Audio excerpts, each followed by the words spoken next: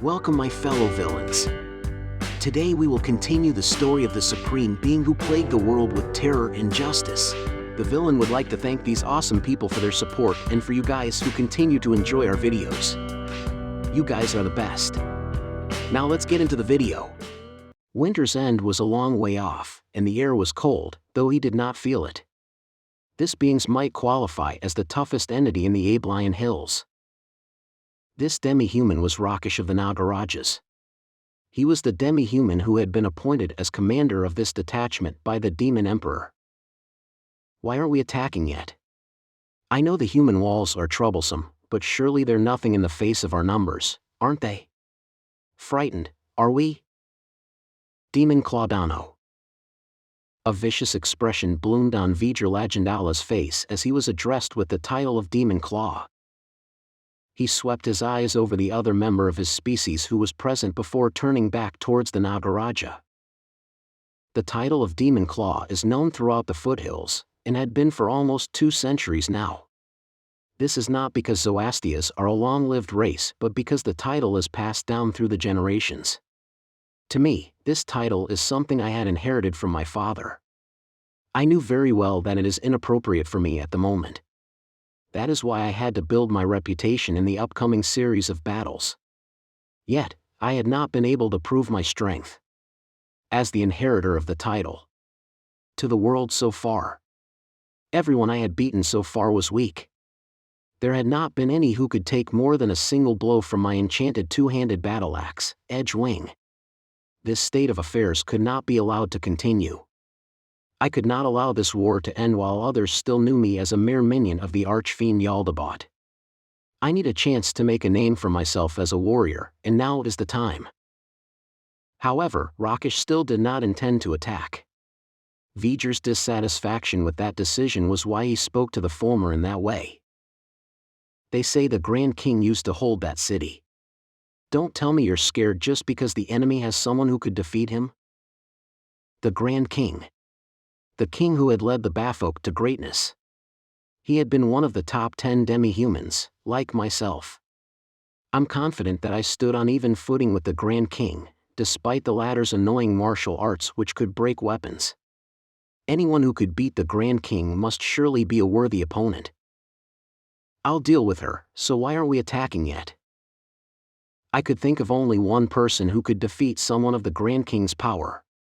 It must be that female human Paladin from the rumors. If what they say is true, she might have been able to beat the Grand King. Vijay sketched a hazy image of a Paladin with a glowing sword in his mind. Vijardano. The fact that you, a commander, would say such things despite coming in late without a word of apology makes me. Don't get so excited, I know. My. Ignorant chicks do make a lot of noise even when they know nothing. The person who was snickering just now had 4 arms. She was the queen of the Magelos, a woman with the moniker of Ice Flame Lightning. Nazrene Burkuru. I feel that I could beat her in a melee fight, but Nazrene was adept at magic, so I'm afraid she could turn the tables on me in some unexpected way if it came to a fight. Even so, I, as an inheritor of the name Demon Claw, would not be able to face my ancestors if I meekly let someone call me a chick. And old hags who like to sit on their asses cause trouble for the rest of us too. She ought to have been more than halfway through her lifespan, given that I had heard of her nickname throughout the hills when I was still a child. I could not tell the age of her skin when inspecting her face due to all the cosmetics she wore, but the fact that she is covering it up meant that she must have felt her age too. In addition, surely that floral fragrance surrounding her is a sign of using perfume to mask her old folk stench, is it not? Nazrene narrowed her eyes and an icy chill filled the air in the tent. This was a physical, not psychological phenomenon. Ho! I'm not lying, am I? Vijay straightened himself up as he said that. This isn't just a matter of lying, is it? I ought to teach you how to address ladies with respect. That's also my duty as your predecessor. Contain yourselves, you two. This is a war council. If the 2 of you continue making trouble here, I'll have to report this to Jaldabaoth Sama. Now that Rakish had brought up the name of their absolute superior, the two of them had no choice but to back down. Still, they continued glaring at each other. Ha! Well, as someone who's strong myself, I know you can't really help being strong, but you two ought to know what it means to cooperate. You don't have the right to comment on others either. That's true. Now then, Demon Claudano. About your question earlier, it is not that I am afraid. The Grand King was a valiant individual, but surely everyone present is his equal, am I wrong? Rakish looked to Demon Claw and Ice Flame Lightning, and then to the remaining people. Then let's go back to the topic of why we're not attacking them. That would be because I received orders from Jaldabaoth-sama in the city of Ryman. What's that? Is that true? V'ger's question was due to the fact that among this army of 40,000, Rakish was the only one who had had direct contact with Jaldabaoth. Jaldabaoth-sama said to give the humans occupying the city several days' time. Give them time? Whatever for? He said it was to frighten them. There are fewer than 10,000 people in that city. There are fewer still people among them who can fight. In contrast, all of us here can fight. How afraid do you think the humans holed up in that city will be? I see. So that's it. Jaldabaoth-sama is truly fearsome. Indeed. That said, I do understand how you feel, V'ger. The question now is how much more time we should give them. No, we can decide exactly how many more days to give them. That said, we might have 2 months of rations stored up, but it would not be good to actually give them that long. Is it because we still need to deal with the prisoners? Precisely. That's why I have gathered all of you here, in order to hash out our plans for the future. Personally, I think we can make our move after another couple of days and wrap things up. Does anyone disagree? None of the demi-humans present, V'ger included, objected to him. All right. We attack in 2 days. We will continue observing them until then. There is the possibility the enemy might launch a counterattack, though I do not think it very likely. That would mean it's about time to deal with the humans we've brought along, then. How about killing and eating them in front of their city tomorrow? That ought to terrorize them, no? An excellent idea. After that, we'll declare that we're attacking the next day. There's no need to press them that hard. What'll happen if they surrender? Fighting is only fun because they have hope, and thus struggle with all their might. Nothing's more boring than killing people who have lost the will to live. I wanted to fight strong foes. There's no point in facing weaklings. Indeed. Also, there is another important point. This is an order from Jaldabaoth-sama. We must not kill them all, but let a few escape. Therefore, my plan is to kill everyone guarding the western gate. Our side. And chase away the ones manning the eastern gate. In other words, whoever's attacking the eastern gate needs to be able to keep firm control over their men, am I right? Otherwise, it feels like it'll end in a complete slaughter. I see. Then you won't mind if I bring all my kin with me, then? Can you leave a few as messengers? Certainly, Rakish. In that case, Hectawise's Aradara and I will be responsible for the eastern gate. After that, we need some people on the north and south walls to give them some pressure. While there's no need to actually take those points, we ought to kill off an appropriate number of defenders there. I'd like to send some ranged fighters over. There were 3 people present who were adept at long-range combat. The person Rakish chose from among them was the silent Zoastia. More Prakshadano. Acknowledged. That was all Blacksteel said in reply. Everyone else will be at the western gate. While I don't think there'll be a chance for you to show your stuff, I'll leave any strong opponents that show up there to you. After all, I need to command the entire army, so I won't be able to make it to the front line. The remaining 3 demi-humans, V'ger included, all nodded their heads. Since we are all in agreement, we shall attack that city in 2 days. I hope you will all get your rest and gather your strength before the humans wail in despair." Neia swallowed the stomach acid rising inside her as she walked towards the Sorcerer King's room. As she did, an intense sourness spread through her mouth. However, the anger still remained in Nia's chest, and her face was still pale as she recalled the stomach-churning scene that she could not forget, even if she wanted to. Just as the gathered people of the Holy Kingdom began to think they had been brought out as collateral for some kind of negotiations, a tragedy unfolded. The demi-humans began to kill the captives. The cruelest part was watching how some people had been eaten alive. Even now, Nia's ears still rang with a child's cries as a demi-human chewed his belly open. It was accompanied by the sound of his innards being torn out. Fortunately, Vice Captain Gustav had been wise enough to keep Captain Remedios from following, under the pretext of protecting His Highness. Surely we would have been fighting by now if she had seen something like that. Neia sighed deeply, then took another mouthful of water and forced herself to swallow it.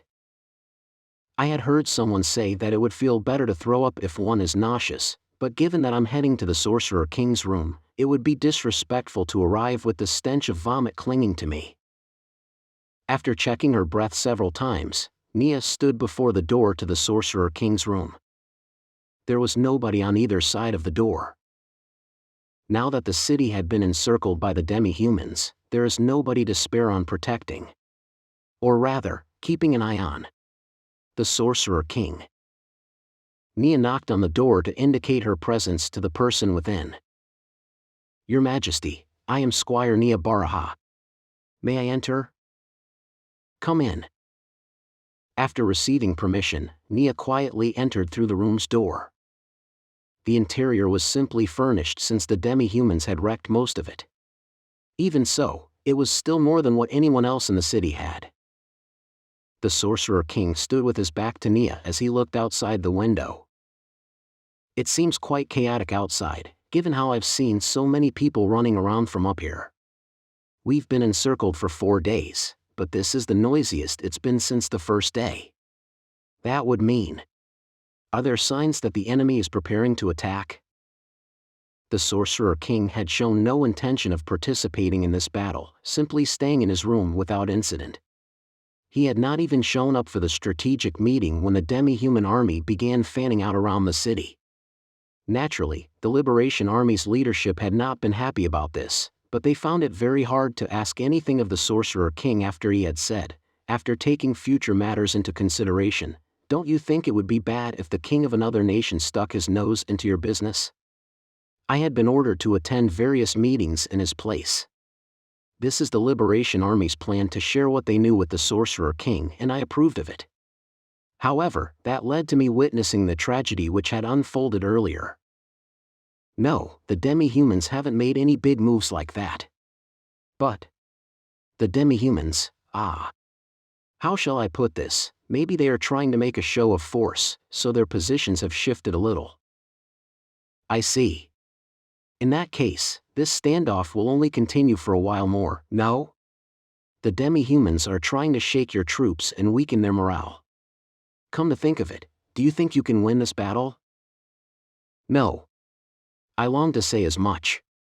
For starters, there is a vast difference in the respective strength of our forces. 10,000 humans versus 40,000 demi-humans. Even that figure of 10,000 included the elderly and children. In addition, we had not yet fully recovered from the wounds, both physical and mental, and the fatigue we had incurred at the prison camps. While the defenders typically had the advantage during a siege, that only applied when both forces were evenly matched. When one compared the average demi-human to a human commoner, the latter is so weak that even comparing them seemed like a foolish act. At the very most, the only people who could stand on equal footing with demi-humans were the paladins, the priests, and professional soldiers, but we did not have many of those. Compared to the 40,000-strong army we are now facing, it is as pointless as trying to put out a fire dragon's breath with a bucket of water. Still, one could not say this was an entirely unwinnable battle. There is one person who could beat back the demi-human hordes by themselves, even without counting the Sorcerer King. Assuming physical exhaustion and lucky hits from the enemy were not a factor, the strongest paladin in the Holy Kingdom, Captain Remedios Custodio, could take on about 40,000 demi-humans and kill them all. However, one could not say there were no powerful individuals in the demi-human army who could stand toe-to-toe with Remedios. In fact, it was very likely that there were such beings out there. Neia recalled the Grand King Boozer, the demi-human who had previously ruled the city. While the Sorcerer King had killed him like he was nothing more than a pile of rubbish, that is simply because the Sorcerer King was incredibly powerful. Boozer was overwhelmingly strong in his own right. I could not have beaten him, no matter how hard I tried. Demi-human kings like that might be Captain Remedios' equals, or perhaps even her superiors. They were all very strong in my estimation, so I could not accurately judge the outcome of a showdown between two such powerful beings. In addition, physical exhaustion had to be taken into consideration if one was being realistic. No matter how strong they were, nobody could escape the specter of fatigue. Magic could briefly ease it, but fatigue would continue to accumulate once more. Even after killing an army of 10,000, Captain Remedios could still be attacked in a moment of exhaustion and weakness and be killed by an average demi-human. Quantity had a quality of its own, after all. However, if there was some being who could overturn that logic. Neia's eyes went to the great ruler who still stood with his back to her. That person would be an absolute force. An entity that surpassed this world. He was none other than the Sorcerer King, Ainz. As Neia gazed upon his regal back, she suddenly realized that she had not yet answered the Sorcerer King's question, and she hurriedly spoke. I'm not sure. Panic caused her to exclaim louder than usual, and she blushed before continuing in a normal tone. Therefore, I'll do my best to find out. The Sorcerer King seemed entirely unmoved by this and asked another question. I see. Then, have you learned anything new about the enemy? Have you verified Jaldabaoth's presence? The situation on that front has not changed in the past few days. We have not yet sighted Jaldabaoth among the demi-human forces. That makes things difficult. It may be very hard for me to help you in this defense. After all, I need to replenish the mana I've used up. I must consider the possibility that his plan might be to deprive me of mana before I take any action. But of course, everyone is fully aware of Your Majesty's opinion. During a strategy meeting, someone had once said they had spotted a demon who looked like Jaldabaoth, but when I said we had to make sure, that person had immediately said they had probably been mistaken. Given the mood in the air, it was clear that everyone present, with the exception of me, was planning to involve the Sorcerer King in the fighting by spreading false reports of Jaldabaoth's presence. They might despise the undead, but lying to the king of a nation means they have no integrity to speak of. Even when backed into a corner, isn't it proper to display their best side to someone who ought to be respected? In that case, what do you make of the demi-humans' movements? Yes, the demi-humans had been previously massing at the west gate, but now they've split their forces and are sending some of their troops to the other, the eastern gate. We believe they're about to make their move. Probably preparing for a siege. That is to say, enough time has passed for them to finish building siege weapons, then? Well, that's probably a good thing. After all, the enemy isn't trying to starve you out. Neia could not tell if it was a good or a bad thing, but they would have no response to starvation tactics. If the demi-humans attacked on an open field, then we would be promptly annihilated due to the opposition's overwhelming advantage in military strength. However, if we are fighting from behind the protection of the city walls, it would not be such a lopsided battle. Of course, that is merely going from incredibly bad odds to pretty bad odds. Of course, that might also be due to the fact that the demi-humans aren't aware of our supply situation. Then again, it's more likely that they simply don't care about a small city like this. Well, the demi-humans did conquer the fortress line we saw when we entered the Holy Kingdom, so it would be reasonable for them to hold a small city like this in low regard. If you give them a hard time during the defense and make them feel that a siege is to their disadvantage, that'll draw the battle out. After that, you'll have a very hard fight ahead of you. It appeared that the Sorcerer King believed that we would have to win this unwinnable battle before the true battle began. Your Majesty, may I ask your opinion of how you think the situation will develop? Future developments, I don't honestly know. In truth, one could say that you've lost by being forced to hole up within the city. Taking shelter in a city is typically done under the pretext that reinforcements will arrive. Either that, or the enemy is operating under a time limit or something similar. However, you are simply defending a city in enemy territory, so your chances of victory are despairingly small. Still, we managed to send the nobles we freed to the south before this, so we can't say for certain that no help will arrive. Neia might have said those words, but she knew in her heart that she should not be counting on reinforcements. The southern armies would need to break through the demi-human alliance forces blocking their path to reach our location, and even if they did that, there is still an army of 40,000 demi-humans to contend with. Fighting repeated battles would be a huge drain on their combat strength. It would be wiser to abandon the 10,000 people in this city. That would be good. It would seem the Sorcerer King did not believe it for a moment either. But that is only to be expected. Given the circumstances, who could turn things around without sacrificing anyone?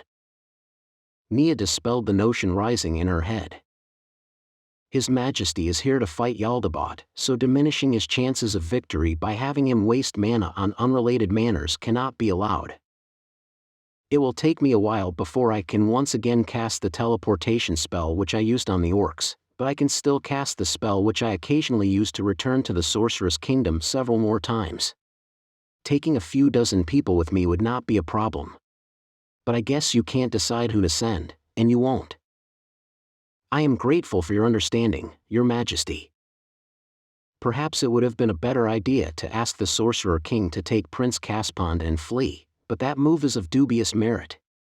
When a king from another nation is willing to commit himself to a fight in order to face a fearsome demon, having a member of one's own royal family shamelessly beg someone else to take them away from the battlefield was utterly disgraceful. Just as Neia was pondering this information, the Sorcerer King turned to face her for the first time since she had entered the room. The red points of light in his empty eye sockets looked straight at Neia. While they had once frightened her, Neia had grown used to them, and she had come to feel that they were quite attractive. This is what I think, Miss Baraha. We have ended up in a confrontation with the enemy forces because of the stupidity of the Liberation Army's leadership. Such a situation cannot be changed by the efforts of a single squire. How about focusing on your personal safety rather than the big picture? You do understand that my nation will accept your allegiance, if you are willing to give it? Given that you have been trained as a paladin, I am certain you will be able to fully exercise your talents in my country. Neia did not know how to answer, and she hesitated. While she was grateful that the Sorcerer King was concerned about her, she trembled in fear as she considered what she might lose if she accepted the Sorcerer King's proposal. The sacrifice which my parents had made. My love for my hometown. I might never be able to return to the nation of my birth. The several friends I had made. Many things circled in front of Nia's eyes, and they disappeared one after the other with a poof. However, among them was something that refused to shatter, that remained to the end. In other words, the most important thing. I'm a member of the Paladin Corps. While she did not yet know what was justice, it was the only thing Neia could say with her chest puffed out and her head held high. As a citizen of the Holy Kingdom, I feel I am bound to save as many of the people as I am able. That is because saving the helpless. Saving those in suffering is common sense. The Sorcerer King suddenly stopped moving, as though he had been frozen in place. The Sorcerer King murmured to himself, and then he stroked his chin. It would seem Nia's words had struck a chord with the Sorcerer King, because he studied Neia once more. It was just a throwaway remark. Neia found herself fidgeting uncomfortably. Am I correct to say that when the demi-humans attack, you will be posted to the walls near the western gate, on the left side of the city? It is a very dangerous place, and counting on me to save you will be a mistake, you know? I know that very well. I'm skilled in archery, and given that I had been assigned to the thick of the action, there is no doubt that I would be killed in action. However, I had steeled myself for death, since I would be going on to the battlefield. She drew her lips thin, and Neia looked the Sorcerer King in the eye. Ah, those are his eyes. I like those eyes. The Sorcerer King's self-directed mutterings made Neia blush. While the Sorcerer King probably did not mean anything else by his words, hearing someone she respected say that he liked her made quite an impact. In that case, I'll lend you several things, Miss Baraha. Please make good use of them. There was a whoosh as something huge suddenly appeared out of thin air. The same thought had crossed her mind when the Sorcerer King had produced the bow in the carriage, but magic truly was a surprising thing. Neia had seen the magic item. The suit of armor, which had sprung forth from nothing. It was a suit of armor that looked like a green carapace, which the late Grand King Boozer had worn. This armor ought to be useful, by which I mean it will ensure your safety. The armor was too large for Neia, and its dimensions would be quite sizable for just about any human being. However, given what Neia knew about enchanted armor, it would not be an issue if she tried it on. In addition, I will lend you 3 more things. A circlet, gauntlets, and a necklace. Are any of them redundant with your personal gear? No, not at all. I did not have any magic items, to begin with. Excellent. Now, I will briefly explain how to use these items. The Sorcerer King explained each item patiently. In the end, Neia looked at these valuable items and then shook her head in refusal. I'm very sorry, Your Majesty, but I cannot accept these items. The magic items that the Sorcerer King offered are most definitely top-notch gear. However, what would happen if I died while wearing them? These items would fall into the hands of the demi-humans, and they would end up strengthening the demi-humans instead.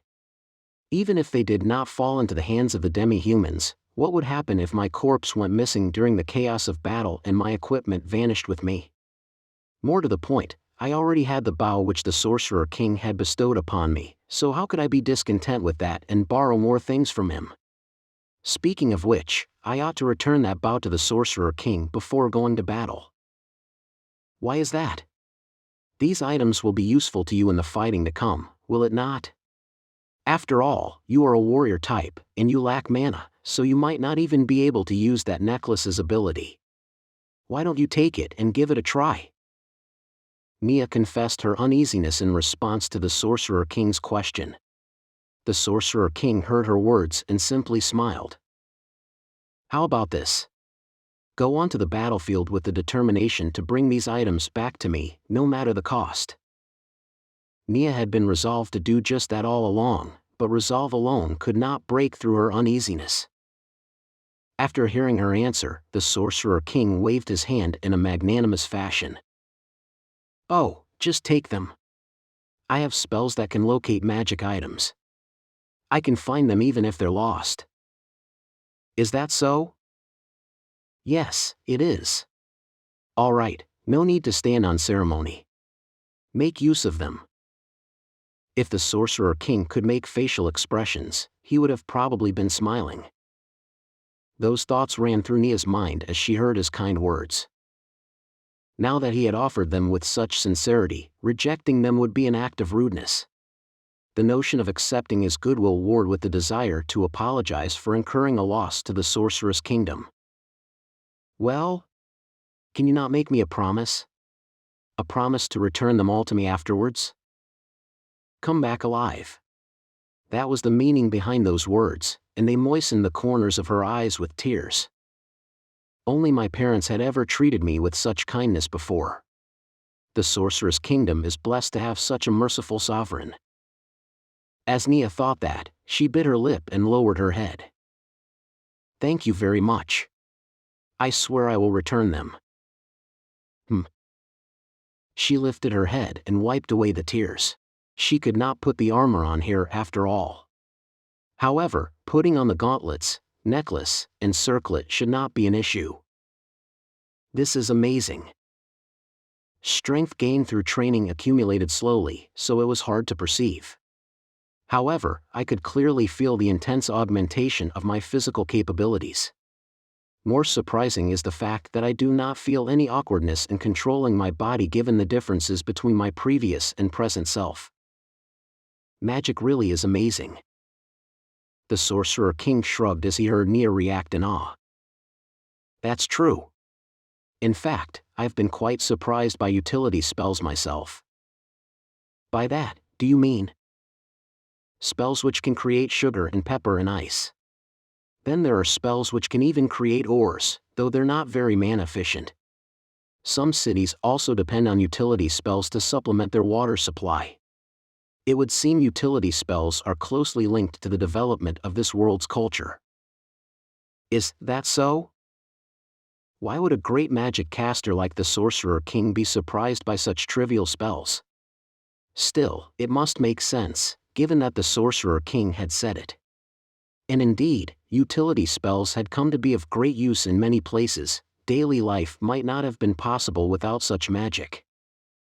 Also, there are those sewers which use slimes. Or rather, coexist with them. I'm straying from the point. Miss Baraha, pay me no heed and return to your work. In truth, there is no task more important than keeping the Sorcerer King company. However, it is also true that we lacked manpower, and I had a surprising number of things to do. While said tasks are largely related to standing guard, which anyone could do, they are still very important. Thank you very much, Your Majesty. I promise that I will return alive. If things get really bad, then flee to the east. In all likelihood, that's the only place where you might have a chance to survive. Neia picked up Boozer's armor and bowed before leaving the room.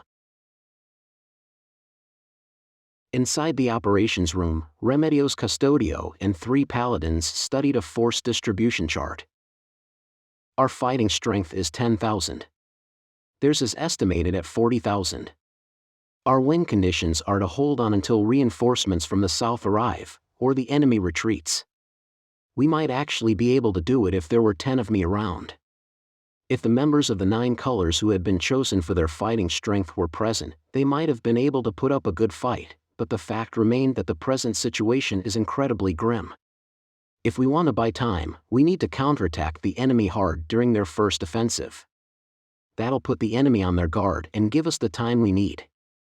After all, the enemy doesn't know what forces we possess, right?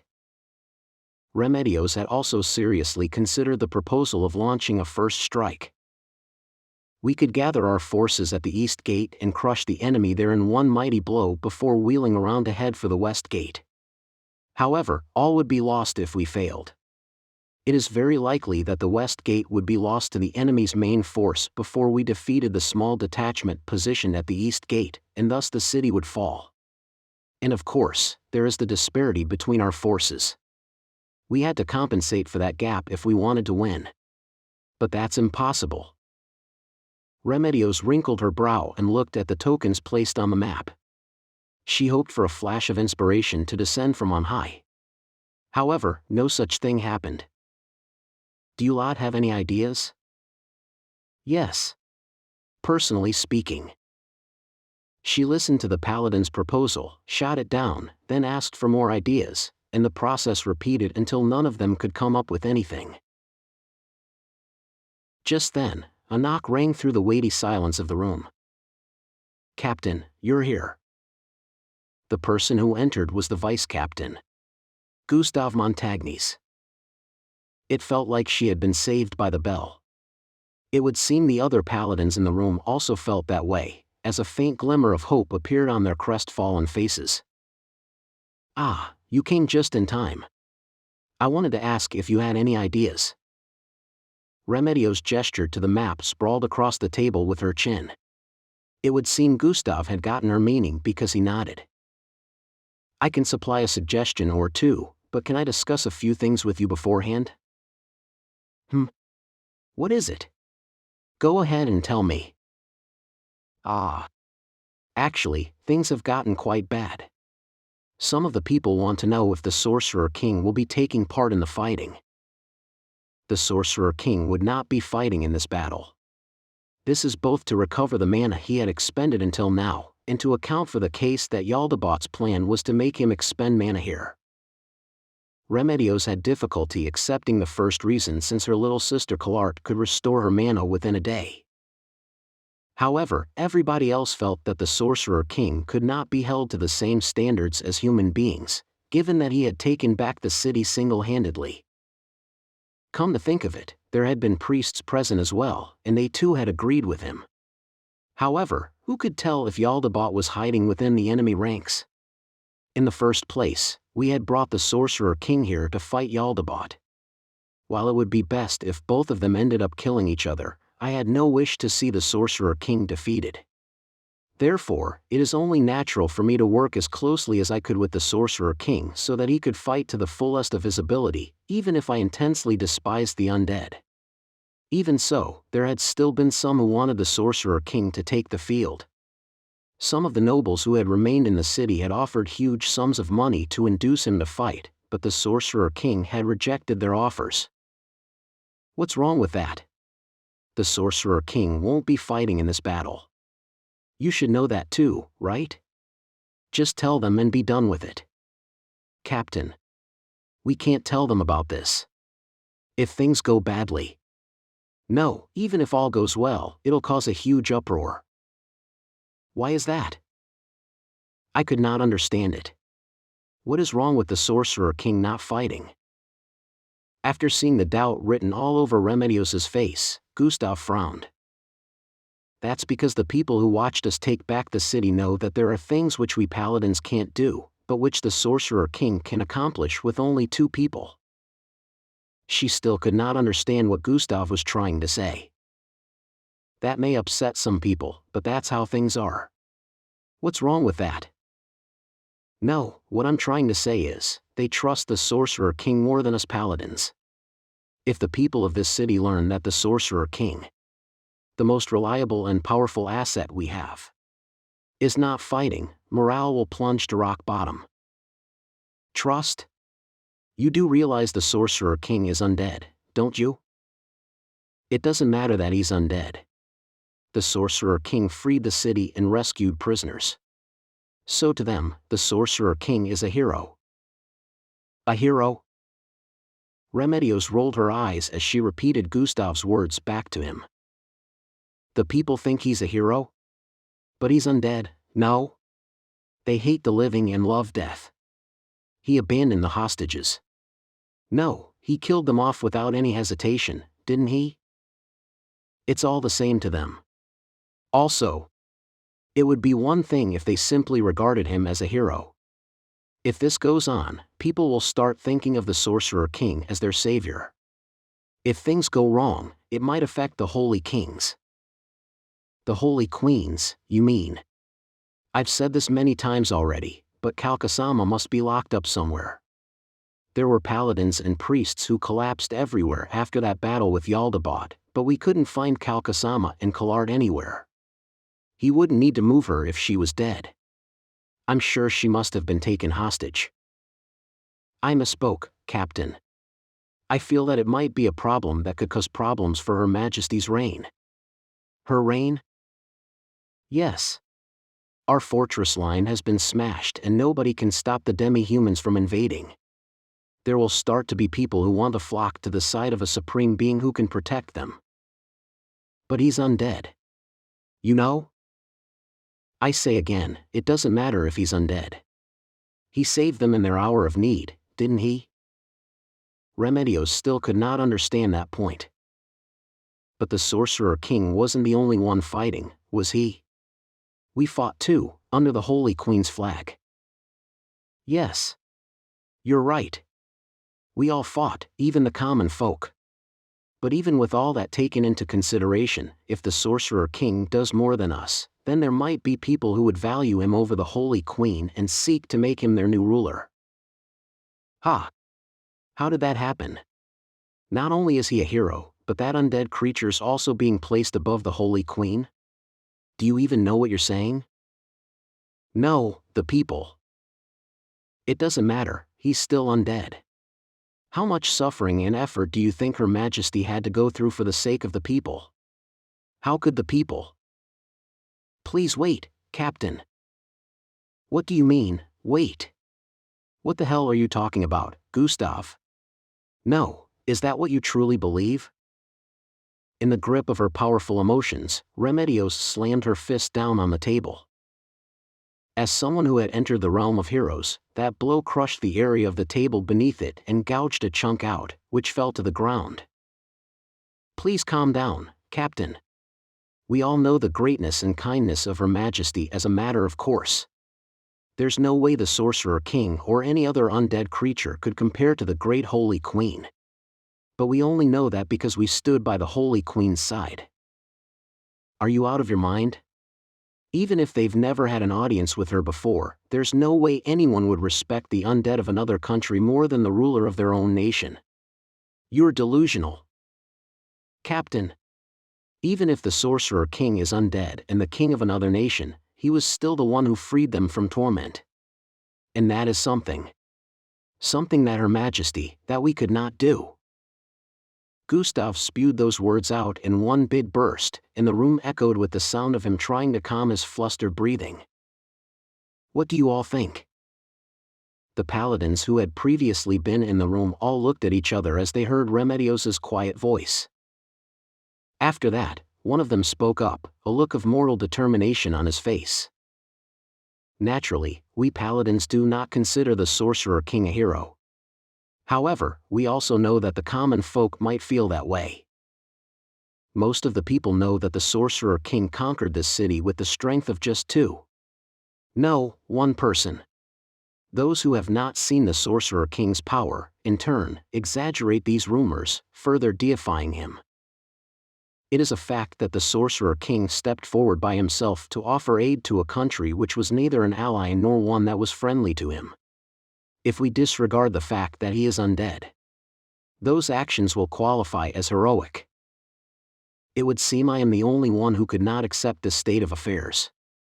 In that case, how could I respond to Gustav's question after all this had sunk in? It is true that not having their hero take part in the fighting would cause morale to drop, and thinking about the reasons for that would lead to a commotion. After all, the enemy outnumbered us 4-1. Anyone would be in that frame of mind when they thought about having to fight something like that. Then why don't we paint the Sorcerer King as a villain and kill two birds with one stone? How about telling the masses that the Sorcerer King won't help us anymore? Lying would be a very bad idea. The mood of the people is like a dam just before it bursts. If they learn the truth through one channel or another and discover that we were trying to hide the truth, the matter would spiral out of our control. Well, we don't have to tell a flat-out lie. We can do it in a roundabout way. If the people think it's a lie, then they'll treat it as a lie. Then all we need to do is keep them from seeing the Sorcerer King, no? So if a riot breaks out or if someone wants to plead with him in person, we'll kill them off? I don't want to do that. This is frustrating. The Sorcerer King showed too much of his strength. I feel we wouldn't be like this if we had taken this city back under our own power. If the worst comes to worst, the country itself might be torn apart.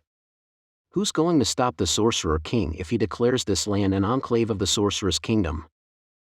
This nation belongs to Her Majesty and the people who live upon it, not to the undead. And besides, do you think the surrounding nations will accept that? Remedios pounded on the table again. However, Gustav's face did not change. They probably will. Captain, you saw them too, right? The monsters in his city. No other nation would want to become the enemy of the Sorcerer's Kingdom, which possesses such frightening military power. It would be wiser to simply turn a blind eye to the Holy Kingdom, which is now impotent. And if this place becomes an enclave, the Sorceress Kingdom's defensive strength will be divided between two fronts, and many of the nearby countries will agree that it is a good thing.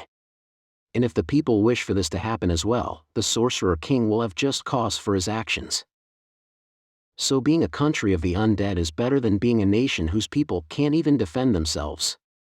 Is that how it is, Vice Captain? Gustav nodded at the Paladin's question.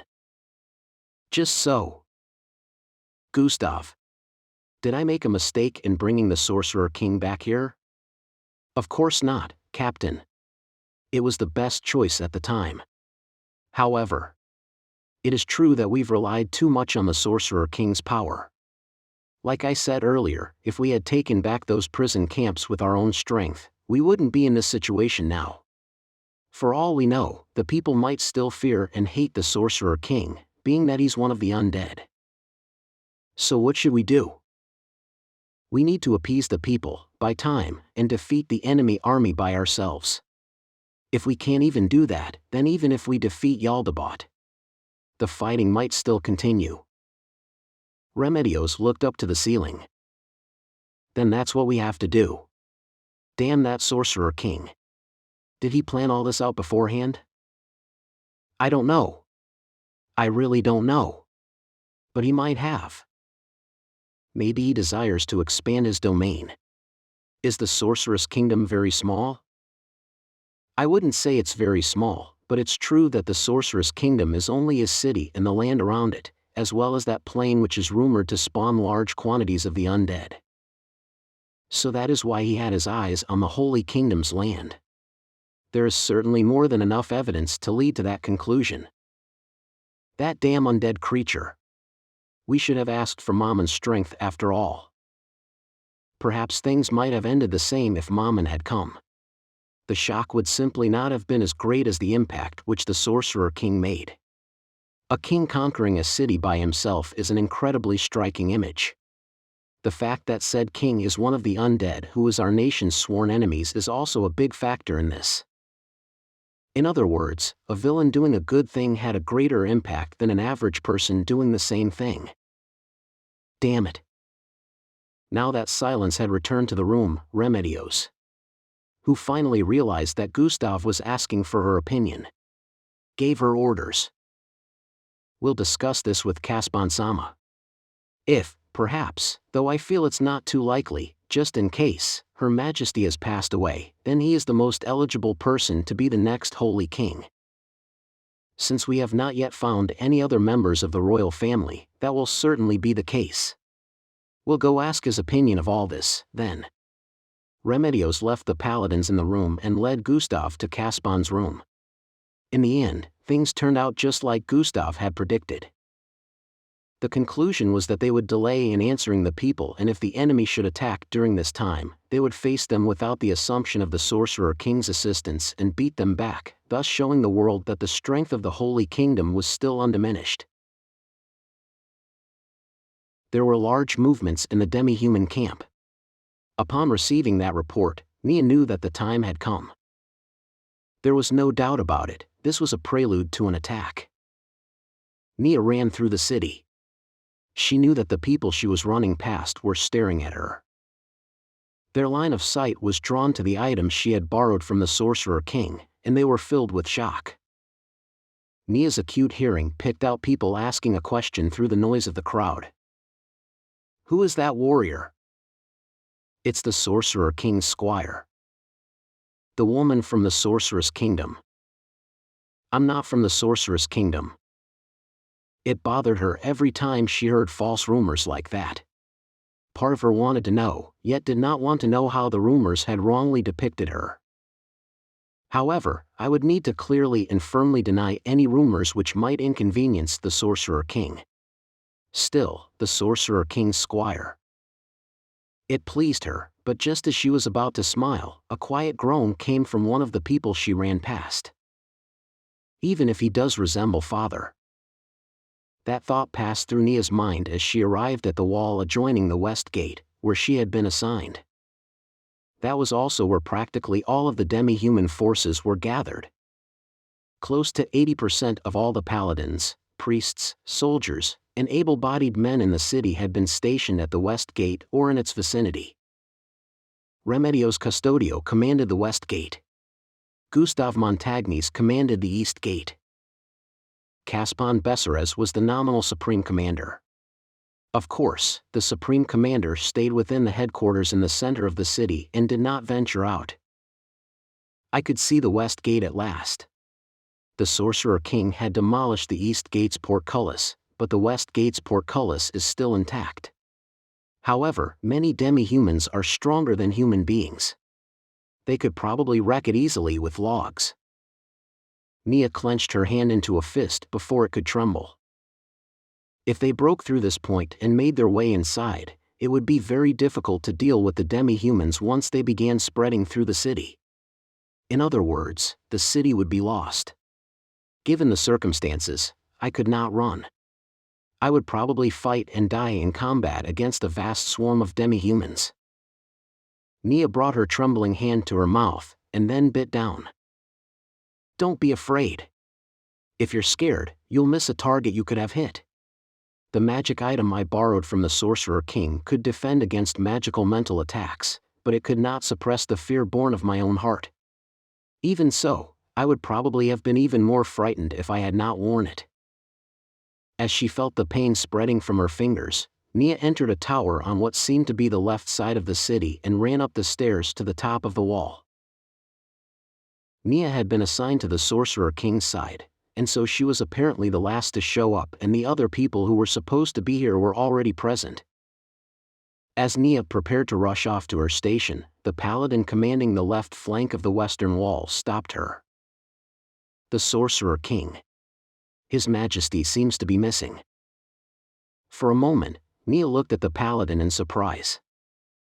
I had already reported to the superiors that the Sorcerer King had no intention of taking part in this battle, but they are still asking me this question. Did that mean they had not yet informed the others about it? However, it seems not to be the case. This man is holding on to a sliver of hope. He is wondering if the Sorcerer King would change his mind and show up. Neia looked upon the demi-human army that was sprawled outside the city. There were well over 30,000 demi-humans there, but the pressure of looking directly at them made them feel more numerous than they actually were. I could understand why anyone would wish for the aid of the overwhelmingly powerful Sorcerer King in the face of such a force.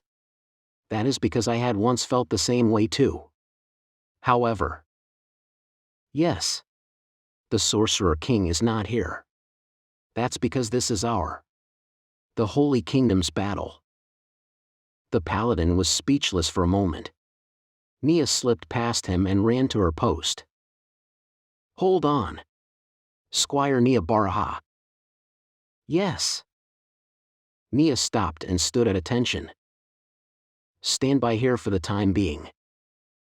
Neia looked around. This place was close to the exit of the tower which led to the top of the city wall. A lot of people would be moving through this place. Would I not be getting in everyone's way if I stood here? In addition, this place is far from my assigned position, which is close to the center.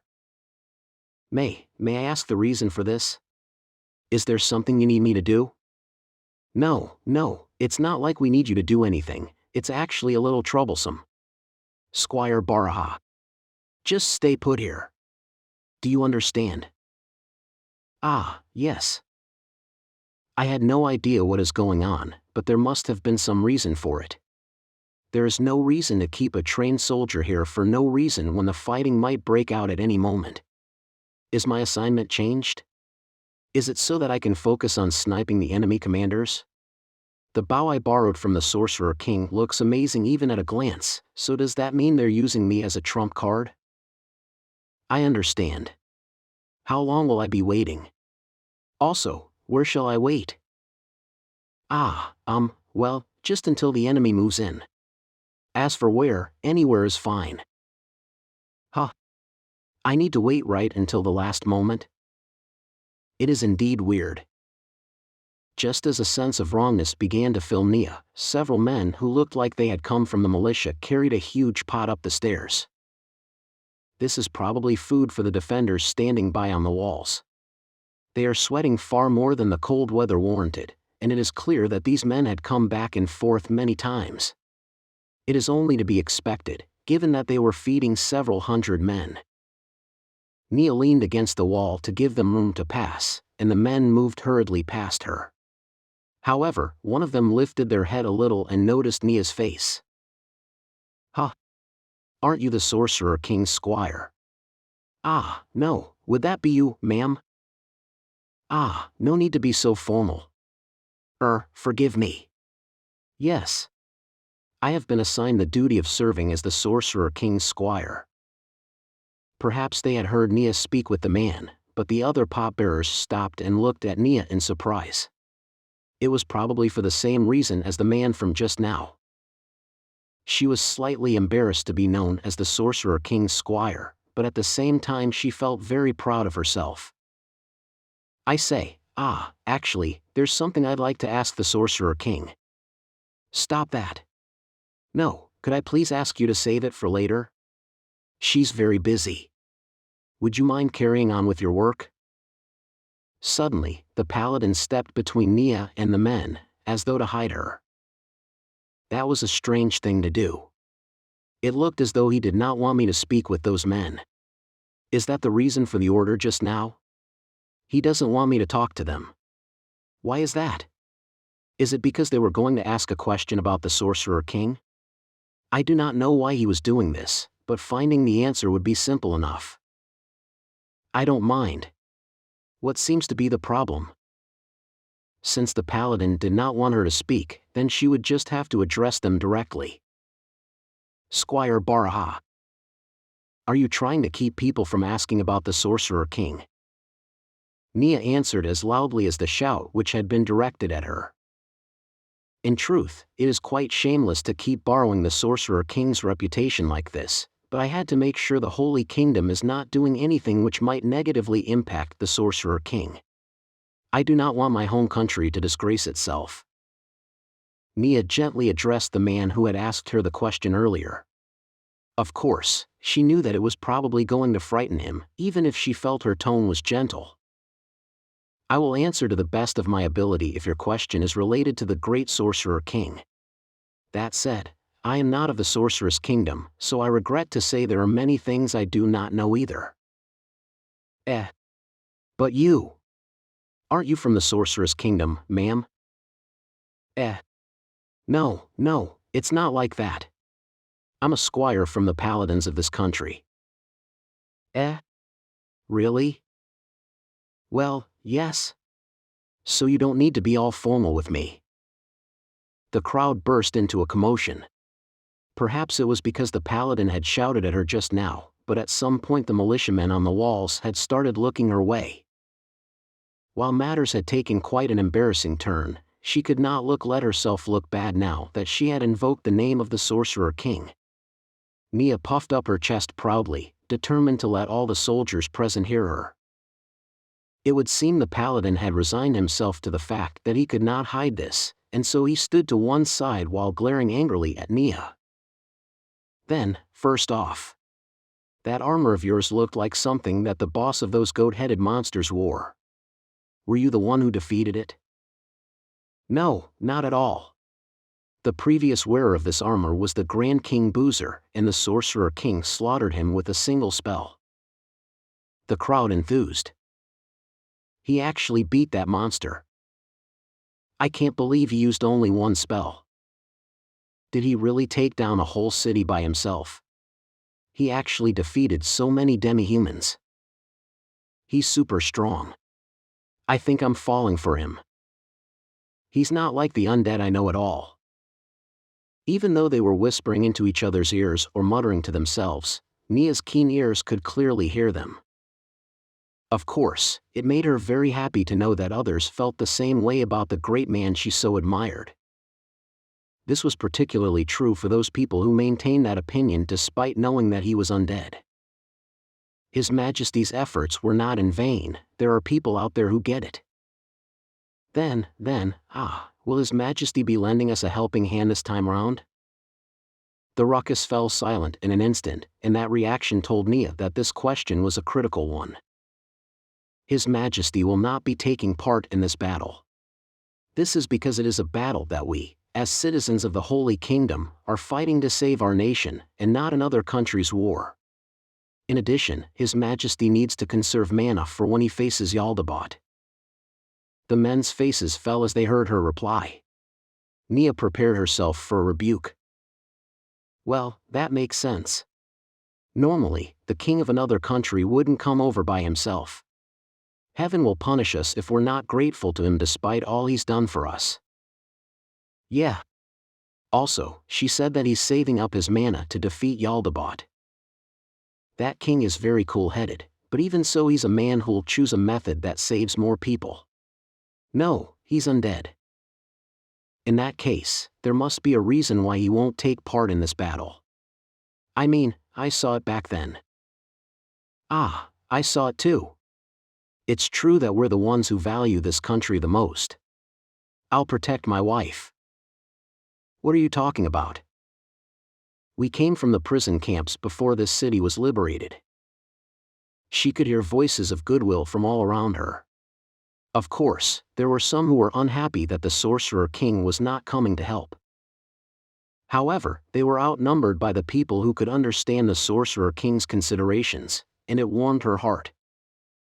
May I return to my post now? Neia addressed her question to the Paladin. She now understood why he did not want her to go to her post earlier. In that case, there ought to be no problems in letting me head there now. The Paladin did not hide how he felt as he had a bitter look on his face. Go! Neia walked past the soldiers who were loudly discussing the Sorcerer King and arrived at the place she had been assigned to. She then intently studied the enemy encampment. It is a vast army. It boasted enough manpower to devour everyone here in one gulp. It is the enemy which would be attacking us. Neia felt like she was going to throw up again. How many times had Dad felt like this when he was manning the fortress line? Neia looked up at the sky, which was as overcast as her heart. The Demi-human army made their move during the day. Neia hurried to finish up her porridge. Everyone's eyes were not looking at the food in their hands, but at the demi-humans making their advance. There is no way anyone could be happy or hopeful when looking upon those overwhelming numbers. Then there are those who had once been prisoners. Their taste of demi-human rule had engraved an intense fear into them. They are under so much stress that they are unable to eat. What would the Sorcerer King do under these circumstances? Would he give a grand, spirited speech to heighten their will to fight? Or would he laugh it off? Neia had no idea what heroic actions he would take. Still, even if I knew, I could not emulate him. After all, I am completely different from the Sorcerer King, who is both a hero and a king. Also, it would probably cause problems if I said something like relax and don't worry to them. After all, appropriate tension is what drove things forward. Their faces might have been downcast, but there is no sign that they had given in to despair, nor are there any signs that they wanted to flee. There is something about them, something that one could only find in soldiers who had prepared themselves to meet their fate.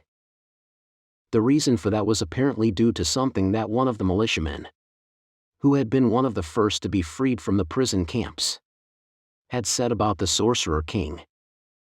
It spread through the soldiers stationed at the walls like wildfire. Lives are not equally important. They are unhappy when they heard he had killed a hostage whom the demi-humans were holding. It is a ruthless act that is very characteristic of the undead. However, the people who had been there strenuously insisted that it was not the case. They spoke of how that incomparably powerful Sorcerer King had said, "Even I would become the victim in the face of someone stronger than me." Neia remembered those words too. Back then, he had seemed extremely human, even radiating a tragic stoicism that felt like determination and resolve personified.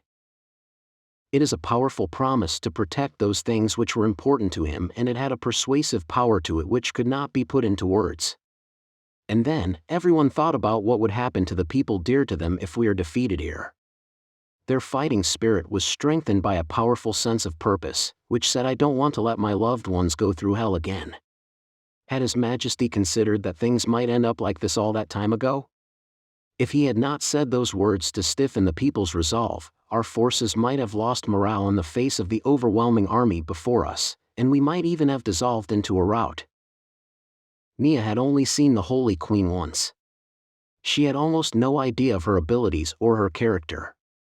Still, she was certain the Sorcerer King was superior to her as a ruler in both aspects. Or rather, the Sorcerer King is probably the sort of sovereign who was known as the King of Kings, the highest order of monarch, even among other kings. And here I used to feel that the people of the Sorcerer's Kingdom were pitiful because they were ruled by the undead. However, they might have been very lucky now. Those words caught in Neia's throat, did a loop, and refused to leave her mouth. After all, it would not be good if the people around her heard them. Confirmed enemy advance. All hands prepare for battle. Just then, a great shout came from the distance. Everyone gulped down their porridge and went to battle stations. Neia's acute hearing had picked up the earth-shaking clamor of an advancing army, and despondent wails rose up from the militiamen. Morale was falling fast. Still, there is nothing I could do, and I am not in a position to do anything either. My job is to fill every enemy who entered my range with arrows.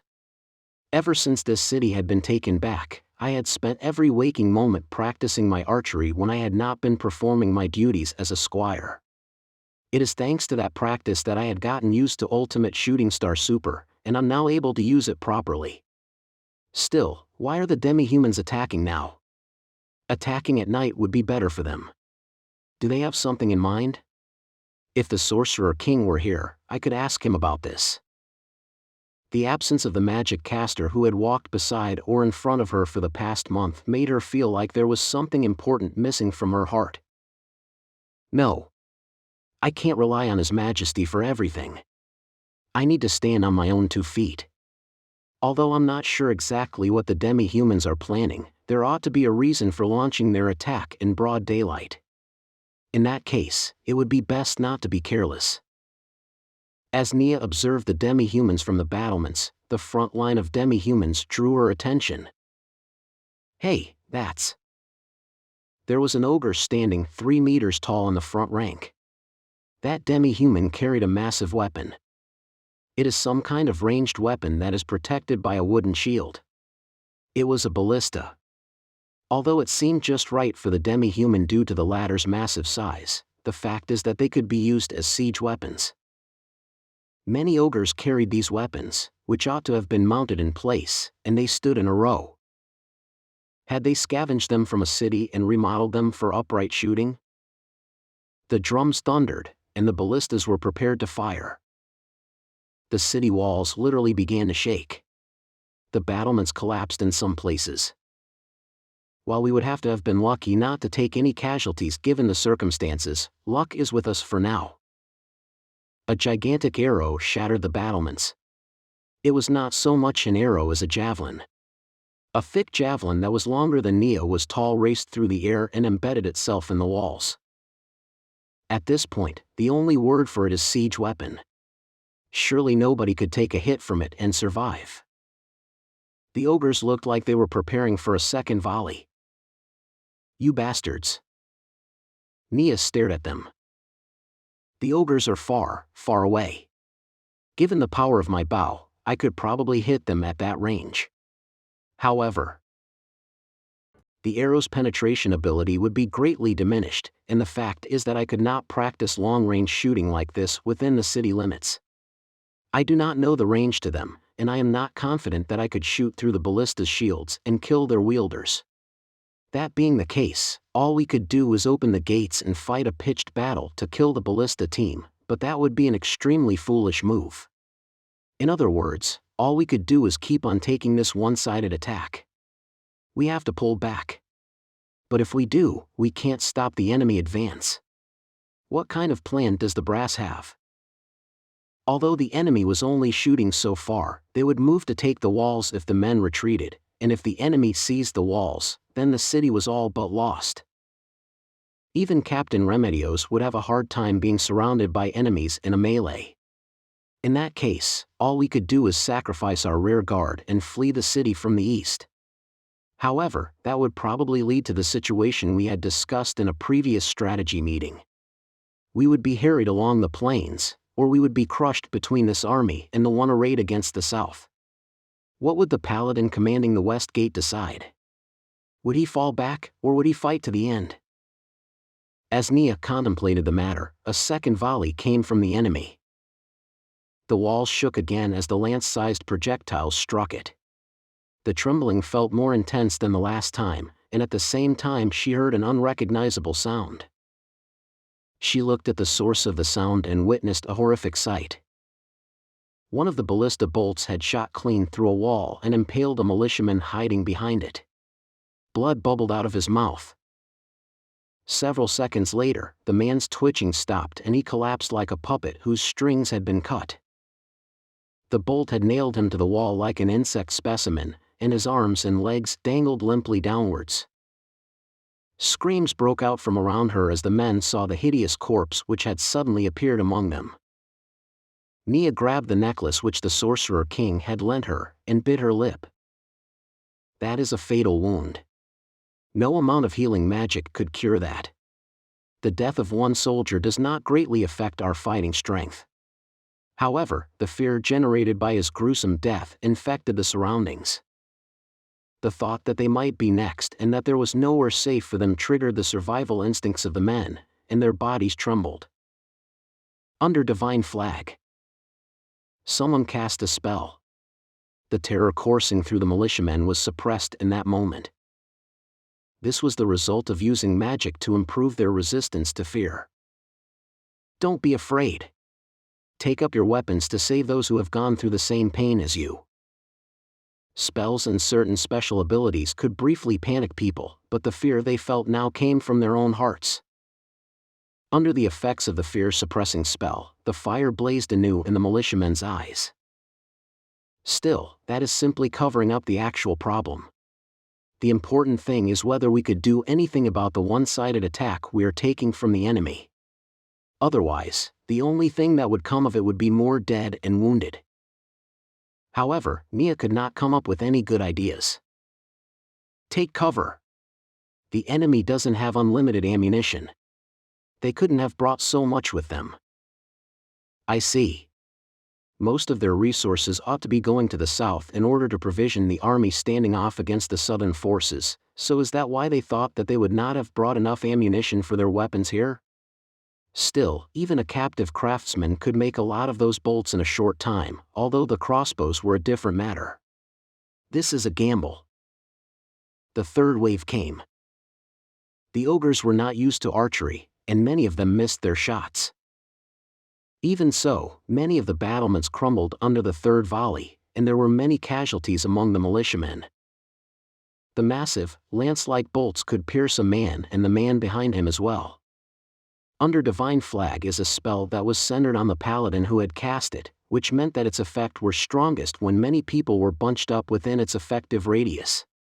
However, that only led to more casualties. The sound of flapping came through the air before the enemy could fire a fourth time. Winged angels flew through the sky and passed over the heads of Neia and the others. While they were angels of the lowest order, they headed straight for the demi-humans. They had burning brands in their right hands. In other words, they were carrying explosive throwing weapons. Firebombs. Of course, the flames produced by those weapons would not harm fire-resistant opponents in the slightest, or demi-humans with thick hides or large bodies. They might not even have an effect at all. On the other hand, there were also those demi-humans who could not deal with fire, and damaging the ballistas would also stop the enemy attack. The angels filled the sky above the ballista-wielding ogres and lit their pitchers. However, they did not even have the time to cast them down. There was a flapping sound as demi-humans took to the sky. They were carapaces. Their hands were shaped into leathery wings, and their arms remained still as they rose straight into the air like they were riding the wind. A white web-like substance flew out at the same time, entangling the angels. It had probably been produced by a special ability of the Spidens. The angels looked like butterflies caught in a spiderweb, and they plunged to the ground since they were unable to move freely. They were swallowed up by the demi-human hordes, and it was needless to say what happened to them after that. However, the angels had not sacrificed themselves in vain.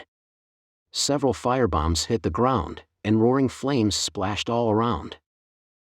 Neia judged that this was the best chance she would get, and tensed her bowstring. Until now, it had been impossible to aim directly at the ogres due to the shields mounted on their ballistas. Even if I took aim at their unshielded legs instead, it would be nearly impossible to kill them in one hit. Dad would have been able to shoot out an ogre's eye through a tiny opening. However, my skills were not as honed as his. The ogres raised their ballistas and pointed their shields upwards, and their attention was focused on the fire, and they did not pay Neia any attention. If I missed this chance, I would probably not get another. Neia drew her bowstring to its limit, and then loosed her arrow. The magic item she had borrowed from the Sorcerer King aided Neia in bringing forth a result that approached what her father could do. The arrow flew on a startlingly straight path, and struck an ogre's head. Neia had not aimed for the thick skull, but a squishy eyeball. However, things did not go as planned. Her arrow sank into the vicinity of the ogre's jaw. The stricken ogre howled loudly, shuddering from the pain. The ogre dropped its ballista, and it clutched its face. The part where it had been shot. Then, it shakily turned its back on Neia before falling back. While I had not dealt it a mortal blow, I had at least broken its will to fight. If the demi-human army had healers, it would probably be able to return to the front lines in no time. This is all I could accomplish, even with the aid of the powerful magic items the Sorcerer King had lent me. Neia clicked her tongue and immediately took cover behind the battlements, then pressed herself to the city side of the wall and began to move. The militiamen beside her stared in surprise as she suddenly left her post, and she addressed them in harsh tones. "Get out of here. They're going to counterattack this place." It was not because they had heard Neia's shout, but several of the ballistas discharged their projectiles in her direction. While most of the bolts had gone awry, some of them landed in Neia's vicinity, and they wrecked the nearby wall. If I had been unlucky, I might well have been impaled by those bolts. Neia peeked at the demi-humans again. The chaos from the angels and fire attack was being steadily contained, and the ogres raised their ballistas again. It would seem news of being hit by an arrow had spread throughout the enemy army. In that case, they would probably not make the mistake of lowering their shields again. Therefore, would I gamble on being able to emulate my father's skill by a stroke of luck, hitting them even if I could only strike their exposed bodies? Or would I shrink up like a turtle and wait for my chance? Amidst her confusion, the bow she had borrowed from the Sorcerer King caught the sun's light and gleamed beautifully. You won't be praised for rashness. Yes. I had managed to borrow such incredibly potent items, and I had to return them no matter the cost. Therefore, I ought not to take risks. They can't have that many special bolts. It would seem the demi-humans were volleying an endless hail of lance-sized bolts at them.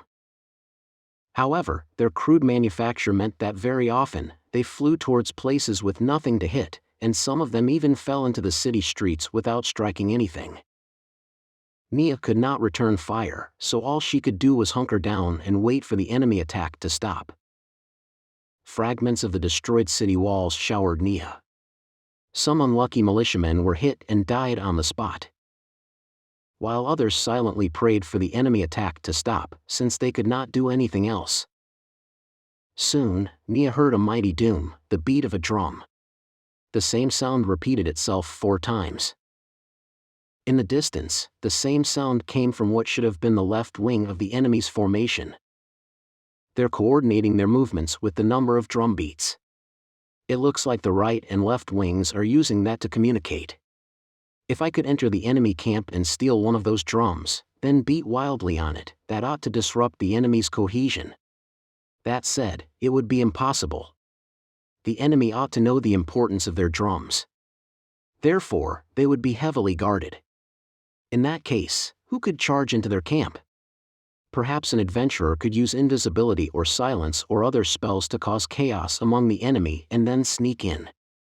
There's no point hoping for the impossible. Still, there was no doubt that the enemy is changing tack. Neia and many militiamen nervously rose up to peek at the enemy's movements. After that, a great commotion rose up from them. It was a feeling that combined shock, fear, and furious anger. The army arrayed on the other side of the wall was advancing at last. And then there was another unit. A very small one. Which seemed to be flanking the city. Are they planning to scale the walls, or is this a feint? In any case, the enemy had already launched the second wave of their attack. From now on, it would not be a one-sided struggle, but a mutual struggle of savage bloodshed. However, that was not where the problem lay. After all, they had been waiting a long time for this, though they could not take joy in the fact that the time had come at last. What angered the militiamen was the advance of the left and right wings. They were all carrying assault ladders and had human children bound to their bodies. Some of them were crying and wailing, while others hung limp. All of them were naked, and all of them were alive. Neia bit her lip hard. But at the same time, Neia's heart was surprisingly calm. From her darkened nook in the walls, she watched the demi-human tide pressing down on them. Neia then slid an arrow out of her quiver and began to draw her bow. It is still too early. She took several deep breaths, focused herself, then turned as fast as she could and drew her bowstring taut. I have only a moment to aim, and there is only one point where I could aim. Here! She released her arrow. Her unhesitating shot pierced the human shield, the chest of a child, and the demi-human behind it. Neia paid no heed to the demi-human she had downed and drew another arrow. She had killed a person, the child bound in front of the demi-human. Her hands would not stop shaking. Her vision turned black, and her heart trembled. Though I knew this would happen and had prepared myself for it, this is how I had reacted. She reached for the hilt of her sword by force of habit, but her fingers touched the bowstring instead. It was as though her bow was chiding her, telling her that now was not the time for that sort of thing. A faint lamp lighted up in Neia's frozen heart. It spread like wildfire, and dispersed the chill winds blowing through her soul. Neia stopped shaking, and her vision no longer felt narrowed. What filled her heart were the words of the person who embodied an unshakable justice. Ah, to think it would have such a great effect. Neia reconfirmed that what the Sorcerer King said had been correct. The demi-human pioneers that Neia had attacked were visibly slowing down. That was because they had been shaken to discover that their human shields were not effective. Therefore, she shouted. Neia opened her eyes, and shouted at the staring militiamen. What are you doing? Hurry up and throw your stones down. We can't save those hostages. We could not save the hostages. And then, we had already seen what the enemy would do to hostages that had lost their value. Therefore, what could they do? Neia fired another arrow to speed the demi-humans on their way to the afterlife.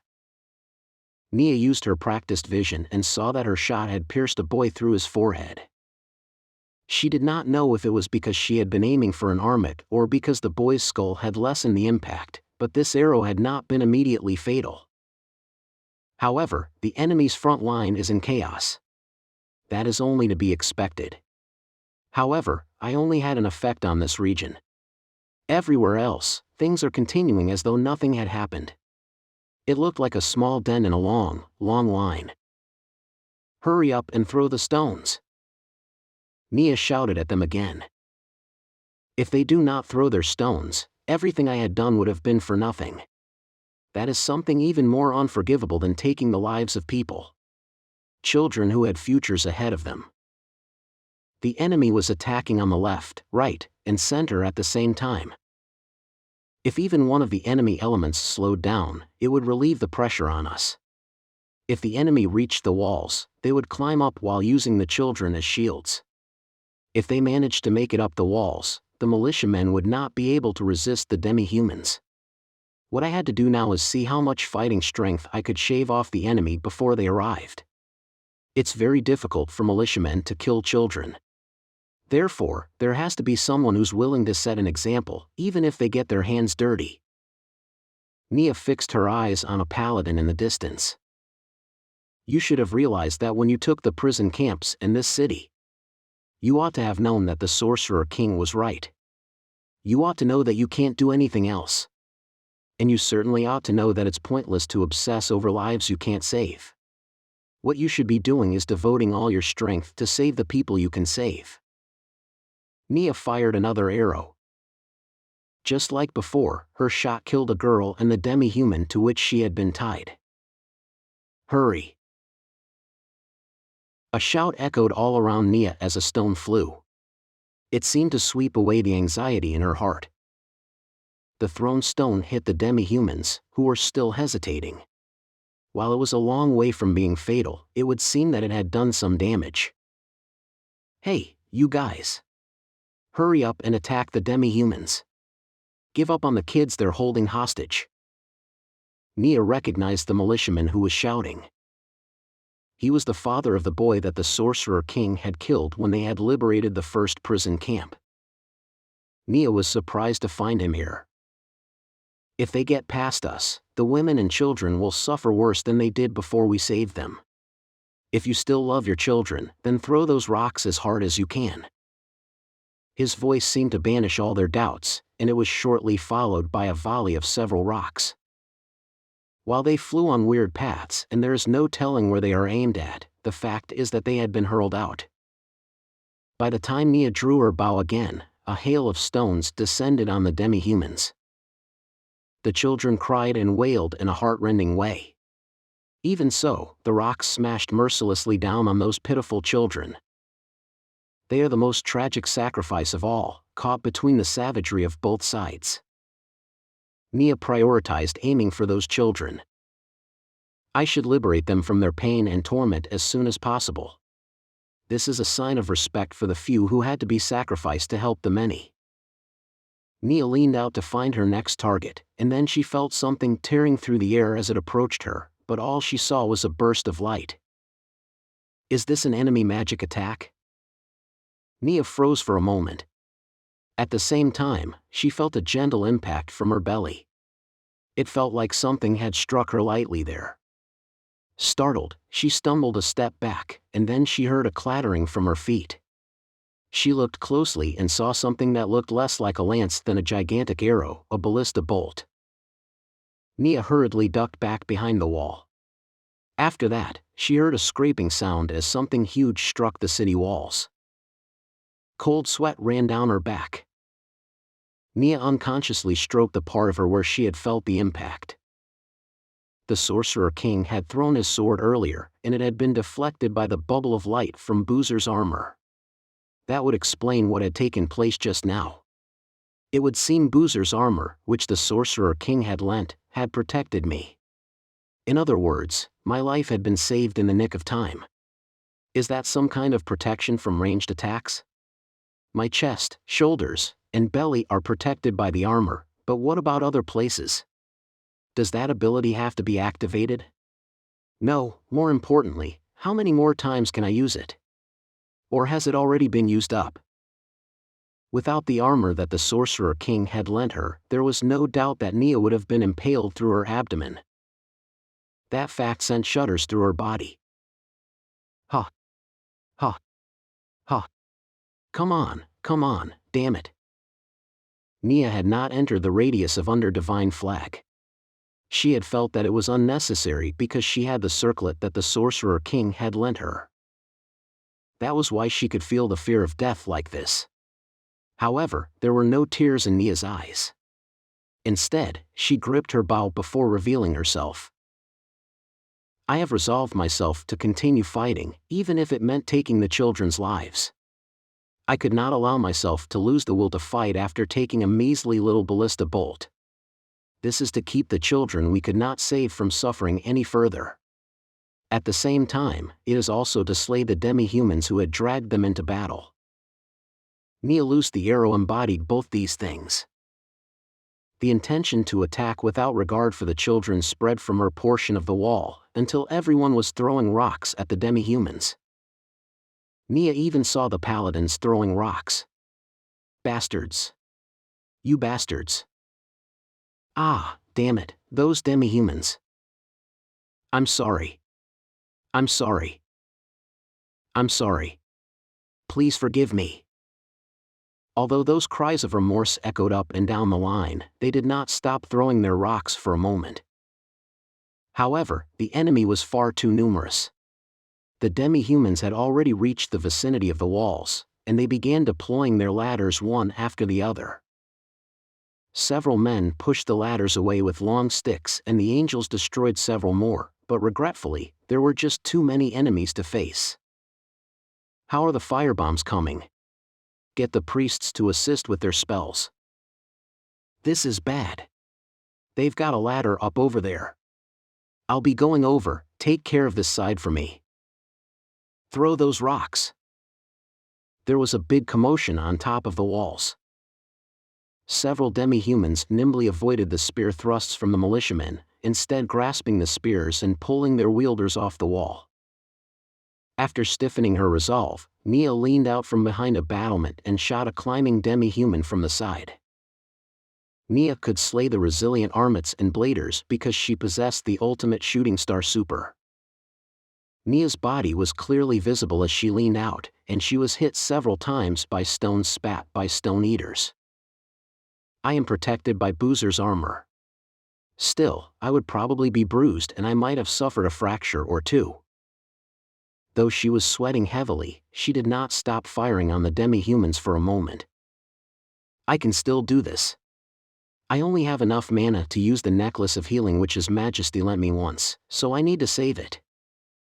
As she continued landing shot after accurate shot, part of her mind tried to estimate how long she could hold out. After all, Nia's single use of recovery magic was her trump card. She pulled an arrow from her quiver, knocked it to her bow, took aim at a demi-human's head or heart, and then loosed it. She repeated that sequence countless times. A rock hit her hard enough to knock the arrow from her hand. Neia hurriedly ducked behind a battlement. She had dropped her arrow because the Stone Eater's attack had made Nia's entire body groan in pain, and her lack of practice made her arms cramp up and her fingers ache. If I could not use a bow, then I would only be getting in the way. It is far too soon for me to use my trump card now, but I had no other way to restore my ability to fight.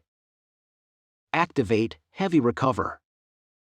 The mana drained from Nia's body, and it made her feel a little dizzy. She would not be able to do this a second time. At the same time, all the pain in her body vanished, be it the cramps in her arms or her aching fingers. I can do this. Neia leaned out again and continued shooting. Fortunately, Jaldabaoth's forces possessed some degree of leadership. Otherwise, the ballistas would have fired on me to kill me without hesitation, but since they were being led, they do not shoot for fear of hitting their friendlies. Neia continued shooting as if she were in a dream. Eventually, the hand that reached down to her quiver came up empty. She looked down in panic and saw that she was out of arrows. Just then, a scream came from the militiamen. There was a very strong-looking demi-human standing in front of a ladder, and it radiated the aura of a powerful being. It held a crude-looking greatsword in its right hand, which resembled a meat cleaver. The other held the head of the paladin which commanded this area. The great Jajan Sama of the Lagan tribe has taken the head of the enemy commander. Now, you dogs, kill them. Kill all the humans. The situation immediately turned grim. Paladins are few in number, and a death from among those small numbers meant that the defensive strength of this area would plummet. And then, there is a tremendous disparity in fighting strength between a militiaman and a paladin, even if the latter is not part of a hand-picked elite. There is no way the militiamen could win against a demi-human that could kill one of those paladins. As the militiamen froze in fear, the demi-humans scaled the ladder behind the Stone Eater from just now. It was like mitosis. Demi-humans began to fill the top of the wall, and in turn, the number of militiamen began to diminish. Neia looked around in panic. Arrows. I could not do anything without arrows. She cast her eyes around like a traveler in a desert searching for an oasis, and then she saw a thoroughly exhausted soldier leaning against a battlement.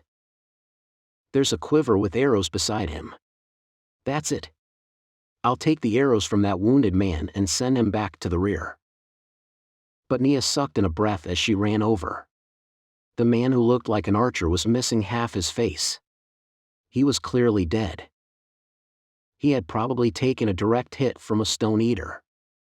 His fate might very soon be mine as well.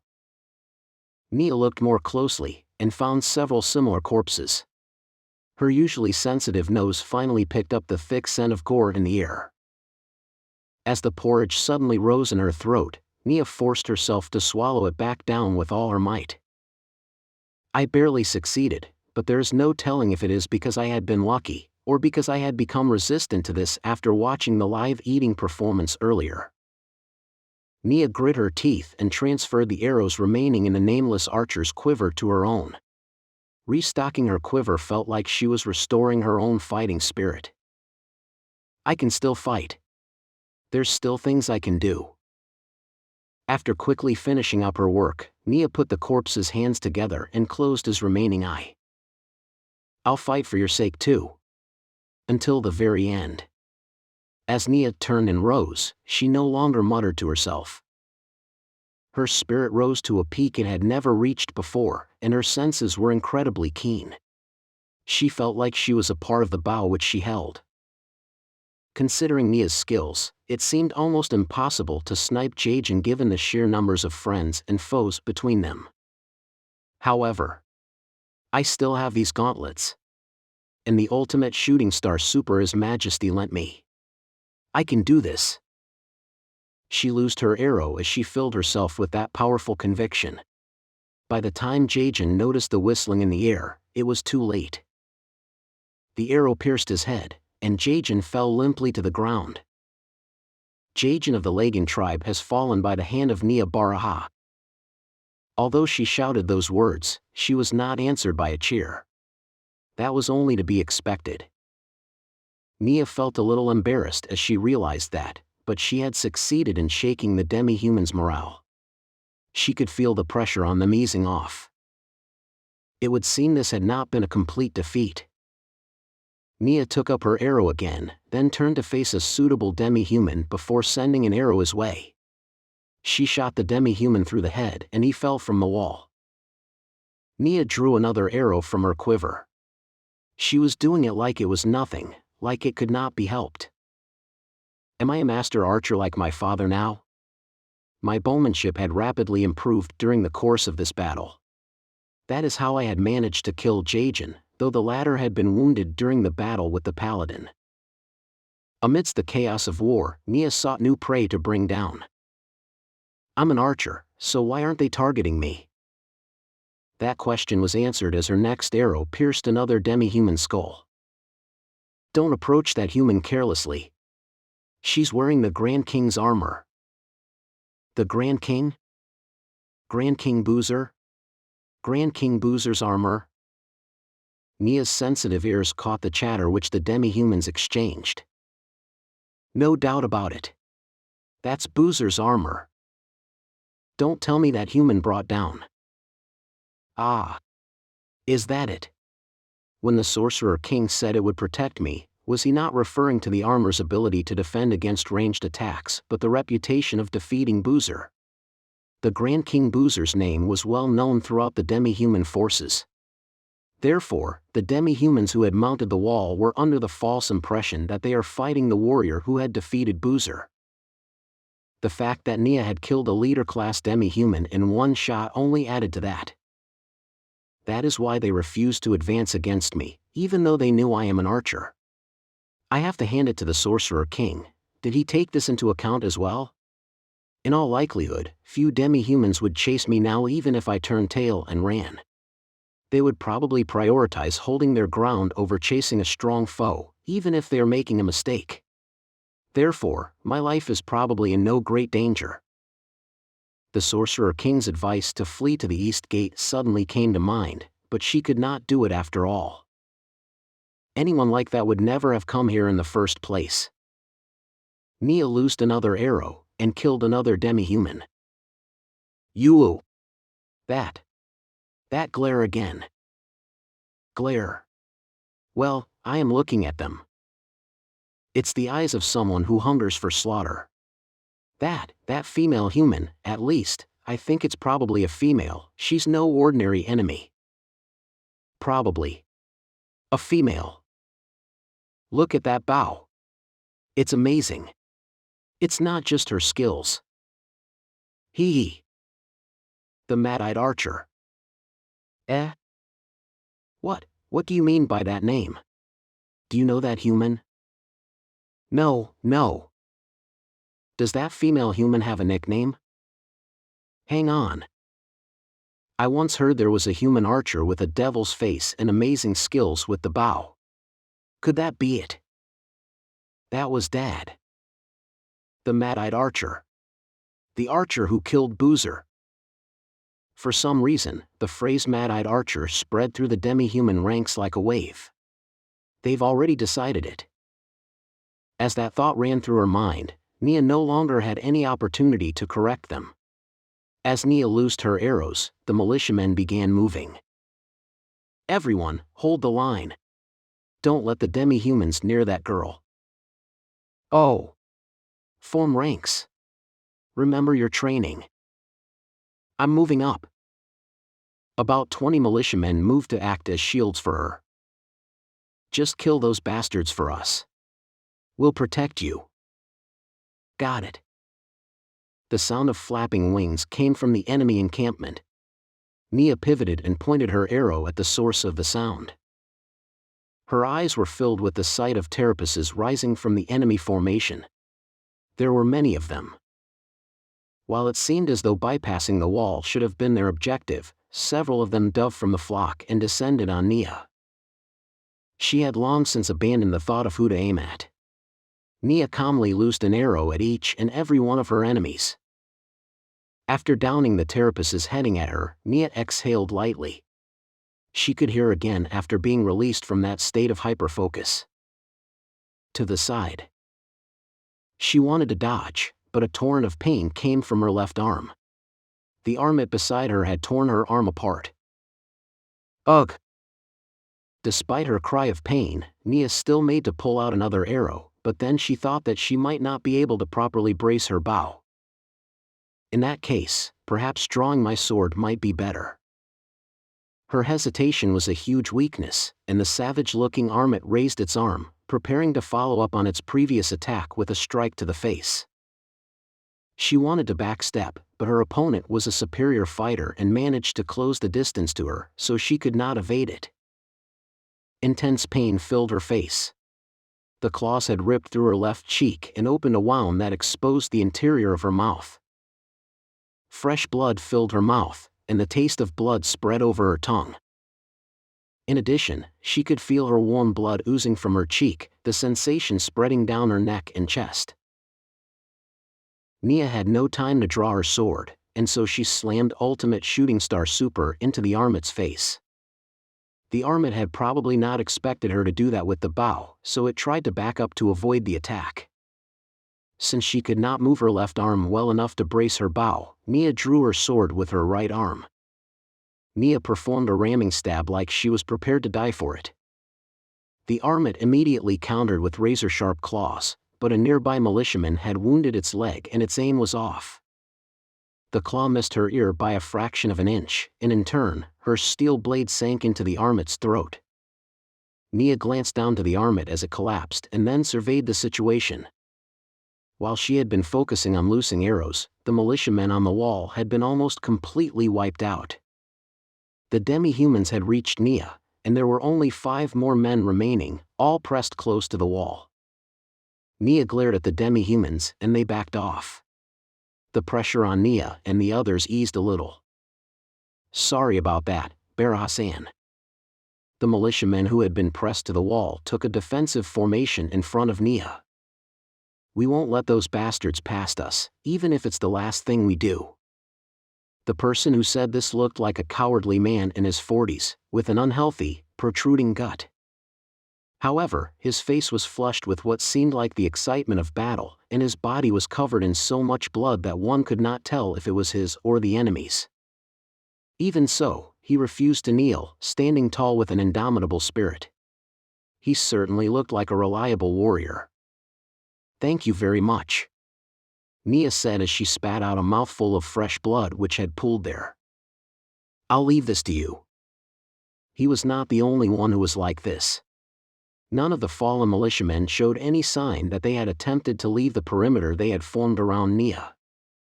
What else could I say except that I trusted them? The man's eyes went to Neia's left arm, and his face stiffened. "I can see the bone." "Please don't say that, it hurts a lot when you point it out." Sorry." Once one reached a certain degree of skill as a paladin, they would be able to use low-tier recovery spells.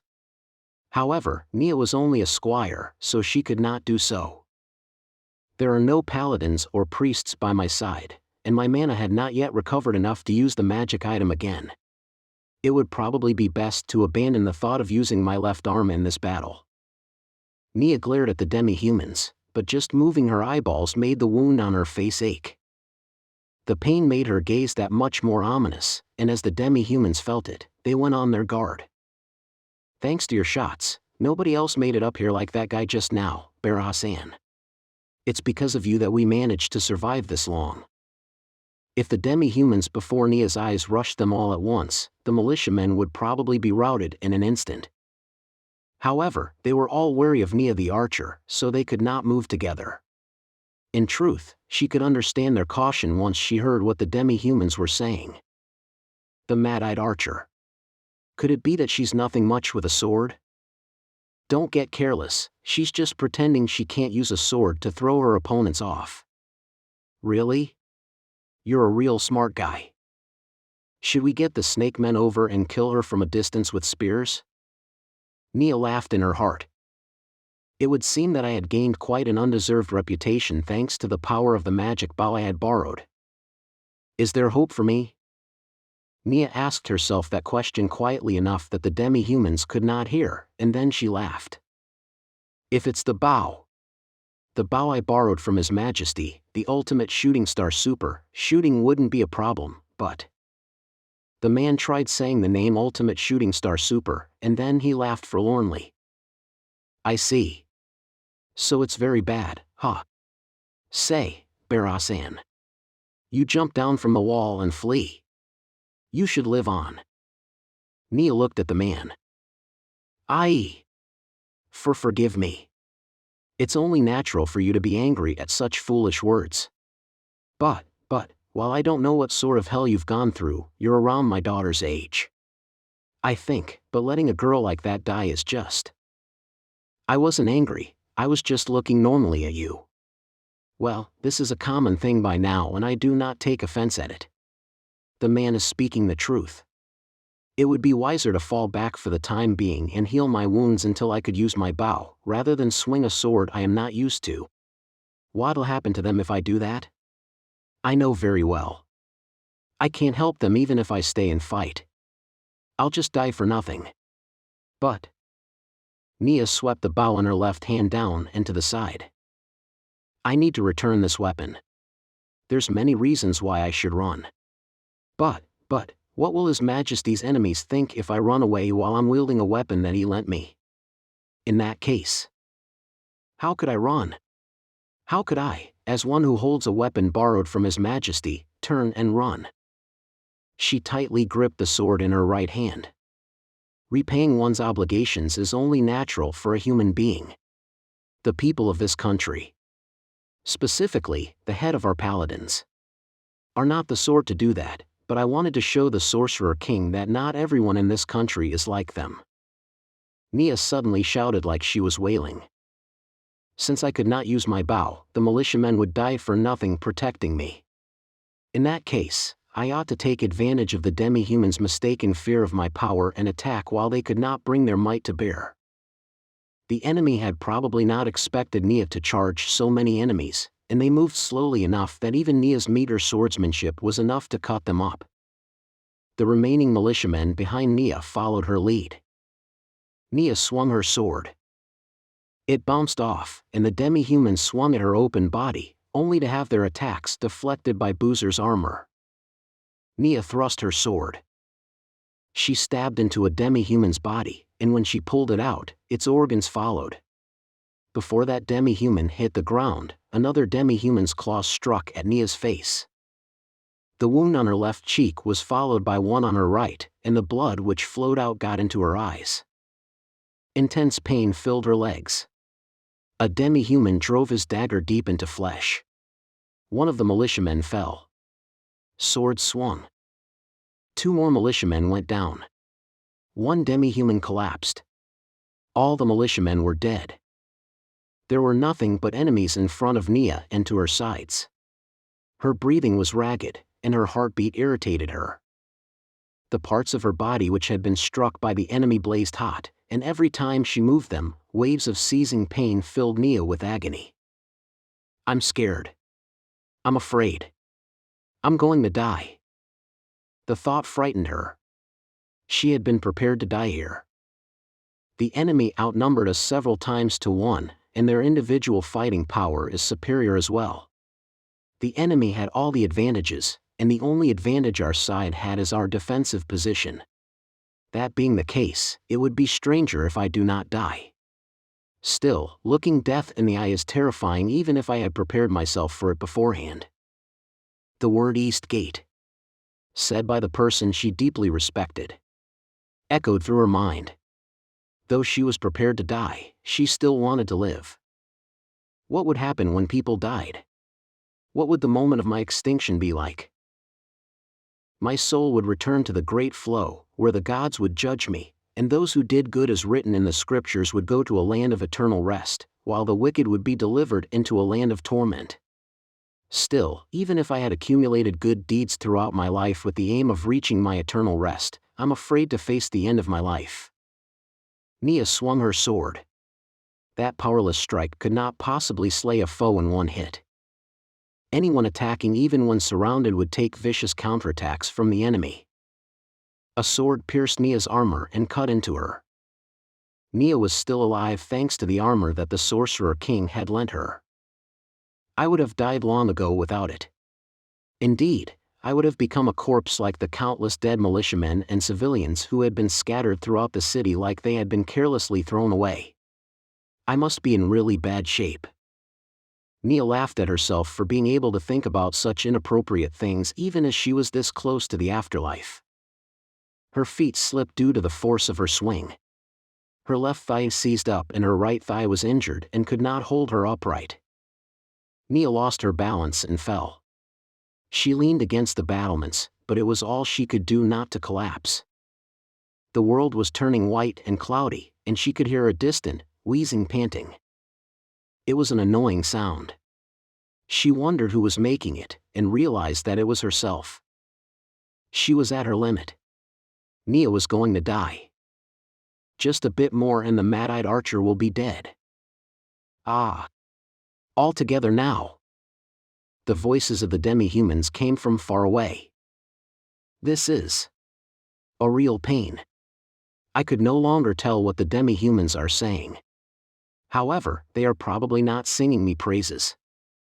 As her thoughts scattered into the void, a part of her mind thought only of things like that. Neia was simply waving the sword she held. Her attacks were meant to keep the enemy at bay. I'm so scared. But everyone is waiting for me.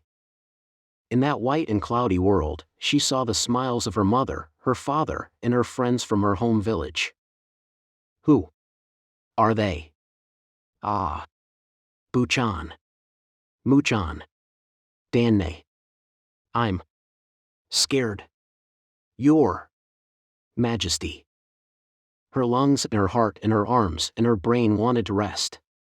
Neia could no longer resist that temptation, but still, she had not broken yet. Why is that? I'm afraid of death. Neia was filled with her squire's conviction to fight to the very end. Apart from that, she wanted to perform feats that were worthy of the war gear she had borrowed. The demi-human's weapons thrust out all at once, stabbing into Neia's body. And thus, Neia Baraha died. The air of the battlefield had a unique smell to it. It was a muddled mess of all kinds of odors, and simply put, it was a revolting stench. Still, it was a stench that one could get used to. One of the people behind the closed portcullis, Remedios, took several deep breaths of that stinking air. Her eyes were fixed on the advancing force before her, which numbered over 10,000. The leaders of the assault on this location were ogres and horse-like demi-humans. Remedios gripped her holy sword tightly. She liked using the sword to settle matters. She loved it. It clearly defined winners and losers. After all, there would be no more trouble after you killed the opposition. Life would have been so much easier if things were all so simple. Her sister, Kalart, and her master, Kalka, would no longer knit their brows. She sighed. After that, Remedios thought about what she had to do. Gustav had said a lot of hard-to-understand things just now, but the gist of it is that we could not let a single demi-human pass this gate. The demi-humans numbered in the tens of thousands. Around 10,000 of them were bearing down on the gate. Not letting a single one past would be impossible if we are fighting on the plains, but here I can use the gate to limit the numbers who can attack me. So as long as I can keep fighting, it'll be easy enough to keep them from getting past. I just need to keep drinking fatigue recovery potions and keep fighting them one-on-one. If Gustav is here and had heard this, the look on his face would probably say, "Are you fucking serious?" As she calmly considered that mental image, Remedios laughed. Still, the idea was quite ridiculous, and it was no wonder he would often grab his head in frustration. See how perfect my plan is. Kalka-sama said I could delegate command to someone else, and Caspon-sama seems like an excellent person. Remedios nodded. After that, she thought about the only flaw in her plan to fight one-on-one 10,000 times. That is the existence of Jaldabaoth. My plan would broke down when it encountered someone stronger than me. I had trouble using my brain for the most part, but my mind is quite adept when it came to war. That is why I understood that it would be very difficult for me to defeat Jaldabaoth. Of course, I could not admit that in front of my subordinates. I'm the strongest paladin in the Holy Kingdom, and if I admitted my weakness, morale would probably plunge to rock bottom. That was why they had brought the Sorcerer King over. The Sorcerer King, huh? The fact that we had to entrust one of the undead with the fate of the nation upsets me so much that I wanted to throw up. However, we had no other option. If only that undead creature had fought in a sneaky way, like using those goats or sheep which killed all those kingdom troops. That way, no innocents would have to be sacrificed. Don't the undead understand that people with strength have to protect the weak? Still, he's really strong, isn't he? Taking a city by oneself was an impressive feat. Boozer was a famous demi-human, according to Gustav. And defeating him is also quite outstanding. However, Jaldabaoth is a different matter altogether. Remedios had her doubts as to whether even a magic caster who could conquer a city without assistance could actually defeat the demon.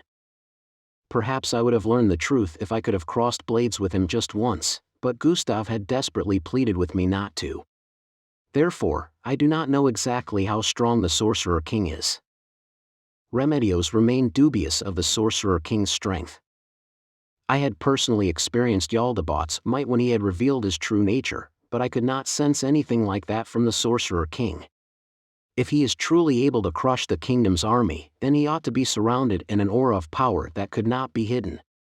Is that because he is a magic caster? However, if he is on Jaldabaoth's level, I ought to have been able to sense something from him. It would be good if he is really as strong as he claimed. Well, we won't lose much if he dies. That undead creature will be a thorn in the Holy Kingdom's side in the future.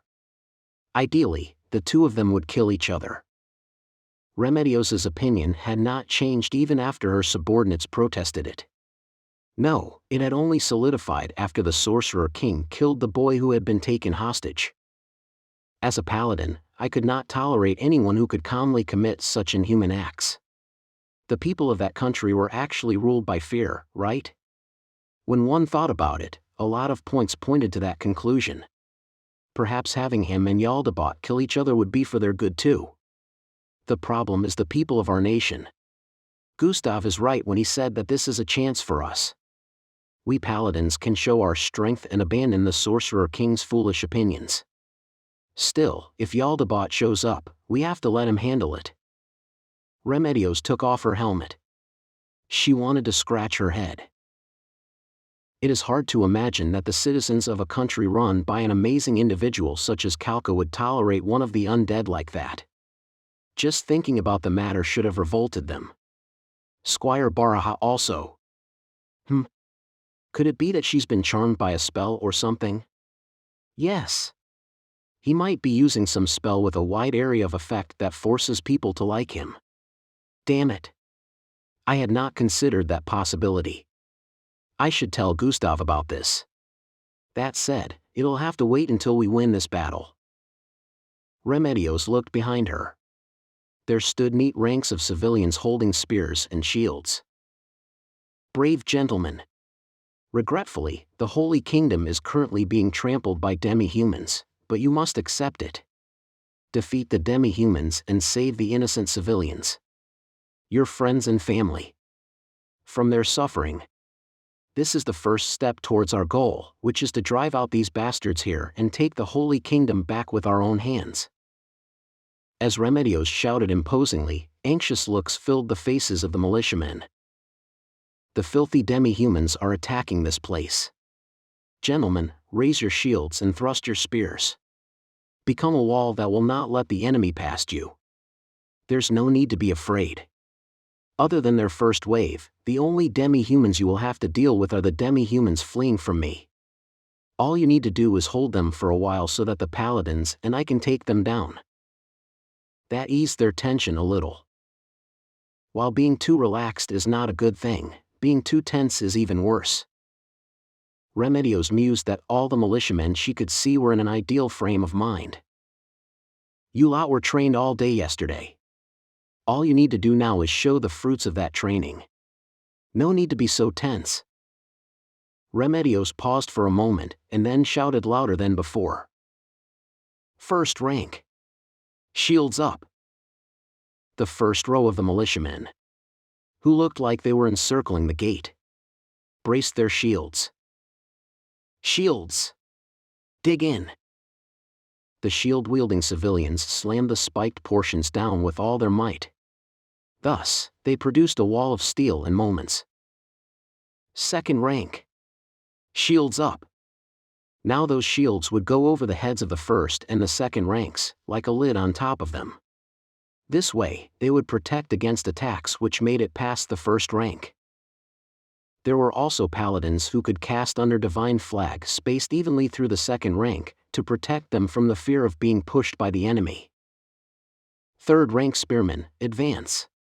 Fourth rank spearmen, advance. The third and fourth ranks were composed of long spear users. It was a perfect formation. However, it had a flaw. While this formation did very well against warriors, it was very weak against demi-humans with special abilities or magic casters. Very good. Then let's begin. Open the gate. The portcullis began to rise as Remedios shouted. The advancing demi-humans were shaken, and their movements slowed down. The defenders are opening the gate of their own accord. Optimists might think it is a surrender, but realists would consider it a trap. Remedios laughed. You filthy demi-humans. I'll skin you and wipe my ass with your hides. After being taunted by a feeble human, the frustrated demi-humans broke into a charge. Remedios turned and ran. She planted both hands on the militiamen's shields and vaulted over them. The demi-humans continued their charge, several of them falling down as they approached the gate. Large quantities of oil had been poured there, and only two outcomes awaited those who fell during the charge. Either they would pull down those behind them, or they would be trampled flat instead. Unfortunately, the big-framed demi-humans like the ogres did not fall, and they made it into the city. The horse-like demi-humans slipped and fell, which slowed them down. A large demi-human's charge ought to be on par with a collision from a warhorse. However, if they could not follow through with it, then all bets were off. Now, throw them. In accordance with Remedios' instructions, firebombs flew over the heads of the militiamen, and the sounds of pottery smashing could be heard near the gate as an inferno sprang up. The demi-humans around the gate were surrounded by a great fire. The demi-humans should have predicted something like this, but Remedios was certain that the fires were far beyond what they had expected. That was because both the oil on the ground and the oil on their bodies had ignited at once. The ogres facing the shield-bearers began to falter. It was only to be expected, considering there was a blazing fire behind them. Those demi-humans only had two options. They could advance or retreat. Retreating was very difficult given the circumstances. Therefore, the demi-humans chose to advance. That was exactly as Remedios had predicted. The demi-humans attempted an assault, banking on their powerful bodies to carry the day. However, the shield-bearers' third drill consisted of maintaining their shield wall even when surrounded by billowing black smoke. Spearmen. Pull! The spears retreated as one. Spearmen. Thrust! And they thrust out in unison. The demi-humans gave voice to savage howls, thinking only of getting out of the smoke, and it was under these circumstances that they ran into the spear line. However, a commoner's strength would be hard-pressed to impale a demi-human's body. However, that was no problem. Remedios did not think that they would go down in a single attack. As long as the shield-bearers are in place, the spearmen could attack over and over again. Pull! Thrust! As she repeated the order, Remedios jumped over the shields in the opposite of her previous actions and cut down the demi-humans where the spears could not reach. Black smoke filled her eyes and throat, but she did not have the time to worry about that. There were very few demi-humans who had made it through the oil and the portcullis, about 50 at most. First I would kill them all and weaken the enemy's willingness to fight. Since they are part of the vanguard, they must have surely been highly motivated elite troops. Wiping them out would be more effective than killing mooks. Remedios' breathing was calm and unhurried as she killed one enemy after the other. The holy sword roamed everywhere without restraint. Eventually, the shapes of the demi-humans vanished from her tear-stained vision. However, I could still hear a large force of demi-humans on the other side of the smoke. They might have been in the middle of reforming their lines. As Remedios slowly backed away, the silhouettes of several demi-humans came into view. "Captain! Come back here!" Her subordinate Paladin shouted to her as he cast under divine flag. However, Remedios did not retreat. Her instincts were telling her something.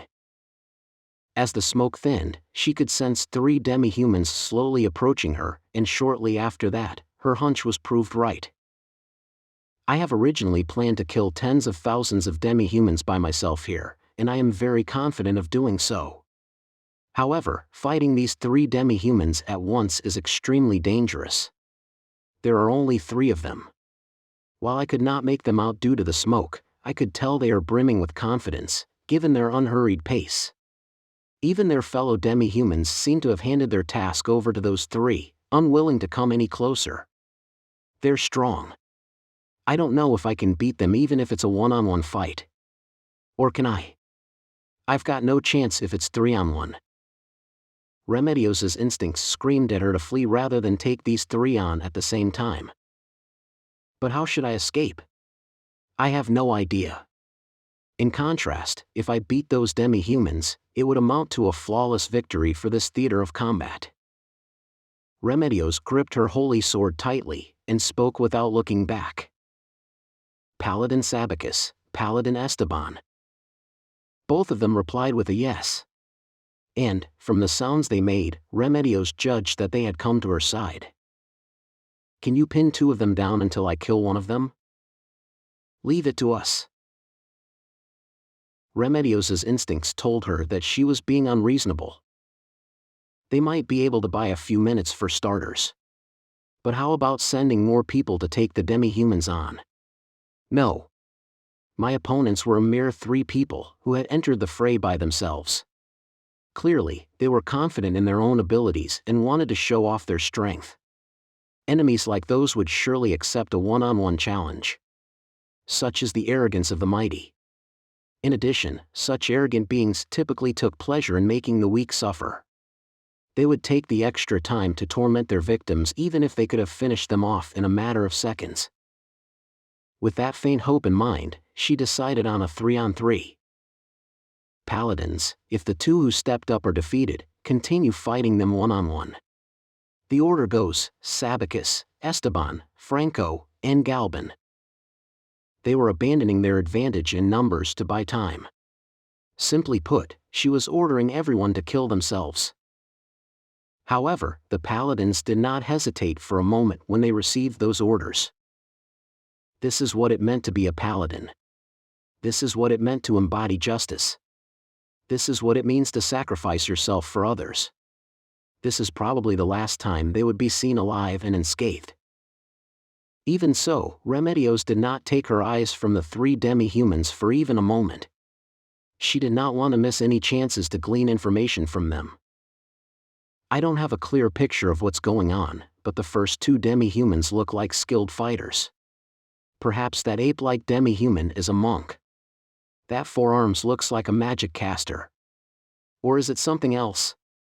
There is nothing to fear when dueling demi-humans who relied on brute strength alone, but demi-humans who had been trained are truly frightening.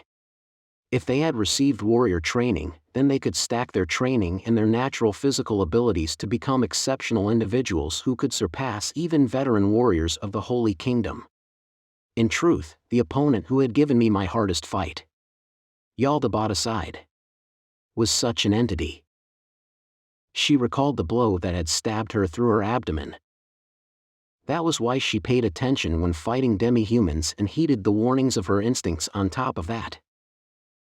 Spellcasting demi-humans are the most troublesome to deal with. It'll be bad if they can fly through the air.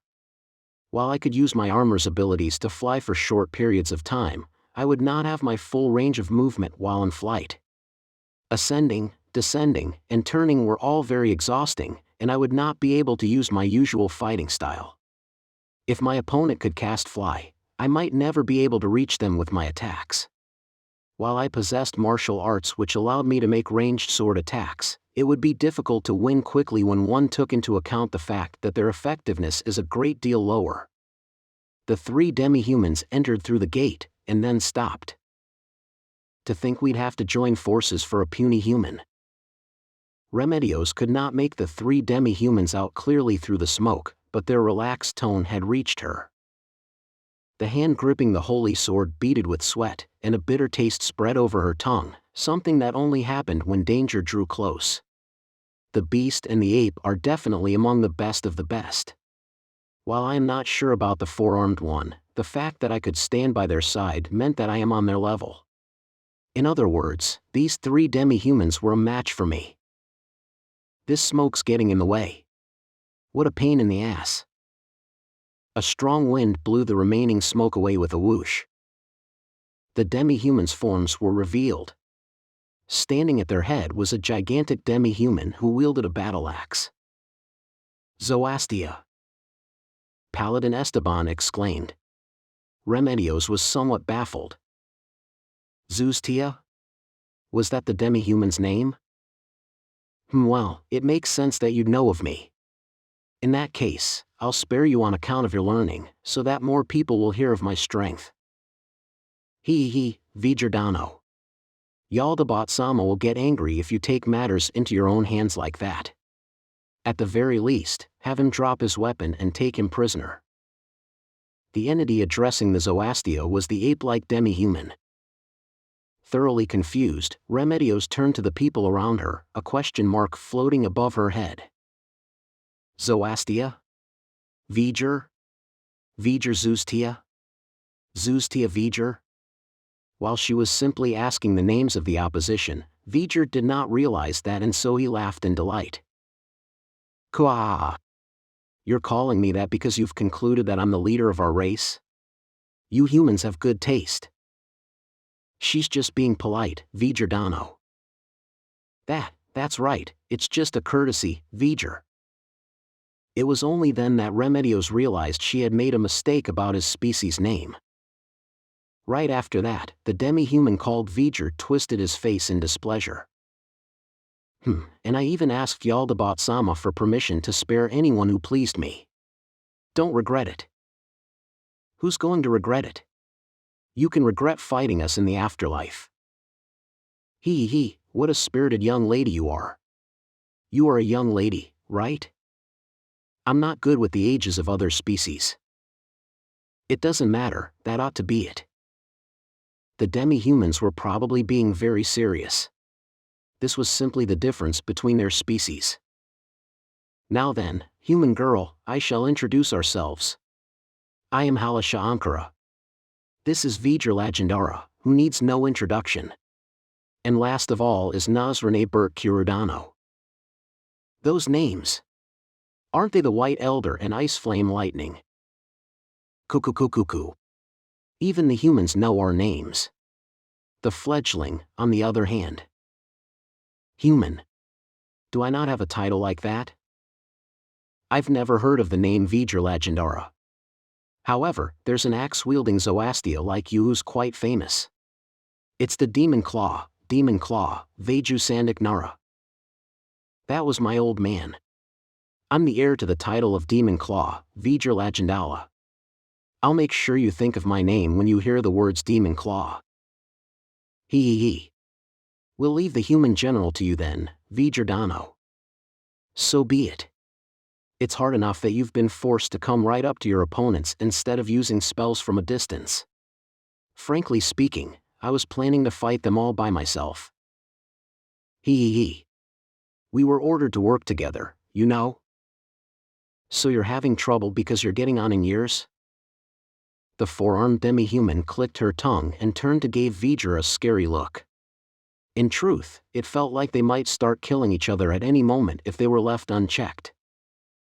Now then, I really am fine doing this by myself. But let's hear your name before that. While it's a pain to have to listen to some mook name themselves, that sword of yours looks pretty good. Remedios Custodio. V'ger and Halasha's expressions changed, but in different ways.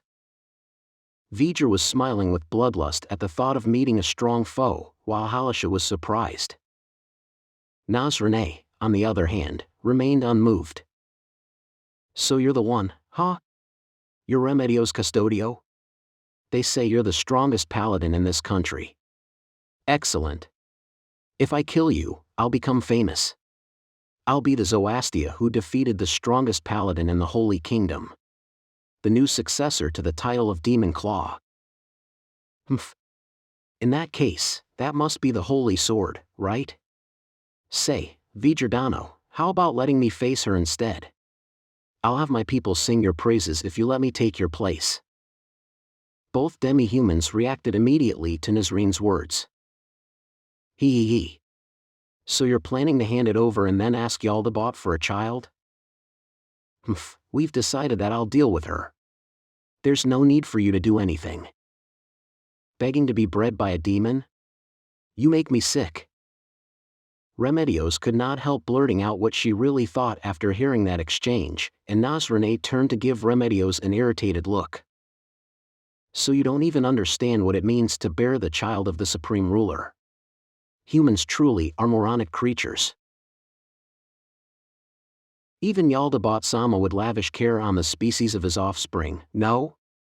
When you think about it, there's a lot of advantages to being a woman, huh? Oh yes. And if the father's excellent blood could be passed down, the child that's born might come close to. No. Might even be able to bear children that surpass their father. though you could consider me an exception too.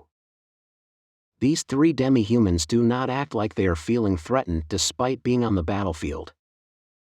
Remedios began to boil with anger as she watched them chatter idly. How dare you demi-humans come here and spout nonsense? There's no use thinking about a future you won't have. I'll crush your stupid dreams here. No, not just you, I mean all of you. Hee. Oh, I'm so scared. While Halisha looked like he was flailing his arms and legs around in panic, he was not actually afraid. That was because he was confident of victory even against an opponent like Remedios. It only served to displease Remedios even further. Remedios shouted an order to the Paladins, loud enough for the demi-humans to hear. Listen up. This is a duel. I'll fight V'ger. As for you, I'll take him on. In that case, I'll take that one on. Oh yeah? I'm not a warrior so I'm not too sure, but they're pretty weak, aren't they? Hee. Who knows? Best not to be careless, Nazrindano. Remedios picked up V'ger snorting at her, and she roared. Here I come. He must have sensed that those paladins were weak. No good would come of letting him mention it. The first strike is key. The militiamen are watching me from behind with bated breath. Not only would it wipe away their unease, it would also let my opponent know that he is facing a worthy opponent. For these reasons, I had to make an unreserved blow with all of my might. Remedios hacked down on V'ger, holding the holy sword in one hand. In response, V'ger raised his massive battle axe to intercept her blow. Both sides collided, and the very air shuddered. She could hear shouts from the militiamen behind her. There was no time to slowly determine if they were cheers or cries of panic. Her full power strike had been answered by a counterattack of equal force. The weapons of both sides were undamaged from that exchange of evenly matched blows. If someone had brought a mundane weapon to this intense clash, it would probably have been chipped or bent. In other words, V'ger was also wielding an enchanted weapon. Remedios' next swing grazed V'ger's upper body, sending forth a spray of blood. However, the battle axe struck Remedios' chest at the same time. While her enchanted armor turned the battle axe's keen blade, the impact knocked the wind out of her, and it became hard to breathe. In contrast to Remedios, who had been knocked back by the blow, V'ger roared and stepped forward, bringing his battle axe down on her.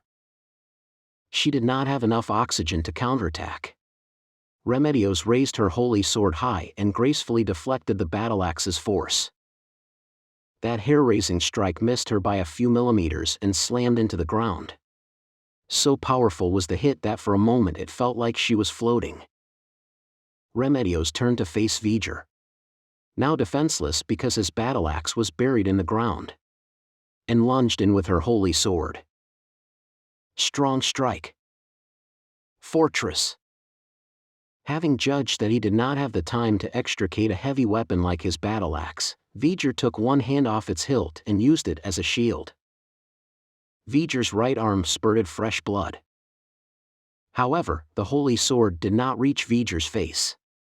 There were 2 reasons for that. The first was because he had used a defensive martial art. The other was because Remedios' arm was numb and could not exert its full strength. In that case, she would simply force the holy sword that had already penetrated deeper in. But then the intense pain racing up from Remedios' leg froze her briefly in place. The source of the pain was V'ger's lower body. The forelimbs of his bestial body had swept across Remedios' legs. Her greaves protected her from most of his razor-sharp claws, but one of them had still managed to slice her leg apart. At that moment, the battle axe was pulled free and rose up. Remedios took a step towards V'ger to keep the battle axe from moving. Just moving her leg filled her with agony. Strong strike. Strong claw. As the holy sword stabbed in, V'ger deftly deflected it with his battle axe. In response, Remedios redirected the holy sword as it bounced away and guided it into a slash over the strengthened animal forelimb. If V'ger backed off, Remedios would advance to close the distance between them. They went back and forth several times, both sides using martial arts. While neither side had sustained any mortal wounds, each round they fought sent blood splashing all around. Remedios was certain that she had her opponent on the defensive. If this keeps up, I'll win. Delight boiled up in her heart.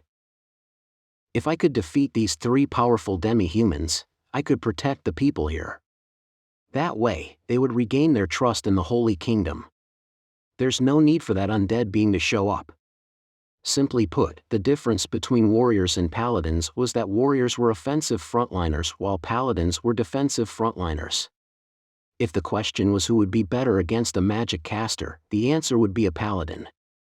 Thanks to the protection of the gods, they boasted superior magic resistance compared to warriors. Therefore, if Nazrene had been a magic caster on the same level as Remedios, she would not have been much of a threat. Next was Halisha, who was very likely to be a monk type given his war gear and movements. Monks had the advantage against magic casters or thieves, but the reverse was true against paladins. For that reason, that monkey was not a frightening foe either. Therefore, if I can beat this V'ger, chances are high that I can slaughter all 3 of them. Between fighting V'ger after being worn down by previous fighting and fighting V'ger while unhurt, the latter option promised better odds for me. Remedios had challenged V'ger based on that decision. There should not have been anything wrong with that decision. However, she had miscalculated. My. Dead already? He. Same here. What? The paladins fighting the other 2 were far too weak. Had I overestimated those 2 paladins, or underestimated the strength of those 2 demi-humans? Or is it both? You're insulting me by taking your eyes off me. V'ger swung furiously at Remedios. While she had barely managed to stop that strike, she had still been forced a short distance away. The tide of battle had turned in an instant. Remedios, was it? You do know that I am the great V'ger, a being of great power whose name will resound throughout the world? If you don't put all of your body and soul into it, you'll die in seconds, you know? Remedios bit her lip as she heard the sounds of the others fighting. He. I wonder if this paladin is strong enough. He's no different from the previous one. Well, I can't really tell since I'm not a warrior. I am Paladin Franco. And I am Paladin Galban. I will be your opponent. Several seconds after they had spoken, she once again heard the sound of armored men collapsing. Paladin Franco is a good man. While he is not a very strong paladin, he placed a lot of emphasis on getting along with others and he is well liked as a result. In truth, he had been assigned here because Gustav trusted him.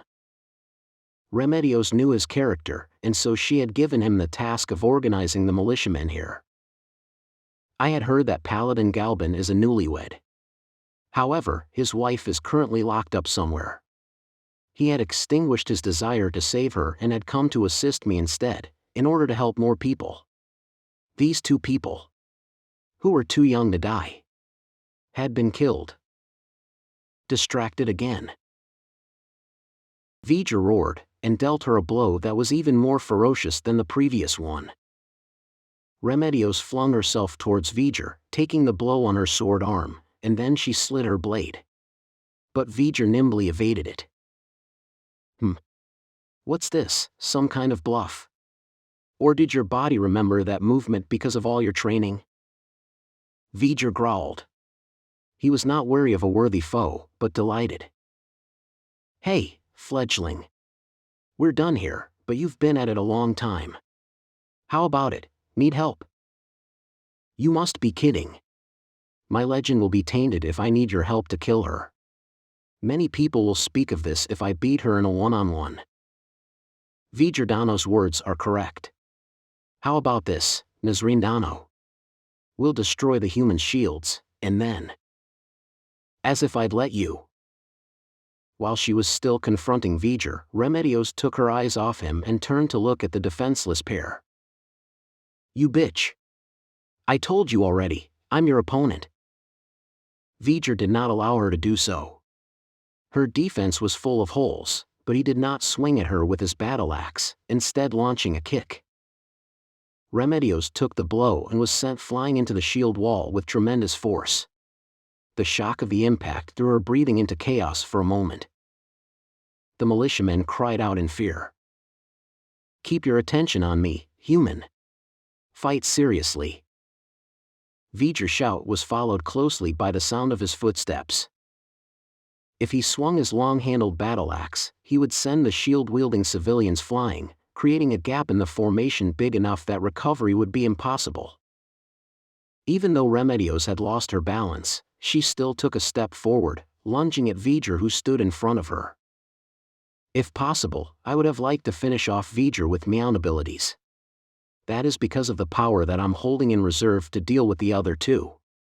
It is a powerful move that the Holy Sword Sorcerer possessed, which could only be used once a day. It is a strengthened version of a Paladin's Holy Strike. It is the most powerful attack that a Paladin wielding this sword could unleash.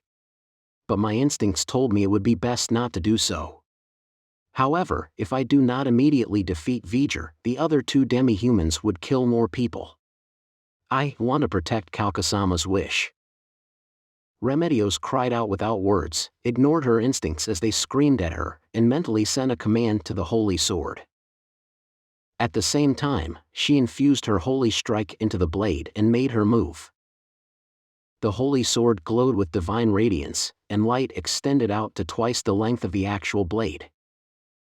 This light was apparently more dazzling the more evil a being was. In this state, avoiding or blocking this blow would be more difficult. Remedios raised her holy sword to the sky, and swung it down with all her might. Since Remedios had lost her bearings, predicting the course of the attack was child's play. V'ger casually prepared to check the blow with his axe and then shove her back. However, following another wordless cry, Remedios pressed down on her holy sword while it was still locked with the battle axe, and continued forcing it down. She did not intend to have her sword strike its target through brute force. The reason for this was because the radiance on the sword followed the path of the blade as it traveled down, passing through the battle axe and entering V'ger's body. This was the ultimate technique of the Holy Sword Sorcerer. It was a holy wave that ignored defenses and armor. The sturdiest armor, scales, and hides meant nothing to it. Since it could even pass through magic weapons, it could not be stopped by weapons or shields, which made it an unavoidable trump card. Of course, if one did not choose to clash with the blow and was nimble enough to avoid it, they would not be hit by the wave of light. However, there was no way to avoid Remedios' flashing strike while one's eyes were dazzled by the light. As the wave of light blew past like the wind, the holy radiance on the blade vanished as well. However, Remedios' eyes went wide. She had clearly hit her target, but V'ger did not look like he was in pain.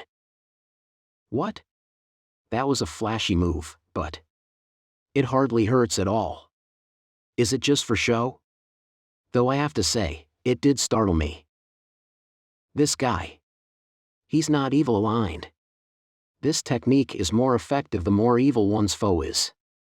In contrast, it did little damage to non-evil targets. It did practically nothing to good aligned people. In other words, the fact that it had hurt V'ger meant that while he is not good, he is certainly not evil either. He made the people suffer. He invaded our country. How can someone like that not be evil? He. Well, that was quite a spectacular light show, V'ger Dano.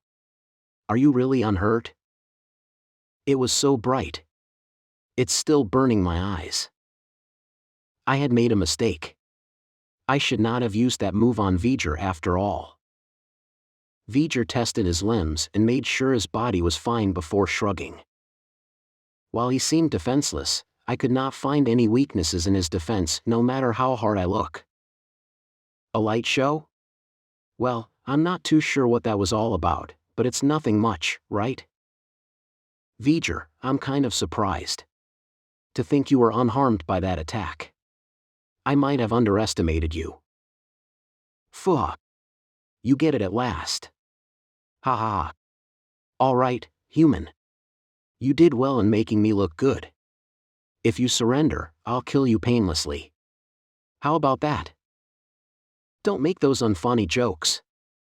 We haven't settled this yet. Remedios placed a hand over her wounds and used her healing abilities.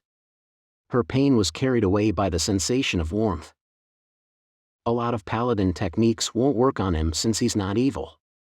But since the two of them were dazzled by it, I'll save them for those two instead. All I had to do was fight V'ger as a pure warrior. Hee. Well then, we'll leave her to you, V'ger. We'll be hunting the humans in the rear. What? You scumbags. All the paladins she had called up were dead. The militiamen could not possibly stop them. As if I'd let you have your way. Remedios backed off and repositioned so she could face the 3 demi-humans at once. It seems you're ready to take the 3 of us on at once, but V'ger said he wanted to take care of this. Hee. Our aim is to wipe out the humans in the city as needed, not to serve as your opponents. Nazrindano, may I count on you to wipe out that rabble in the back with your power? Ah yes. There were masses of magical power in 3 of Nazrin's 4 hands. One was ice, the other was fire, and the last was lightning. Damn it. I told you just now. I'm your opponent. Remedios ran toward the female demi-human and blocked the battle axe swung at her with a roar, but she was flung far away. At this moment, Remedios realized that there was no way she could deal with Nazrine while fighting V'ger at the same time. While I could have just jumped right to Nazrine's side, defending against Nazrine's attacks would have left my defenseless body exposed to V'ger. What do you mean no way? I won't accept this. Not being able to do anything is just an excuse. The moans of the militiamen stirred up Remedios' emotions. These people had not fled in the face of terror because they believed in me. I could not show them a disgraceful side of myself. I would not abandon Kalkasama's ideals. To make a country where nobody would cry. Militiamen. Everyone, fall back. As she gave the command, Remedios gathered her resolve. I won't die from taking a single hit. I'll rush that female demi-human while activating Fortress. V'ger laughed as he watched Remedios break into a run. It would seem he had misunderstood something. Ho! It seems you've made up your mind. That's the way. Fight me with all you have. Give me a battle worthy of a legend. Showdown declaration. Huh! V'ger roared, and there was a special power in that roar. Remedios' legs, which were supposed to carry her towards Nazrine, charged towards Visha like they had gone mad. Nor was it just her legs. Her sword, her mind, her vision, she could not pull any of them from V'ger. Fireball. A 3rd-tier spell flew past Remedios' body and at the militiamen. Remedios could endure that spell, but it would be fatal to the militiamen. Wall of skeleton. The fireball collided with the grotesque-looking wall of bones that had sprung up in front of the militiamen and vanished. Someone exclaimed in surprise. Initially, it was because they had no idea what had just happened. However, it slowly changed. That was because they saw something descend lightly. Like it was unaffected by gravity. And land on top of the frightening wall of skeletons. That person possessed none of the intense emotions of the battlefield, and spoke with a gentle tone that seemed completely out of place with his surroundings. While this is a common enough occurrence on the battlefield, I find it a little difficult to watch a 3-on-1 battle. You don't mind if I join in, do you? The owner of that voice was Undead. Everyone in this city recognized him. He was the person who had originally refused to fight in order to recover his mana. He was the Sorcerer King Ainz. Oh! An earth-shaking cheer came from the other side of the wall. Remedios tightly clenched her sword hand. What's that? Who is that? By the looks of it, I think it's an elder lich.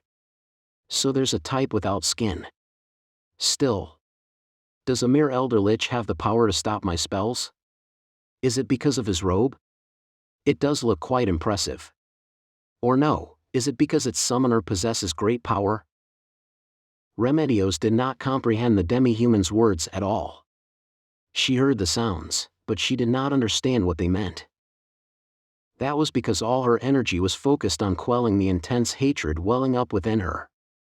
She did not even notice that she was standing defenseless in front of V'ger. Ah! Why did he show up? Why are they cheering for him? Why? Why? Why? For this filthy undead being. A corner of Remedios' mind was calm enough to note that it was a natural reaction to help someone in difficulty. However, it was overruled by her inability to forgive the civilians for cheering on the undead. The corpses of the paladins who had sacrificed themselves as shields to protect the people are clearly visible. You're not cheering for the people who fought as your shields, but for someone who showed up late. She was so angry that she wanted to rip her helmet off and scratch her head while rolling around on the ground. Remedios struggled to curb the anger in her heart, and she addressed the undead being on the wall. Why did you come here? The Sorcerer King's movement stopped, as though he had been frozen in place. The red flames in his empty eye sockets turned to Remedios. Why? I came to help you. I see. Why had he not come earlier? Was he waiting until the paladins had died? Did he plan to make a stylish entrance in front of the people?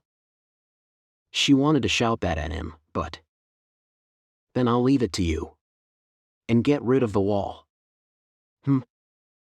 I said I'll leave it to you. And tear down that wall. You can't. Certainly not. In an instant, the wall beneath the Sorcerer King's feet vanished. The Sorcerer King did not fall down, probably because he was using a fly spell. Remedios turned her back on V'ger. She did not mind if he killed her from behind. That way she could laugh at the Sorcerer King for not protecting her. Having abandoned herself to despair, Remedios found it somewhat regretful that the demi-humans did not attack her as she trudged back in front of the militiamen. There is a hint of fear in the militiamen's eyes. Is the look on my face so horrible? We'll let the Sorcerer King handle this place. Let's go help where they need us more. After hearing Remedios' orders, the militiamen looked at each other, and they seemed confused. Are you disobeying orders? After Remedios glared at them, one of the militiamen quietly asked, no. But the Sorcerer King, by himself. The Sorcerer King is strong. Isn't that right? In that case, something like that won't be a problem for him. Let's go. Remedios led the militiamen to another battlefield. They repeatedly looked back at him as they left. Ainz looked at the empty space where they had been and muttered to himself. That bitch, she actually dumped it all on me. This ridiculous state of events made Ainz reveal his true nature. Normally, wouldn't we have a scene like, oh, let's fight together or something? Or thanks for coming, we'll leave them all to you. At the very least she could have been polite about it. We could have gone back and forth several times about will you be alright here? And so on. And not even a single word of gratitude after being saved? What the hell, man? Frustration built in his heart. However, it did not reach the level of true anger, so it was not suppressed. It was like a tiny flame of indignation simmering inside him. It was as though how someone had messed up and forced him to work overtime, and the person in question had said that they had something on and just up and left. No. I would have been more angry. Like say, if I was going home to play Yggdrasil. And the guild had plans already, and being late would cause problems for everyone. It happened before, and while everyone forgave me back then. Thus fueled, the minuscule flames blazed up into an inferno, and then they were forcibly extinguished. While my anger's been suppressed, I'm still unhappy. That's the first time I've been treated so rudely. While she had shouted "shut up" at me before, the situation had been different back then. In the first place, they had agreed that I could sit this battle out, but I had still rushed over as reinforcements. Surely anyone who had an inkling of common sense would have taken a different tone when addressing me. Everyone Ainz had met until now had been at least minimally polite. That was why Ainz found it strange. After cooling his head and searching through his memories, Suzuki Satoru recalled having met people like Remedios several times before. Still, none of it comforted him. Ainz turned his still irate gaze on the 3 demi-humans.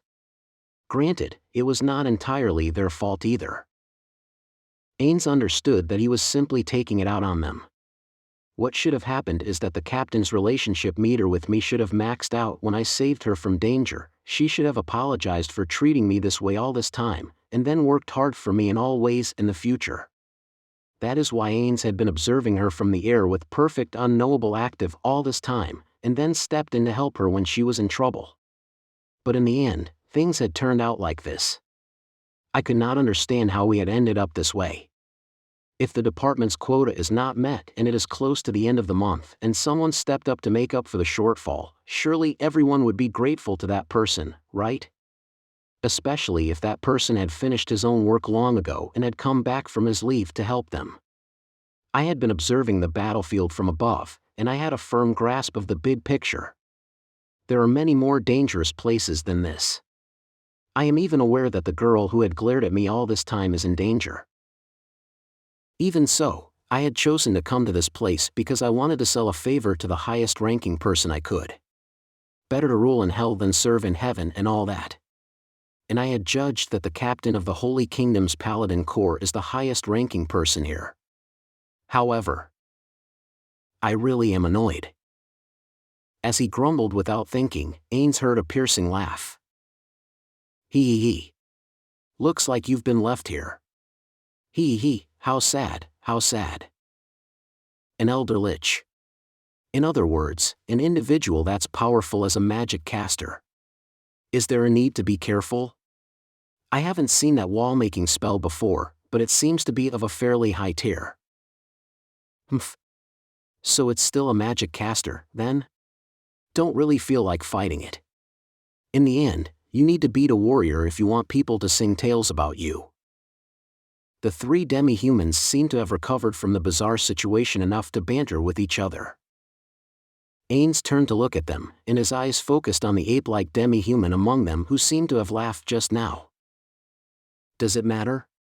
First, we kill him, then. Shut up. Ainz interrupted their conversation and cast a silent 8th-tier spell, Death. The ape-like demi-human smile was frozen on his face as he slowly collapsed. What? What did you? I told you to shut up, didn't I? Ainz once again cast a silent death spell. The 4-legged demi-human collapsed in the same way as just now. What happened? What's going on? The female demi-human who remained still did not understand what was going on, but it would seem she had already recognized who had done it. Was it you? You killed those 2 in an instant. Terror was deeply etched on her face. Her body was shaking hard. Yes.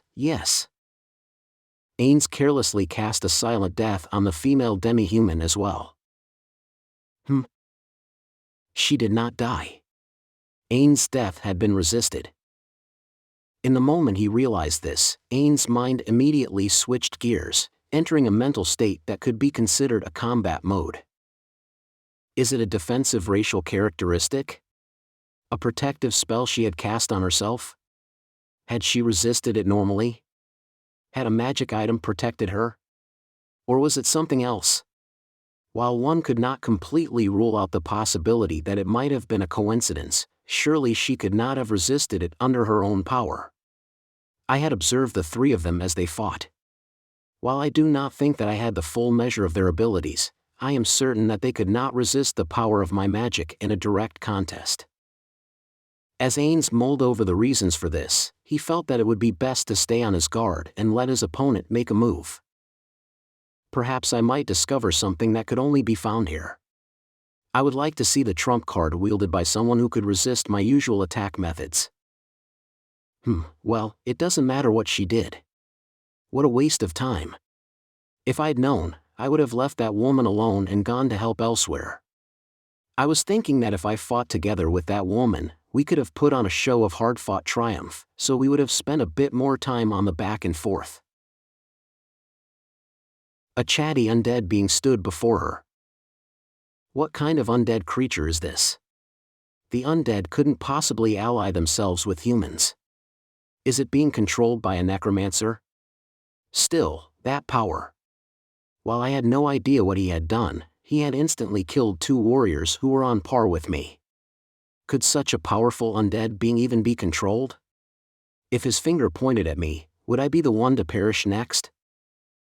The only people she knew who could do this besides the Demon Emperor Jaldabaoth would be the great demons who were his henchmen. That's impossible. Anyone who could control an undead creature who was on par with those mighty beings must be on the level of a god. How could such a necromancer exist? If this human nation had such a necromancer, how could the Demi-human alliance have pressed the invasion so far? Should I run? Should I take the chance to flee while he's acting all relaxed? Or can I even escape? I don't possess any spells which are handy for escape. After all, I had never been in such danger before and had not felt the importance of learning such spells. In that case, the only way out is through. She used her battle cry to rouse her spirit, and began to cast spells with her trembling lips. There was a 4th-tier arcane spell called Silver Lance. Her trump card lay in altering this powerful spell to produce new, unique spells. There was the Burn Lance, which inflicted fire element damage. There was the Freeze Lance, which inflicted cold element damage. There was the Shock Lance, which inflicted lightning element damage. These 3 spells all did elemental damage, so armor could not reduce their potency, and they still retained the deadly piercing ability. Of course, in keeping with their deadliness, those spells consumed far more mana than 4th-tier spells. She activated 3 of these potent spells at once. Die! The 3 lances flew toward the undead being. And then vanished without a trace. Ha! She could not understand what had happened before her eyes. She could understand if it had taken damage, or shrugged it off. But this is like nothing had happened at all. The lances had simply vanished. What? What? I gave you all that time and this is the best you can do? Is this the ace up your sleeve? I guess I didn't need to let you make the first move out of caution. Now then, there's not much time left, so hurry up and die. Maximize magic reality / There was a world of darkness. She did not know what she was. She wanted to open her eyes. But she did not know what eyes were. She did not know what darkness or the world meant. She did not know why she was thinking of these things. She knew nothing. She was vanishing. She did not know what vanishing meant. But she was vanishing. However, suddenly, she felt like she was being pulled by something. From above, from below, from the left, from the right, from somewhere. A complete world was pulling her. A pitiful being who had been completed by the works of their friends. Someone who had sealed away all thoughts that there was a greater treasure than that. And then, there was a tremendous sense of loss. A sense of separation from a whole. Neia Baraha blinked several times, seeking to return her unfocused field of vision to normal. She sensed that something had happened, but she could not remember anything about it. However, she ought to have been fighting demi-humans. What on earth had happened? That was a dangerous place. As she heard that calm voice, Neia narrowed her eyes and looked up with an abnormally keen gaze. It looked like darkness. It was not the darkness a child would fear, but the darkness which granted peace to those who were tired. It was the Sorcerer King Ainz. Your Majesty. Neia reflexively reached up to him, like a worried child reaching for her parents. Neia Baraha. Do not force yourself to move. Let me take care of this place and rest. Behind him, she could see the demi-humans frantically attacking the Sorcerer King, stabbing him with swords, hacking at him, punching him. However, the Sorcerer King completely ignored them. He spoke to her as though nothing was happening. The memory of Boozer came to Neia's mind. The Sorcerer King reached into the sleeve of his robe and, after a brief delay, he withdrew a purple, poisonous-looking potion. Normally, potions were blue. Neia did not question the Sorcerer King even as he poured that poisonous-looking potion on her. What the Sorcerer King did must surely be correct. Reality turned out as she had imagined it. The purple potion that he poured on Neia's body instantly healed all of her wounds. It would seem the Sorceress Kingdom's potions were of a different color. While it seems a full recovery will be a long way off, you should recover your energy before that. What a pain. The militiamen are all dead. Looks like there are a few left over there. In that case. The Sorcerer King turned to face the demi-humans as they attacked him from behind over and over again. There was fighting all over the city at this very moment, and someone was dying with every second that passed. However, in that moment Neia completely forgot about that, because her eyes were stolen by the glorious back of the Sorcerer King who had risen to protect her. Her unease and worries about the demi-human army were completely gone. That was what Neia had longed for. So it was here all along. I see. Neia was certain that she had found the perfect answer to the doubts that she had been holding on to all this time. The Sorcerer King casually cast a spell. A dazzling stroke of electricity raced along the top of the city wall. It was apparently a spell called Chain Dragon Lightning. The demi-humans on the wall were swept away, so easily that it was hard to imagine there had been a life and death struggle here earlier. Did you defeat them all? No, there were some people still fighting nearby, so I was trying not to catch them in it. However, napalm. Ah, that's all of them. Next, we have to deal with the idiots climbing up. Widen magic wall of skeleton. A wall of bones suddenly sprang up on the outside of the city wall, where the demi-human forces were. While she could not see the other side because her vision was blocked, she could hear the demi-humans on the ladders wailing. It was followed by the sound of objects falling and hitting the ground hard. Now to take care of their forces which are already in formation. I sent some undead over there earlier, they'll deal with it soon enough. As he spoke, he took out another potion. It was completely different from the one just now, being stored in a beautiful, slender vial. While I had no idea what the potion inside it could do, it looked like it must be a very valuable item. I am fine, Your Majesty. Enough of that. I'm sorry I was late in saving you. The Sorcerer King shielded the upper halves of his eye sockets like he was being dazzled as he poured out the contents of the bottle. The sense of weakness she had been feeling since just now melted away. However, her body still felt heavy. She felt like something had been scraped away from herself, but matching it. No, exceeding it. Was a warmth in the core of her body. I could get up like this. While my body still hurt so much that my tears had leaked out, I could not remain in such a disgraceful posture in front of the person who had come to save me. Stop. Miss Baraha. There's no need to force yourself to stand. While she wanted to get up, Neia obediently lay back as he pushed her shoulders down. Yes, like that. I'll get someone to carry you.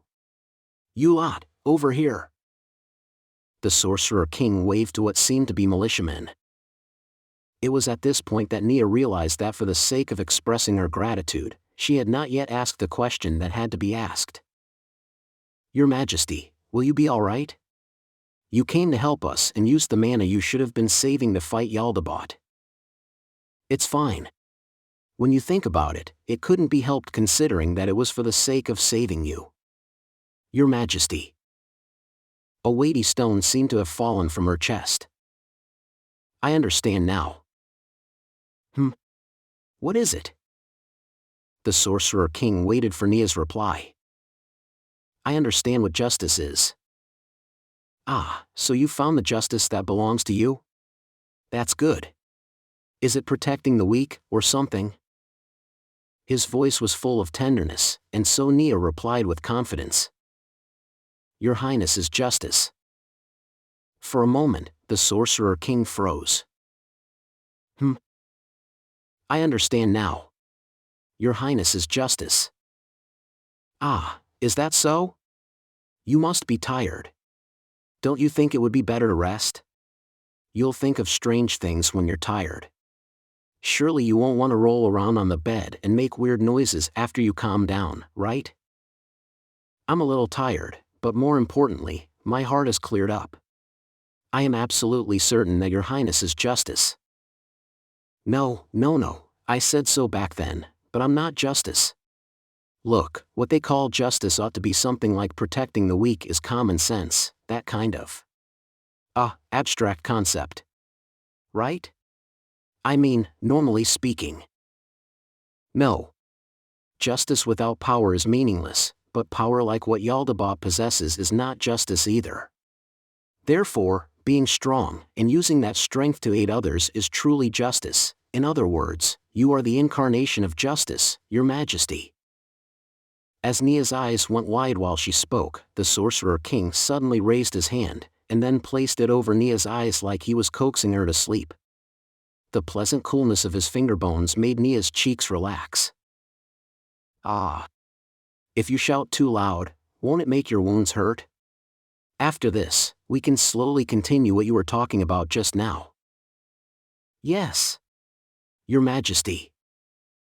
She heard the sound of several footsteps, and by shifting her gaze, she saw the forms of paladins and militiamen approaching her. Your Highness. Thank you very much for coming here to help us. Don't mention it. As he answered, the Sorcerer King slowly rose to his feet. Neia felt lonely as he stood up and wanted to reach for the Sorcerer King's robe, but then she realized that doing so would be terribly shameful and so she curbed herself. No, actually, maybe you should. Therefore, I hope you will take Squire Baraha to a safe place in order to show your gratitude.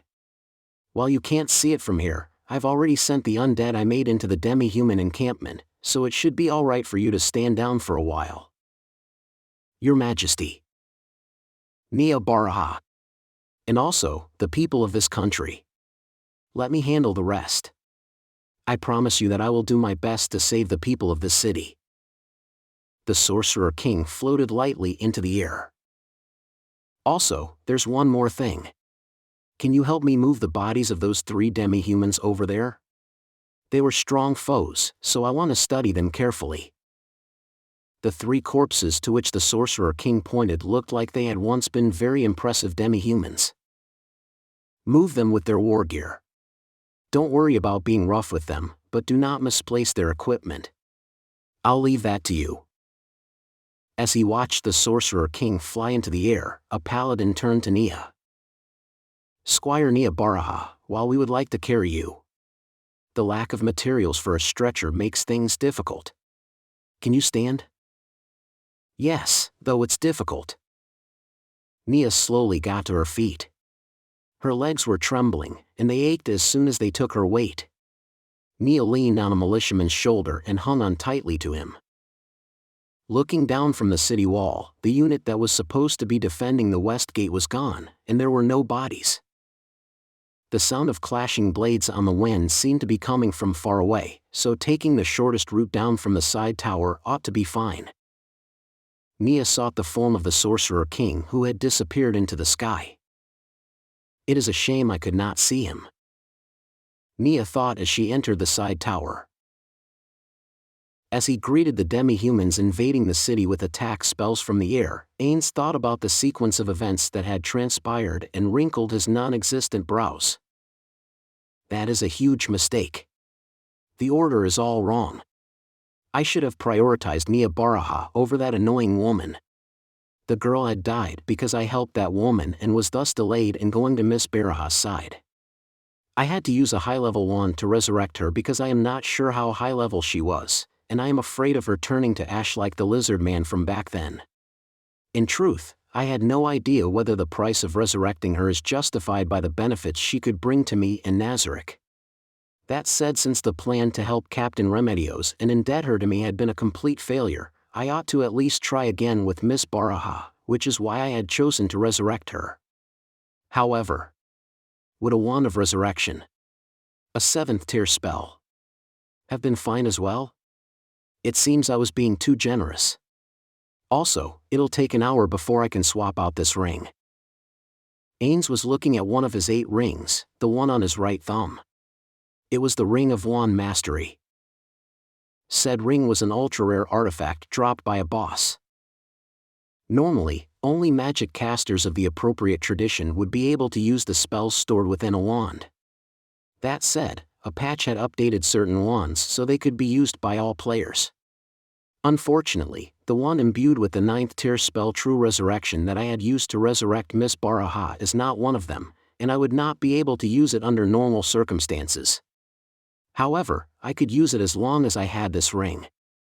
Yet every time the ring was used, it only applied to one wand at a time, and I would have to wait an hour before I could change it out. It also carried the drawback of requiring mana to use, but it is still a very valuable item regardless. Due to its high rarity, very few people in the guild Ainz Gown possessed it, and the one which Ainz had was left to him by Amino Mahatotsu when he quit the game. Well, it doesn't look like I'll need to use that wand anywhere else, so I shouldn't let it bother me.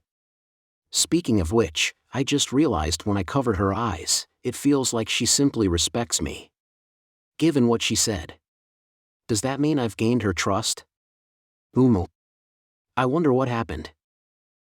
Ainz recalled Neia's reaction. Her gratitude sounded sincere. But at the same time, it felt like she was glaring at me. Is it because her face is scary?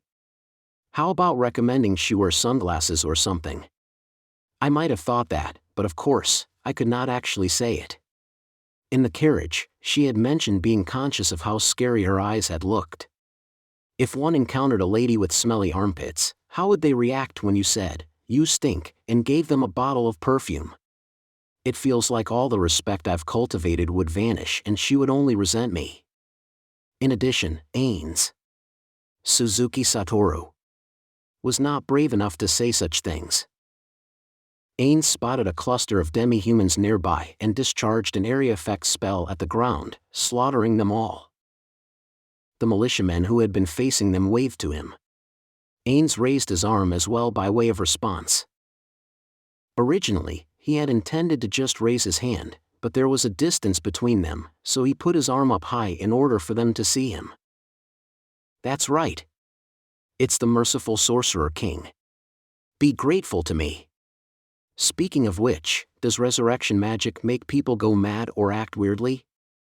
Compared to that, it would be better if she was just pumped up or on a buzz. Ainz thought about Neia. It felt strange no matter how I thought about it. She had been perfectly normal when I had parted ways with her, but she had ended up like that after being brought back to life. Is she mad? Should I heal her with magic? It would be a little scary if it was a side effect of resurrection. I don't want to end up warping her personality as time passes. There had been a strange force in Neia's murderous eyes, an insane, ferocious gleam that frightened him. It's so bad that she mistook me for justice, huh? Some rest ought to help with that. Oh. Ainz turned his gaze to the demi-human position. Half of it had already been destroyed, and soul eaters were walking lazily among the fleeing demi-humans. Even that much was enough to send the demi-humans collapsing in droves from their instant death auras. The Soul Eaters who consumed their souls became stronger in turn. When Soul Eaters appeared in Yggdrasil, they are almost always level-appropriate encounters, so the chances of a player being downed by an instant death effect would only be 1 in 100 or less. That is why this special ability of Soul Eaters rarely got the chance to see use. However, it is different this time. This is the perfect opportunity to show it off. Souls, huh? Oh no! I should have experimented with this. Ainz suddenly landed. Then he used his ability to create mid-tier undead to craft a Soul Eater. Go! After he issued a mental command, the Soul Eater immediately began to move. It went, leave some prey for the newly made Soul Eater. At the same time, he sent an order to the Soul Eaters who were obliterating the demi-humans outside. Undead created with corpses did not vanish with the passage of time. But why did they not vanish? If it's not because they're using the corpse as a medium, but the soul, does it mean that Soul Eaters who have eaten souls won't vanish? Well, even if I found the answer, I wouldn't know where to apply it. Still, knowing is better than not knowing. He ascended into the sky once more and verified that the city was safe. Most of the demi-humans should have been wiped out by now, but I ought to be careful, just in case. That annoying woman is there. Ignore her, ignore her. Ainz looked away from Remedios and flew elsewhere. As Ainz flew, he could hear cheers coming from below him, and Ainz responded with a wave of the hand. After verifying that there were no more demi-humans, that the fighting had ended, Ainz began making his way to the war room. He would need a lot of time to return to Nazarick and take care of all sorts of annoying meetings. I need to handle this properly. A crushing surge of uneasiness flooded into him, and then his emotion suppression calmed him down. The only thing that remained was a chilly sensation in his heart. I need to use message to tell Demiurge to meet me in Nazarick. Once Ainz made his move, victory was all too easy. After wiping out the demi-humans attacking the city and finishing a couple of other things, Ainz returned to his own room. One of those things was to show his face at Caspon's chambers and ask him for some minor favors in the future. The long and short of it was that after trampling the demi-human encampment underfoot, he had no issue with giving them the leftover rations and everything else. Magic items accepted. Since Ainz had devastated the demi-human camp by himself, then the spoils from the demi-humans should have rightfully belonged to him. Dumping them into the exchange box would have yielded quite a tidy sum. However, if I monopolized it all, the goodwill I had so painstakingly built up might end up losing its value. That being the case, I ought to write it off as an investment and give it all to the Holy Kingdom. Of course, there might be valuable magical items among the loot, and I had no intention of giving those up.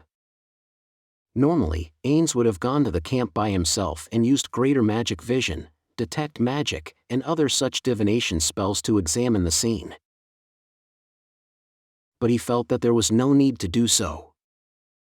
In addition, Demiurge ought to have investigated what magic items the demi-humans possessed ahead of time.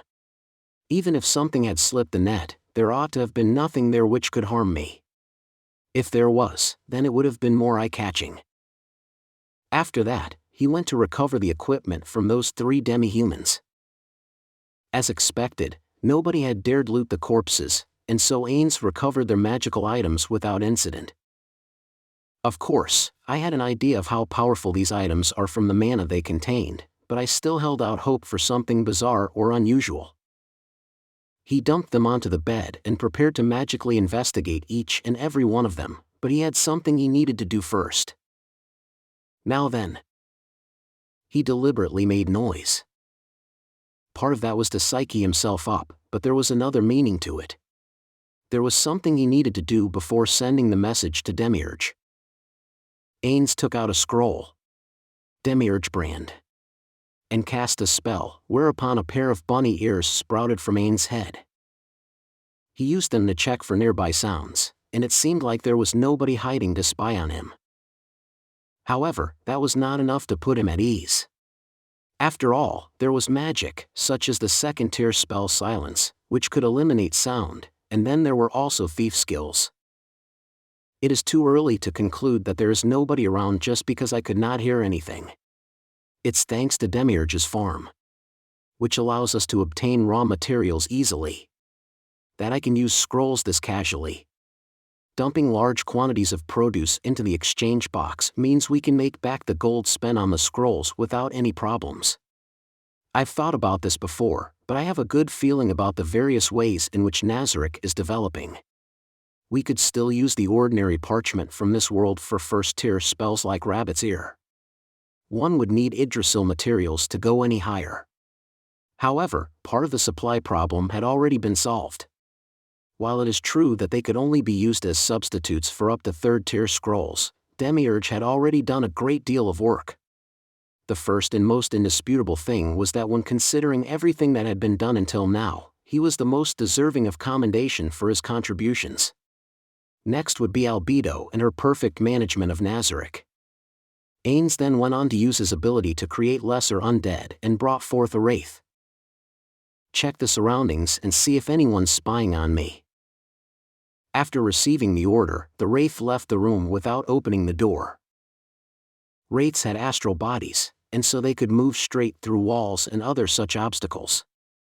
Still, there is a limit depending on how thick those walls are, so it is hardly unlimited, but the thickness of the room's walls was no problem for it. Ainz focused his mind on the ears he had sprouted. Even if there is a skillful thief lying in wait, could they really remain motionless if an undead creature suddenly appeared, especially if it is surrounded by an aura of fear?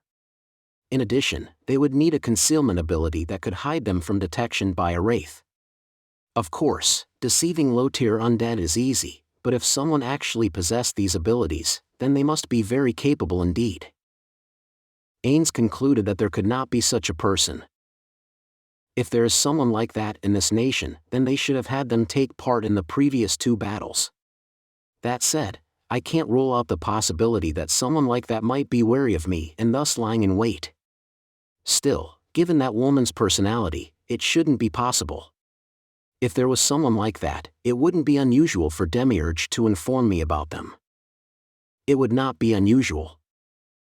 As he thought of those words, Ainz wondered. Is that really the case? Surely Demiurge would not have felt that I would have understood even if he did not say anything, right? The more I think about it, the more my stomach hurts. If such a mistake had resulted, then I ought to gather my resolve and sit Albedo and Demiurge down for a good chat. Eventually, the undead being returned. Was anyone there? The undead being replied in the negative. Ainz's ears had not picked up any suspicious sounds either. Is that so? Then hide in the walls and keep an eye on the surroundings. After watching the undead being enter a wall, Ainz mentally prepared himself. Now then, I'll be casting message next. It is a simple thing, but I could not bring myself to do it. I felt like an employee who knew I would be scolded by my boss after returning to the office. Still, I could not stay this way forever. My heart would also be heavy if Demiurge contacted me first. Time to do it, me. After cheering himself up, he sent a message to Demiurge. I had rehearsed what I wanted to say in my head countless times and had run more than enough simulations. All I had to do now is say it. However, the message connected before he could breathe in deeply to ease his stress. Or rather, there was practically no delay between casting the spell and opening a channel to Demiurge. The response had been way too fast. Demiurge, is that you? Indeed it is, Ainz-sama. Ooal. I had practiced this many times. All I had to do now is say it. I was wondering if you had any questions about the divergence of my actions from the report, and so I contacted you. While I understand what you want to say, I feel that Albedo ought to be present as well if there are detailed questions. Return to Nazarick without delay. I will be returning presently as well. We'll meet in the log cabin on the surface. Understood. Then I will contact Albedo from my end. Ah, please do. He immediately cut off the message. After that, Ainz sighed deeply. Ah, that's good. He didn't sound mad. Ah, that was scary. What should I do if a talented subordinate gets mad at me? Ainz's heart was full of fear. In order to put himself at ease, he channeled new strength into his faltering body and stared at the wall. The Wraith's mission is complete. Thanks to friendly fire being on, I could destroy the undead like Shaltir had, but there is no need to waste my strength. Ordering it to return is also a simple task. Incidentally, there is no need to speak either. I could simply issue a mental command.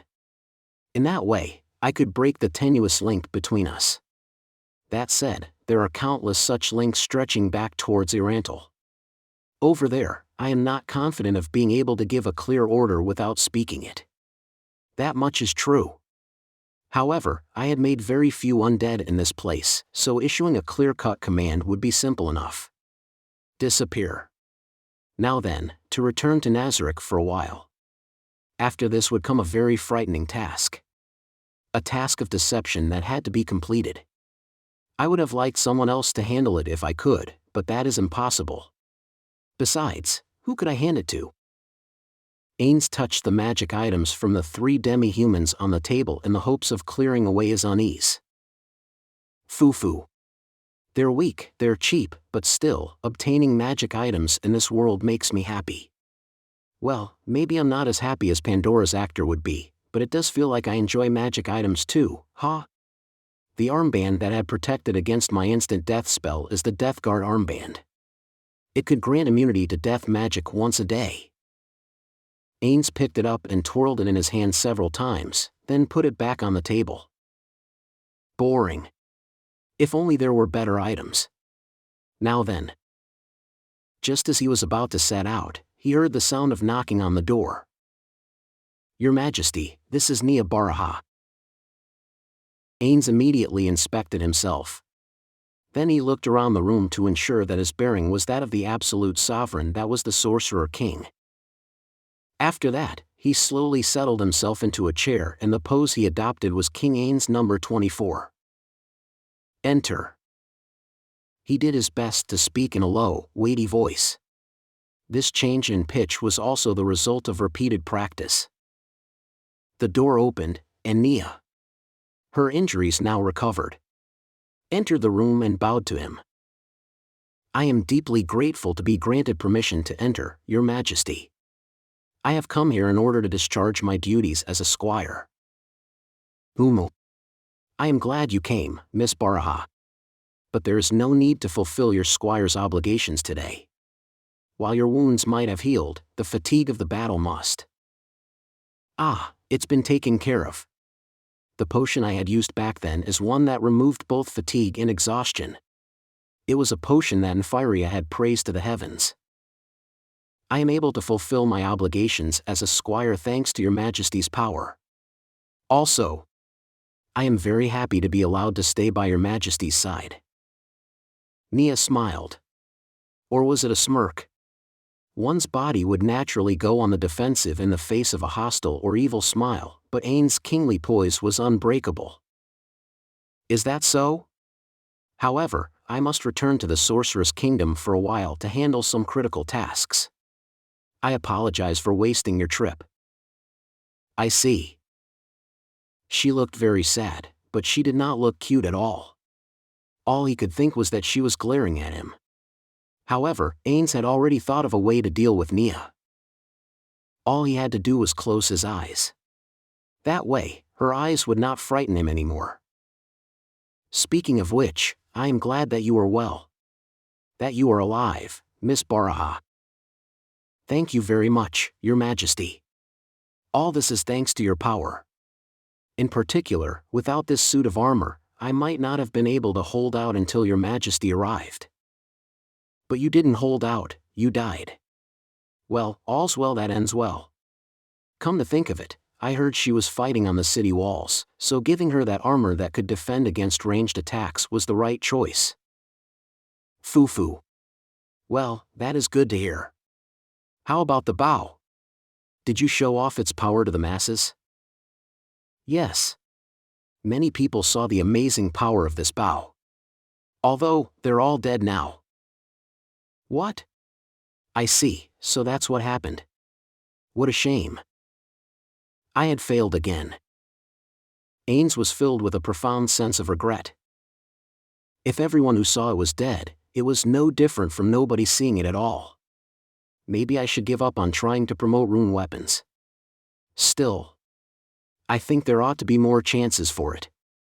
Even if this plan fails, it doesn't mean I've lost anything, and there'll be great benefits if it succeeds. I am sure that without the gear which your Majesty lent me, I would be in heaven with the others. Thank you very much, your Majesty. Ainz sensed that her words came from the heart. Well done. Of course, he could not express that emotion. He had to keep showing her a ruler's poise, after all. Pay it no heed. All you need to know is that a master's duty is to protect his followers. Ainz cracked his eyes open a fraction to study her reaction. Neia's face had twisted slightly when she had heard the word follower. It was probably not anger, but it felt like some kind of unhappiness. If her present attitude and the flow of the conversation were to be trusted, that was not the case. In other words, opening his eyes had been a mistake. Ainz closed his eyes again. Thank you very much, your Majesty. Also, the people whom your Majesty saved also wish me to express their gratitude to you. Ho! All right. Ainz struggled to hide the way he felt. You need not worry about it. I simply happened to save them because they were there. However, I hope they will not expect this good fortune to repeat itself. I used quite a lot of mana in this battle, so I might not be able to help next time, you know? Understood, I will convey your message to them. Ah. However. That's right. Please inform these people that I am glad to receive their gratitude. And now, Miss Baraha, I apologize but I really must be going. After this. Yes, can you come back in 4 hours' time? Yes. No problem at all.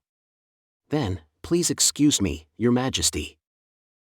Neia left the room, and Ainz opened his eyes. Her gratitude does seem quite genuine. Looks like I've got one person at last. No, as the saying goes, a journey of 1,000 miles begins with a single step. Should I give out free healing potions as an advertisement? That ought to win me more gratitude. But can it make up for the mistake with the rune weapons? Ainz took out the purple potion. This is Nefaria's potion. Its quality is slightly inferior to that of Yggdrasil-made potions, and it is still in the development phase. However, its effects might catch up in the future, or I might end up being able to make Yggdrasil's red potions. It would have been too wasteful to spread the news of Yggdrasil's red potions for nothing, so I didn't use them. Still, I don't know whether people who are used to blue potions can accept purple potions. Using them here and collecting the results sounds like a good plan. Right now, I intended to have Nazarick conceal the potions that Nefaria and his grandmother had made. I do not plan to distribute the technology. However, that plan might change in the future, and the time might come when I could sell that potion. It would be good to prime the pump for such a situation. This is complicated. There are merits and demerits on both sides. Frankly speaking, the fact that he's discussing his sex life with me is causing me a lot of problems. I mean, at least they're not doing it in front of me, but wouldn't it be bad if word got out that he was talking about his wife?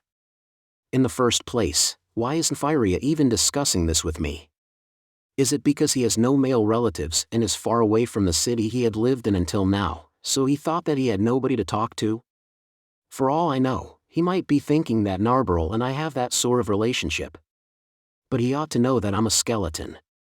While I had thought of spying on the two of them at night to satisfy my curiosity, I felt that doing so would change my attitude towards the two of them, so I had curbed the impulse. However, it took a great deal of effort to shake off the curiosity that flashed through his mind every time Nefaria came to discuss it with him. I remember something about it feeling very good, so he was asked to do it a lot of times. Could it be that the reason he made so much of that potion? Some kind of nutrient supplement, I think. And then gave it to me was because. In any case, I had decided to give it to those two lizard men so they would work hard on making more rare children. The fruits of technology are first applied to the military, then sex and medicine. Is that true? Ah, time to go back. There were a total of 4 people in the room. There were 2 paladins, who had come straight here after the fighting and were thus still in blood-stained armor. Remedios Custodio and Gustav Montagnes. There was the person in charge of the surviving priests, a middle-aged man who could use 3rd-tier spells. Ciliaco Naranjo. And then there was Prince Caspon Bessares. 2 of them had come from the battlefield and one of them had been in charge of healing the wounded. Prince Caspon's room was filled with the stench of blood.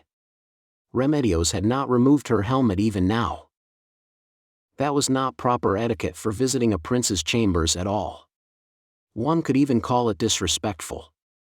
But Caspon did not seem bothered by it and he appeared very calm. At the same time, the atmosphere in the room was terrible, though not because of the preceding point. It was true that it reeked in here, but the reason was because the mood in the air was harsh. It was so weighty that it even seemed to dull the sunlight entering through the window. This was not how people who had beaten overwhelmingly unfavorable odds and emerged victorious ought to be. Caspon was the first person to speak in this weighty silence. Still, who else could speak first but him? Then tell me about our casualty situation. Of the 6,000 militiamen we brought onto the battlefield, roughly 2,400 of them have been injured or killed. If I may add to the Vice Captain Nano's words, there were around 1,000 wounded. The priests tried to heal them, but we failed to reach about half of them in time and they died. And then half of the paladins survived, and 8 priests died. Caspon closed his eyes and shook his head as he heard Gustav's words. Against a demi-human army like that. While we can't say losses like these are a good thing, should we be grateful that those were all we took? Or should we be sad for the sheer number of casualties? The latter. Remedios' still, small voice interrupted Caspon. The latter. Captain Custodio is right. We ought to be sad to have suffered such losses. Gustav and Ciliaco looked down as they heard Caspon's words. They knew that it was a miracle that the woefully outnumbered Holy Kingdom Liberation Army had so many survivors when they had taken on a 40,000-strong army of demi-humans. However, they also understood that saying something like this would be disruptive and unproductive, so they had no choice but to do this instead. Was it the Sorcerer King who defeated the demi-human forces in their formation? Yes.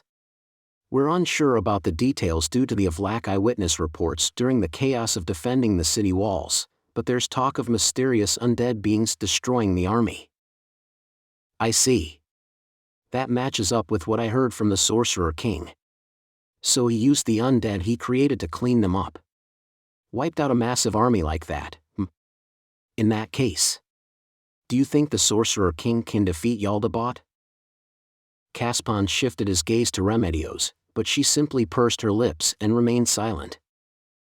The highly volatile air around the Holy Kingdom's strongest paladin made her a figure of dread to the weak. Caspon turned away from her and toward Gustav, who immediately returned his gaze with a deeply apologetic look in his eyes and bowed his head. Ha! Is it really all right to bet the entire kingdom on him?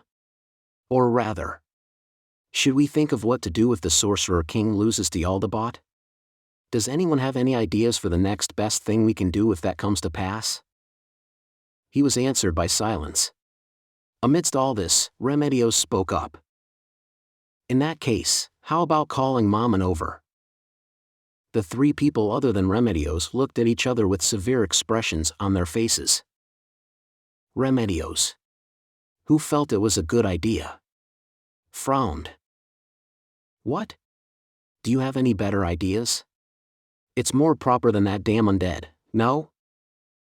Captain. We are now discussing what to do if the Sorcerer King dies. In such a situation, expecting to go to the Sorcerer's Kingdom to get more help would be very risky. Not necessarily. A moment please, Vice Captain Nano. The Captain Nano's idea is risky, but not a bad move. How about lying about the Sorcerer King being captured by Jaldabaoth and getting Mammon to come over? Priest Dano, that would be too dangerous. Even if Mammon defeated Jaldabaoth, the discovery of the lie could trigger a war. Even if all goes well, the Sorcerer's Kingdom's impression of our country will plunge to rock bottom. And if things go badly, Mammon might very well become a second Jaldabaoth and lead the Sorcerer's Kingdom's undead army into our nation. Precisely, you too. And the worst thing is that the Sorcerer's Kingdom will have a justified grievance against us. Remedios tilted her head at Caspon's explanation. We're not adjacent to the Sorcerer's Kingdom, so that's okay, right? Captain Custodio, please stop thinking of dangerous things. I don't want to adopt any policies that will endanger us. That said, I don't have any good ideas. How about you two? Ciliaco and Gustav could not think of anything either. The room was plunged into a brief silence. Eventually, Caspon quietly spoke up. For the time being, let's each go back and think about it on our own. There'll be no problems if the Sorcerer King can defeat Jaldabaoth. Then let's talk about something else. What about the rations that the demi-humans brought? Can we eat them normally? And if we can consume them, how long can they last? Normally, they would belong to the Sorcerer King since he had defeated the demi-human army, but he had already said that he would hand them over free of charge. Gustav answered. He was in charge of sundry tasks like that. There seemed to be a lot of hardened bread-like objects and vegetables that we should be able to eat.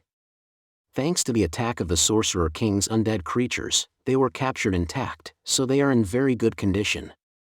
In addition, there are also some food items which need to be further investigated, such as sour-smelling vegetables and so on. Preserved food was very common in the Holy Kingdom.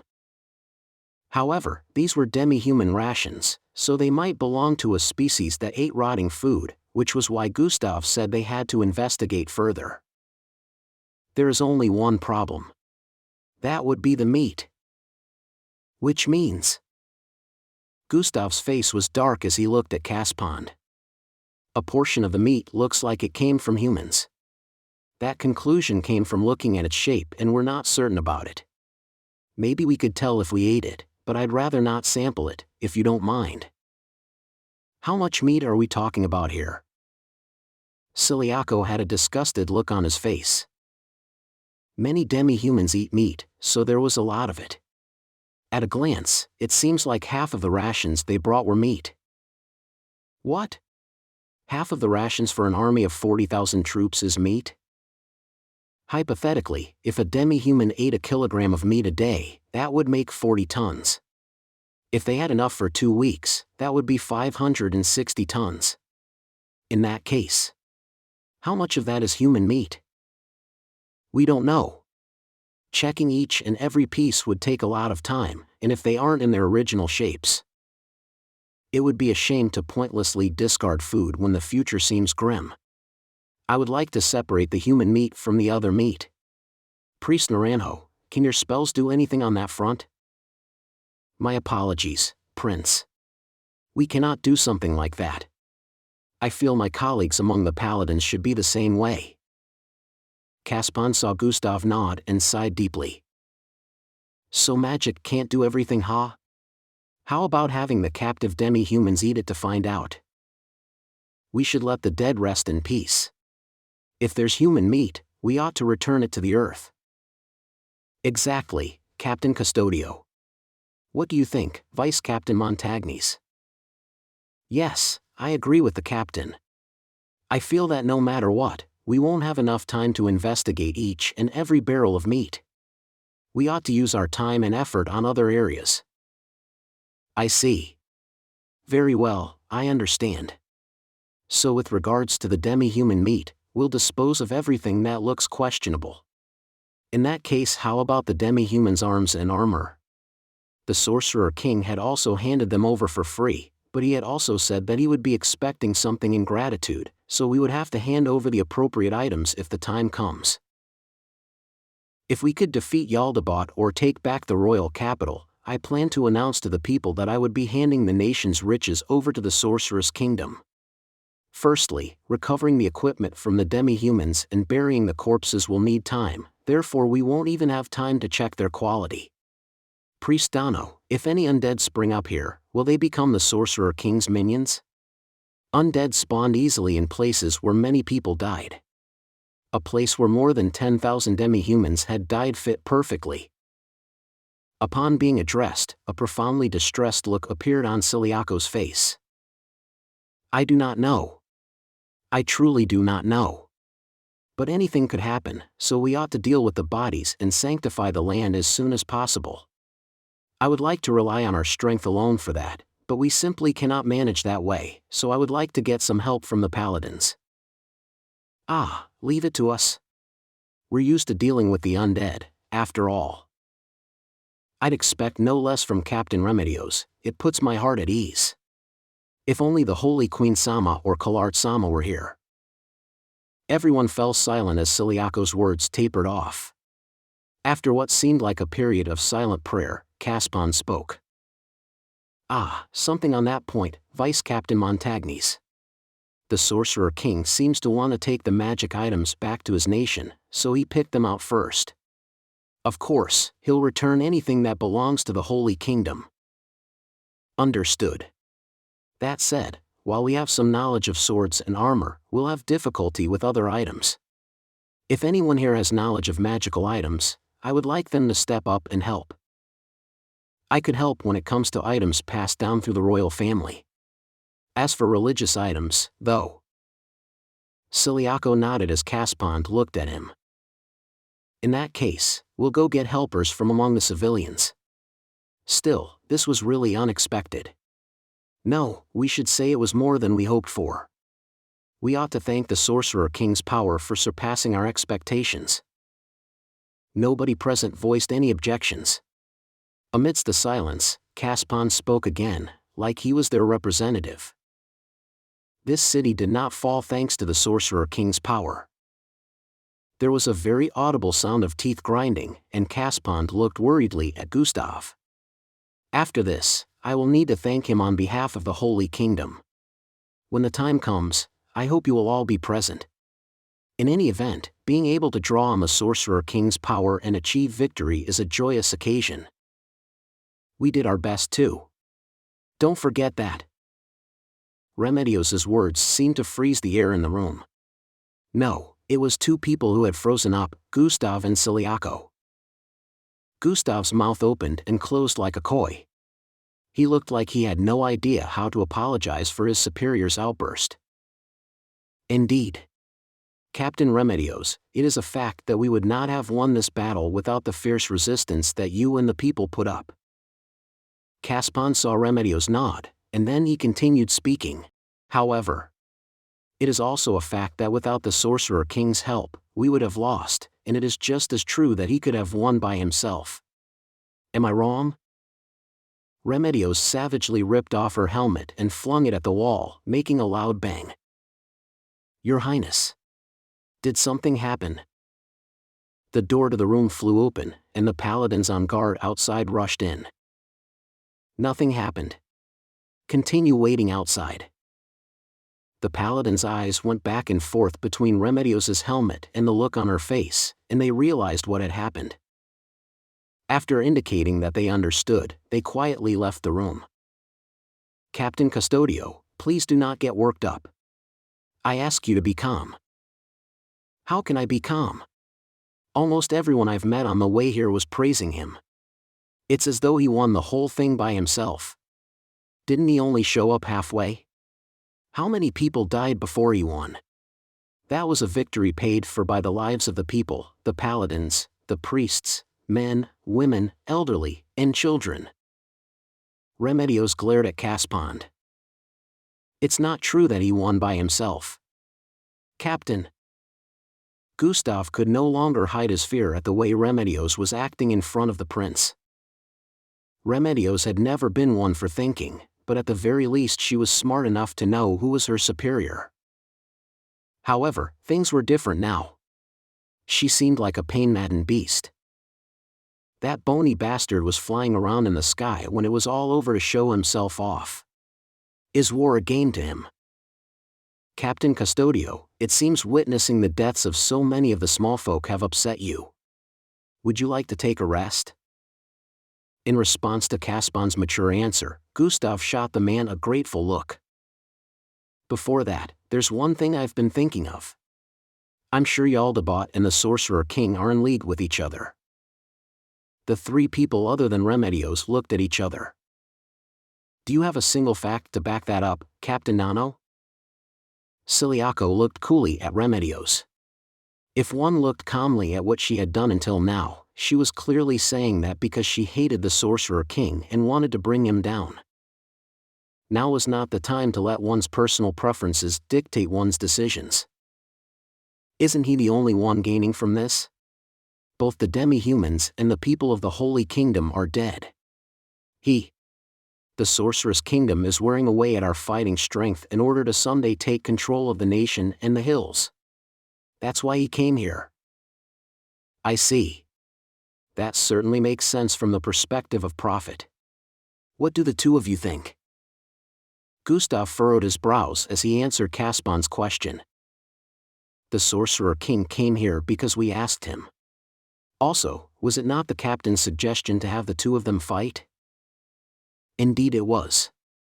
That masked bitch in blue rose is also one of them.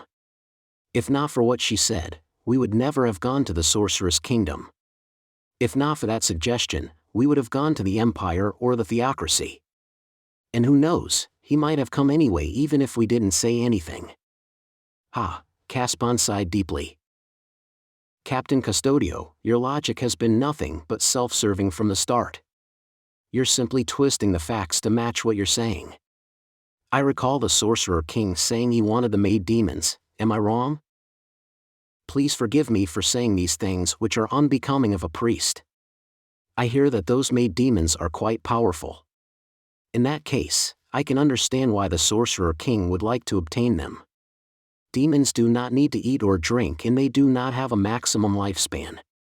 Being able to dominate such powerful demons might be better than gaining an army. In that case, it would mean the Sorcerer King is aiding our nation because he felt there was sufficient value in it. It is only common sense for a king who rules a nation. Still, nobody's seen those maid demons before, right? As Remedios screamed while in the grip of her emotions, Caspon looked at her like she was a pitiful, sad child. Captain Custodio. I would like to have a reasoned conversation with you, and not an emotional one. But it seems you are tired. Go and rest. That is an order.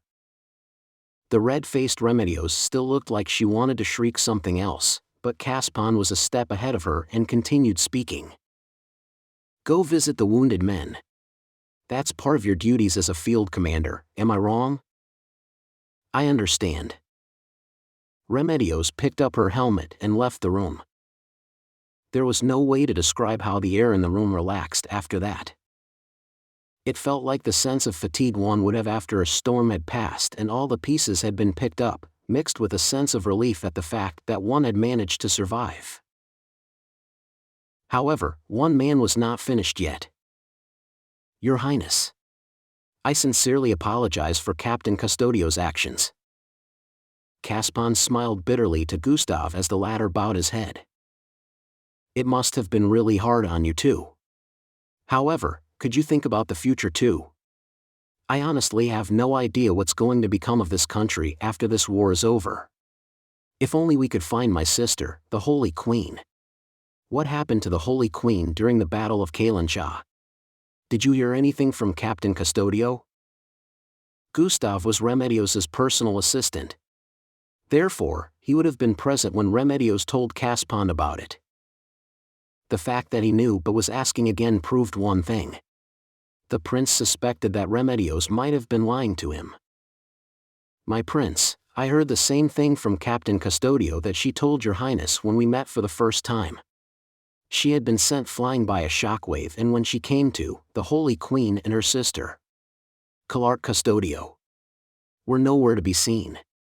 Although there were corpses of paladins and adventurers and priests everywhere, the bodies of those two were nowhere to be found. Is that so? Maybe I was worrying too much. Captain Custodio does not seem like one of those people who say one thing and mean another. It would be better if they were captured by him. If they were killed, the matter of the succession would become very complicated. Startled, Ciliaco asked him a question. Caspon-sama, are you tired of the position of Holy King? Are you flattering me? In truth, that might be the case if my sister had perished of an accident under normal circumstances. However, things are different now. The North is tired and the South still has the ability to fight. In that case, it's very likely that the South might support someone else to be Holy King. Frankly speaking, it's very likely that one of the great nobles from the South might end up as Holy King. What? Caspon smiled as he looked at Ciliaco's shocked face. I don't think that should come as such a surprise.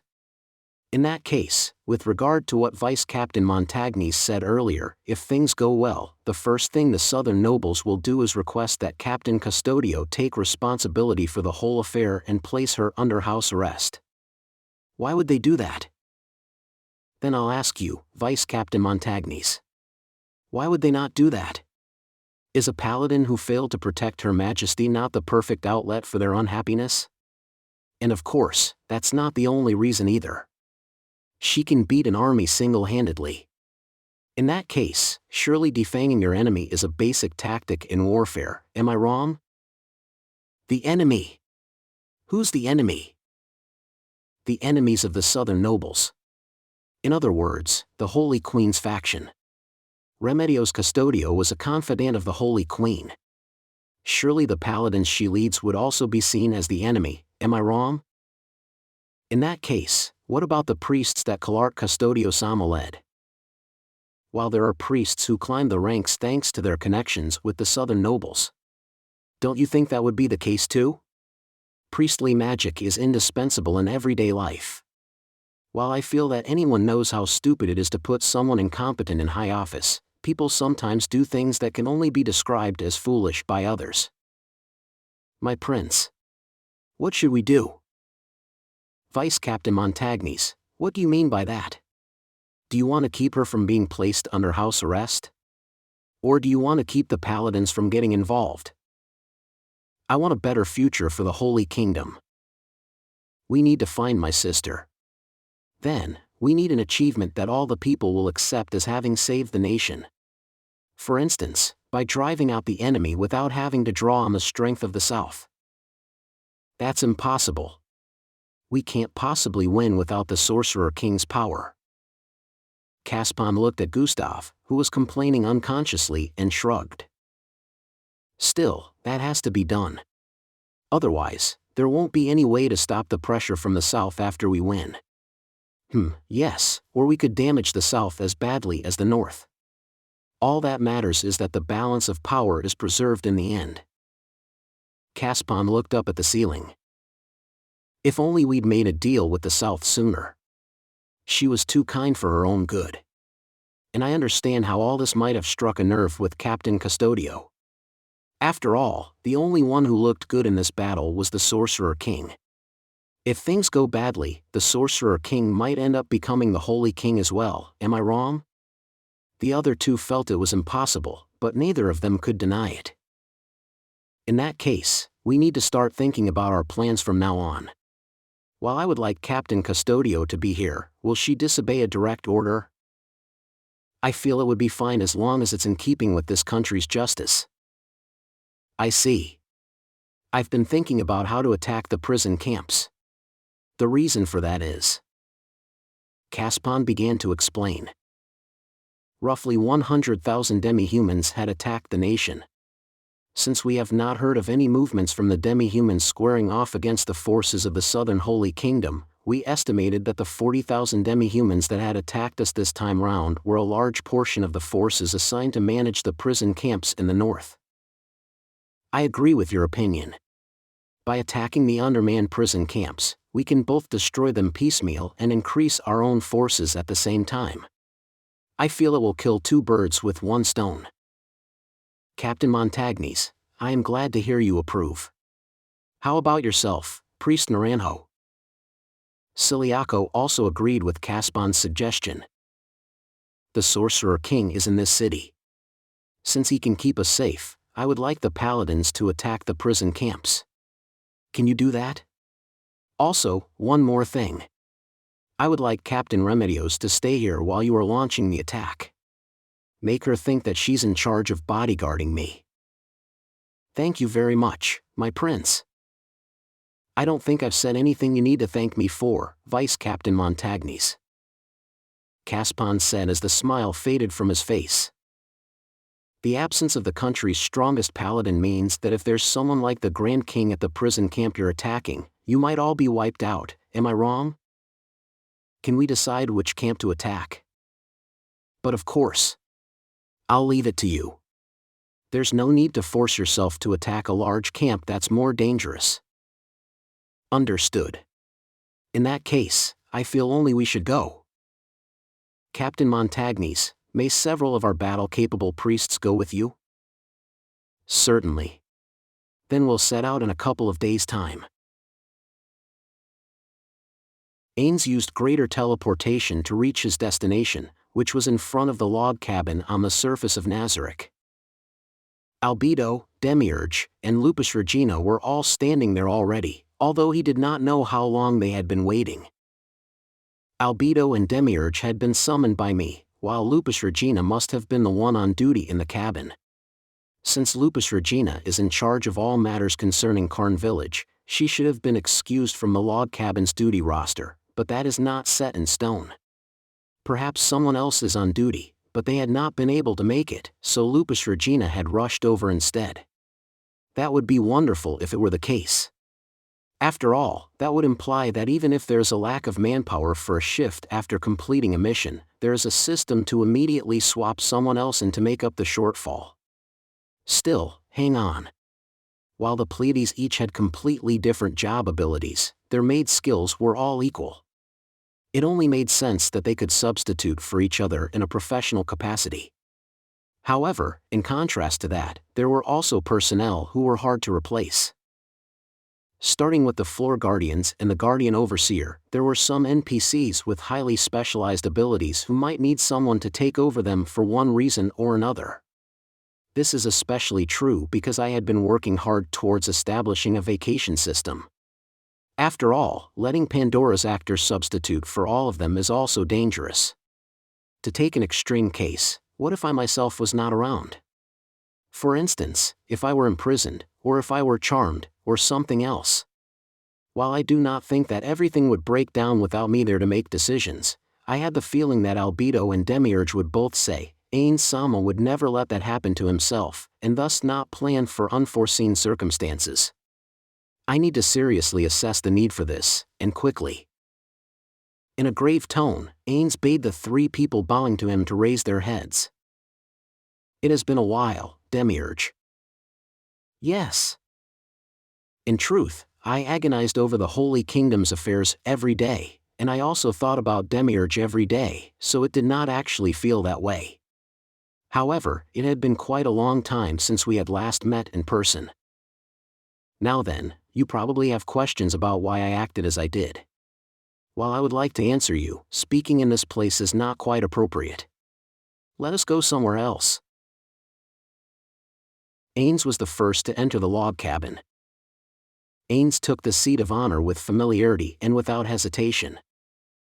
I had already experienced the problems which came of not doing so many times already. While I had once needed to ponder which is the top seat before sitting down, I had now reached the point where I could unconsciously take the seat of honor. As he approached the chair, Lupus Regina immediately pulled it out for him. In truth, I was of the opinion that I ought to pull his chair out myself. However, my observations of Jerkniv had made me understand that it is very important for a ruler to let his subordinates do work. Still, letting them handle even trivial tasks like this gives me, a commoner, a bit of difficulty. After Ainz sat down, Albedo and Demiurge did not take a seat, but instead knelt on the floor. Behind them, Lupus Regina went to her knees as well. I permit the two of you to sit down. The two guardians politely refused in unison. Ainz once again granted his permission to the two guardians, whereupon they finally sat opposite Ainz after a great deal of thanks and gratitude. Lupus Regina, on the other hand, stood stock still behind the two of them. This takes so long and it's a waste of time. Couldn't it be simpler like? Ugh. Then let us continue our previous topic. While I said there was nobody who needed to be saved, I rescued the people of the Holy Kingdom nonetheless. I am sure you have your questions about that, do you not? No, not at all. Why? Demiurge shook his head gently, unable to resist the urge to sigh in admiration. Everything you do is correct, Ainz-sama. I feel that the reason why you did so was because you saw that it held merits which I could not imagine. That is correct. If you feel it needs to be done, then it must be correct, Ainz-sama. Albedo's words froze Ainz's facial expression solid. But of course, Ainz had no facial expressions to speak of. The way the two guardians, who were also the most knowledgeable guardians in Nazarick, nodded in unison before him filled him with various flavors of terror and anxiety. Wait. Indeed. Yes, it is true.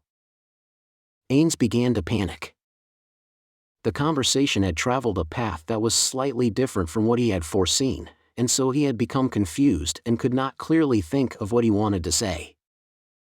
Indeed, under normal circumstances I would have acted as you had imagined. Ainz was slightly confused. He struggled to piece some words together and threw them out as appropriate. Even so, the two of them continued nodding vigorously, and Ainz found that a little odd.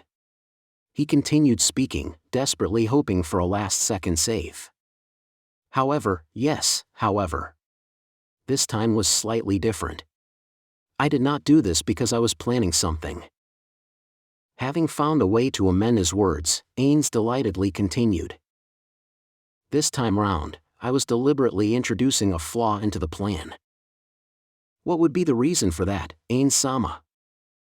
Ainz slowly leaned on the back of the chair with a hum.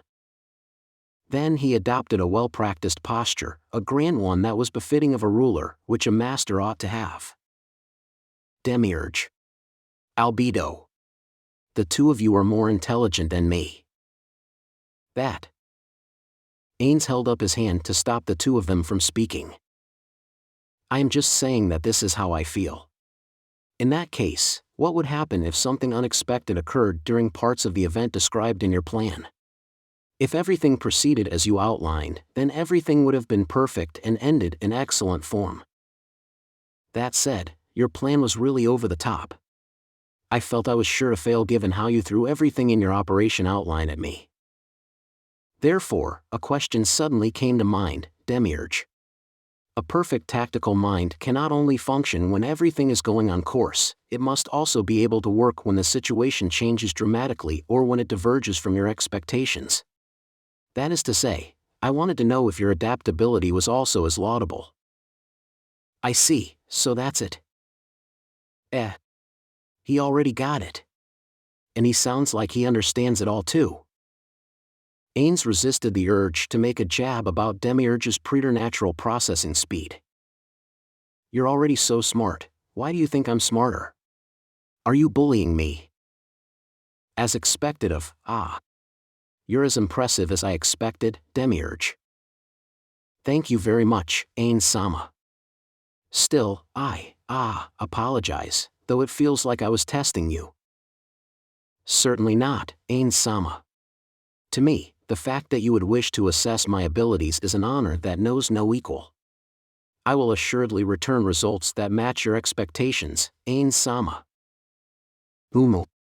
I'll leave that to you, Demiurge. In that case, during the course of our activities in the Holy Kingdom, I will cause problems as needed and you will amend the plan in response. Will that be all right? Yes. I understand.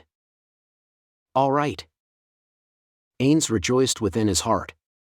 He was so happy that the emotion was suppressed. Even so, excitement still remained inside him. Good, good, good. This way, even if I screw up, I can say that I was doing it on purpose. No, of course, I need to try not to screw up in the first place. If I'd known, I should have said this from the start. While I do not have the bad habit of gloating when a subordinate's plan went awry, it is possible that I might accidentally do something to make them worry. In this way, they would not have to guess if I had some intention in mind, but instead, move on to revising the plan as needed. Ainz felt the sense of bliss that came with taking a heavy weight off his shoulders. Your servant understands your concerns, Ainz-sama. So does that mean that you will be simultaneously assessing the abilities of each floor and area guardian as well? As he heard Albedo's question, Ainz was briefly puzzled for a moment. What's she saying? However, there's no need to do so right now. I am doing so for Demiurge because he must work outside Nazarick for extended periods. As for the others, I will test them when it becomes necessary. I see. Now, for the next topic. The initial plan was to take those people of the Holy King who were enthralled with me and proceed to the eastern part of the Holy Kingdom, to the Abelian Hills where the demi-humans lived. However, I am going to amend this part of the plan. I will go there first. From there, spread the news of my death. It felt like time had stopped for a moment. What are you saying, Ainz-sama? How could we announce the death of the Supreme One, Ainz-sama? That protest came from Albedo. This might have been the first time he had seen Albedo's expression crumble in this way. At least, that was how the look on her face made him feel. But before Ainz could explain his true intentions to Albedo, it was Demiurge's turn to speak up. Albedo. Since Ainz-sama has stated this, he must have some wonderful aim in mind. Do you not think rejecting it on an emotional basis is inappropriate? Demiurge. I question where your calm comes from. Would you react in this way if Ulbert Alan Odal Sama were to say the same thing? Or Fufu. Albedo. Could you tell me what you mean by that? Or do you mean that you have something to say to me afterwards? The two guardians glared at each other, one with a freezing cold gaze, the other with boiling hot eyes, and a strange atmosphere began to brew between the two of them. This choking sensation was much like what had happened when Ainz had been fighting Shaltir. Perhaps it was due to fear or tension, but even Lupus Regina was starting to pant heavily. Enough! The dangerous mood in the air instantly vanished as Ainz shouted. The sudden change made Ainz wonder if he had been mistaken about what had happened just now. However, Lupus Regina's labored breathing proved that it had not been an illusion. Calm down, both of you. This is the reason why I must fake my death. There are activities called disaster drills. We must mentally prepare ourselves and plan ahead of time in case of an emergency. In that case, what would you do if I died? I'll start with you, Albedo. Tell me what you have in mind. Yes. I would immediately subject the person who dared disrespect you to all the suffering in this world, and resurrect you, Ainz-sama. I see. Your turn, Demiurge. Yes. While preparing for your resurrection, I would strengthen Nazarick's defenses and then obtain information on the person who offended you. Albedo glared at Demiurge out of the corner of her eye. Merely gathering information on them is too lenient. Regardless of who dares offend the Supreme One, they must be captured with all the strength Nazarick can bring to bear and then tormented to the point where their ego breaks down. Albedo, I feel what you say is very sensible. However, the enemy is someone who can kill Ainz-sama. Thus, we cannot be careless. Learning the enemy's movements and strengths is vital. If the enemy is stronger than we can imagine, then the place in which we resurrect Ainz-sama will become very important. Before Albedo's expression could turn even grimmer, Ainz rapped his staff on the floorboards. The hard impact was like splashing a bucket of ice water on the two of them, and their faces immediately regained their calm. I did not specify that I was killed by someone. If things go badly, it is not impossible that I might end up dying naturally from some unforeseen circumstances. In truth, I could not think of any natural cause from which I could die, which is why I am using such vague terms. However, it would seem that even the two people that I consider the most intelligent of all have differing opinions. That distresses me. That is why we must undertake this training so that there will be no problems if this imagined scenario comes to pass. The two of them bowed their heads. Of course, I am not the only one who could suffer that fate. Demiurge, as Nazarik's defensive commander during a time of the attack, if an unexpected situation occurs and you are struck down, could Nazarik continue functioning normally? Yes. I have made thorough preparations in that respect. I recall submitting a report on that to you in the past, Ainz-sama. Did I receive something like that? Ainz decided that it would be better to trust Demiurge's memory than his own. Still, that is only on paper, is it not? The reason I am asking is because I would like to know if you have tested to see if it truly works out. I sincerely apologize. I have not done so. Demiurge bowed his head, his face a mask of deepest regret as his voice trembled. My deepest apologies, Ainz-sama. Signing off on the document without making that suggestion was foolishness on my part. Albedo had the same look on her face as Demiurge as she bowed her head. Ainz was filled with a tremendous sense of guilt. Whose fault was it? The answer is that it is my own. If I had been more reliable, the two of them would not need to apologize like this.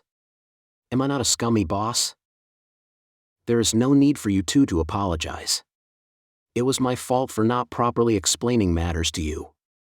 I was the one who should have noticed that no test had occurred. The mistake is mine. Ainz bowed his head until his forehead touched the desk. All this was due to my unworthiness, and I seek everyone's forgiveness. What? Ainz-sama. Please do not do that. The two of them hurriedly tried to stop Ainz. However, Ainz did not raise his head. He was too ashamed to show them his face, because he knew that he was so shallow that he could not even come clean when apologizing. Lupus Regina. Hurry and raise Ainz-sama's head. Me? Please forgive me, I can't possibly raise Ainz-sama's head by force. Please raise your head. They all said in unison. It was only after the three of them, Demiurge in particular, started looking especially flustered that Ainz hurriedly looked up. After that, he heard sighs of relief from the three of them. I am grateful that you have accepted my apology. Now then, when I reach the Abelian Hills, we will use my death as the basis for an exercise. Yes. Since this is a rare opportunity, why don't we conduct other exercises as well? For instance, if Demiurge and I were killed off by someone, that sort of thing. At this point, Ainz began to feel uneasy about his own suggestions. That said, even I have not fully planned out the details when it comes to this training. Therefore, if you have come up with a better plan, go ahead and carry it out. No need to ask my permission. After all, this is an exercise founded on the premise that I am dead. The two of them smiled bitterly. Ainz-sama, having to consider you dead from the start of the exercise's planning phase is a little. It is as Demiurge says, Ainz-sama. The laughter of three people rang through the cabin. Two of them were laughing from the heart, but one was merely pretending. Still, you don't need to take it too seriously, you know? After all, the objective of this exercise is not to spread ill will throughout Nazarik, like what happened with the two of you just now. However, I would like to conduct various kinds of training and accumulate knowledge in that field, so that every guardian can become interchangeable. Well, I know what I've said is pointless given your respective intellects. Do what you feel needs to be done, to whatever extent you deem fit. Can I leave that to you? Now that I've thought about it, Suzuki Satoru had never been the type of person who had seriously carried out disaster drills, so is it really convincing when someone like that told others to do their best? That is why I could not forget to tell them to take it easy. After seeing the two of them bow deeply to him, Ainz said, "Now then, while this is a different matter. Let's go, me." The reason why he had drawn up all these flowcharts and simulated ways of talking down the two guardians was for the same. You are to freeze all progress on the giant statue of me that is currently in planning. I understand. We will do as you direct. Albedo's single sentence seemed to put an end to the entire topic. Huh. Ainz's attitude turned from baffled to fearful as he nervously asked what was on his mind. Is that all right? It was your idea, was it not, Albedo? How could anyone contradict the decision that the Supreme Being has made, Ainz-sama? If you say it is white, then it will be white even though it is black. That is all. Ainz gulped. That line of thought frightened him, and he trembled. I do not like that way of thinking, Albedo. That is just like abandoning all thought, and even I will most certainly make mistakes at some point. He was just saying most certainly, but it felt like it had been happening all the time. And in that case, won't everything be over if I'm captured? The person who brainwashed Shaltir is still out there, you know? While there is no need to question each and every one of my aims, if I suggest something and you think of something, you ought to bring it up. I understand. Albedo and Demiurge glanced briefly at each other through narrowed eyes. Then, may I ask why you wish to cease construction? Is the aim of that statue not to let the world better understand your glory, Ainz-sama? Ooal. My greatness is not something that can only be expressed through material objects. He recalled that this line had received approval from Neia. It's perfect. Would it not be better to teach them with material objects? After all, fools are those who can only understand what they see before their eyes. Albedo's words froze Ainz in place. It was just like a pitcher throwing a ball at a batter, but instead of having it being hit back at him, the batter caught it instead and threw it back at full force. I see. You have a point, Albedo, but... As Ainz thanked his voice for not trembling, he struggled to work his brain, and then gave up when nothing came to mind. While I nearly rounded my shoulders, I could not allow my image as a ruler to crumble before my subordinates. No, forget it. I'm sure that Albedo can pick out at least 5 of the flaws I've spotted, and the merits outweigh them. In that case, there is nothing else for me to say. 5 flaws? Demiurge, I need to discuss something with you later. May I borrow your intellect for a while? But of course. I expected nothing less of you, Ainz-sama, to think you would say our minds were superior. Truly, you are too humble.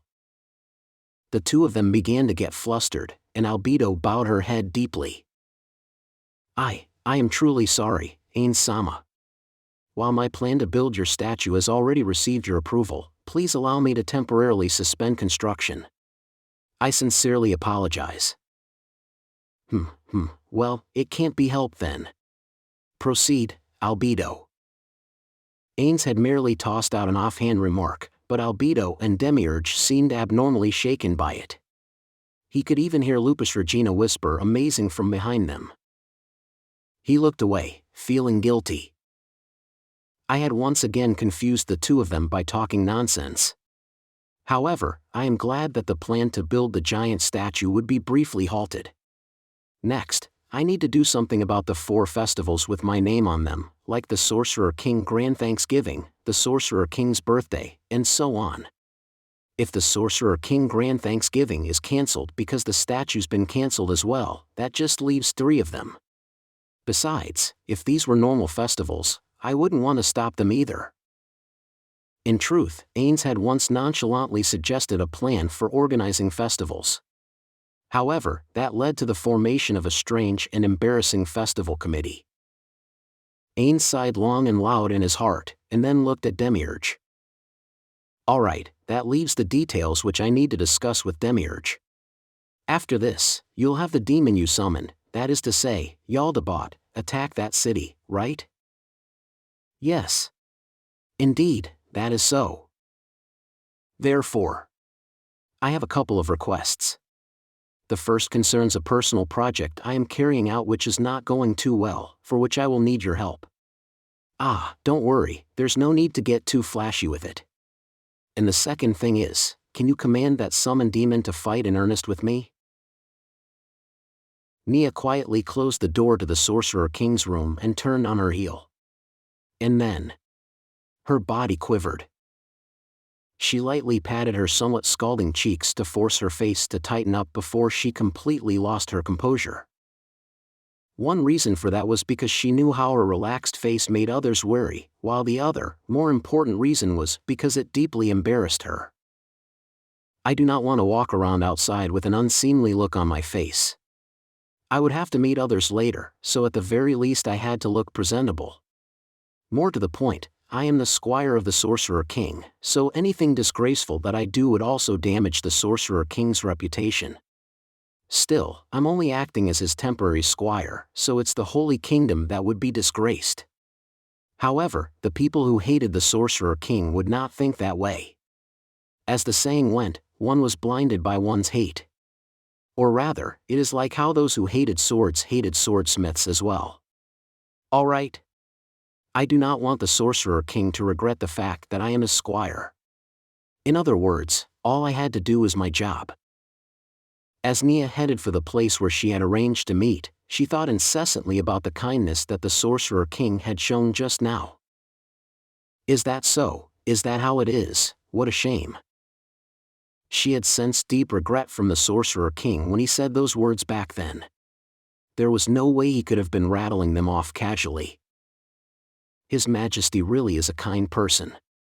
He had grieved for someone from another country who had died in battle as though I had been one of his own people. Where in the world could you find a king like that? Of course, Neia did not know any other kings, so perhaps that simply reflected her dreams. For instance, if Neia and the others had held on a little longer, they would have been saved along with Neia, and that father who had lost his child would also have survived. I am not unhappy that the Sorcerer King had been late in his rescue. In the first place, I am grateful for the fact that he had come to rescue me because he had already said that he had to conserve his mana for the battle with Jaldabaoth. In addition, I had heard some of the militiamen in Captain Remedios' unit say that he had fought several powerful demi-humans at the West Gate before he had come to rescue me. The Sorcerer King had fought 2 demi-humans who could each kill a paladin in a single attack and another one whose strength was on par with that of the Holy Kingdom's strongest paladin. The militiamen telling Neia all this had been hard-pressed to hide their excitement as they rattled the proceedings off like a machine gun. We'd all have been killed if not for the Sorcerer King. Indeed. The Sorcerer King had gone elsewhere to help others before coming to save me.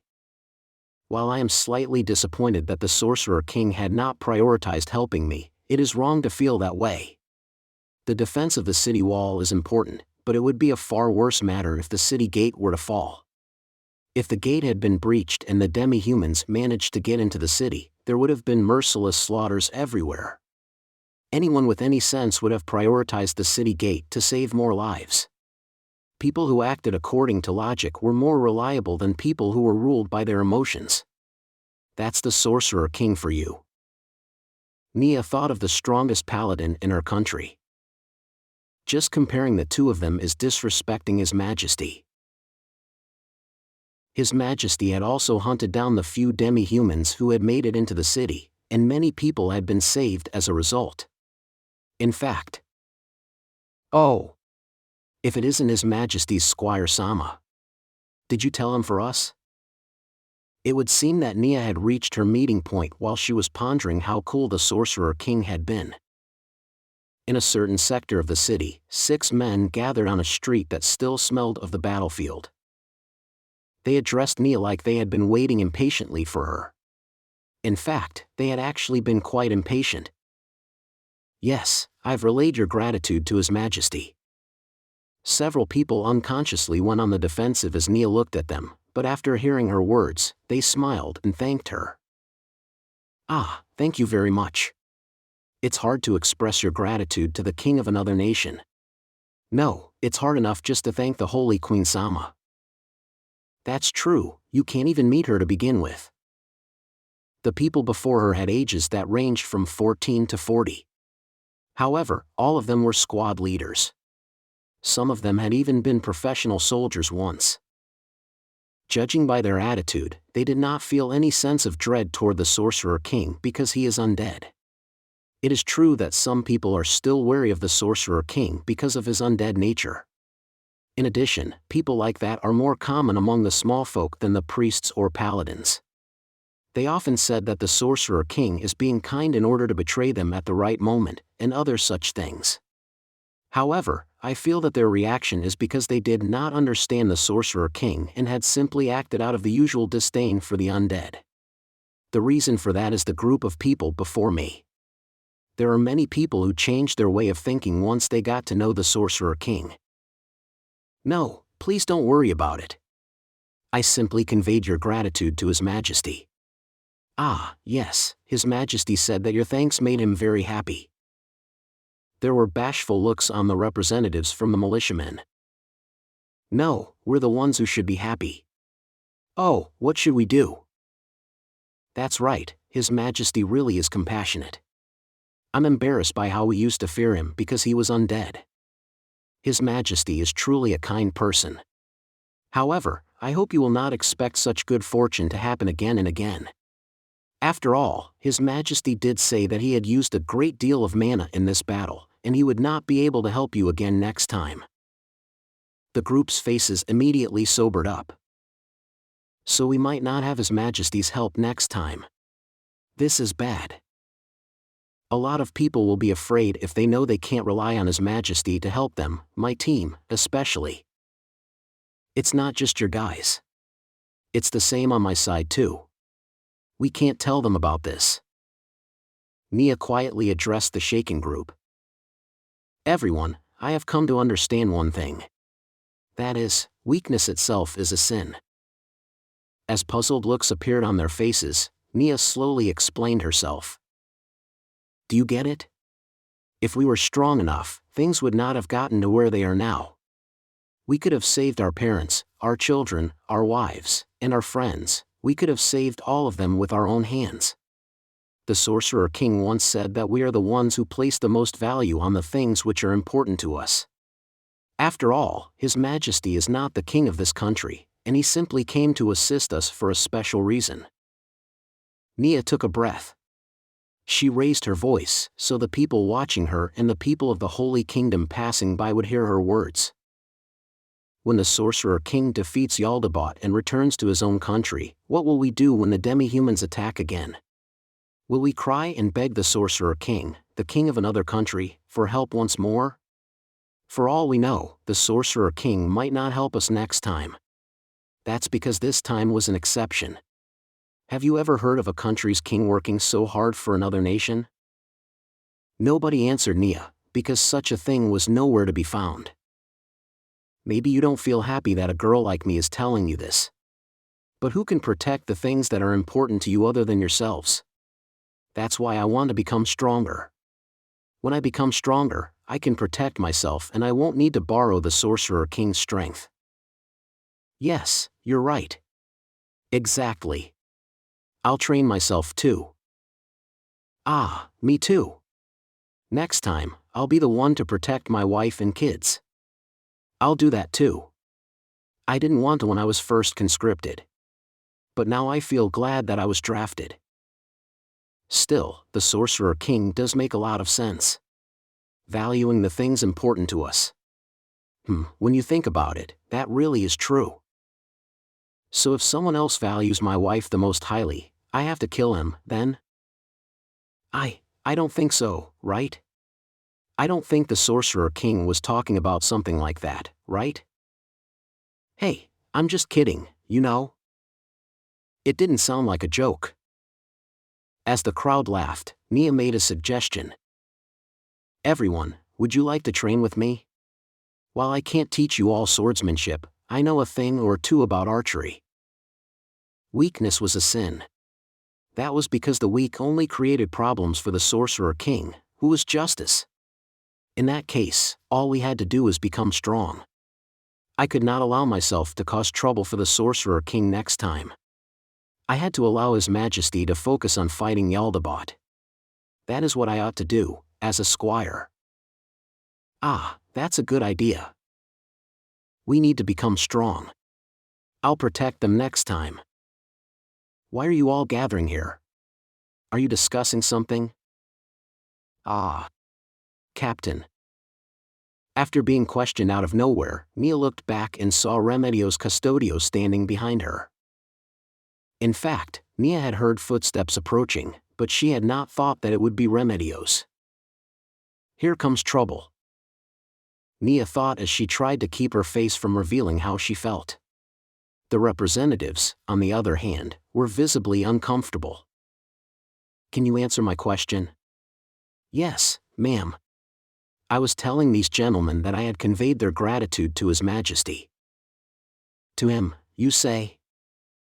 It is hardly appropriate to address the king of another nation as him. Remedios glared at Neia. The strong protecting the weak is common sense, is it not? I do not know if it is common sense, but I feel that only the strong are qualified to say such things, and not the weak. What? Are you saying that I'm weak? Yes. Compared to His Majesty, you are weak. Captain, have I said something wrong? Remedios glared at Neia, and Neia stared back forcefully at Remedios. It doesn't matter if you want to be friends with the Sorcerer King, but he's undead, you know that, right? A monster who inhabits a different world from the living. Yes, I know that. I said that because I was worried about you. It seems my concern was wasted. Remedios looked disappointed, but it felt very fake to Neia. That was definitely not what the Paladin before her really thought. I'm certain you must be busy with many things, Captain, and I would not dare take up your time. In addition, I have things to tell the others. Would it not be better for yourself to move on to the other places you have to be, Captain? Very well then. You lot, it's only natural for the Sorcerer King to help you. You don't need to think too much about it, you know? After saying that, Remedios left. As they watched her go, someone quietly spoke up. How should I say this? That was amazing. Is that the strongest paladin of this country? Yes, that's what she is. After hearing the representative speak his mind, Neia unconsciously replied to him. After that, the representatives covered their faces with their hands. It would seem they had suffered quite a shock. Although Neia had not done anything wrong, she still felt a little guilty. The paladins aren't all like that. How shall I put it? She's a little special. That's how she is. Yes. It must be hard for you, Squire Sama. If you can drink, I'd like to buy you one. I appreciate your intentions. Ah, where was I again? Yes, training together. I can find a way to borrow a place and equipment. Can I contact you later once everything's ready? We'll let you handle that. All right, we'll wait. The men cheerily answered. Neia drew her bowstring back in one smooth motion. She turned her keen gaze to the target, and she could see the silent white wisps of her exhaled breath drawn to the edges of her vision by the wind, where it disappeared. Spring was close, but it is still cold. Neia buried the random notions in her mind deep within her, staring at the target in a state of no thought, and then she slowly drew herself back. During the defense of the city, I had come to understand that nobody had time to slowly take aim on the battlefield, but right now we are training to improve our accuracy, so quick-fire drills could be left for another time. And then, she released her arrow. The arrow whistled as it tore through the air. It flew in a straight line and hit the target dead center. Of the 10 arrows she had fired, not a single one had been off target. This was an outstanding accuracy rate, but Neia took no joy in it. I could not do it in the past, but right now, I could even split the arrow I had just launched. Of course, I would damage the arrow if I do that, so Zoe did not. The reason why I had ended up like this, why I could do something that was previously impossible for me, is because after that battle, I am not just capable of archery, but of harnessing what they called divine power. However, the strange thing is that it is slightly different from the abilities that paladins are said to possess. This is because normally, paladins could only channel their powers through melee weapons, while I could imbue ranged weapons with my powers. While I do not quite understand what that meant, the Sorcerer King had seemed quite interested when he had heard about this. Still, even the Sorcerer King had only said, "It's hard to tell from just that, let me know if other abilities awaken." Applause rang out, and Neia smiled bitterly because she felt uncomfortable. "Wow, you're amazing, Barajan." "Oh yes, it's the first time I've seen anyone who was so good with a bow. Nobody in my village could do that." "Ah, it's true. I used to be a hunter by trade, and I knew a few people in my own right, but none of them had Barajan's skills." The people praising Neia were the same ones sweating and training with her at the archery range. Many of their faces had not been seen on these streets during the defense of the city 3 weeks ago. The reason for that was because people had been rescued from the nearby prison camps, and the city's population rose swiftly as a result. Those with a knack for archery or who had used bows before were drafted into archery units and placed under Neia's command. Normally, people would balk at being made subordinate to a squire girl, especially if some of them were old enough to be her father. However, none of the men and women gathered here protested. The main reason is because nobody dared voice any objections after being subjected to my vicious gaze, and also because they had to acknowledge my skill with the bow. Some of them are even more grateful to me after learning that I am the Sorcerer King's squire. There are also some who are afraid I am undead because they had heard that I'm the Sorcerer King's squire, but not everyone was like that. In these 3 weeks, the paladins had been sent out to liberate prison camps, but at the same time, the Sorcerer King and Neia had also gone out to attack camps and rescue prisoners. When the Sorcerer King had first broached the subject, there had been a shocking number of objections. Now that the Demi-human alliance is short on manpower, they will start to execute the captives if they judge that they lack the ability to run the prison camps, so they must be rescued without delay. That had convinced Caspon to accept the Sorcerer King's suggestion and send the 2 of them out. Neia had originally wanted to argue that the Sorcerer King ought to conserve his mana in order to battle Jaldabaoth. However, Neia admired how he acted to protect the people of another country and felt the justice emanating from him, so she could not bring herself to stop him. And so, Neia and the Sorcerer King had freed many captives and brought them to this city. For this reason, there were people who were happy to serve under Neia. "Ah. I ought to learn a few things from Barajan." "Yeah, that's right. She's amazing. Also, that bow you borrowed from the Sorcerer King. The ultimate shooting star super. You can do even more amazing things with that bow, right?" "The ultimate shooting star super, huh? What an amazing bow." All their eyes went to the bow stowed behind Neia's back. "The ultimate shooting star super. I ought to have used it during my training, but I had avoided doing so because I do not want to rely too heavily on my weapon. Yes, during the battle for the city walls, it was thanks to the ultimate shooting star super that I was able to survive until His Majesty arrived. No, that's not it. It wasn't just the ultimate shooting star super, but the armor I borrowed from His Majesty and all his other items that helped me too." Neia caressed Grand King Boozer's armor. "This armor came from a renowned demi-human. It looks amazing to me no matter how many times I look at it. I was allowed to touch it once, its hardness is amazing.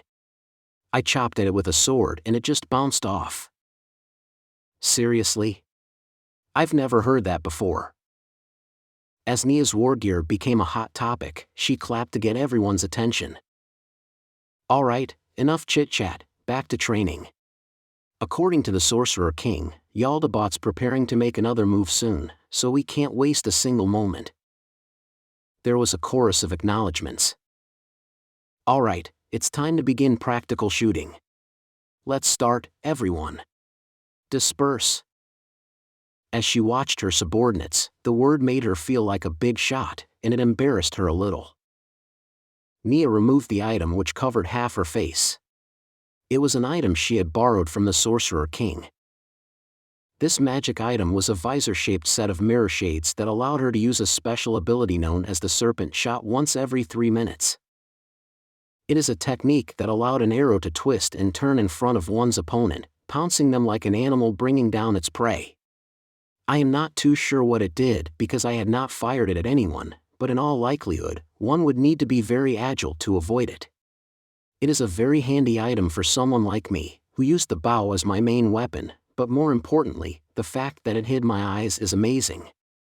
Or rather, without this item, I could not have gotten along so well with the others. Neia put her visor on once more and took up her bow again. Everyone here is experienced, and now that time is tight, I don't need to instruct them on the finer points of finger positioning. I had touched briefly on how to fire quickly, and after that, all that is needed is to give them individual coaching and have them practice until their fingers ached. The most important thing for them is to accumulate shooting experience.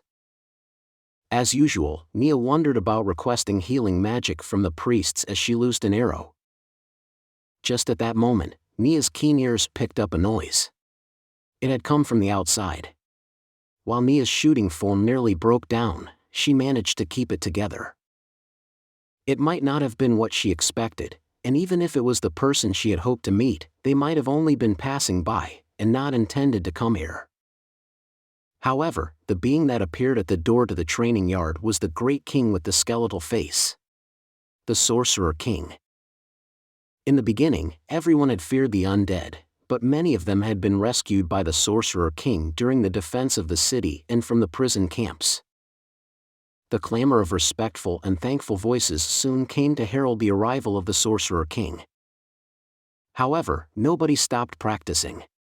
Normally, they would have knelt before the Sorcerer King when he appeared, but the Sorcerer King himself had put a stop to it. This isn't a public place, so you don't need to do that when I'm just looking in on you, am I wrong? No king, especially one who was a nation-saving hero, should have been treated that way. Even so, the Sorcerer King had said that they did not need to do so. What an amazing person he is. After sighing in awe, Neia went to the Sorcerer King's side and tightly shut her open mouth. She kept her visor on. The Sorcerer King had said that she did not need to take it off since she ought to be ready to fight at any time. He was probably concerned about whether I could use a magic item like it was part of my own body and thought that I ought to be on guard no matter what unexpected things happened. I'm deeply impressed by the depth of the Sorcerer King's considerations. Neia understood that the Sorcerer King's eyes had gone from looking into his hands to herself as she ran over. For some reason, observing the Sorcerer King's habitual movements made Neia a little happy. The thought that she understood the tiny quirks of an extraordinary individual made Neia's cheeks relax. Your Majesty, we are grateful that you have chosen to visit a place like this in person. Neia was still the Sorcerer King's squire, even after being appointed the commander of the archery unit. That said, it is hard to say that I had done a squire's job properly when I had left his side to train others in archery, not to mention I had even made him come here instead. I wanted to prioritize my work as the Sorcerer King's squire, but instead, I had chosen to do this, because I no longer wanted to be a burden to him. And there is also another reason, which I had not told anyone else. That was because the Sorcerer King refused to have anyone except Neia serve as his follower. He had said that to Caspion's face with Neia in attendance. The number of people here is steadily increasing. There are many more skillful or charming people than this mad-eyed maiden. Even so, he had said that I would be fine. The person I viewed as justice had said that about me. Could anything have made me happier? Ooal. While I know you're being humble, I don't think this is a mere place like this. After all, it is where you sharpen your fangs, is it not? Thank you very much, Your Majesty. She looked around. Perhaps it would be disrespectful to look away from the Sorcerer King, but the visor she wore made it possible. Neia saw that her people had heard it and the tips of their ears were turning red. The problem was that their performance deteriorated, possibly because they were nervous, or because they had stiffened up their shoulders in order to look good for the Sorcerer King. That said, her own ears felt a little hot too. Miss Baraha. Your men have made a great deal of progress since last time. Surely that must be due to your hard work as their leader. His pleasantries both embarrassed Neia and left her at a loss for how to answer. It would be embarrassing to say that they got nervous and can't show their full ability because Your Majesty arrived. They would think so too. Therefore, Neia decided to take his words as they were given. However, no, it's nothing of the sort. I hardly taught them anything. They could have done that by themselves. Is that so? Well, if you say so, then it must be true. In other words, the Sorcerer King did not think so. Which meant that the Sorcerer King thought very highly of Neia. Neia raised her voice a little to try and hide her desire to skip in delight. In that case, Your Majesty, does your presence here mean that the meetings are over? Yes. They're done for the day, but that said, I did not make any special suggestions. Right now, this city had a mountain of problems, all of which stemmed from the increasing population. The small city of Lloyds had originally been home to less than 20,000 people, but after gathering the people from the liberated camps, there are more than 150,000 people here now. While the Sorcerer King had simply said that he did not know that much and had merely sat aside to listen, such a person could not have been summoned to meetings time and time again. The fact that he conducted himself so humbly despite being the king of a nation only deepened Neia's respect for him. What do you intend to do next, Your Majesty? Ooal. I had intended to see if the transportation of logs was going well. Are you busy with practice, Miss Baraha? If you don't mind, would you like to accompany me? In order to solve the lack of fuel and housing, they were using the Sorcerer King's undead horses to transport logs from a distant forest. Initially, many people had been averse to using undead horses for transport, but now there was a steady stream of praise for the merits of these undead horses. No, please allow me to go with you. I am Your Majesty's squire, after all. The knowledge that she would be able to perform her squirely duties at long last and her delight at being alone with the Sorcerer King caused Neia to unconsciously speak faster and louder. As a result, Neia's ears burned. Is that so? Then let us proceed. Yes. Please. Then, as though to interrupt her, a sky-scorching inferno erupted in the distance. For a moment, Neia wondered what was burning. But that was wrong. She had been too far off. That could not have been caused by any form of natural combustion. That fire seemed to be enveloping the city. In other words, it was a wall of fire. Neia's mind immediately recalled what the members of Blue Rose had said. Your Majesty. That's. It is as you are thinking, and the same as what I heard from Amun. The time has come at last. It's Jaldabaoth. He's attacking at last. Miss Baraha, I'm heading out. Had he anticipated this series of events?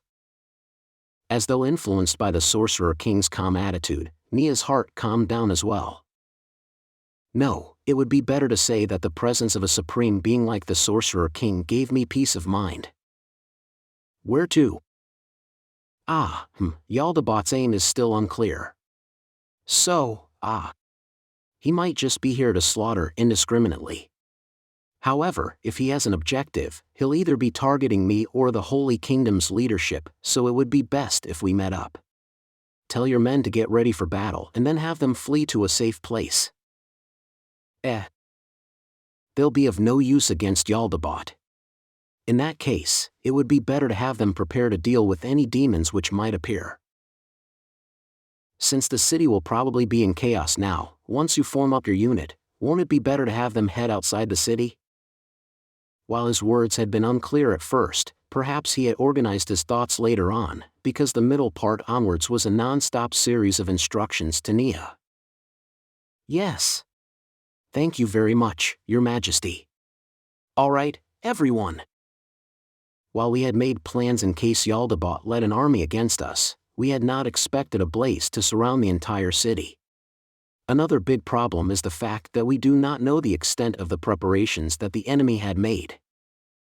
Neia gave her instructions. There was only a single squad here and they could not do as they pleased. As a team leader, I had a responsibility to do several things before my orders came. Everyone, take your families and head to the east gate, because if the enemy attacked, it is more likely that they would attack from the west gate. After that, form up at the east gate, and if there are demons outside, we'll climb the walls and attack them. In addition, you are to listen to my adjutant until I arrived and adapt to changes in the battlefield conditions. Neia's subordinates obeyed her instructions and moved swiftly into action. Your Majesty. After giving her orders, Neia turned back and saw that the Sorcerer King's eyes were on his hands, while he had used a flight spell to rise to somewhere around the level of Neia's head. Your Majesty. Let me go with you. Perhaps he was startled by Neia's shout, but the Sorcerer King suddenly closed his hand and a quiet sound came from within. Well, all right. The Sorcerer King cast a flying spell on Neia as well. In that moment, she realized the greatness of magic as she learned what it was to fly. Neia and the Sorcerer King moved as though they were skimming along the ground. They did not leave the surface except to soar over crowds of people who had descended into chaos, because they could not get a grip on the situation. The reason for that was because flying in the air without cover made them very obvious, and if there were demons about, they might be subjected to attack spells from all directions. Neia bit her lip in unhappiness, feeling like she was being a burden. Whatever spells the demons used, they could not possibly pose a problem for the Sorcerer King. I could not help but think that he had chosen to go the long way around instead of flying directly to his destination because I'm around. Eventually, they reached their destination. The headquarters, which also doubled as Caspon's chambers. The two paladins at the door had their hands full trying to manage the people jammed up near the door. Miss Baraha, we'll go in from above. Yes. After seeing that it would be a little difficult to enter from the front door, the two of them floated up and arrived at the balcony. Just then, the window facing them opened up. Your Majesty. Thank you for coming. Are the others here yet? No, Your Majesty. The priests are assembling. Vice Captain Montagnes is off to liberate a prison camp and isn't expected to return today. Right now, only Captain Custodio and Prince Caspon are present. Is that so? Still, it's good that the two of them are here. Lead the way. Yes. After the Paladin led them to Caspon's room, they could hear a loud discussion through the door. It seemed quite chaotic. The Paladin opened the door for them, and over a dozen pairs of bloodshot eyes greeted them. Sorry I'm late. We're out of time, so what plans were you discussing just now? Everyone glanced at each other, and Caspon spoke up on their behalf. We have not spotted Jaldabaoth yet. Your Majesty, could this fire have been made by a magic item or a demon other than Jaldabaoth? I am unsure. After all, even I could not do such a thing. The others were shaken. The Sorcerer King employed magic that beggared the imagination. How powerful must Jaldabaoth be if he could use a spell that even the Sorcerer King could not? In that case, what effects does that fire have? Blue Rose said that they managed to pass through it, then surely normal people can do so as well, right? After saying so, Remedios turned to look straight at the Sorcerer King. That won't be a problem. As for its effects, demons standing inside the fire benefit from improved attributes, negative karma spells will do slightly more damage, item drop rates will increase, and many others. But according to the results from the investigation team, none of those were in effect. Still, whether it does anything else remains to be seen. Which means we can freely move in and out of it, right? Didn't I say that at the beginning? In that case, we ought to evacuate as long as there are no demi-humans or demons around, and then form up into units there. After all, I heard that demons appeared within the area surrounded by the fire when it was last seen in the kingdom. Let's go with that plan of action, everyone. After giving the paladins their orders, he asked the Sorcerer King again. Can you use your magic to pinpoint Jaldabaoth's location, Your Majesty? If I could, I wouldn't need to stay in this city now, would I? You have a point. Just as the Sorcerer King was dealing with one question after another, everyone heard an ominous creaking. It started out quietly enough, and then it steadily grew to drown out the clamor in the room. One by one, they all quieted down, and finally, the only sound in the silence was the creaking. Everyone looked around uneasily. Just then, Neia noticed something odd on the outside wall of the building and exclaimed in, "Ah!" A crack appeared on the wall, and as everyone watched, it began to spread. The wall bulged, and then... "Get away!" Just as Remedios shouted, the Sorcerer King stood in front of Neia. The wall broke apart with a mighty crash. Bricks flew through the room like a spray of shotgun pellets. Groans filled the air. They came from those people who had been hit by the fast-moving masonry. If the Sorcerer King had not shielded Neia with his body, Neia might have ended up wailing on the ground with them. Thank you. The Sorcerer King held up his hand to stop Neia before she could thank him, and then he pointed at the smoke-spewing gap in the wall to draw her attention there. There was a gigantic silhouette there, the color of a roaring blaze. Thank you for the warm welcome, humans. It was a deep and powerful voice. As though cutting through the smoke, that being slowly leaned in through the hole in the wall and entered the room. It was a demon. Due to his vast size, he had to bend down in order to barely fit inside the room. This was an overwhelming mass of power. I had never been very good at judging the strength of my foes relative to myself, but I understood that I could not win against him even with tens of thousands of me. She was swallowed by a wave of power comparable to the Sorcerer King after removing his ring, and she could not move a muscle. It was then that she realized who she was facing. That's Jaldabaoth. The Demon Emperor Jaldabaoth. His face was filled with wrath, his wings were red, and his burning arms. He seemed to be holding something in one hand, and Neia could not help but doubt her eyes. That was, though she dared not believe it, a lower body. It emanated a vile stench, one of advanced decay. A scream rang out. It was a sound that only one who had burst the shackles on their emotions and fallen into madness would make. It came from behind Neia. Nia's back shuddered. The person making that sound was Remedios. Remedios raised her holy sword high and charged straight at Jaldabaoth, not caring about her own defense. This is too rash. Even Neia, who was not skilled with swords, felt that it was a foolish charge. Get lost. Those weighty, quiet words were accompanied by the sound of splashing. At the same time, Remedios flew in a straight line and crashed into a wall. Her impact was so loud it seemed as though the entire building would collapse. After that, Remedios, who had been swatted aside like a fly, collapsed limply from the wall. It would seem Jaldabaoth had sent Remedios flying with the object that looked like a human's lower body. I would have surely died if I had taken that hit.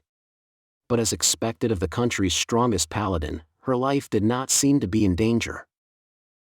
A revolting odor began to spread through the air. The room was filled with chunks of meat from the decayed lower body that Jaldabaoth had used to strike Remedios. Ah! What a mess. I sincerely apologize for getting the room dirty. Of course, it would not have ended up like this if that woman had not charged at me without thinking. Well, that's just an excuse. Please forgive me. Jaldabaoth slowly bowed his head. He seemed genuinely apologetic, but that only made everyone else more afraid. And then, he casually dumped what he was holding. Something that looked like the charred remains of a human ankle. To the ground. My, I guess I got a little too carried away while swinging it around and the top half flew off somewhere. It's a dirty little thing, so I've been looking for a chance to dispose of it. But in the end, I managed to make good use of her. Am I not a kind demon? She must be thanking me from the afterlife. Ah. Remedios touched herself as she wailed in anguish, fresh blood streaming from the corner of her mouth. No, she was collecting the chunks of meat that were stuck to her. What is she doing? Has she lost her mind? No, there is a meaning to her bizarre actions. Don't tell me, that corpse was. How could this be? Although the lower body had tattered bits of what looked like armor stuck to it, it should have belonged to a woman. In that case, I could imagine two people that it could have been. If that was really the case. What a lovely sound. Jaldabaoth waved his hand like a conductor. In that case, I believe this is the first time we have met, Sorcerer King Ainz. Or perhaps Samo would be a better form of address. It doesn't matter. Now then, I trust you're here for a showdown with me? Indeed. No amount of weaklings will make a difference. I concur on that point. I have no intention of generating meaningless deaths. Still sniffling, Remedios looked towards the Sorcerer King. Your Majesty, you are strong. Stronger even than Mammon. I hope you will allow me to adopt a strategy that will guarantee my victory. Jaldabaoth raised his hand, and a head poked itself through the hole. It was a woman wearing a mask and a maid's outfit. There were two of them, in fact. I trust you will not call me despicable. Well, this is. The Sorcerer King was starting to get worried. No, that was only to be expected. Nobody could have expected Jaldabaoth to arrive with his maid demons in tow. However, that's probably not the case. The Sorcerer King is wise, and he must have anticipated this. In that case, why is he like this? Could it be that it's because we're here? Perhaps he's not confident of protecting us all as well, which is why he's worried. Your Majesty, please do not worry about us. The Sorcerer King made a tiny exclamation of surprise. Neia knew very well that the maid demons were beings who could kill everyone in this room, and they were so powerful that she could not be at ease even if someone told her not to worry. Compared to someone on the Sorcerer King's level, Neia and the others, probably including Remedios, were little more than valueless pawns. However, I would rather die than get in his way. I had once heard that the Sorcerer King's subordinates were prepared to die if they became hostages. While the Sorcerer King said it had disturbed him, I could finally understand how his subordinates had felt. They did not want to become a burden to the person they respected. Ha. Do not worry, humans. I will slowly torture you all to death afterward. We will be waiting at the fountain in the center of town. Of course, you may flee if you wish, Sorcerer King. I take those words and return them to you, Jaldabaoth. The Sorcerer King and Jaldabaoth stared each other down. After that, Jaldabaoth turned. And Remedios jumped up, her holy sword in hand, and rushed at him. The weakly glowing holy sword looked like a band of flowing light. Die! And then, she stabbed it into Jaldabaoth's back. What? This is. Are you satisfied? It was a cold, flat voice. Why? After taking a strike from the holy sword. You should be evil. Remedios' back looked far too tiny and insignificant in comparison. I have no idea what to make of that. Why? What do you mean by why? It felt like a little prick. Is that enough for you? If you're done, would you mind getting out of the way? I don't intend to kill you here. That comes after I kill the Sorcerer King. Jaldabaoth paid no heed to Remedios and spread his enormous, fiery wings. He flapped them, and Remedios collapsed to the ground. Jaldabaoth ignored her as she lay on the ground and took off. The maid demons followed him. Then I'll be going too.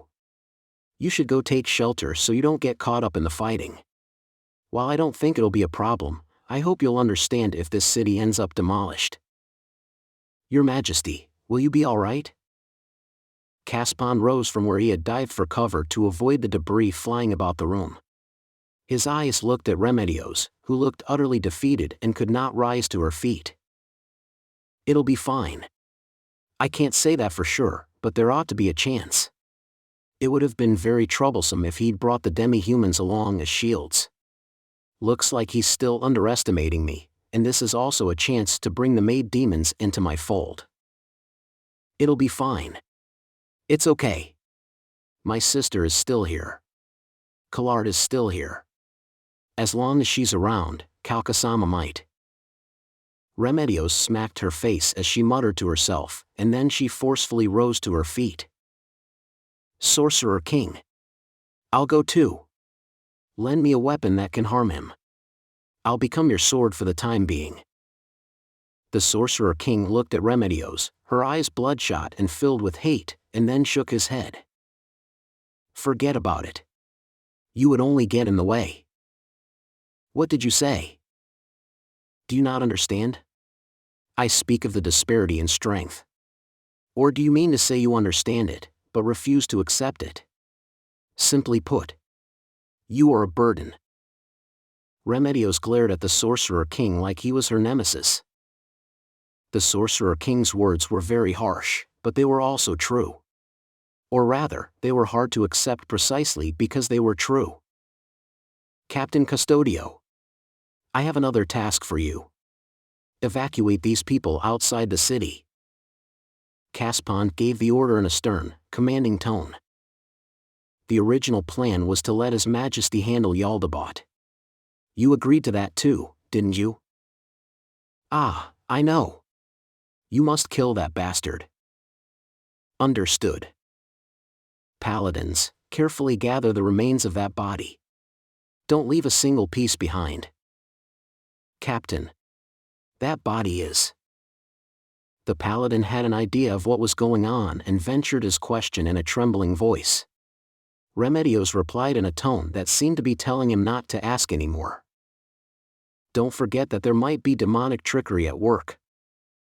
Remedios left without looking back. Several paladins followed her, with half-frightened looks on their faces.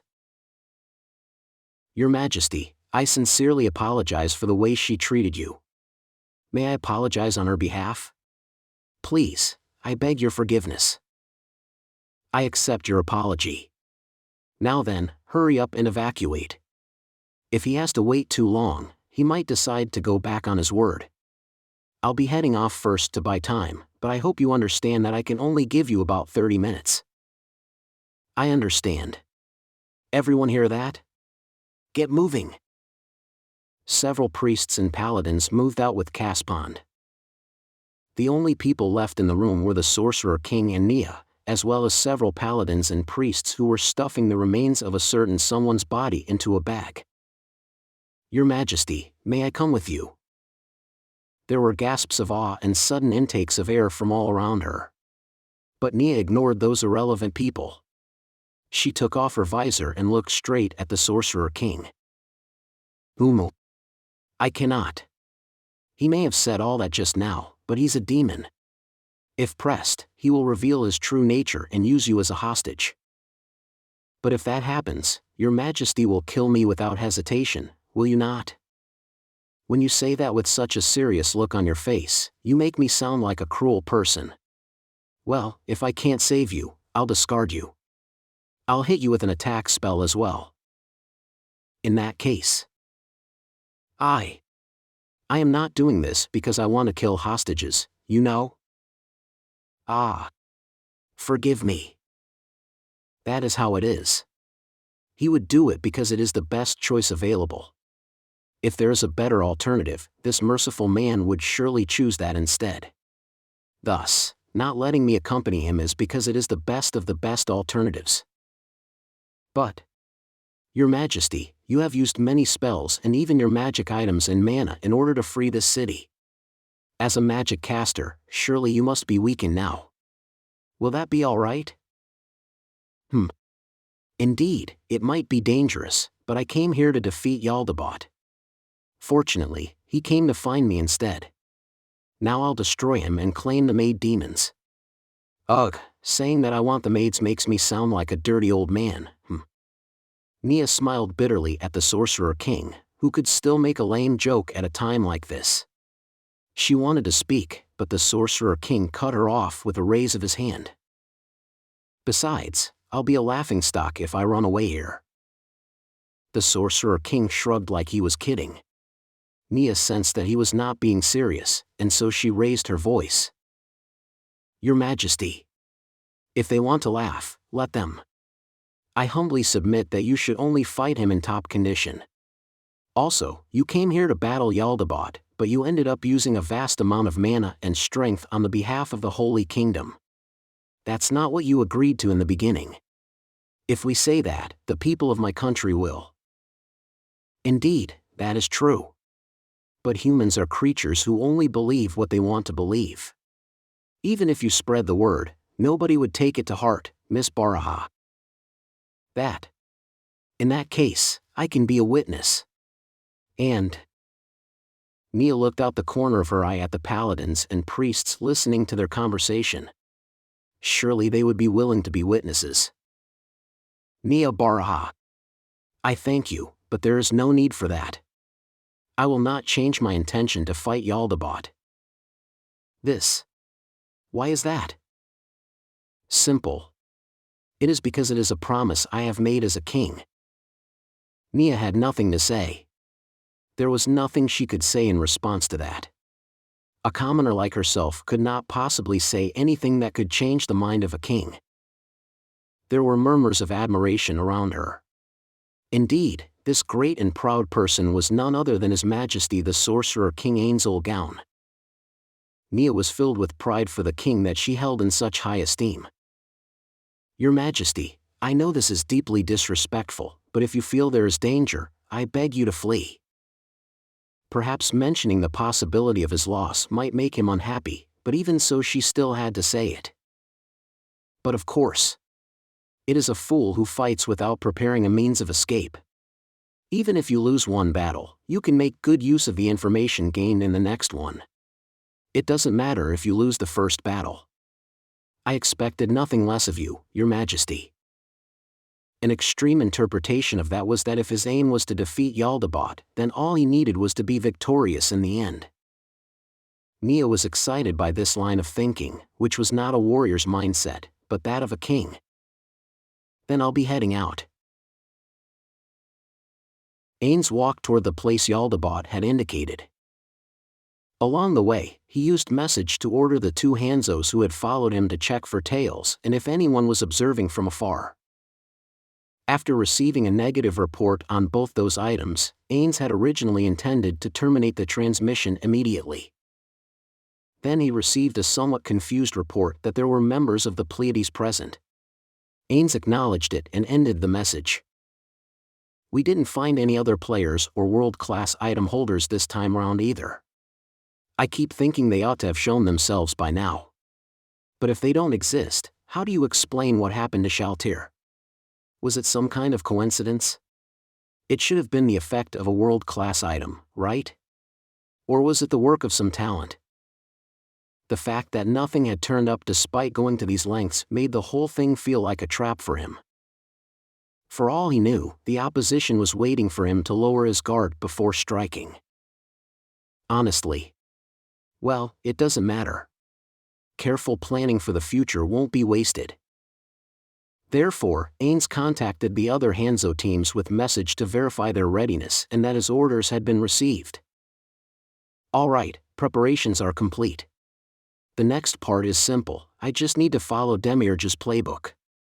Even if I make a mistake, I can always say I was just testing you and so on. That was good. Ainz was moved by how light his tread was. This the first time he had felt so relaxed since coming to this world, and it was like floating through the sky. Soon, Ainz came to an average-sized square. A demon stood proudly there.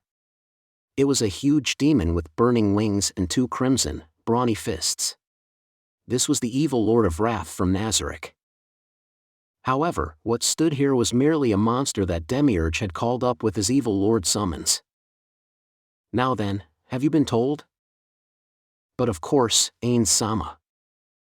Hearing that weighty voice made Suzuki Satoru smile unconsciously from inside Ainz's heart. That was because this demon, and all the monsters of Nazareth, were designed in accordance with their image. Those voices are probably what the developers or their creators had envisioned for them. In that case, who had come up with the adorable voice that lit bugs had before consuming any vocal cords? Or did the whole "see you in your mind" thing that Peroncino was talking about really exist? No, that was impossible. Pandora's actor was a good example. He was a being who did not feel like he reflected what his creator had in mind. And then there was the fact that even a being without vocal cords like me could speak. All I could say is that magical worlds are truly astounding. If you're addressing me with that name and in that tone, I take it the surroundings are clear? Indeed. Then I will ask you the most important question of all. Are you truly prepared to fight with the intent of killing me? Yes, I was ordered to do so. Ainz nodded as he heard the evil lord's reply. One thing that had made Ainz uneasy in the past was a lack of strong opponents to fight. Ever since the battle with Shaltir, I had been worrying about not having chances to fight with all my strength. After training and gaining experience in close combat, I could skillfully move my body as Momonga and fight as a warrior of roughly level 33. However, the question of how I would fare in higher level combat still remained. I should have conducted combat training against high-level opponents. Unfortunately, I had not had the chance to encounter such high-level monsters until now. That was why he had ordered Demiurge to command the summoned evil lord to kill Ainz. I would defeat this powerful foe who wanted to kill me, and thus strengthen myself. That had been easier said than done. The two of them had been strongly opposed to the idea, and persuading them had taken a lot of time. One could not fault a mentally exhausted Ainz from thinking, I thought we agreed that my word was law. In the end, after countless concessions and conditions, the stage had been set for this life and death battle. A chill coursed through his body as he considered that he might die.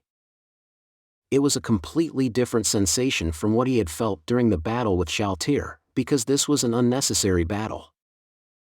However, while I had a lot of PvP experience in Yggdrasil, I realized in the battle against Shaltir that this world is not a game. If the time comes when I must face off against a level 100 player with a great deal of real combat experience, I won't be able to win without an equivalent amount of experience. I know that cowardice leads to defeat. Ainz was very glad that he was undead and could suppress the fear he might have felt at the prospect of death. If I were still human, I would probably have called this battle off by now. Now then, Yuri. Since you and Lupus Regina are here, does that mean you will be fighting me together with the evil lord? Are the others not here? He saw no sign of Solution, and Toma, or CZ. They must have been off doing work elsewhere. We are the only two who have come here. We sisters will challenge you together with the evil Lord of Wrath. The reason is because Albedo-sama feels that allowing the people of this country to witness the maid demons is not a bad thing. In addition, the evil Lord of Wrath alone might not be enough to satisfy your request, Ainz-sama. It was true that a single level 80-ish evil lord would be hard-pressed to stand against me. However, even the addition of Yuri and Lupus Regina did not make it a very powerful opponent. That said, troublesome factors can become bad news. Suffering because I underestimated my opponent would be foolish. I'd best stay on my guard. In addition, Albedo-sama ordered us to check something with you, Ainz-sama. Are you really alright with the condition that you will not leave Nazarick for the coming year if you are defeated? Ah, that was one of the conditions Albedo insisted on before agreeing to this bout. If I lose, I will spend the next year working hard within the great underground tomb of Nazarick, with Albedo, in the same room. Aren't you going to verify the conditions that Demiurge mentioned? Ainz looked at the evil lord, but it said nothing. It probably felt that there was no need to check. Thank you very much. Yuri bowed. Now there would be no margin for me to change the plan. As he thought of how dire the situation was, Ainz could not help but sweat internally. It would be easy enough to kill Yuri and the others due to the tremendous disparity in our respective strength, but I would never allow that. Killing an NPC for the sake of training was utterly ridiculous. In other words, I have to kill the evil lord without harming Yuri and Lupus Regina. Ainz could not help laughing. This would be one hell of a challenge. Still, it would make for good training. Is something wrong, Ainz-sama? No, it's nothing, don't worry about it. Also, Kosaida-sama requested that we record this battle so everyone in Nazarick can learn from it. Do you mind? While he did not want to do so because he felt it was embarrassing, recording battles was very common in Yggdrasil. With that in mind, he ought to accept that request. Still, recording the battle proceedings will trigger interference from the anti-divination offensive barriers. Shall I lower it? Surely you mean divination detecting spells, do you not, Ainz-sama? And not the linked offensive spell model? Ah, yes, that's the one. After all, if it were the latter, it would be bad if someone from Nazarick were trying to find my position and triggered it. If he deployed the linked offensive spell barrier, as he had used to in the past, any member of Nazarick trying to cast a divination on Ainz would be very badly hurt. While I used to cast that spell all the time because friendly fire was off, doing so now would be dangerous. Of course, the denizens of Nazarick would not be hurt by the offensive barrier, given that they are protected by a world-class item, but the defense would incur a cost in gold coins. If things went badly, expenses like that would be more painful for me. Then there's no need to worry. No, I'd best deactivate it. Besides, offensive barriers disappear once they activate and have to be reset. In that case, I might as well just deactivate it from the start and have some peace of mind. I see, then I'll leave it to you. Ainz deactivated his offensive barrier. Alright. Then let's begin the combat recording. Whose point of view are you using? I don't mind if it's mine, you know? I think I was supposed to do the recording. In truth, Ainz was fine with anything. Anyone's perspective would have been alright. In addition, the memories of sparring with his friends were coming back to him, and Ainz began to enjoy himself. Simulated battles with his friends were a fundamental part of devising new techniques and using new equipment. I had often sparred with Touch-Me-San, but those battles did not count and had not been entered in my PvP record. Since I had never won even once, my win rate would have dropped if they had been recorded. I had never taken it seriously, simply treating it as training since I knew I could not win. Shall we begin, then? You need to prepare yourself to kill me. Of course, I won't kill you. No, actually, it's alright if you kill us. Before Ainz could say that he did not want to do so, Yuri stated the reason. Ainz-sama, we are not the actual members of the Pleiades. All of us are greater doppelgangers. What? What did you say? We are musicians of the Eric String Orchestra under Shakmal-sama of the Five Worsts. By Albedo-sama's order, we have transformed into members of the Pleiades. Is that so? He looked at them several more times, but Ainz could not tell the difference between them and the Yuri and Lupus Regina which he knew. He could not help but wonder if this was a lie they were telling so he could kill them without worries during the fight. Perhaps one of them is fake. I had once heard that the best lies were those that had a little bit of the truth sprinkled into it. Ainz could not see through the doppelganger's disguise. there is a spell that could dispel the doppelganger shapeshifting, but using that spell would keep them from transforming again for a period of time due to the spell's effect. In that case, having them transform into the Pleiades would be meaningless. It would be a different matter if I had learned lower tier spells, but... no. It does seem like Lupus Regina is speaking differently from normal. What's going on? Lupus Regina's face went blank for a moment. Is that strange, Ainz-sama? The greater doppelganger pretending to be Lupus Regina changed its way of speaking. That was probably its usual speech pattern. Ah, those aren't the usual expressions she uses. But Lupus Regina-sama always spoke like that in front of us. When a doppelganger impersonated someone, it was more difficult for people closer to the target to see through their disguise.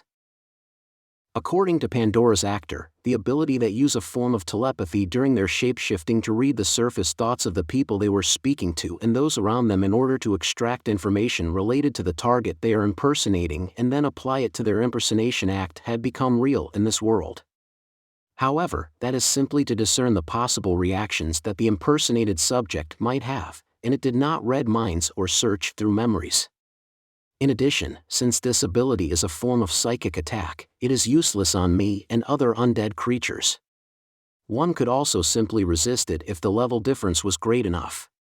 That is probably why it could not discern Lupus Regina's possible reactions from me and had given the game away.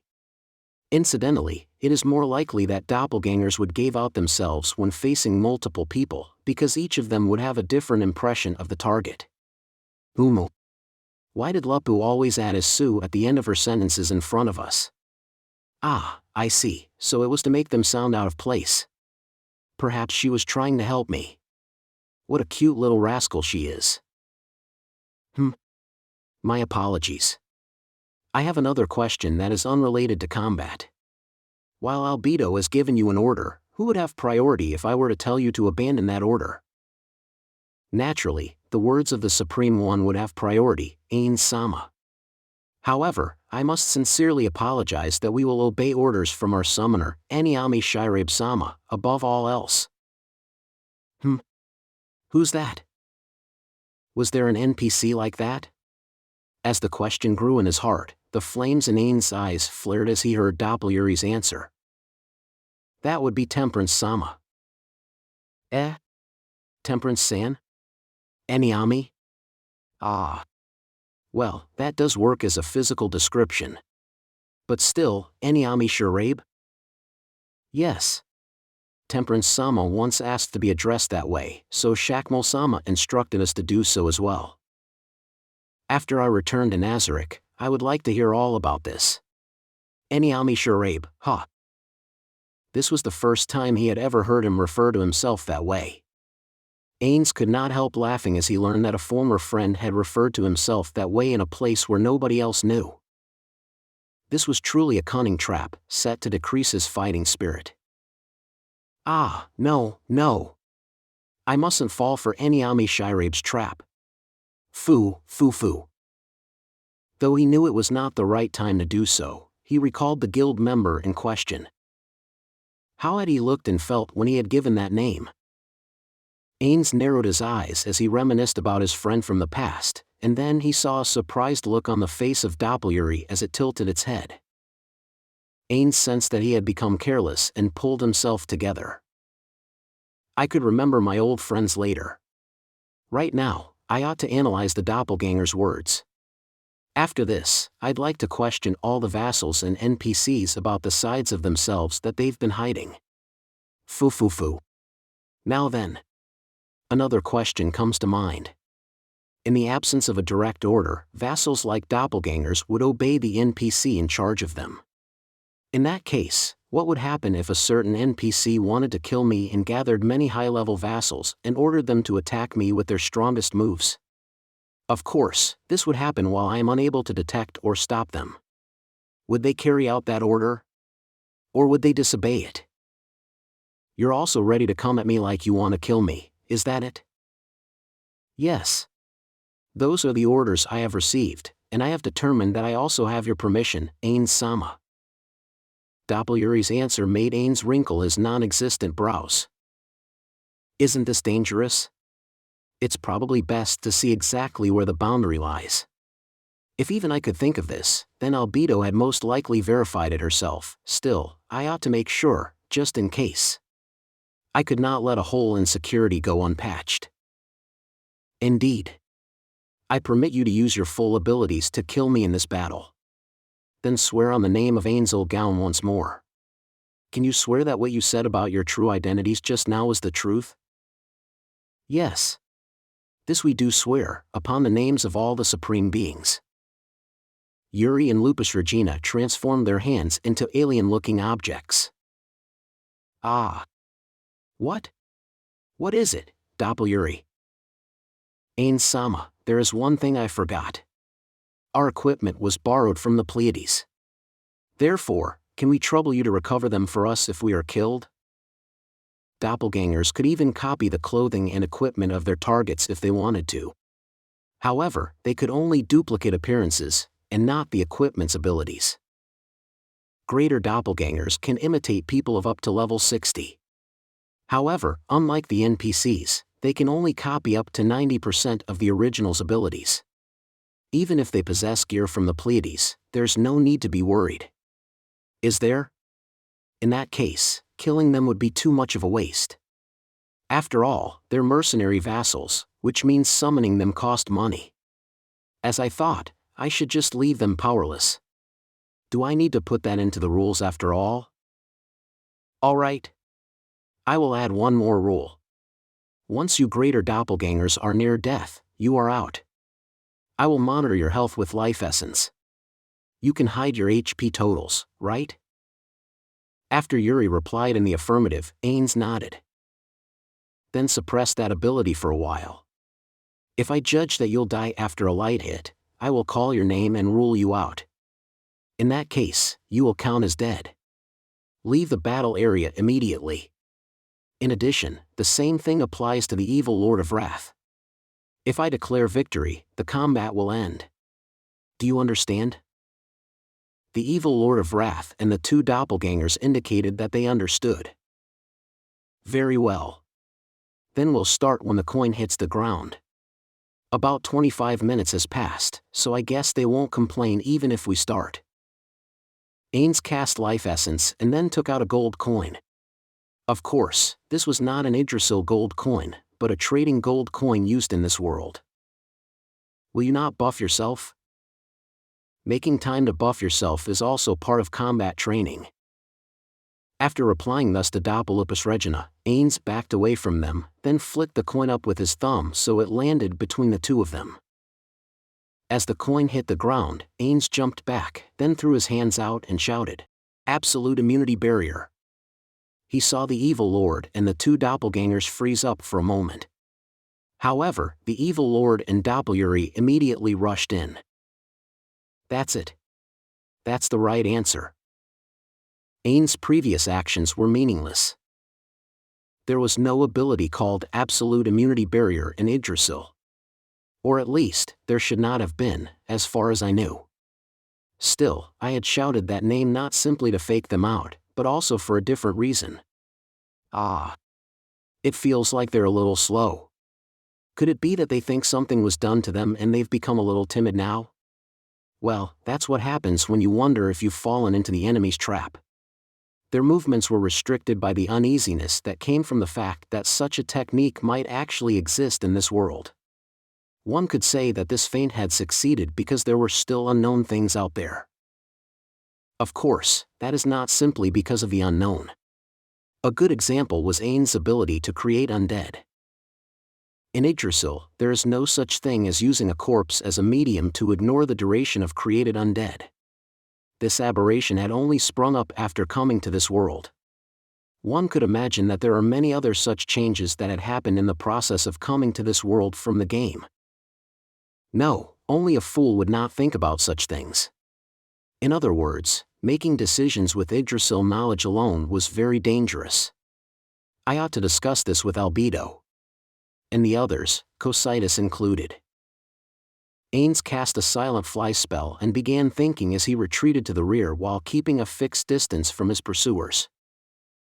Albedo said destroying the kingdom would take about 2 years of preparation. Should I collect information until then? Expanding one's nation means expanding contact with the outside. I ought to throw these questions at Albedo and Demiurge and get their opinions.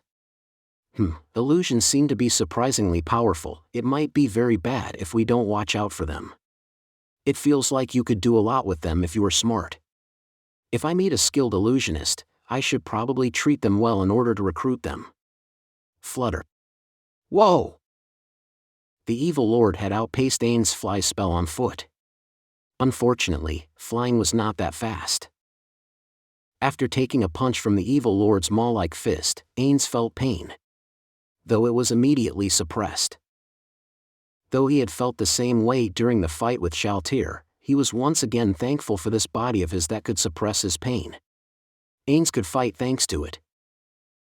After that, the evil lord pursued Ainz, who had been knocked flying, and closed the distance to him. To Ainz, this was the worst possible thing they could have done. Yuri has circled around behind me. They're using a pincer attack of 2 people who can do bludgeoning damage, which is my weakness. Meanwhile, Lupus Regina is keeping her distance and casting spells. That's a buff. Good grief, this is the best way to deal with magic casters. Is this because of the evil lord's combat AI? Or is it because it's choosing moves from the mind of its summoner, Demiurge? Well, that's fine. If they would not let me keep my distance, then I would simply have to make my own space. Greater teleportation. His field of vision immediately opened up, and the city spread below him. Under normal circumstances, he would not have been able to teleport to an unknown destination, but it would be alright as long as it was within line of sight. Having teleported 1 kilometer above the ground without any hesitation whatsoever, Ainz cast another spell. Body of Effulgent Barrel. This spell was exceptionally effective because Yuri and the evil lord both did bludgeoning damage. Of course, that's not all there is to it. If Bokubuku Shigama-san or Variable Talisman-san were here, the backliners wouldn't be getting beaten up. While carpet bombing the area with attack spells was a valid tactic, that would be pointless. One could say that the objective this time round was to win in a full-powered contest with the opposition. Widen magic delay teleportation. Come to think of it, I used to get pissed off by the mercenary NPC's poor management of aggro. That is probably the dev's way of saying please group up with other players or something. He then confirmed that something large was going to teleport above him, within the area of the delay teleportation spell. The evil lord. Thanks to the effect of the delay teleportation, it would take a while before it appeared in the real world. In order to weaken the enemy's fighting strength, he ought to defeat the weaker 2 first. Ainz let gravity claim him, and then accelerated further with fly. The added speed of the freefall meant that he was moving quite fast. The air struck Ainz's face and flowed past him. At the same time, Ainz opened his eyes and observed the square. Though I think hiding in a house would have been better. Ainz muttered quietly and then selected Lupus Regina, who was proudly standing in the middle of the square, as his target. Yuri was some distance away. While she could see him, she did not look like she was prepared to intercept him. Leaving a healer alone was quite frustrating, but Yuri had made the right decision considering that she had to be wary of area effect spells. Ainz ground to a halt as he skidded across the ground and cast a spell. Ainz chose one of the most destructive 10th tier spells in his arsenal, Reality Slash. Maximize Magic. As he raised his hand was struck and damaged, and the spell fizzled. The mana spent on casting the spell was wasted. What? Interfering with a spell through a ranged attack? Is it some kind of special ability? Perhaps it's because I'm undead, or because I'm a veteran player. His confusion only lasted for a moment. Ainz immediately analyzed the attack he had received. Neither the Evil Lord nor Yuri nor Lupus Regina possessed abilities like this. Perhaps it's the world-class item holder who brainwashed Shaltir. And if the Hanzos missed me? If it was a ranged weapon user? If it was her, she could use a special ability to interfere with spells. I fell for it. Ainz shouted as he found the answer. Although Yuri closed in and delivered a punch, Ainz had already enhanced his defense with a spell, so he did not need to be so wary of her. The whole thing was a trap from the start. No, Yuri. I see. Here was referring to the square. That was why the Hanzos said the Pleiades were present. Damn it. I was wondering why they said all of us when it was just the two of them. All the points of data made a beautiful line. CZ was attacking now. It was not just Yuri and Lupus Regina who were present. CZ was also on the battlefield. In all likelihood, Solution and Intoma were here too. All the Doppelpleiades were present in the city. No, I need to calm down. Doppel CZ was just lucky. It was easy enough for me to resist that because of the level difference between us. She won't be so lucky. Well, unlucky for me. Next time. Greater Word of Curse. The Evil Lord had finally caught up and cast a spell, but Ainz resisted it without any problems.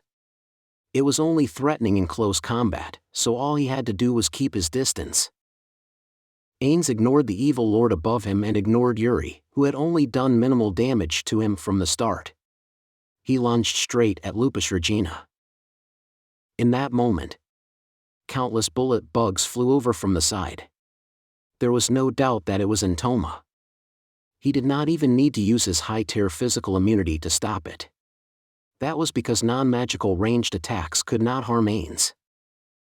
Therefore, he could ignore it. Ainz did not even spare Intoma a glance as he moved in to finish off the healer, but just then, Solution erupted from her ambush point in front of Lupus Regina. It would have been a futile gesture if she was facing an area effect attack, but that was the only way to protect the healer. However, Solution had made a fatal mistake. I'm a magic caster and don't need to close to attack.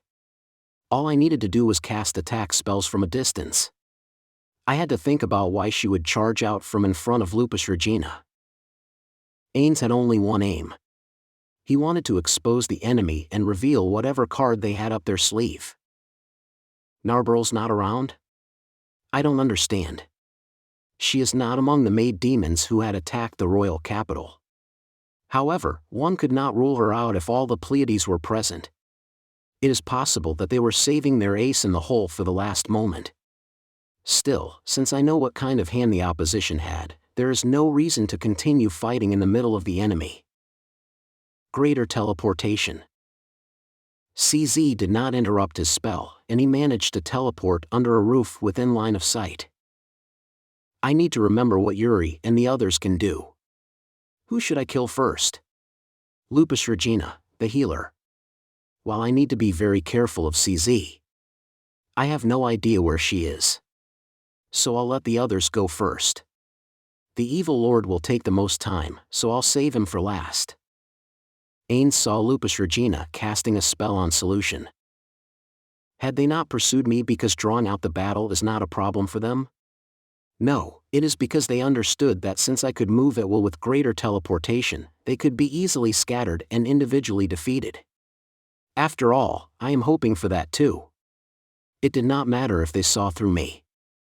All I had to do was harass them with ranged spells and then take them out one by one. While CZ the ranged combat specialist is present, she would eventually expose herself if she attacked continuously. Therefore, she would only attack at critical moments. In that case, she would not be so frightening. Or rather, I didn't see her, so let me guess, you're standing in for Narberl. Ainz muttered to himself as he watched the Evil Lord land. Ha, you've become fat, Narberl. Shall we call you Gorilla now? And your elements changed greatly too. Well, this is interesting. If the Doppelpleiades are my opponents. Ainz flourished his cape. Of course, there was no meaning to it, he simply wanted to show off in a kingly way. Then I ought to get a little serious.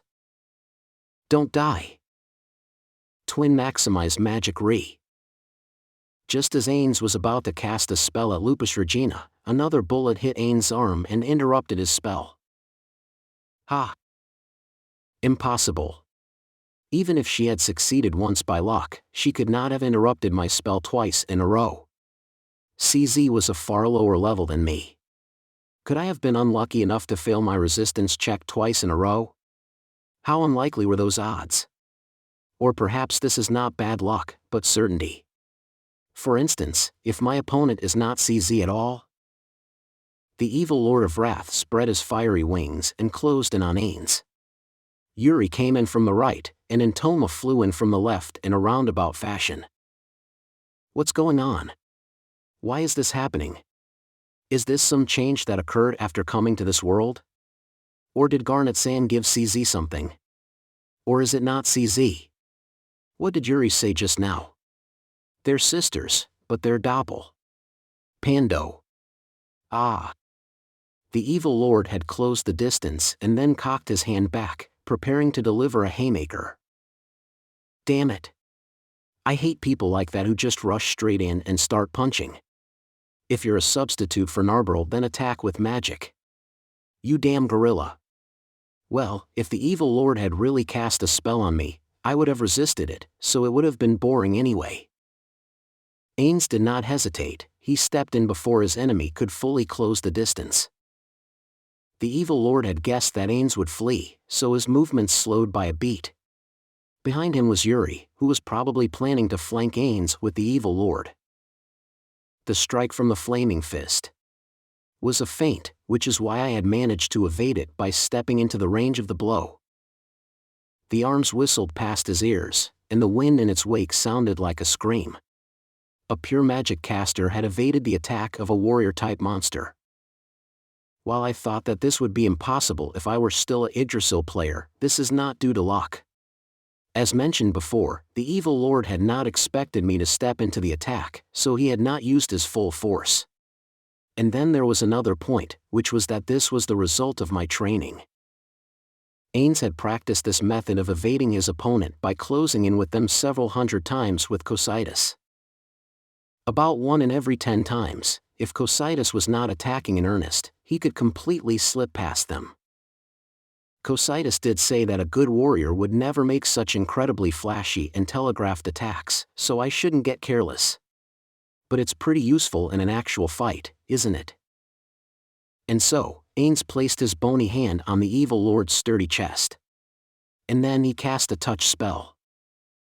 Ainz's specialty was necromancy, and this was an 8th tier spell from that field, Energy Drain. It was a spell that drained the opponent's levels and granted various benefits depending on the number of levels drained. Naturally, this spell had also been maximized. He beat the evil lord's spell resistance and drained his levels.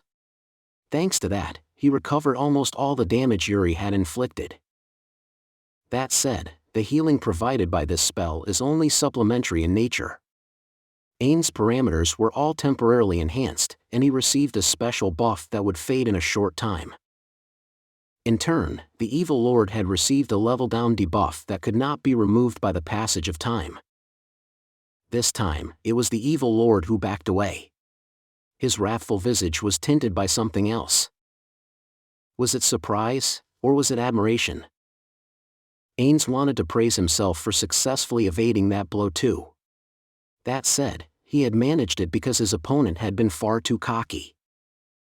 Just like how a magic trick became boring once you pointed out the gimmick, this move would probably not work a second time. Well, however good a plan is, only an idiot would use it more than once. Isn't that right? Pleiades. Ooal Omega. That was how it was. He was fighting 5 doppelgangers, the evil Lord of Wrath and a level 100 NPC. Is Albedo trying to make me lose? I didn't think she'd even use Ooal. Ooal Omega was the last born of the Pleiades' 7 sisters. She was an area guardian of the 8th floor and a level 100 NPC specialized in commander-type classes. As a commander, she could issue orders which buffed her allies. CZ must have been able to beat their level difference thanks to that. While I had no idea what kind of special ability Ooal had used, if one looked at party roles such as physical attacker, magical attacker, healer, and so on, then she would be a wild card. An all-rounder. It was hardly strange that she would be able to do anything. What exactly could Punito do? Ainz never went head-to-head with his opponents during PvP, so Ainz had little experience in dealing with commander-type opponents. She could not have left the 8th floor and come here without my permission. That would mean that she must have buffed the doppelgangers before they came here. That would mean she probably didn't buff them too carefully, or no, is there a doppelganger of Ooal here? No. There's no time to think about such pointless things. Only one thing mattered. Could they completely shut down my spellcasting, and could they keep it up forever? There were two kinds of special abilities in Yggdrasil. One kind had a cooldown period after use. The other had a limited period of use within a certain period. There were also combinations of the two. In general, the more powerful the ability, the longer the cooldown or the fewer times it could be used. My trump card, the goal of all life is death, which could only be used once every 100 hours, was just such an ability. In that case, which type did CZ's ability to interrupt my spellcasting belong to? That move just now was very handy, but it did not seem to have a long cooldown time. That would mean it is the use-limited type. However, I could not tell how long it would take for her to recover her uses. All I could do is hope that she could not recover them during the course of the battle after they are depleted. Though I think I ought to save my 10th tier spells for when they've been depleted. Ainz quickly verified the positions of the Pleiades and the Evil Lord. The Evil Lord was in front of him. Yuri was behind him, and preparing to slug Ainz. While her key-enhanced attacks could even shatter steel, they were of little concern in the face of Ainz's levels. After reconfirming that the Evil Lord was the real danger, he turned his attention to the others. Antoma was inside a house on the left side of the square. Lupus Regina was in the square. Solution stood in front of her like she was protecting her. CZ's location was unknown. While not knowing a sniper's position is the worst possible scenario, the fact that the enemy is now dispersed is the best case for me. Ainz snorted. Though he knew that now was hardly a time to laugh, he could not resist the mirth welling up inside him. Now, this is interesting. Alright, now get out of my face. Maximize magic nuclear blast. Before Ainz's eyes, the space between him and the Evil Lord flashed and swelled, consuming everything in an instant. Yuri was surprised, but that was only to be expected because Ainz had been caught in it as well. Using the 9th tier spell Nuclear Blast as an attack was a questionable choice. It did composite damage. Half fire, half bludgeoning. And it was one of the weaker 9th tier spells in terms of damage. Considering the Evil Lord of Wrath was immune to fire, this spell should not have even been considered for use. Even so, Ainz had his reasons for using this spell. It had a very large area of effect. It was superior to almost all other spells in that respect. In addition, this spell also generated all kinds of negative status effects such as poisoning, blindness, deafness, and so on, but anything of the Evil Lord's level would be able to resist it with their raw statistics alone, and the Pleiades equipment ought to have made them immune to all these effects. The main reason I had chosen this spell is that it also possessed a very powerful knockback effect. Of course, I would also be damaged by this spell. While the friendly fire was off in Yggdrasil and so using a spell this recklessly would not be a problem, right now I would be hurting himself. Even if my magical defense is very high, there is no need for me to go out of the way to take damage to cast his spell. Rather than act like a suicide bomber, I ought to have chosen another spell. However, I had already worked it out. If I expended the Body of Effulgent Barrel spell to stop all the bludgeoning damage, the fire elemental damage would also be negated, which would mean I would not be harmed.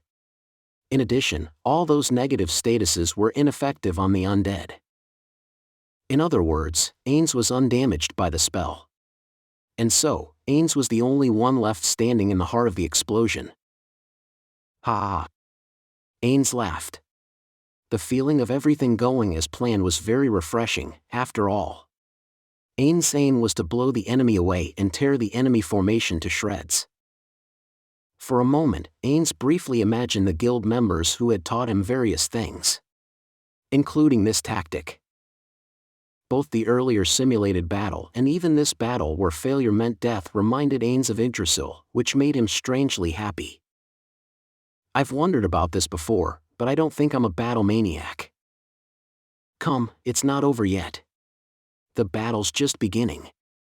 I'll show you the strength that I nurtured with everyone. Unleashing the fury of that 9th tier spell meant that the surrounding buildings had all been swept away, and there was much more space all of a sudden. That could not be helped. After all, this city had outlived its usefulness. I could have widened the spell to try and catch CZ in the blast. However, I'm worried about the problems that might result from destroying too much of the city, so I had not done so. For all I knew, it might have been a mistake. Forget it, let's leave it at that. What's left is...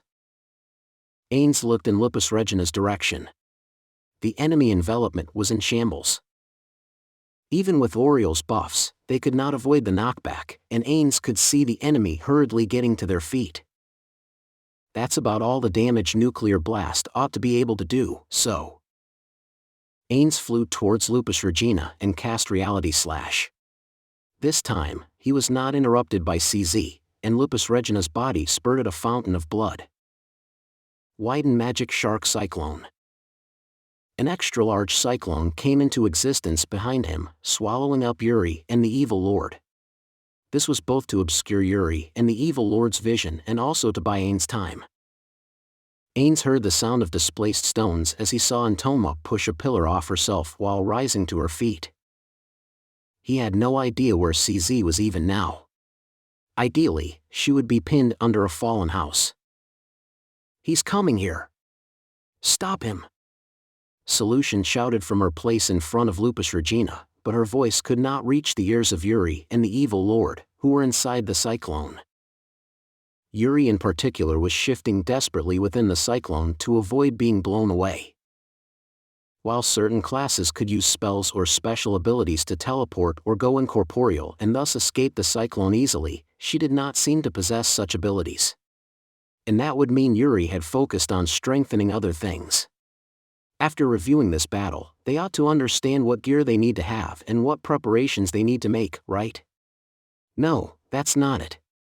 If they were the true Pleiades, they might have been able to deal with this better. They were simply doppelgangers copying the Pleiades' abilities, after all.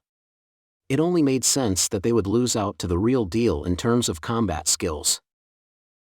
As Ainz closed the distance and prepared to cast Reality Slash, bugs fell from the sky one after the other. They were large transport insects with no combat ability. The objective of this action was simply to block Ainz's line of sight. Such use would not be possible in Yggdrasil. Even so, Antoma, though actually a doppelganger, could use them in this way. Ainz gave thanks in his heart as he incanted a spell. Greater Teleportation.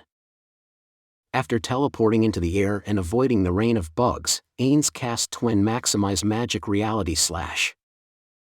Even if CZ had me in her sights, the fact that her target had suddenly teleported into the air meant that she would lose me. After all, the weakness of the humanoid body was its inability to follow sudden up and down movements with its eyes. That said, if I am facing an experienced shooter like Perorancino, for example, they would be able to anticipate their opponent's movements, even in the vertical plane. Therefore, it is possible that one could not even escape with teleportation magic. Perorancino-san's aiming would have been like locking onto his target.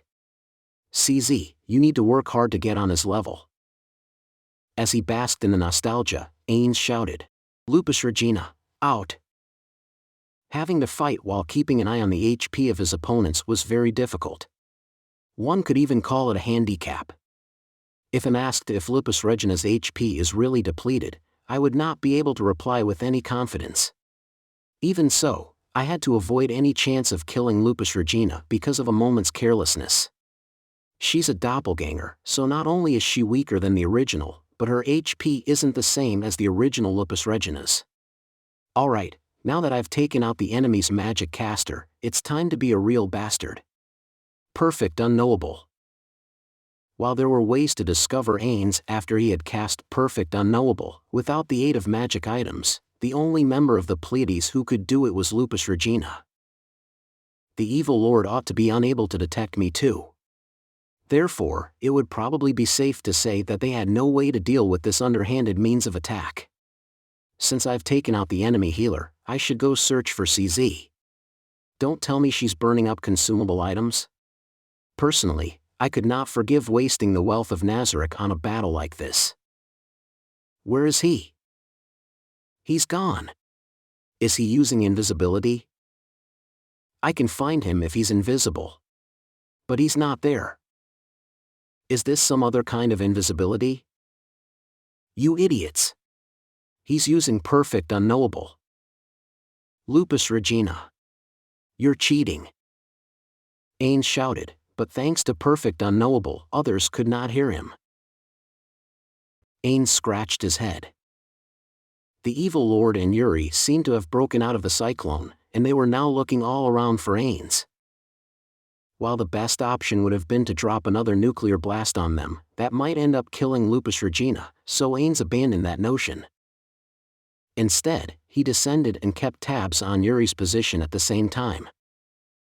Triplet maximized Magic Vermilion Nova. Ainz used the highest level. Super tier magic notwithstanding. Single target fire element attack spell that he knew on Yuri. Perfect Unknowable. He disappeared again. That's unfair. If only Ainz-sama would fight us fair and square. No, you're in the wrong for not even thinking of a way around this. And besides, I have no idea where CZ is. You three never said anything about who was taking part in this battle. Now who's being unfair? Ainz shouted, even though he knew the opposition could not hear him. After coming to his senses, the evil lord charged at the place Ainz had been. Too bad, I'm not there anymore. Ainz had begun moving, so he was no longer there. However, he would still be within the area of effect if the evil lord decided to cast area attack spells. But just as Ainz thought that the evil lord suddenly changed direction and came straight at Ainz. Ha! Am I not invisible? That question was soon pounded out of existence by the pain he felt. The evil lord sent Ainz flying back. Since he was much more serious than just now, Ainz found it hard to defend against or evade the attack. No, I had been too relaxed. I had not even thought of evading. Fortunately, the fly spell helped control my posture and spared me the ignominy of rolling across the ground. It is just like how it had been during the battle with Shaltir. The evil lord jumped over, hot on Ainz's heels, and his line of sight was most definitely tracking Ainz's flight path. The evil lord of wrath shouldn't have the ability to see through it. Ah, he used it. His trump card, Soul-Bought Miracle. Inspired by stories of selling one's soul to the devil to fulfill one's wishes, this ability was truly miraculous. While I am not sure how the procedure worked, once one used this ability, one could use any one spell of under the 8th tier once. Normally, when evil lords used this ability, they would almost always use healing spells. That is an unwritten rule. However, this time he had probably used a spell to see through Perfect Unknowable. Ainz silently gave thanks that the evil lord had used the ability of which he was the most wary, even as he felt the pressing need to formulate a new battle plan.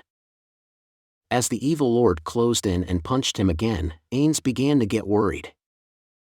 While there is quite a large level difference between the two of us and I still had some room for laxity, I could not simply allow myself to continue getting beaten up like this. Che. Here, have some back. Triplet maximized magic call Greater Thunder. After taking 3 hits of a maximized damage elemental attack spell, the evil lord's body trembled. Ainz cast another spell. Perfect unknowable. Cheap. Ainz-sama, you're so cheap. Ah, seriously. Entoma stomped in frustration, while Lupus Regina rolled around on the ground. Solution was the only one who was surveying her surroundings with a razor-sharp gaze. In theory, each individual mercenary vassal should have been identical, yet they had developed divergent personalities like this. Is it because they had copied the relationships between the members of the Pleiades? Or had their personalities changed over time?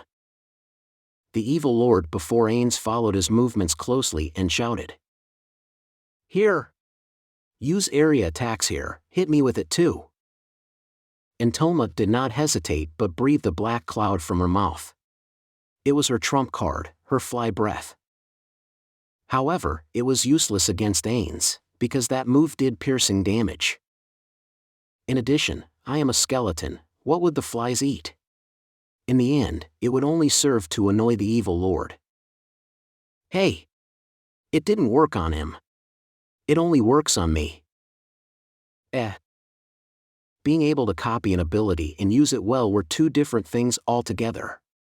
Surely the real Entoma would not have made such an amateur mistake. I don't have any area effect attacks, how about you, Yuri? I've got this. Yuri gathered light between her palms. There. He moved. Here? Yuri launched her area Kibakushu at the location where Ainz had been. Ainz wrinkled his brow. Despite having no brow. As he saw this and reached a hand out. No, you should have prioritized healing. Yuri could have healed herself with her ki. After making his jab at Yuri, Ainz cast his spell. Needless to say, it was a spell that he already knew to be effective. Twin maximized magic Vermilion Nova. Having cast an attack spell, Ainz came into view. He looked at Yuri, who was wreathed in flames, and made a cold pronouncement. Yuri, out. Perfect unknowable. Now then, things will get bad if I don't look for CZ in earnest. Having made that decision, Ainz began making a big detour as he kept an eye on the evil lord. Many people stood on the city walls with Neia, watching the battle unfold. While many of them were people who had been swayed to the Sorcerer King's side after he had rescued them, they were not the only ones here. There were priests and paladins here as well. Neia could not see Remedios from where she was standing, but she was close enough that Neia could hear her speak. The only members of the command staff who were absent were Gustav and Caspond. Everyone watching the battle was silent. No. It was simply because there were no words to describe the battle. We should have known this. The members of Blue Rose had said that Jaldabaoth's difficulty rating was above 200. In other words, this was like fighting a huge dragon in the form of a human. Just fighting said battle in the land of men would lead to a great tragedy. We ought to have been grateful that only a single city district is destroyed. Many houses were on fire and white plumes of smoke reached to the sky, but the total casualties were almost nil. While watching the battle, Neia had seen cyclones, blazes, strokes of lightning, and other tremendous manifestations of power that were beyond man's knowledge running wild. Each of these discharges of energy could have easily taken countless lives. Especially. It's beautiful. What had truly moved Neia's heart was the ball of white light that she had seen twice. It is power that consumed everything and made it disappear without a trace. It felt like something good to me, although I could not confirm whether it was truly the work of divine might. The incredible devastation I saw in the wake of the light's disappearance frightened me, but my admiration of its great power had won out in the end. It seems the fighting is still going on. I can't believe the battle still isn't over after using all those spells. Jaldabaoth is really strong. I had heard about it, and I had even seen it with my own eyes. Yet, my thinking had still been too naive. That naivete was now thoroughly eradicated. The king I served, though only temporarily, and only within the Holy Kingdom, is fighting. I felt that searing his heroic visage into my eyes is only natural as part of my squire's duties, which is why I am keeping watch from here. Yet, if I could. Neia tightly squeezed the bow she was carrying. If one looked closely, they would see several other shapes battling the Sorcerer King in addition to Jaldabaoth. Those were the Maid Demons, who were rated at difficulty 150. Neia could not do anything but admire the Sorcerer King's power for fighting so many powerful adversaries at once without giving ground. It was at this moment that Neia finally realized something about herself. I envied the people of the Sorceress Kingdom. Those people who are protected by justice. How happy they must be to live in a country ruled by such a being. Weakness is a sin, so one must become strong or humbly accept justice similar to that of His Majesty. At this point, Neia voiced the words she had been mulling over all this time. The way she repeated it over and over sounded very much like a prayer. Suddenly, there was a large explosion as a meteor fell. It threw the carcasses of buildings high into the air, and they rained back down to the earth amidst a shower of gravel and sand. Captain. Isn't Jaldabaoth too powerful? Yes, that's right. The Sorcerer King. His Majesty is also incredibly strong. If he becomes an enemy of our nation, what will we do? Yes, that's right. Captain? Yes, that's right. She could hear Remedios talking to 3 paladins. The paladins asking her questions had probably not seen how Captain Remedios had ended up being toyed with like a child even after unleashing the Holy Sword's power and stabbing Jaldabaoth in the back. Ah, maybe they didn't see it. Still, anyone who saw that fight would have understood. Both the Sorcerer King and Jaldabaoth were unimaginably powerful. Still, it is too late to think about things like that now. No. If His Majesty could take this country under his rule, we would not have to suffer demi-human invasions again. Neia was startled at how perfect that idea was, and even a little afraid. Merging with the Holy Kingdom. If he were a frightening tyrant, even I wouldn't think about it.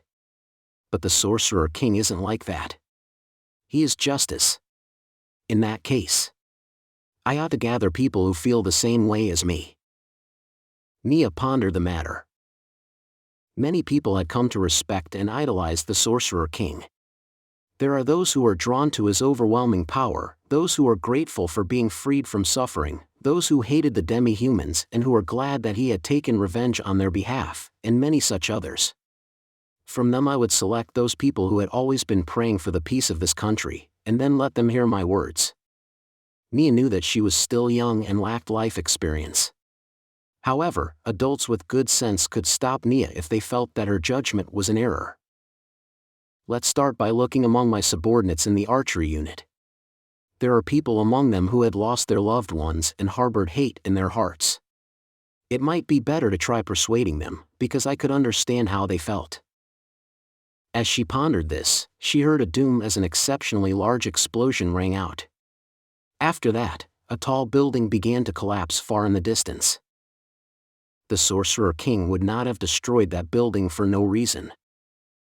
Neia narrowed her eyes to try and see what was going on, but she could not tell what was happening in the building as it collapsed amidst billowing clouds of dust. It was followed by a massive stroke of lightning from the sky. It would seem he is working towards some objective here, as I had expected. After a while, all manner of spells wrecked the city, and the situation repeated itself. Neia was uneasy. That they were incredible spells went without saying, but could the Sorcerer King's mana really hold out? Neia shook her head and banished the fear and unease from her heart. It'll be fine. The Sorcerer King must have taken all this into account. He's already wasted so much mana on this country, but even so. Still, hypothetically, if Jaldabaoth won, there would be no salvation for this world, only despair. What should I do if that happened? Your Majesty, I'm counting on you. And then, 2 shapes soared into the sky, as though Neia's wish had gotten through. The first to ascend trailed darkness in his wake, while the one pursuing him flapped his crimson wings and left a streak of fire behind him. The fact that the maids were not pursuing them meant one thing. The Sorcerer King had defeated those difficulty 150 monsters among monsters while battling Jaldabaoth. He's amazing. Neia was so moved that she shivered. His Majesty is more powerful than Jaldabaoth. Indeed. There is no need to think anything else. In turn, the maids are far weaker than Jaldabaoth, who is a notch below the Sorcerer King. That is why he could defeat them while fighting Jaldabaoth. Neia struggled to contain her delight. As she carefully engraved the greatness of the person she respected into her eyes, she was so filled with joy that it seemed like it would explode out of her. Nia's heart pounded, to the point where it almost hurt. We are all watching a scene that would one day be enshrined in a heroic saga. No, that's not right. It would seem they were going to fight again in the air. Crimson spheres and glowing spheres blossomed in the sky. Each of these spells could probably destroy an entire city district by themselves, and they were hurling them at each other in wild flurries. However, they looked kind of cute from a distance. Even so, that was an exchange of power within a realm that mankind could never reach. This is. As she looked out the corner of her eyes, she saw the people lining the city walls gulping as they saw all this. It would seem that they understood as well. They watched the aerial battle in silence, with earnest looks on their faces. Someone put his hands together in prayer, and the people beside him followed suit. And soon almost everyone on the city walls had their hands together as they looked to the sky. It felt like they were at worship. This is mythology. Neia did not know how much time had passed, but eventually, there was a commotion among the people. Before everyone's eyes, one of the shapes in the sky fell towards the east.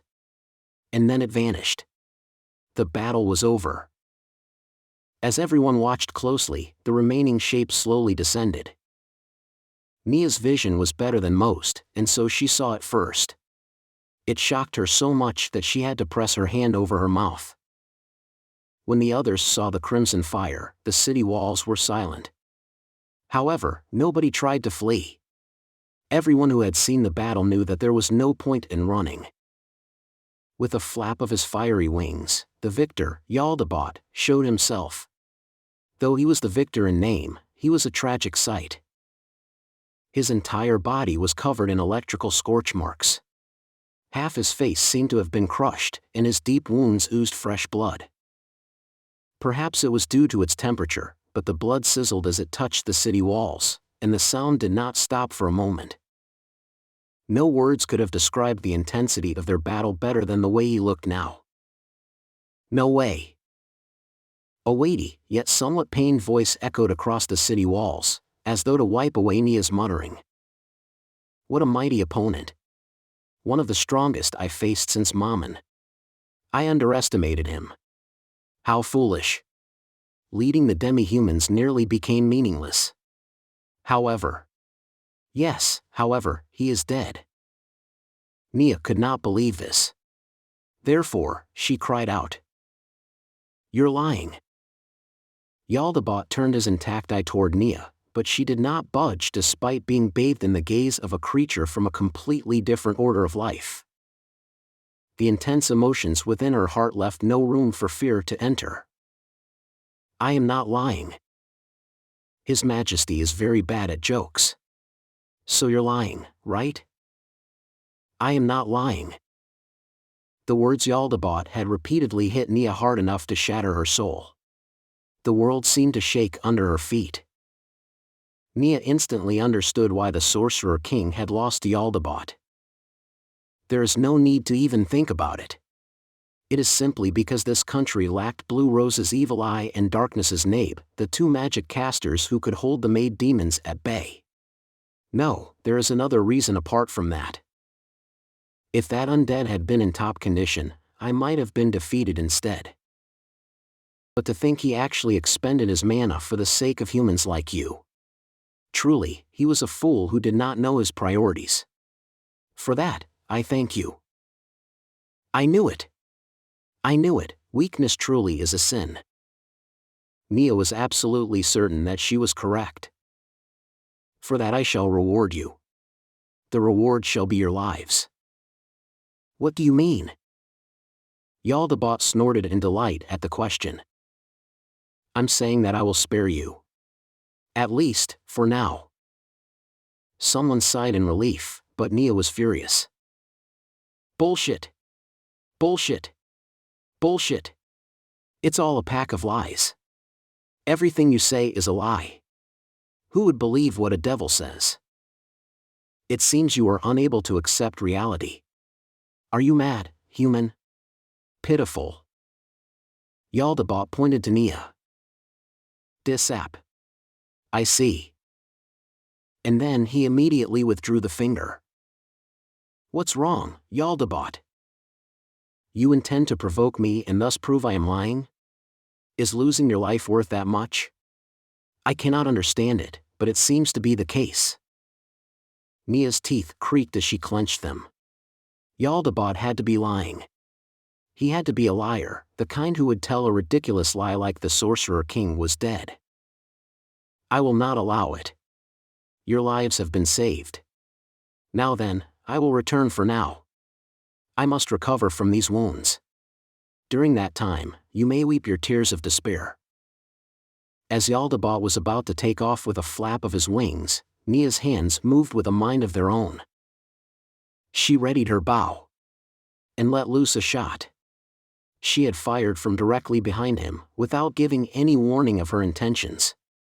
However, Jaldabaoth immediately turned and seized the arrow. Despite his terrible wounds, he was still very agile. Jaldabaoth turned to face Neia, and then his eyes went to Neia's bow, the ultimate shooting star super. After that, his wrath-twisted feature changed slightly. Oh! Ah! What an incredible weapon this is! I haven't seen a weapon like this in so long. That was close, it almost finished me off. Jaldabaoth gesticulated wildly with his limbs as he said that. He seemed composed, but also quite anxious. What kind of weapon is this? How is it made? As if I'd tell you. What on earth is he thinking?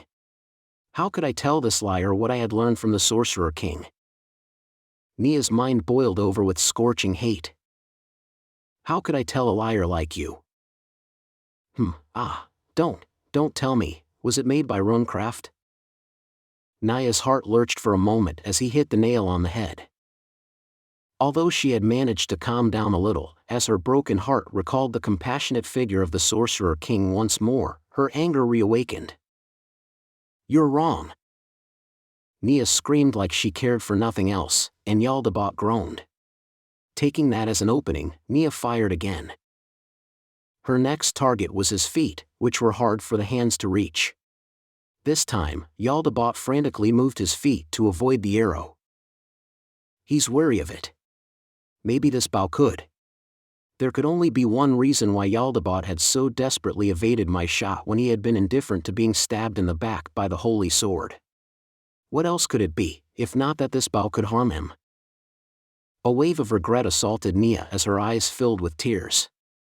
She realized that she should have joined that battle, even if she would have perished swiftly.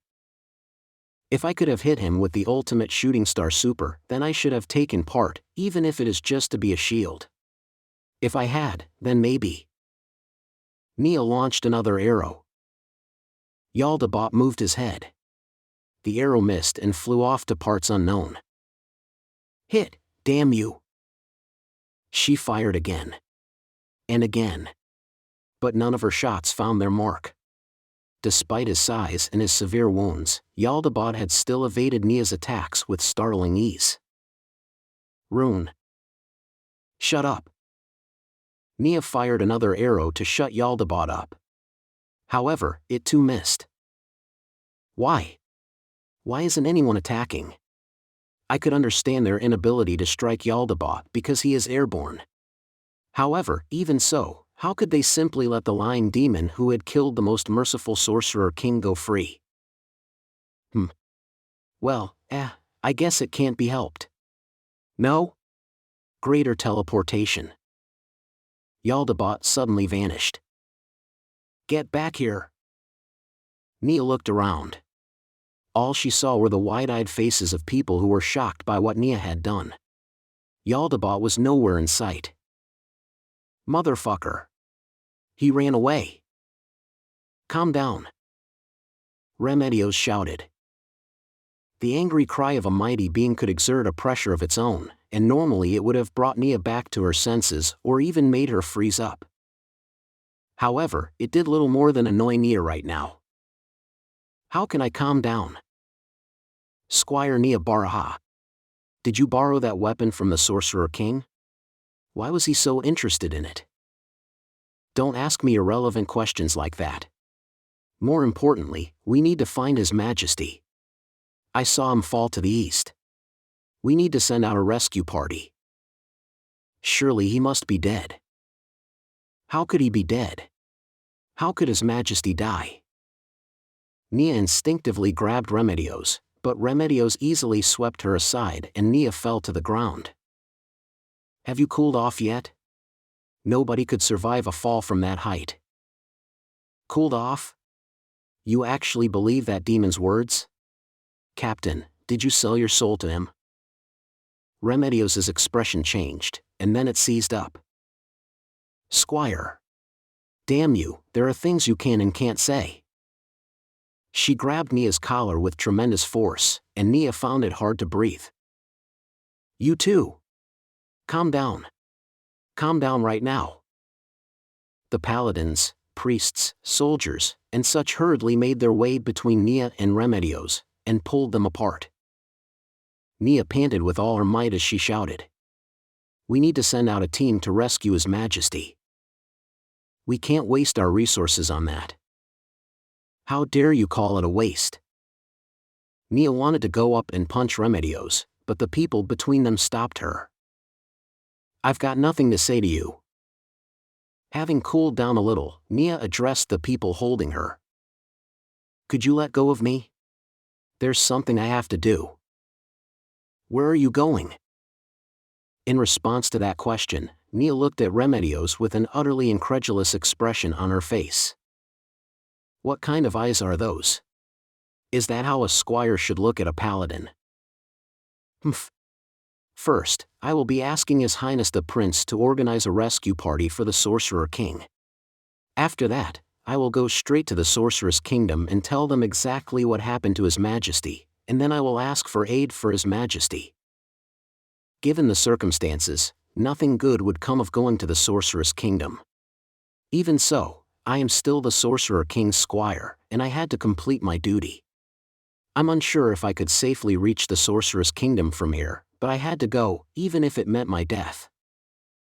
Oh, if you're going to the Sorcerer's Kingdom, let me go with you, Baraha-san.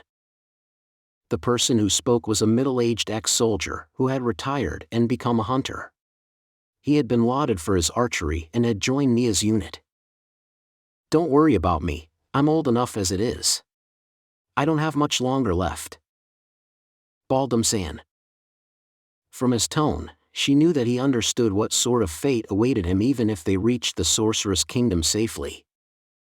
Hey, Neia-chan. Don't forget me. You too, Kodina-san. I'll go too, lil miss.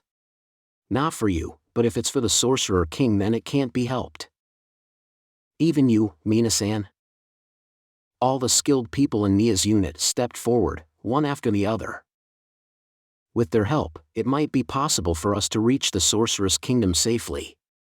However, thank you very much. But everyone, could you join the rescue party? What are you saying? You were all gathered to rescue the Holy Kingdom and the suffering people from the clutches of that demon, weren't you? Where are your priorities? What are you saying, Captain? Could anything be more important than rescuing His Majesty? Of course. Right now, at this very moment, how many people of the Holy Kingdom do you think there are living in the hell the demi-humans made for them? Could anything be more important than rescuing them? Of course. That's... What on earth are you doing? What's all this shouting for? The argument immediately stopped when the interloper showed up.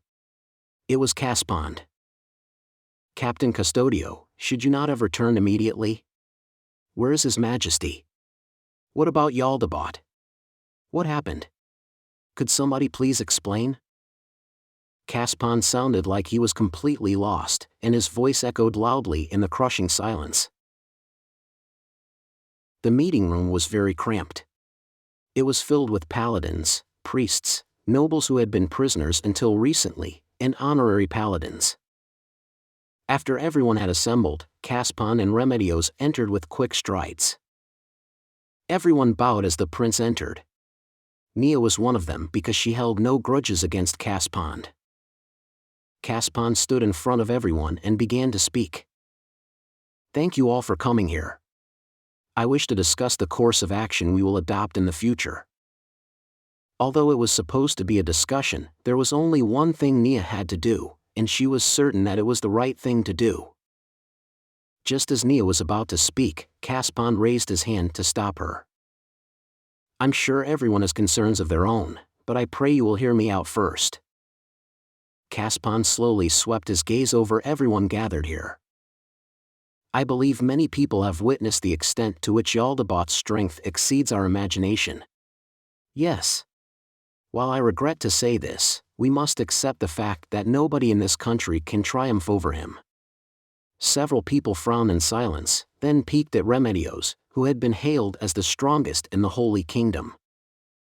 After learning that she agreed with Caspond's opinion, hints of fear and disappointment appeared on their faces. However, it is too early to give in to despair. If we cannot defeat him, then we will derail his plans in some other way and make him give up on trying to conquer the Holy Kingdom. We will not drive him out directly, but indirectly.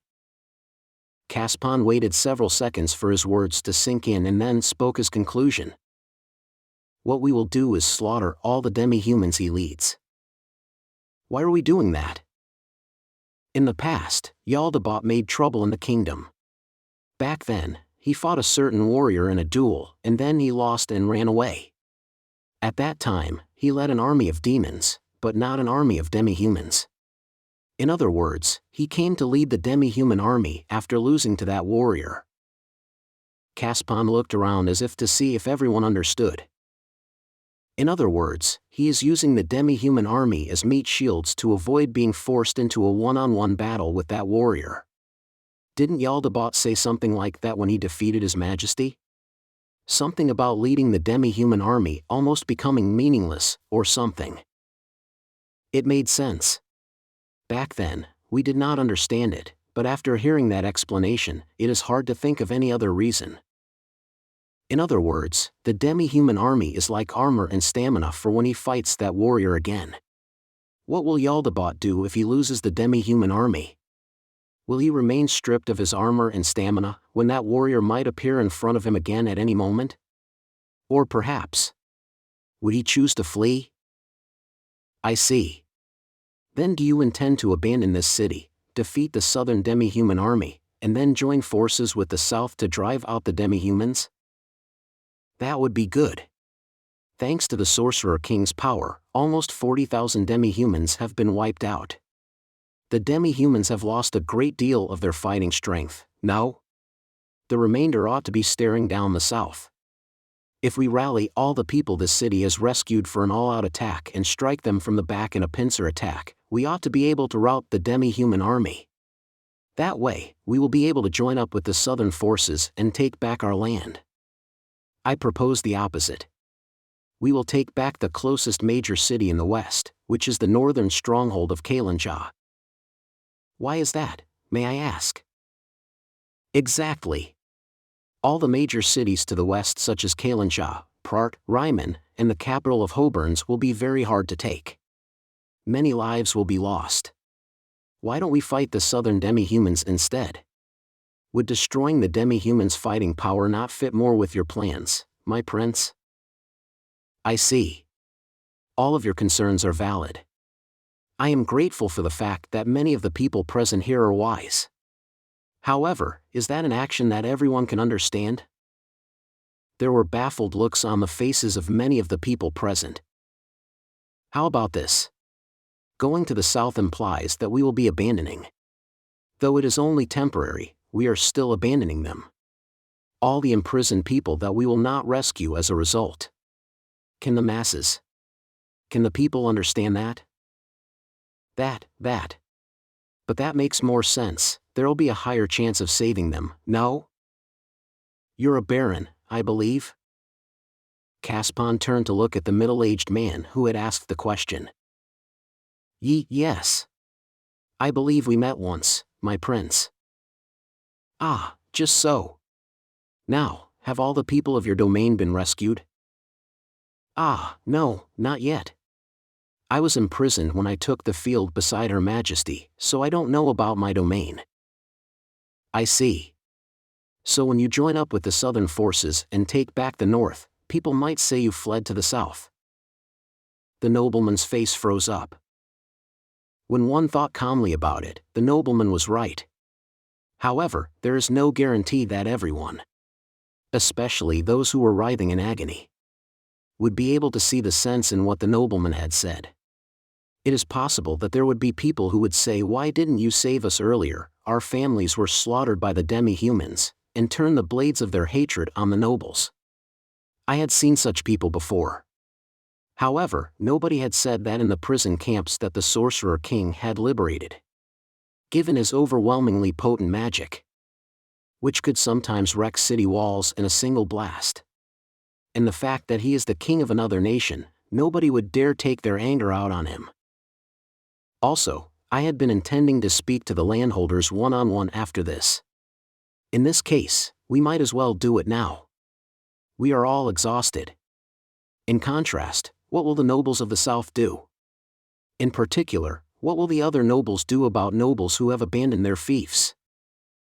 The cloying stench of politics and power began to fill the air. While it sounded unbelievable to me, is this what the nobles wanted? My prince. Our domains. I want you to pretend that you did not hear what comes next. That is because I cannot guarantee you anything. However, the southern nobles will probably grow more powerful all of a sudden. That is why you must pick the best move to make, with an eye for what happens after the war. A moment, please. How can we shed more of the people's blood for courtly disputes? Indeed. What's important is how to save more people. Driving out the demi-humans doesn't mean it's all over, you know? If the South takes all the credit, then we'll have a hard time refusing the demands of the southern nobles. And there's no guarantee that they won't impose heavy taxes on the exhausted people. Now that the Holy Queen is dead, it would be very bad if the next Holy King were to be chosen by the southern nobles. However, if we can show concrete results with our strength, then at least. There were two factions in the room now. They were the nobles' faction and the paladins and priests' faction. Both sides were at odds. Speaking of Remedios, the paladins were trying to spoon-feed her a simplified version of what the prince had said. Neia was not part of either faction. She simply followed the flow of the conversation in silence. That was because Neia had already made up her mind about what she would be doing, so it did not matter what conclusion they reached in the end. I wanted to bring up my own suggestion and set out as soon as possible. That said, talking about irrelevant things here will only ruin the mood, and people who might have helped me won't come to my aid.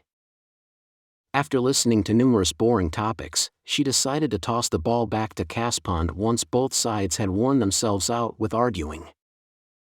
My prince brought up this topic. Perhaps we should let him finish speaking? Like I said earlier, I intend to take back Kalinja.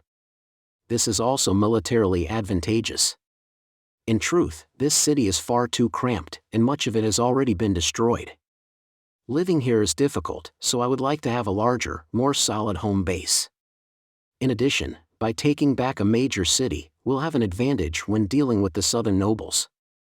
Also, Kalinja was meant to stop enemy advances, so it ought to have ample stores of military supplies, assuming they haven't been moved out yet. I support the proposal to secure a better base. I'm a little uneasy about the sanitation of a city like this. Many people are shivering from the cold too. We need to avoid large numbers of deaths. Indeed. That is why it is the best time to attack the enemy strongholds. After all, Jaldabaoth cannot take action now. There is no telling how long Jaldabaoth's wounds would take to heal, but surely he would recover before the demi-human army is completely defeated. In addition, it is very unlikely that he would show his face before making a complete recovery. After knowing of the existence of a powerful warrior like Mammon, he would surely take the possibility of Mammon showing up into consideration before doing anything. Therefore, if he acted, it would not happen before he is almost completely recovered. That said, once Jaldabaoth took the field, it would not matter how much force the Holy Kingdom could muster. Therefore, we had to take the fortress now. So that is it. After listening to that agreeable explanation, Neia expressed her approval as well. In that case, it seems the only thing you are unhappy with is the number of people who must die for this. Can I take that to mean that you will give me your support if I can minimize the number of deaths? Everyone present nodded, with the exception of Remedios. Neia did not mind either way, but after considering the flow of the conversation, she realized that it would be bad if only one person was not nodding, and so she nodded with everyone else. As for Remedios, several people looked at her face and saw that she did not seem to have any special reasons for what she did, so they chose to ignore her. It's decided then. We will discuss the details of retaking Kalinja afterward. Now then. Our next item. Caspon sighed loudly and then turned to Neia. This concerns the death of the Sorcerer King. My prince, I sincerely apologize, but I hope you will amend that statement immediately. The Sorcerer King's death remains in question. That was simply what Jaldabaoth told us. It would be foolish to take a demon's words at face value. Neia eyed Remedios and continued. I think it is more likely that he is trying to deceive us. In that case, why has he not come back? He can cast teleportation spells, can't he? Perhaps he was immobilized by his wounds, perhaps he is out of mana. There could be any number of reasons for it. That's true. That's why I'd like to hear from all of you. What do you think we should do? There's no point in asking what we should do. Neia shouted, forcing the words out like she was trying to strain them out through her teeth. I think we should dispatch a rescue party and relay this news to the Sorcerer's Kingdom at the same time. If possible, I would like to be the messenger. I see. That's what you think, Squire Baraha. How about the others? As Caspond looked over the gathered people, one of the nobles spoke up. I have a question. While the Sorcerer King was supposed to have gone down in the east, considering we will be mounting a rescue operation in demi-human territory, would it not be better to wait until we have some concrete intelligence before? It'll be too late by then. The more we delay, the more His Majesty will be exposed to danger. I suggest we make our rescue as soon as possible. The majority agreed with Neia's opinion. What she said made perfect sense. In that case, we ought to send out a search party at the same time as the envoys to the Sorcerer's Kingdom. I have something I would like to confirm with you, since you have the role of His Majesty's squire. Do you think the Sorcerer King told the people of his country that he was coming to the Holy Kingdom? Neia began to think. I apologize, but I am not sure.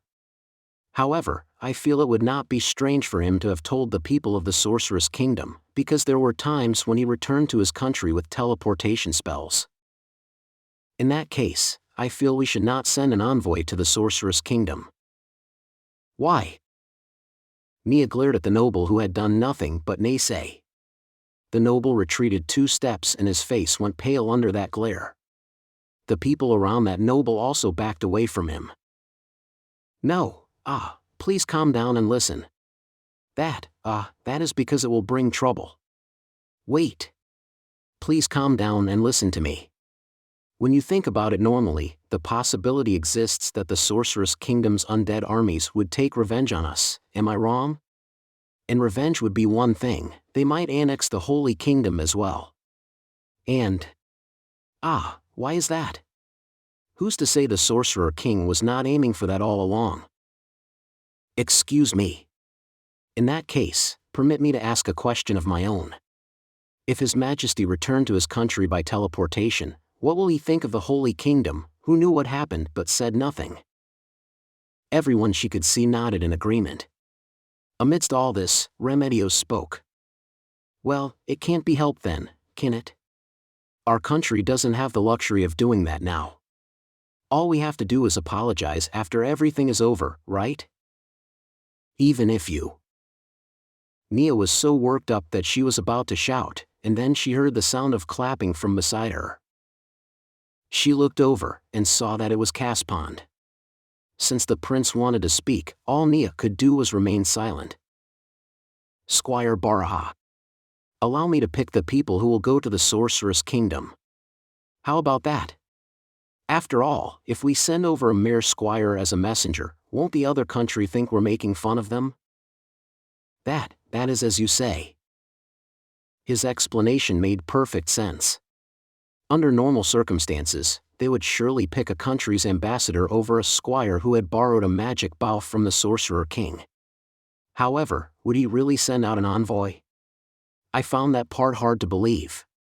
Even so, it would be very bad to show that I do not trust the prince's words. I am glad that you understand.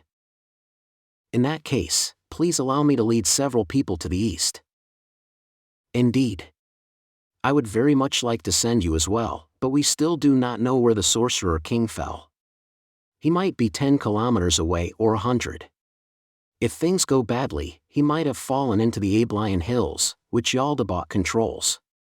Even if I allowed you to go to such a desolate place, would you have any means of finding the Sorcerer King? Neia could not answer him. Finding where the demi-humans lived in unfamiliar terrain is an impossible task. I could easily imagine the scouting team meeting with difficulties and being wiped out. Surviving in the hills, slipping past demi-human observation and gathering information. Caspond counted off on his fingers. If you go there without preparing, you will simply be killing yourself indirectly, and what good is a rescue party that ends in failure? Then do you have another way? Of course. How could there be? As she thought about that question, it was easily answered. Nia's eyes went wide in surprise, and then Caspond adjusted himself before telling Neia the answer. All you need is to find someone who knows the hills. Neia blinked, and Caspond smiled to her. Listen. All we need to do is to take a demi-human captive and have him lead the way. Would it not be safer to order a demi-human to act as your guide? Indeed, that is the case. Humans would be taking an absurd risk entering that land. However, it would be a different matter if we had guides.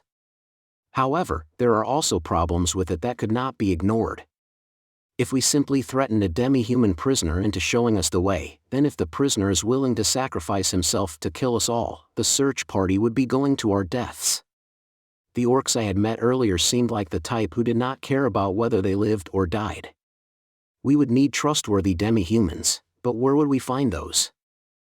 What could I do to make a demi-human act as a reliable guide? Neia racked her brains, but when she thought of demi-humans, she could only think of them trying to kill her, and she could not imagine them accepting an offer to turn their coats. No, the orcs and the Grand King Boozer felt like humans. I see, take their relatives hostage. No, if we could take a king like Boozer prisoner, his tribe would probably obey us.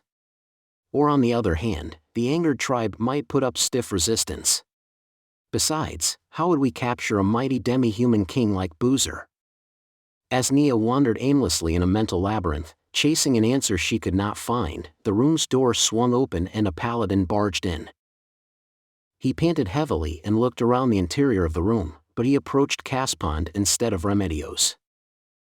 Perhaps he did not want others to hear what news he had. He brought the prince to a corner of the room and whispered in his ear.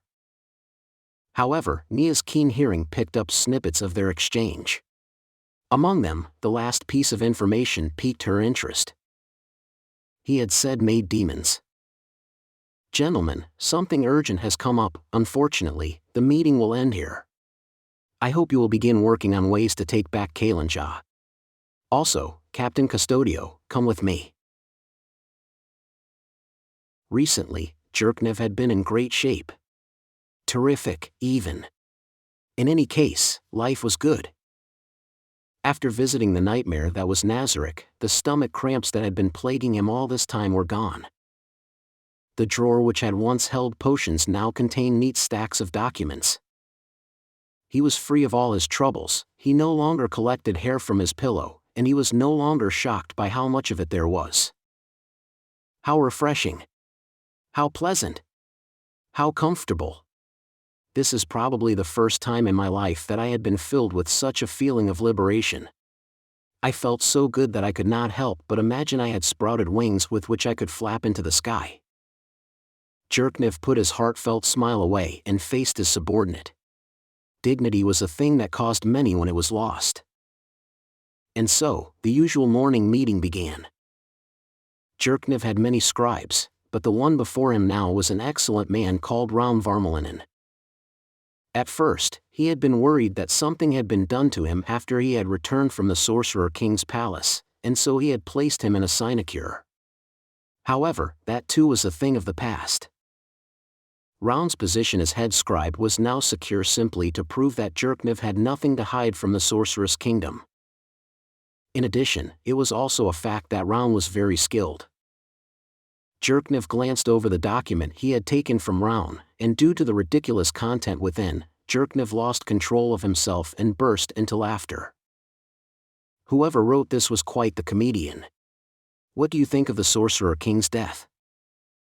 First of all, I am absolutely certain, with practically zero chance of it being otherwise, that this is one hell of a lie. Jerknev agreed with what Raun had said. Ah, that's right. It must be fake. Besides, it's impossible that His Majesty would lose or die or whatever. Nobody could possibly kill a magic caster who could crush an army of 200,000 with a single spell and fight in armed combat with the martial lord, the Empire's mightiest warrior. I'm certain of that. Of course, he could not be poisoned either, and he could not fall to disease or die of old age. It is more likely that someone was spreading a bad joke on a massive scale in order to make the punchline of because he was already dead to begin with. Well, it's probably to root out any malcontents. Still, I have a question. Which is? That is to say, I am wondering why His Majesty, who possesses unrivaled intellect, is resorting to a lame little scheme like this which anyone can see through. Unless it means there's some other. Yes, it's possible there may be some grand conspiracy brewing that even I cannot discern. Who could say for sure that it is not the case? No, if this is a scheme laid by the monstrous intellect who knew every detail of my movements, then I'm certain that this is nothing but the tip of the iceberg. For all I knew, even thinking that way might have been part of his plan. However, what if this is not a scheme hatched by the Sorcerer King, but by one of his underlings? For instance, that toad-like monster that looked like an imbecile? I don't know. Besides, if you can't figure out something you want to figure out, you can only give up on it. More to the point, all we need to do is obey Albedo-sama, the Prime Minister of the Sorcerer's Kingdom, and do what she says. There'll be no problems so long as we don't betray them and complete our tasks. As the ruler of a vassal nation, I won't be so easily purged if I'm appropriately incompetent. It is as you say. In the past, I'm a person who would not make such movements, but many experiences had trained me to do so. Or perhaps it is because I had grown bold. Regardless of whether the Sorcerer King was dead or alive, all would be well as long as the Empire did not stop being a vassal of the Sorcerer's Kingdom. In this way, we would be immune to any stratagem the opposition employed. Loyalty is the best defense. If we are killed even after giving our loyalty, then all we could do is laugh at the pettiness of the other party and go to the grave in peace. Now then, is that all the work for today? Ever since the vassalization, my administrative workload had dropped to around half of before. Still, today's workload seemed too light. No, Your Majesty, there's still something else. This is a document we received this morning. It was submitted by the Knight Legions. Unfortunately, my work is not yet done. Jerkniv accepted the proffered document with a mocking smile on his face. He glanced briefly through it. It seemed to contain the Knights' complaints about their legion being reorganized in the past. I would have given a certain amount of special consideration to the Knights. Or rather, considering I had many nobles as my enemies, I could not allow the enemy to snatch away the martial force which the Knights represented. However, things are different now. Tell them this, you can tell His Majesty the Sorcerer King in person. I can't believe they wasted paper on this. The paper used in these reports is made by utility magic, and it cost more than usual regardless of the tier of spell that was used to make it. I could have thrown it away after use without any concerns, but I do not intend to tolerate excessive expenses. Still, it's not like I don't understand why they're so resistant to letting another country handle our national defense. Don't complain about that to me, tell Albedo-sama. Also, didn't we already say we weren't entrusting everything to them? This came from Prime Minister Albedo's instructions to supplement the Empire's military manpower with the Sorcerer Kingdom's undead armies. I believe that this was part of the program to complete the vassalization process, and so I obeyed it. I plan to let some of the knights retire and disband 2 of the Empire's 8 legions. This ought to have been a good idea since there are many people who are mentally exhausted from that massacre, but there had still been some disgruntlement about the lack of seats that could be taken. And I even prepared positions for them to transfer into. People are just unhappy at losing their privileges and uneasy about doing jobs they've never done before, I think. If it's the latter, then they just have to work hard, but if it's the former, then it's only to be expected. Or am I expected to pay people who simply do their job and engage in physical labor the same amount that people in hazardous jobs receive? Jerkniv snorted and disregarded it. Perhaps I would have needed to masterfully manipulate them in the past, but now there is no need for that. I had the backing of someone called the Sorcerer King who possessed absolute power. No matter what happened, all I had to do was say, "Please tell His Majesty yourself," and all dissent is quashed in an instant. Nobody in the Empire could express their displeasure to someone who could slaughter on such a scale and even defeat the martial lord in combat. While they had used to field their complaints to me in the past, my position is now secure, given that I'm a servant of the Sorcerer King. No, because he was feared, I ought to say it was more secure than secure. Immovable, perhaps. And frankly, there were shockingly few people in the Empire who were unhappy about becoming vassals of the Sorcerer's Kingdom. That is because the Sorcerer's Kingdom made very few demands. There are quite a few finely detailed requests, but there are only 2 main demands. The first was to amend a part of the Empire's law. This is to emphasize the absolute nature of the Sorcerer King and his confidants. The second is to hand over criminals sentenced to the death penalty. This is shocking in the opposite sense. While I had felt that they would suffer horrible fates, one of them had been safely returned for the reason, he was framed, and so he was innocent. And so, one could say that there was practically no change from daily life. Come, let's finish up quick so I can meet my friend. Today, a true friend that Jerkniv had just made was scheduled to visit him. All the preparations for his welcome were complete, and all that was left was for Jerkniv to finish his work. He spent half an hour taking care of sundry tasks, and then his subordinate entered the room after receiving the approval of his guards and Jerkniv himself. "Your Majesty, your guest has arrived." "Oh. Hurry and let him in."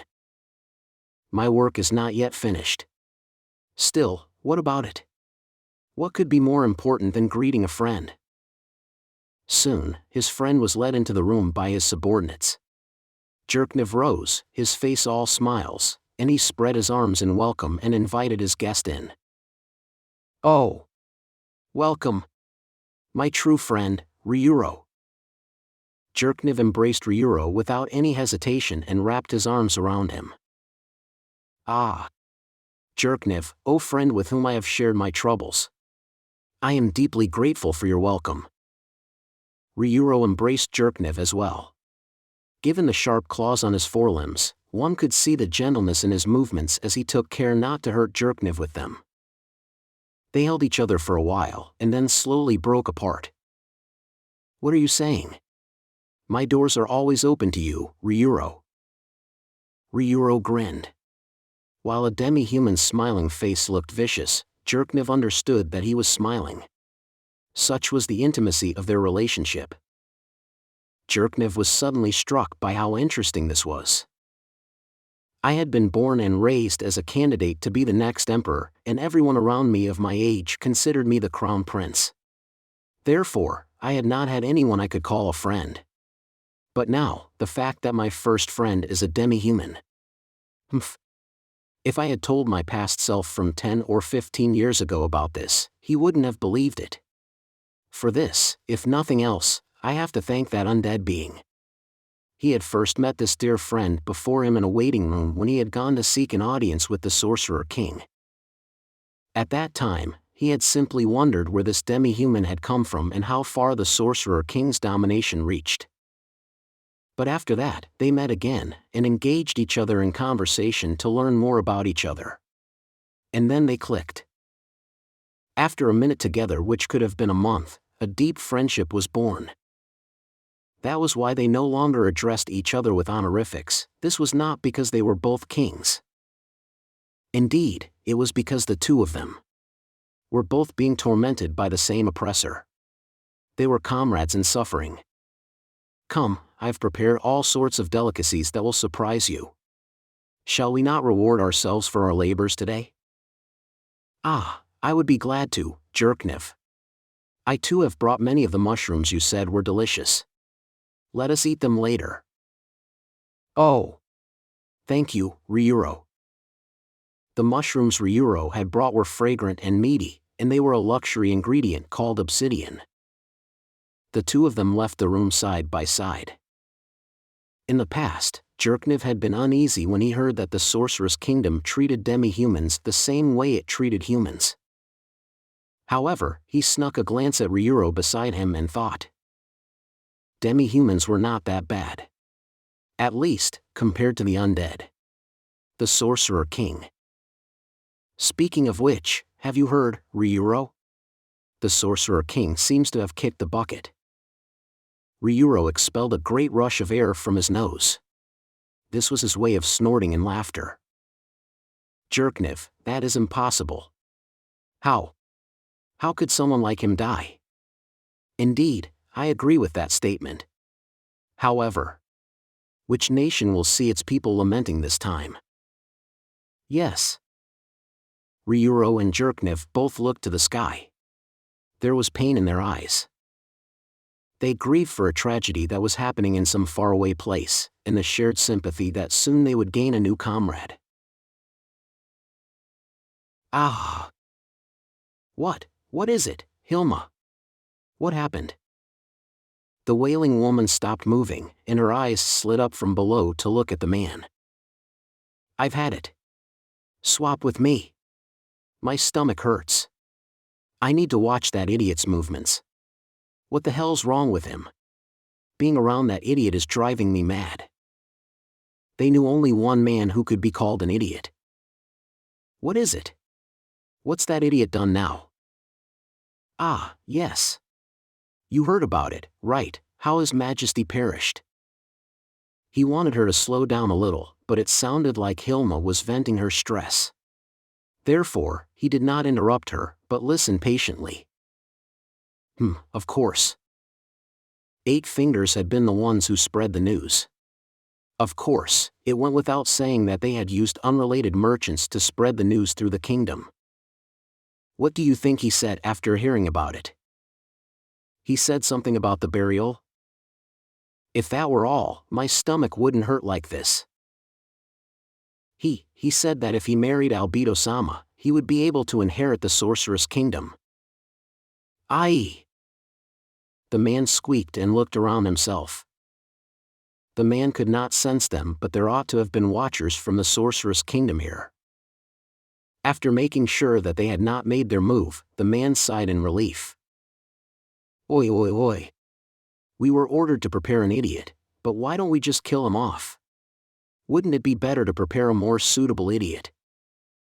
Can we prepare anyone else at this point? The man's answer made Hilma roll around while screaming.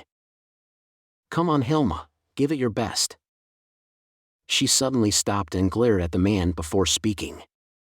Wouldn't it be alright if you manipulated that man? Or made sure he didn't do anything excessive?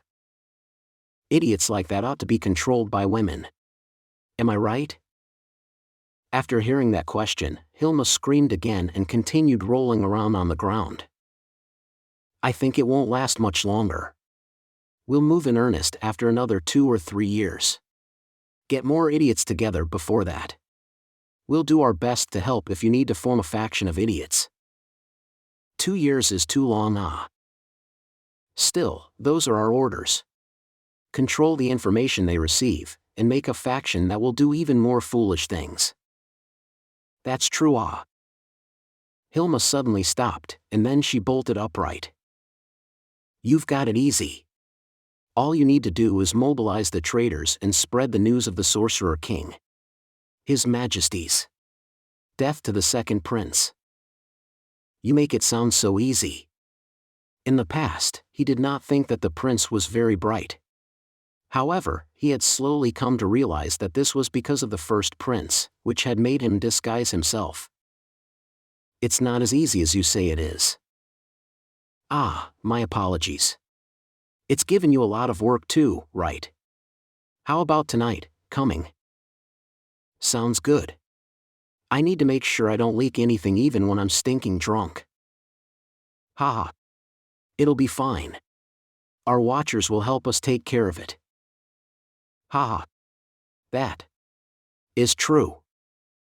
But now that you mention it, where's that lucky fellow now? Cockadall, He's still in jail because he lost his power during that struggle. Lucky him. You're right. He really is. After leaving Caspion's room, the first place Neia went was the archery range. Neia's subordinates had been waiting there and they immediately flocked to her. How did the meeting turn out, Miss Baraha? We're always ready to go. Neia told them about the meeting. She told them everything. What had happened, what had been said, and the conclusions they had reached. Several people skilled in ranger techniques stepped forward. Neia wanted to take part as well, but she had practically no ranger skills, so she would only get in the way if she accompanied them. This is an operation to rescue a righteous king who had reached a helping hand out to save the people of another country. As his squire, not being able to go felt like disloyalty, and it gnawed at my heart. Neia felt like screaming the way she had done at Remedios, but nothing would come of it even if she did so. We have received His Highness Prince Caspion's permission to search within the Holy Kingdom's borders, but I could not take part myself. Leave it to us, Miss Baraha. We'll keep our eyes open while searching for His Majesty. We won't miss a single clue about our great benefactor. All right, everyone. Once the prince gives his permission, I'll be counting on all of you. Neia bowed deeply to them. Miss Baraha, what will the rest of us do? How can we be useful to the Sorcerer King? As everyone looked at her with zeal in their eyes, Neia was filled with delight. They did not think that the Sorcerer King is dead, even after witnessing that scene. That's right. How could His Majesty be dead? I'm sure he must be waiting for us to rescue him. I could not imagine a scenario where that supreme being would wait for these people to rescue him. For all I know, they would probably find him elegantly sipping a glass of fine wine in front of a pile of demi-human and demon corpses. All right. Then everyone who's left will start training, because weakness is a sin. Indeed, that is all I could do now. I had to become strong enough to be of some small use next time. If I and my people had been strong enough, the righteous Sorcerer King would not have ended up like this. Oh. She received a spirited answer. That was because everyone understood what Neia meant when she said,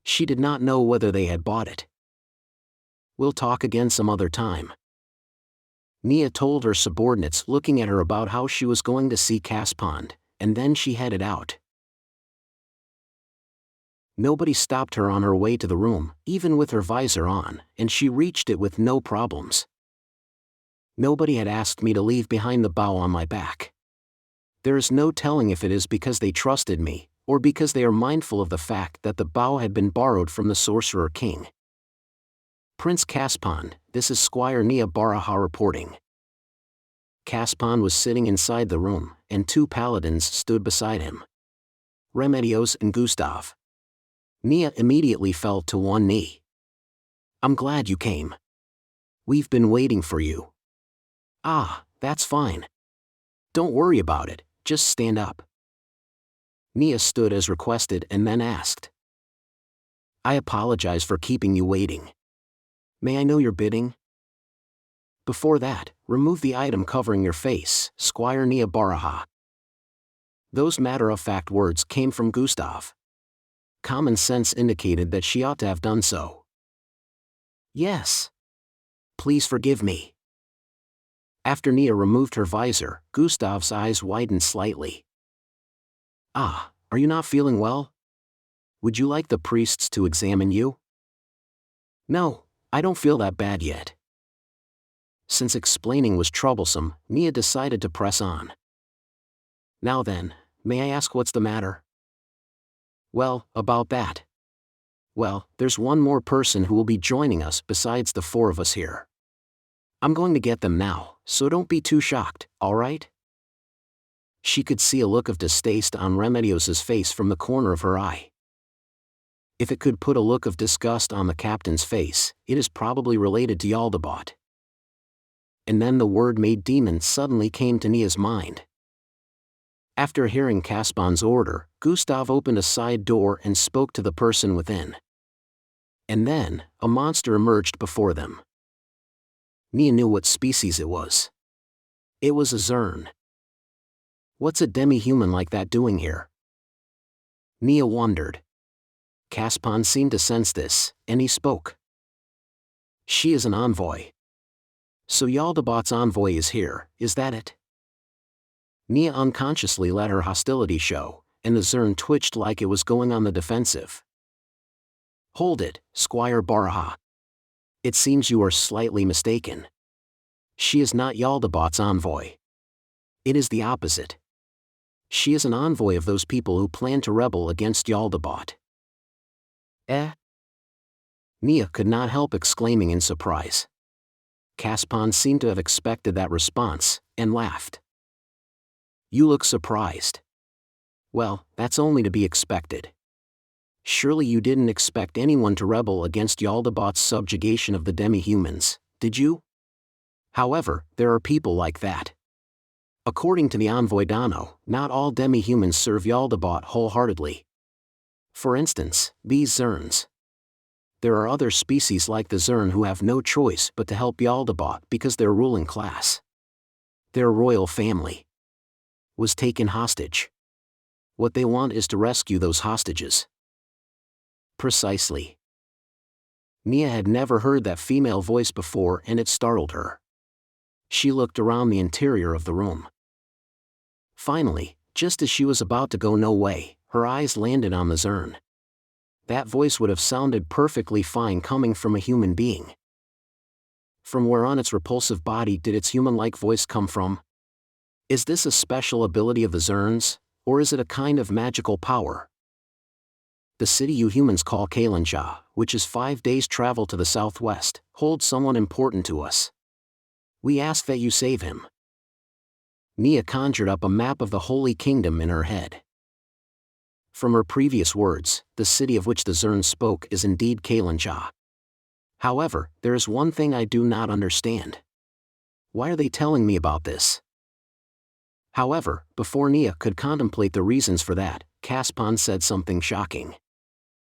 That is why we have decided to ally with them to fight against Jaldabaoth, Miss Baraha. Eh? Could we trust a species like the Zern, monsters who did not even have facial features to read?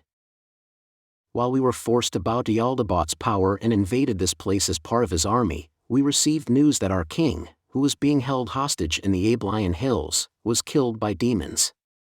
As for the other one, the prince who's being held prisoner as a symbol of our submission. Now that the previous king has been killed, he is our new king. If you rescue him, we will help you. Did they kill him because they did not need 2 hostages? Or is there a more fiendish reason for the killing? While I could not read that deeply into matters, it would seem the important thing is that their king had been killed. That said, we are preparing to take our new king somewhere that Jaldabaoth cannot reach, so our most elite royal guard will not be able to help you. However, the remaining 3,000 or so of our warriors that Jaldabaoth brought along will fight by your side. Our species will not die out as long as there is a king and a single female, so you may use those warriors as you wish. There will be no problems even if they are all killed. That's how it is. You also know the conditions I've laid out in order to triumph against Jaldabaoth. Rather than decreasing the demi-humans' numbers with combat, we will take fewer losses if we persuade them to leave his side. Also, they have provided us with important information, and we have finished verifying it. Caspon smiled, and then continued. From what we know, this news is not a trap set by Jaldabaoth. On the contrary, this is something we can use to deal with the Zern. If Jaldabaoth finds out, they will be purged, and their prince, the new king, will also be killed. That's what'll happen to you if you betray us, Prince Caspon is threatening the Zern. Although it is only natural for anyone in a high position to think like that, the fact that the prince could ruthlessly describe such a development frightened me a little. However, once the calm returned to Neia's heart, a question boiled up inside her. Why had he brought me here to listen to their planning? If he wanted me to take part in the rescue, all he would have to do was give me an order. It is true that I am now a unit commander, but ultimately I am just a squire who is somewhat skilled with the bow. There is no need to explain the operation to me in such detail. And not just that. Don't tell me that they still regard me as His Majesty's squire. I mean, I'm halfway to being a citizen of the Sorcerer's Kingdom already, right? They probably mean that the Sorcerer King would also be listening to this under normal circumstances. Or maybe they want me to explain this to the Sorcerer King when we see him again, is that it? Indeed. Neia was still the Sorcerer King's squire. Neia puffed up her chest, and Caspon was slightly surprised at the sudden change in her attitude. Now then. With regards to rescuing the Zern Prince, we have reached the decision that rescuing him during the chaos of attacking Kalinshah will be very difficult. Indeed. Let me tell you where the prince is being held. Vice Captain, I hope you will help clarify details for me. The Zern launched into an explanation with Gustav as backup. Provided our treachery is not exposed. If the guards saw humans who are not related to the Zerns, they would not harm the prince. In fact, they would protect the prince instead. But once the actual fighting begins, if the prince is still imprisoned, we will have no choice but to kill you humans. Since all our fellows who were brought to this land are present. The Zern's words started to lose coherence, but everyone understood their meaning. It'll be too late to send reinforcements once the fighting begins. Therefore, the safest and most effective way to rescue the prince is to send a group of elite warriors who will move as stealthily as possible. Squire Neia Baraha, I would like you to command this operation. I cannot. It is impossible for me. Neia responded to Caspon immediately. Normally, gainsaying the prince, who was her supreme commander, would not be tolerated, both in terms of military discipline and social conventions, but at the same time, that order was truly ridiculous. It is simply too much, no matter how you looked at it. I knew you would say that. However, Miss Baraha, this matter is of great benefit to you as well. They will furnish us with knowledge about the hills and introduce reliable guides there. Neia gulped. She bit her lip, desperately trying to keep a lid on her emotions. How much trust can we place in those words? Once you rescue the prince, the Zerns will respond by rising up in revolt from the inside, at which point retaking Kailansha will be much simpler. It's certainly better than a conventional siege, and we will be able to take more demi-humans prisoner. The Zerns also say that they will ask around to see which prisoners have the knowledge you desire. I'm not too sure about the details. It seems you wish to travel to the Ablian Hills. If you rescue our prince unharmed, our entire species will be indebted to you. Who would refuse to share what they know with a benefactor? In addition, that knowledge is nothing special. The Zern's argument was utterly irrefutable. Refusing them would mean being disloyal to His Majesty. If I let a chance to be useful to His Majesty slip out of my hands because I'm afraid. After calmly considering the matter, she felt that this was her best chance. However, I do not intend to kill myself. Who else will be going on the mission to rescue the prince? Neia looked at Remedios, who had been silent all this time. I'm not going. I can't infiltrate or anything. If you say that, then what about me? Neia thought, and then she looked silently to Caspond. I asked her to go with you several times, but she kept refusing. Therefore, you will be accompanied by that captive. No, that collaborator. Captive will do. Captain. It doesn't matter. Vice Captain Montagnes, can you bring her over? Montagnes left the room. The Zern envoy left the room as well. It would seem they do not want to let others know that they are working with the humans. Gustav returned before long, but he was not alone. He had with him a girl wrapped in layer upon layer of chains, a girl that Neia had never seen before. Neia suddenly remembered what Evil Eye had said, and while she was quite sure who this person was, she decided to ask just in case. My prince, who is this? Haven't you already guessed? She's one of the maid demons who showed up in this city. Neia went stiff. She had thought as much, but it still startled her. She is difficulty rating 150. In other words, she is a monster among monsters. A being that humanity could not overcome now stood before my eyes. However, Neia also sensed something else that startled her. That was the fact that she could still feel such intense hatred with an unbeatable monster in front of her. How could I hold on to such emotions when facing a creature that outclassed me so tremendously? Is it because this maid demon is not radiating an aura of fear, or is it because of her loyalty to the Sorcerer King? Regardless of which it is. Neia sank her hatred for the maid demon into the depths of her heart and did not let it show. If I am careless, I would start berating her as one of the reasons why such an outstanding monarch like the Sorcerer King lost to Jaldabaoth. However, while Remedios had her hand on the hilt of her holy sword, Caspond and Gustav did not seem to be doing anything special on their part. Therefore, Neia could conclude that she did not pose any immediate danger. Otherwise, they would never allow her to stay in the same room as the prince. Murderer girl. Do not be afraid. Right now I am not sworn to Jaldabaoth, but to Ainz Sama. I will not attack. I don't believe you. Ainz Sama.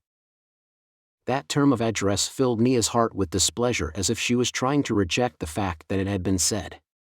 However, the maid demon replied to her in a monotone. You do not have to believe me. It is simply the truth. Miss Baraha. It seems that His Majesty somehow managed to usurp control over her from Jaldabaoth during the battle. Nia's eyes went as wide as saucers. Had he actually managed to carry out a non-lethal tactic like taking control of her while fighting multiple opponents? Jaldabaoth and the maid demons? I do not know much about magic, and I do not know how difficult such a feat is. If one needed an example, it would be like trying to snatch equipment off a very powerful opponent during the middle of combat. If that is the case, then it must have been an incredibly difficult maneuver that only the Sorcerer King could pull off. Neia came to respect the Sorcerer King more and more. However, she had two questions now. I want to believe that if the Sorcerer King had done it, then everything would be fine and I could accept that fact. But is the maid really under the Sorcerer King's control?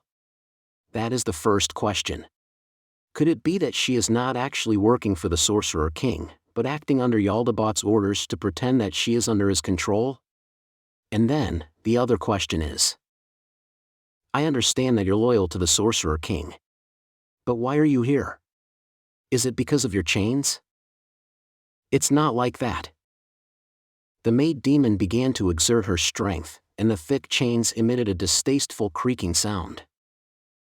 Stop that! As Remedios shouted in time with a wave of killing intent, the sound stopped. Even I could break ordinary unenchanted chains. Then why? Why haven't you left this place and gone to His Majesty's side? She had asked because she was hoping that demonic instincts or the abilities of a bound demon would lead her to the Sorcerer King. Because it's an order. The last order I received from him was to help you. So I will do my best as long as it does not mean my death. Neia was stunned. The Sorcerer King came to this country to seize control of the maid demons. He came to obtain the maid demons, a tremendous fighting force that could make the Sorcerer's Kingdom even stronger. In that case, his first order to the maid demon should have been for them to return to the Sorcerer's Kingdom. But instead, His Majesty. What a kind person he is. Is there a king out there who is so compassionate to the people of another country? No, it can't be. Only the Sorcerer King is an exception. His Majesty really is justice. How amazing. I was right all along. Neia struggled to keep the heat from spilling out of her eyes. In that case, what does "as long as it does not mean my death" refer to? If you ask me to fight Jaldabaoth, I will refuse.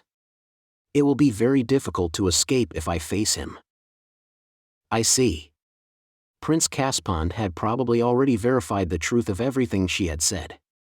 That was why she had been brought here. So this demon will come with me. Just so. While I thought of sending her to the Sorcerer's Kingdom as an envoy, compared to that. Well, once that's over and we learn information that we can trade, I was planning to have her join the search party we're sending out. That's because it's dangerous. Those people you picked out haven't found anything yet, so we can be sure that he landed in the hills. She did not know why Caspond's instructions were so vague. She peeked at the maid demon's face and saw that it had not changed. She did not look worried. Of course, this maid demon might not know what had happened to the Sorcerer King, and she probably could not imagine that the Sorcerer King is in dangerous territory. However, her blank face still made Neia very unhappy. Most importantly, could she let a demon like that use a familiar term of address like Ainz Sama? No, of course not. Not even me had addressed him in such an intimate manner. Miss Baraha? Yes. Oh no. I had apparently forgotten myself due to my distaste for the maid demon. What's the matter? Is something bothering you? No. It's been only 3 days since the search started, so I think it might be a bit hasty to conclude that he fell there. I see. That does make sense. However, would it not be better to be prepared for anything? That is true. All right. In that case, Maid Demon Kun. This is the 3rd time I have spoken to you. The day we found you, yesterday, and now. The maid demon said nothing and looked at Caspond. If I asked you to go to a certain large city to rescue someone imprisoned there, would you help us? It is like I said yesterday. I will. Good, I understand. Then, I apologize for this, but would you mind returning to your room? Vice Captain Montagnes, if you would. He led the maid demon away, and they began speaking again once Gustav returned. Miss Baraha. While I do not know if I need to tell you all this, possessing this information might mean the difference between success and failure when you infiltrate Kalinja. Therefore, I will speak to you about a few things. The first concerns Jaldabaoth. Caspon told her what they had learned from the maid demon. It would seem she knew little about Jaldabaoth. Practically nothing, in fact. She did not even know what abilities or attacks or weaknesses he possessed. In addition, she did not know what Jaldabaoth is doing now or what his objective is. However, she had said that he would need a very long time to recover if he is severely injured. It is like how it would take longer to refill a larger vessel when the water level inside it decreased. And so, after learning about Jaldabaoth, the demi-humans, and the other demons, Neia asked Caspon the question whose answer she wanted to know most of all. Can we trust her? We can't. We should kill her to be safe. That answer had been supplied by Remedios. Neia resisted the urge to ask if she could beat a difficulty 150 maid demon, and listen to Caspon's judgment. I find it hard to trust her. This might be one of Jaldabaoth's schemes. She might be a spy sent out in case someone like Mammon appears, someone who can fight back against Jaldabaoth. That is why they had asked the Zern envoy to leave before bringing the maid demon in, and had spoken obliquely in front of her. I told you, right? It would be better to kill her. That way there'll be one less thing to worry about. I see, Captain Custodio. That is an option. However, it is very likely that the maid demon is indeed under the Sorcerer King's control. That is because she has not been spouting false information about Jaldabaoth non-stop, but replying that she does not know. However, why is she not asking about the Sorcerer King at all? Ooal. Still, you agreed to hand the rights to the maid demons over to him, did you not? Since you did that, once they find out we killed her, they will regard our country as incapable of keeping its promises, you know? Once that happens, no other countries will want to help if anything happens to us. He's already been killed by Jaldabaoth, hasn't he?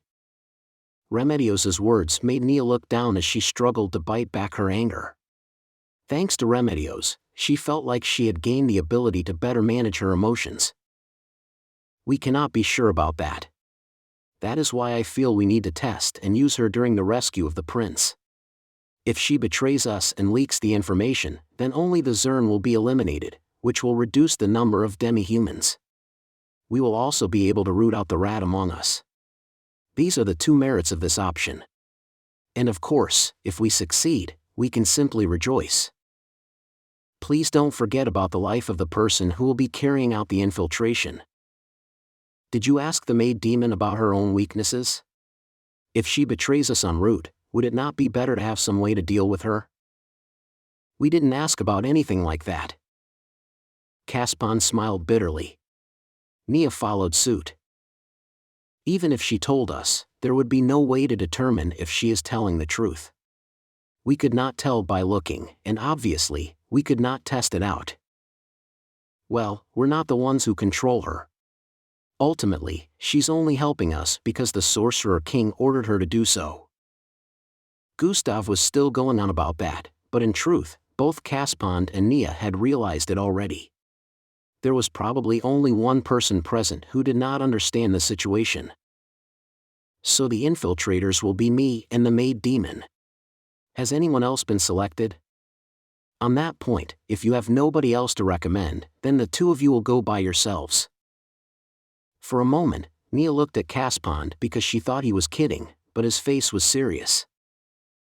Allow me to add to the prince's words, but surely an infiltration is best handled by a very small number of people, am I wrong?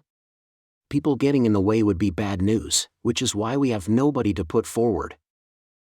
While Gustav's explanation was convincing enough, Neia knew that was not the only reason.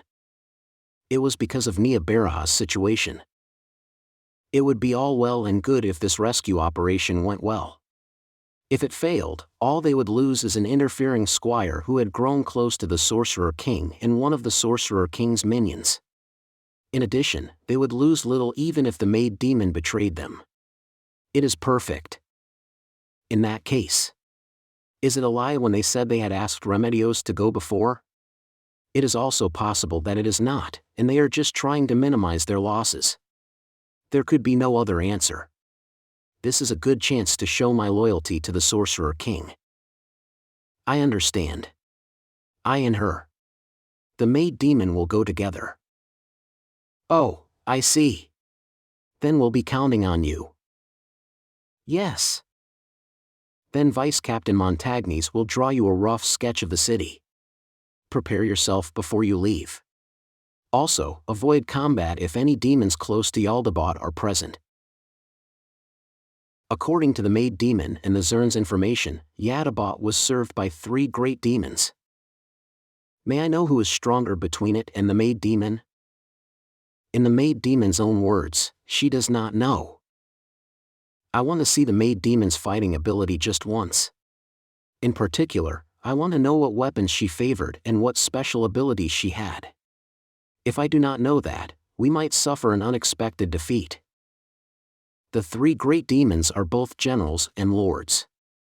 He probably feels that demi-humans are not suited for brainwork, so he seems to have set up a dictatorial power structure. Therefore, the great demons handle much of the administration and they have not appointed any successors or substitutes. If you can defeat them, you'll be able to deal the demi-human alliance a devastating blow. That would satisfy the victory conditions you have laid out, my prince. Ah. Although Jaldabaoth might lead in person once his wounds have recovered.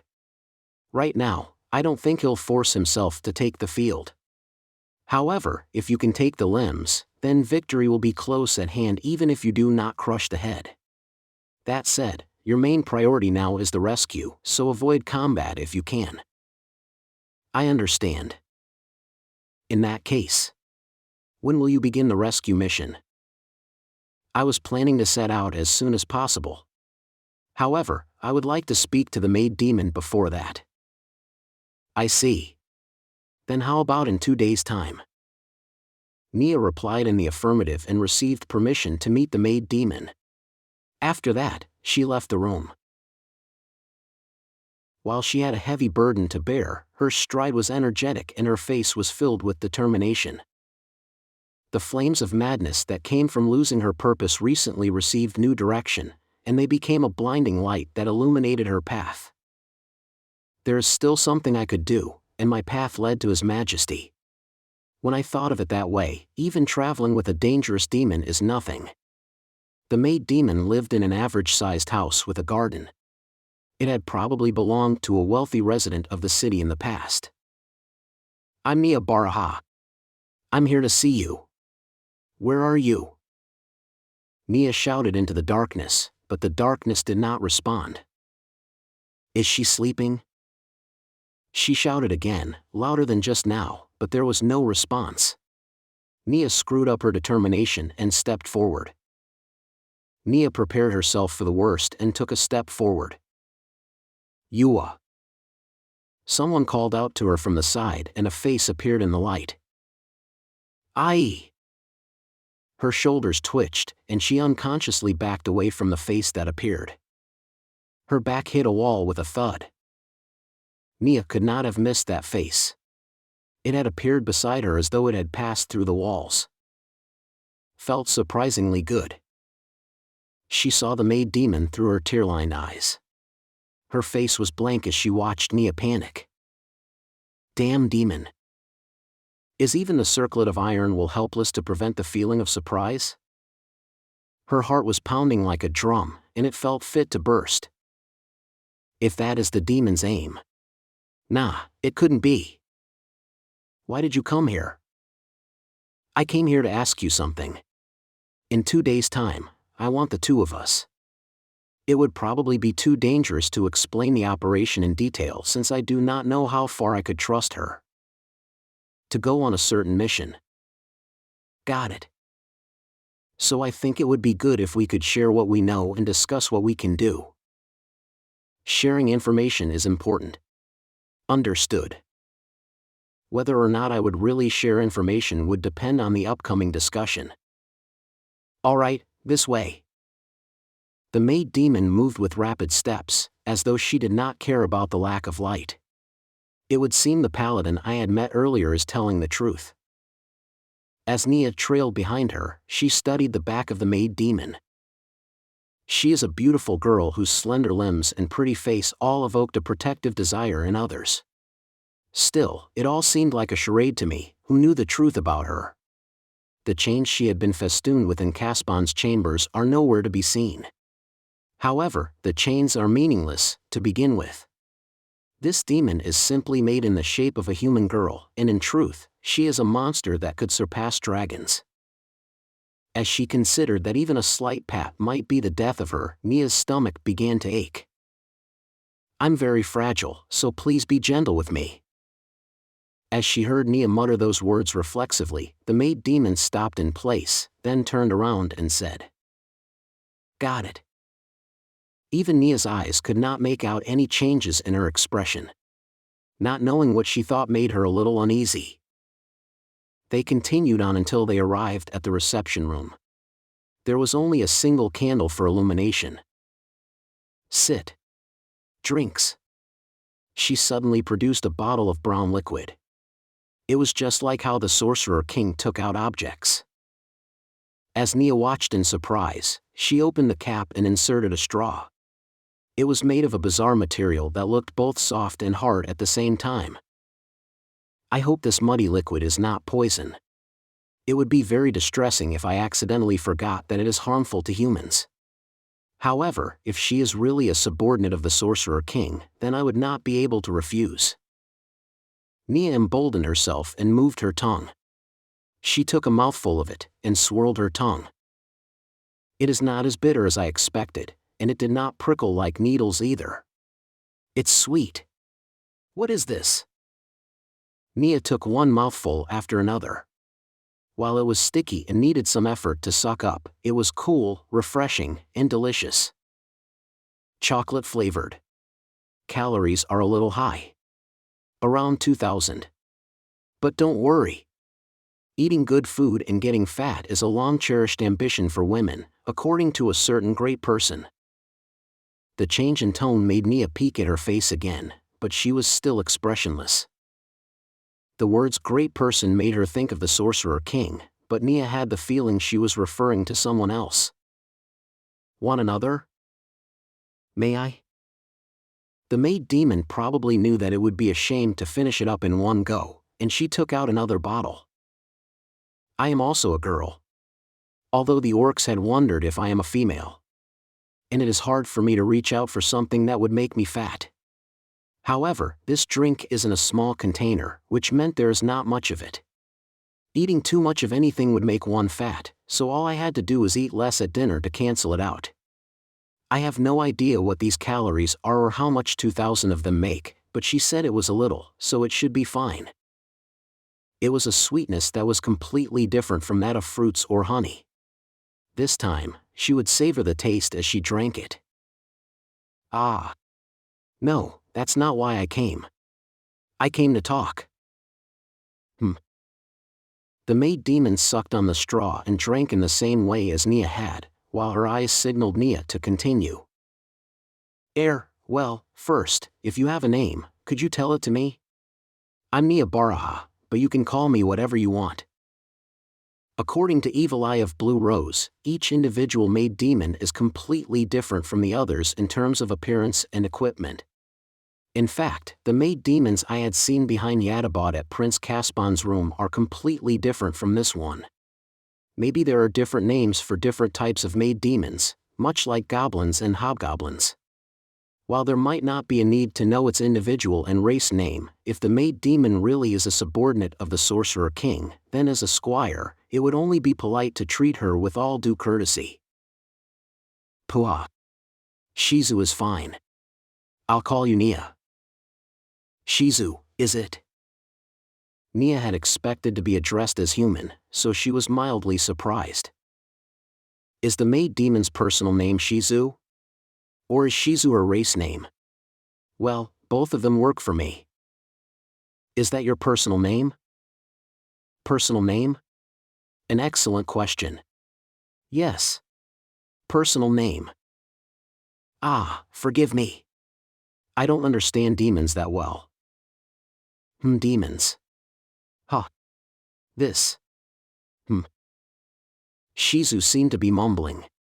Neia could hear all of it, but since she was talking to herself she decided not to take a jab at her. Alright then, Shizu. What can you do? Also, there were several made demons, so why did the Sorcerer King choose you?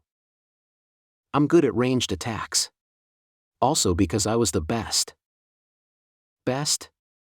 Ah, is that it? So at that time you were the most troublesome opponent, is that it? Shizu chuckled. That said, her face did not seem to change. However, Neia had sharp eyes, and she understood after observing her carefully. There is a very slight change in her expression. She seemed proud. It would seem she had not been easily controlled because she is the weakest. At the same time, Neia relaxed. I can use ranged weapons too, but in turn, I'm not good at close combat. We don't have a frontliner. Shizu sipped her drink in silence. Got any ideas? What are we doing? Infiltrating a city and rescuing a VIP. I could not mention the word Zern yet. Then we need the ability to move stealthily. Better not to have a clanky frontliner making lots of noise. Yes, that's right. Can you move quietly, Neia? I had some training, so I'm probably better than before. However, I'm not fully confident in myself. Can you cast spells like invisibility or do you have magic items that can do so? Neia shook her head. I see. Work hard then. Yes, I will. Then. Could I really trust Shizu? Could I believe that she is under the Sorcerer King's control? If Shizu is still a minion of Jaldabaoth and is pretending to be a subordinate of the Sorcerer King in order to spy on us, then telling her about him would be very bad. However, it is very likely that the Sorcerer King had wrested control of her from Jaldabaoth. In that case, not trusting her enough would be throwing away my best trump card. And so, nervously and haltingly, she spoke.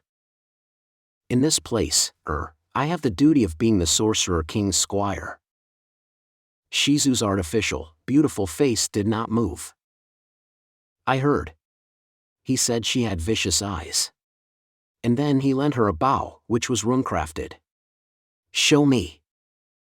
Alarms blared in the corner of her mind. Jaldabaoth had seemed quite interested in it as well.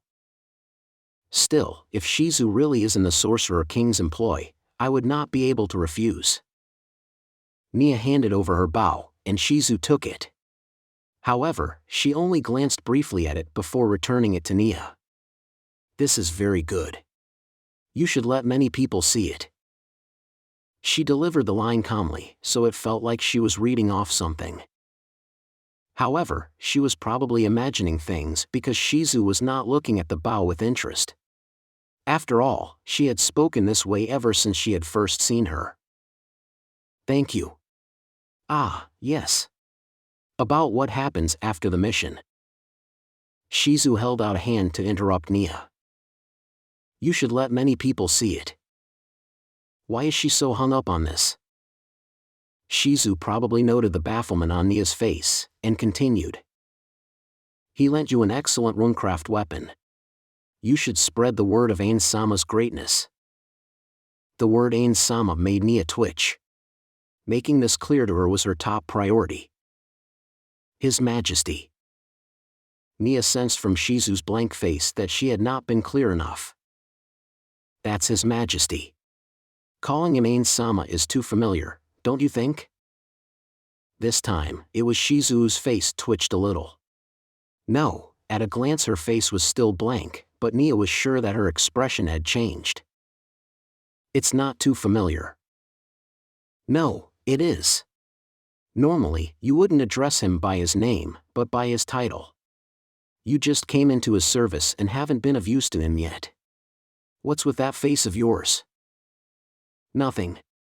However, I want to call him Ainz-sama and not His Majesty. Is the expression that could be vaguely glimpsed past that blank mask a look of pity, or was she crowing her victory? Even I do not understand, but it made me mad. This thick-skinned newcomer had come out of nowhere, and the fact that she is trying to cozy up to the person I so revered made me very unhappy. Neia decided not to pretend anymore. While she wanted to act as a squire and deal with her politely as a person of the Holy Kingdom, she decided to give up on it. It did not matter if she was dealing with a monster that knew no equal throughout history or in the present day, she had to make one thing clear.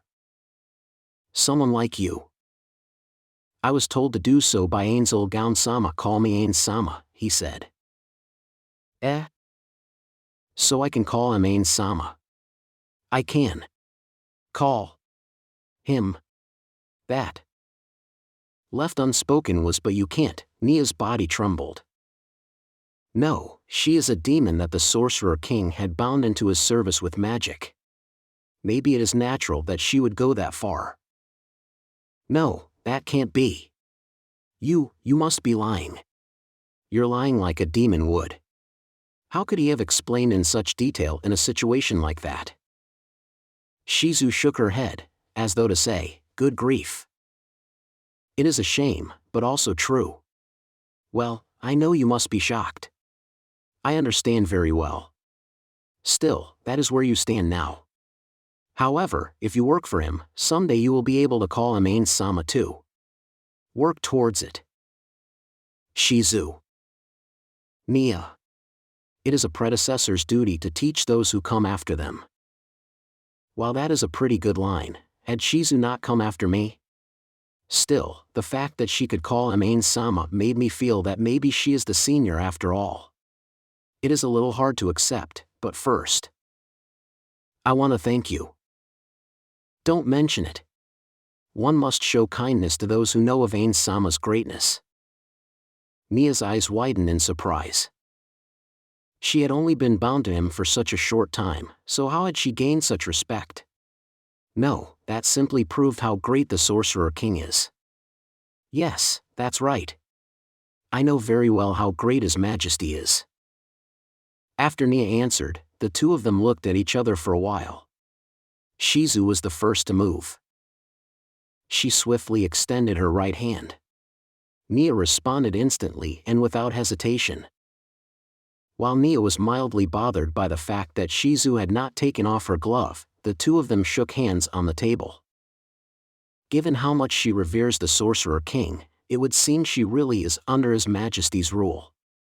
Otherwise, she would not have called him Ainz Sama, but instead, she would have called him His Majesty like me, so she would not sound strange. Am I being naive? However, at this point, I'm very confident in my beliefs. I understand that Shizu's loyalty is genuine. Just like how the teeth of two cogwheels fitted together, they could understand each other because they were fellow worshippers of the same god. Speaking of which, it's easy to get along with you. As a human being, you have a bright future, Neia. I have very mixed feelings about getting along with a demon. We're talking like this because you're speaking the truth about how great His Majesty is. Shizu nodded. Although I feel it doesn't matter what happens to Neia, I will bring you back safely to this country. I promise. Thank you. Nia's gratitude was honest and straightforward. Shizu's difficulty rating is 150. She is on a level where even Blue Rose would be hard-pressed to win against her. It is only right to be grateful for the protection of such a demon. This is doubly true if she is a subject of the Sorcerer King. Although, there is one thing I have to clarify with her. Can you swear that in the name of the Sorcerer King? Shizu raised a hand like she had been called on by a teacher. This I swear in the name of the Supreme One, Ainz Sama. However, if you die and are resurrected, that still counts as keeping my word, right? Safe. No, I think that's slightly different. The two of them looked at each other. There's a big difference between safe and coming back to life after dying. However, that is just barely within the bounds of what I could compromise with. If you don't become a demon or one of the undead, but come back to life as a human, that ought to count, right? That should be fine. All right. There was a slight change in Shizu's voice, which had been in a monotone all this while. She sounded like she was motivated now. While you're not cute, this is especially for you. Shizu took something out and went to Neia's side. Then she pressed something tightly onto Neia's forehead. What? What is this? Startled by that inexplicable action, she tried desperately to peel it off, but she could not. It was stuck on so tight that it would not budge. It was very frightening. What's this? Wait. I'm scared. It's okay. It won't hurt and it's not scary. Look. Shizu showed her something with the number 1 and a strange design. It might have been a letter on it. I have heard of talismancy, so is that a kind of talisman used as a magical medium for that art? No matter what, she could not have given out a trivial item like this, so it must be some kind of magic item. What if I could not remove it for the rest of my life? Why did you have to stick it on my forehead? Aren't there better places to put it? Like a little sister. Although she had heard something quite shocking, there was a more important matter at hand. Anyway, take this off. At least stick it on my clothes or somewhere else. It can't be helped, then. Shizu took out a small bottle and placed a drop of something on Neia's forehead. After that, the tightly stuck-on object peeled off easily, like it had never been attached at all. She picked it up, looked at it, and saw that it was the same as the one Shizu had shown her earlier. Sticker. It needs to be pasted somewhere obvious. It would seem I would have to paste it on. Making Shizu angry would do no good. Yes. Are we done? No, after this, I wanted to talk about finding His Majesty, no, to welcome him back. I'll go too. We need a lot of preparation. After all that is over. Really? I promise. But I hope we can make time to finish the map of the Demi-human's hills. That's true. Demi-humans? A moment after she agreed, a question suddenly popped up in her heart. Right now, I had not told her anything. Even so, why had she suddenly used the word demi-human? Could it be she heard about him landing in the hills from Prince Caspond? What's wrong? I got it. I'll talk to the people on top. Pleased to meet you, Neia. The pleasure was all mine, Shizu. Although she was still mildly bothered by the sticker from just now, Neia stuck out her hand, and Shizu responded. They both shook hands again. You don't think His Majesty is dead after all, do you, Shizu? What did you just say? Actually, His Majesty fell to the east, and then he didn't contact us again. Since His Majesty can cast teleportation spells, the fact that he still hasn't come back makes me think something happened to him. So, what if His Majesty? It hurt too much to speak any further. She hesitated because if she said it, it might come true. To this, Shizu responded with what was probably a surprise. He's fine. He's not dead. My binding is the proof. Why are you crying? Neia's tears were flowing on their own. The Sorcerer King is really alive. I truly believe that he is not dead. But sometimes, the uneasiness that suddenly reared up in my mind left me unable to sleep. Many people had told me that the Sorcerer King is fine, but all of them sounded like they are just trying to comfort me, to try and keep their own worries at bay, and not because they truly believed it. But at this moment, someone had told me that with absolute confidence and certainty. That, and Shizu, is the proof that the Sorcerer King is alive. Now I can relax at last. Shizu produced a piece of cloth that was printed with the same design as her scarf. It was probably a handkerchief. And covered Neia's face with it. And then, she rubbed forcefully. She was not so much violent as inexperienced, but the place where she rubbed hurt a lot. Shizu pulled the handkerchief away, and Neia's snot stretched out into a bridge. There's snot on it. Super shocking. After hearing Shizu's distinctly shocked voice, there was an indescribable look on Neia's face. Therefore, she took a handkerchief out of her own pocket and broke the bridge of snot. I'll wash it. Entering Kalincha's castle was not difficult. All they had to do was hide in barrels and wait to be smuggled in as cargo. Shizu, the other infiltrator, had just made it out of her barrel. She was shorter than Neia, so climbing out of the large barrel had been more tiresome.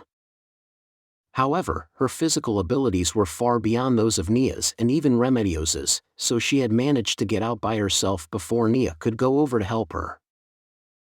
Shizu-san. There's meat stuck to your hair. Shizu looked unhappy. While her facial expression did not change, that did not mean she had no emotions. Perhaps it is because I had been with Shizu all this time, or because my eyesight is excellent, or perhaps looking at the Sorcerer King's bony features all this time had honed my ability to scrutinize others, but now, I had a rough grasp of how Shizu felt. Shizu fumbled around to try and get the small bits of meat out of her hair, but they were stuck to the strands on the back of her head and she could not get them out. While I was told to cut my hair short because long hair could be easily grabbed in combat, it seems there are many other drawbacks to it.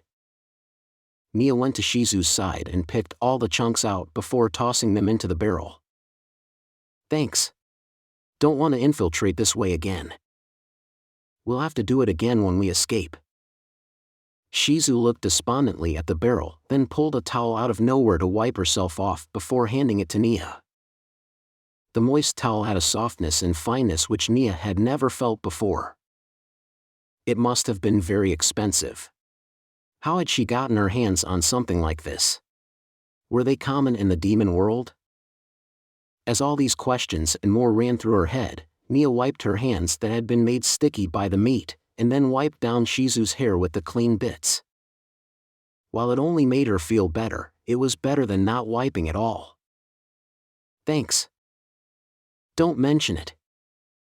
While Neia was doing this, Shizu took out her weapon. That strangely shaped device was apparently a ranged weapon called a spell gun. It used mana to fire bullet-like bolts, and it felt like a crossbow. Shizu had said something about the gunpowder not showing any signs of combustion or something, but I had not understood any of it, so the explanation was wasted on me. I had wanted to test it out, but Shizu refused to part with it, so Shizu's fighting ability is still unknown. Still, she is a difficulty rating 150 demon, there is nothing to worry about there. Shizu produced the ultimate shooting star super and a quiver of arrows out of nowhere like a stage magician before handing them to Neia, and in turn, Neia returned her the dirty towel. Initially, there had been a discussion on how I would bring my bow along. The bow's stave is very long, and when one added camouflage on top of that, I would not be able to close the lid on the barrel, and if the barrel were opened I would be exposed. While we could have let the Zern carry it in, the bow is a magnificent piece of work and it would have left an impression on people who saw it. In addition, the Zern had also refused, for fear of being drawn into all this if the rescue mission failed. In the end, when everyone had told me to leave the bow behind, Shizu said that she could store her weapons in a mysterious space in the air, so I could put the bow in there as well. The uneasiness of bringing a valuable item lent to her by the Sorcerer King on a mission in a dangerous place blended with the reassurance of not having to part ways with her weapon. Neia thanked Shizu for her kindness as both emotions filled her. It would seem Shizu had accepted me as her junior back then, and after that Shizu had occasionally acted like my senior. Part of that is how I had to address Shizu as Shizu-san, because Shizu would make a fuss if I do not. However, Shizu is a pretty girl, and when she made a pouty face, I could tell even though Shizu did not show expressions. I actually found it kind of cute. After they had each readied their weapons, Shizu was the first to move. Neia pricked up her ears to listen for any movement outside the door, but there was nobody there. Let's head out. Time was short, so Neia nodded. Firstly, Shizu and I would infiltrate Kailansha and rescue the Zern Prince.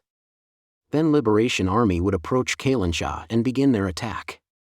If the Zern Prince is rescued, the Zern would act as a fifth column within the city walls. If we failed, then instead of the Zern opening the city gates and guiding the Liberation Army in, Shizu and I would have to handle that task. However, that is far too much for us to take on. We could only do what is within our capabilities. Those were the key points of the battle plan. The important thing was that if they could rescue the Zern Prince, then they could count on the Liberation Army and the Zern to relieve them even if they were forced to defend themselves. This is good for the Zern as well. If the rescue succeeds, we could release the prince after Kailansha is taken back.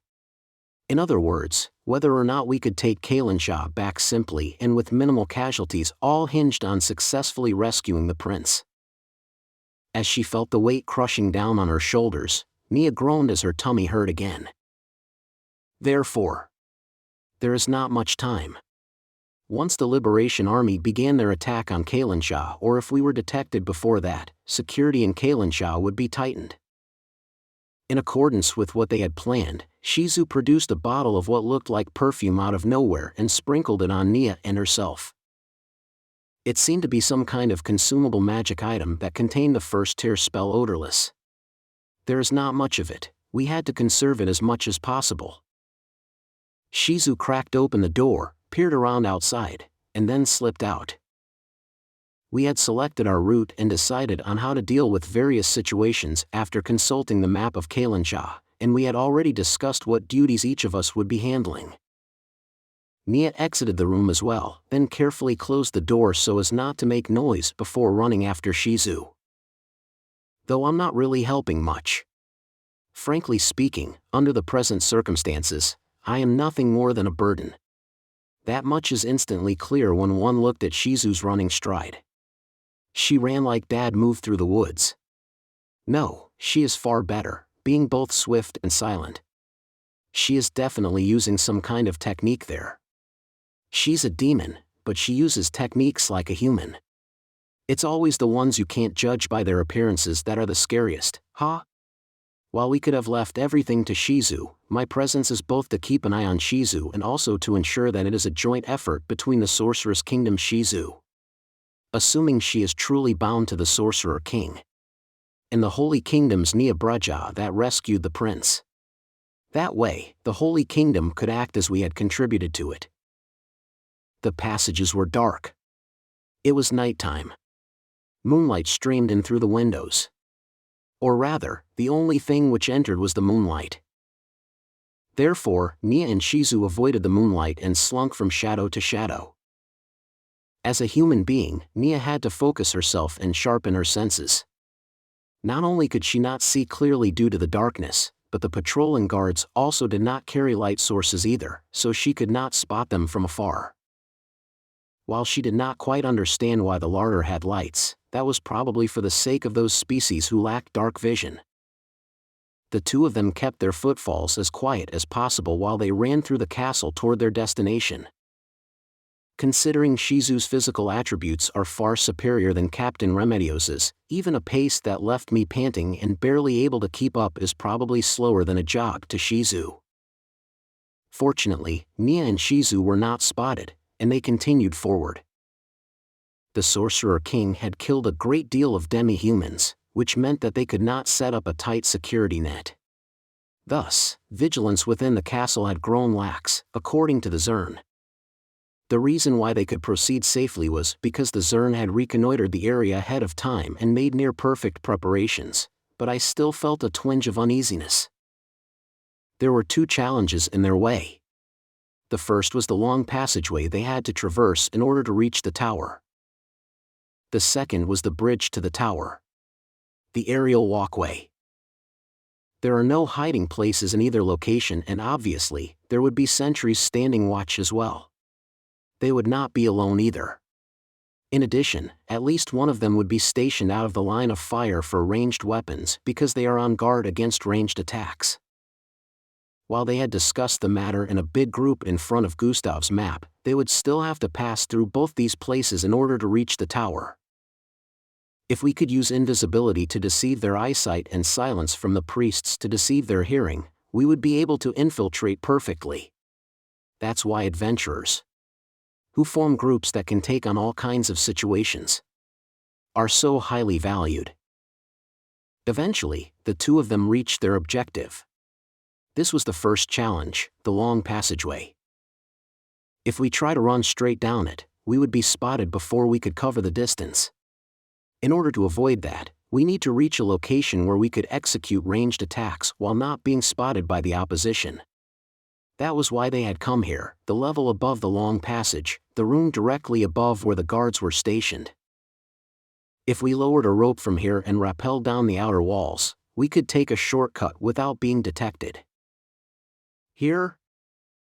In response to Shizu's question, Neia consulted the map in her head and the route they had taken and nodded a yes. Not bad. Shizu's reply sounded like she was praising a junior, and then she pressed her ear to the door. Then, she quickly and silently opened it. While the room was filled with various sundry items, it looked like it had not been used in a long time, and there was a white layer of dust on the ground. However, there were traces that the Zern scouts had been here. They had moved between the window and a very large shelf. Shizu produced a rope out of nowhere. It was the same color as the castle wall.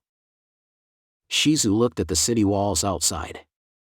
After verifying that there were no patrolling guards in sight, Shizu slung her weapon onto her back. "I'll go first." She threw herself out of the window and slid down the rope to the window below. She took her weight on one hand and used the other to push open the next window, which opened easily. That too had been the work of the Zern. Shizu then slid inside. Her skillful movements had only taken a few seconds. After confirming that the room below was safe, Shizu poked her face out and beckoned to Neia. Neia grabbed the rope and leaned out of the window. "If I fell, I would meet a horrible death. No, it would be worse if I do not die. I would surely be tortured until I gave up what I know, and then I would be killed.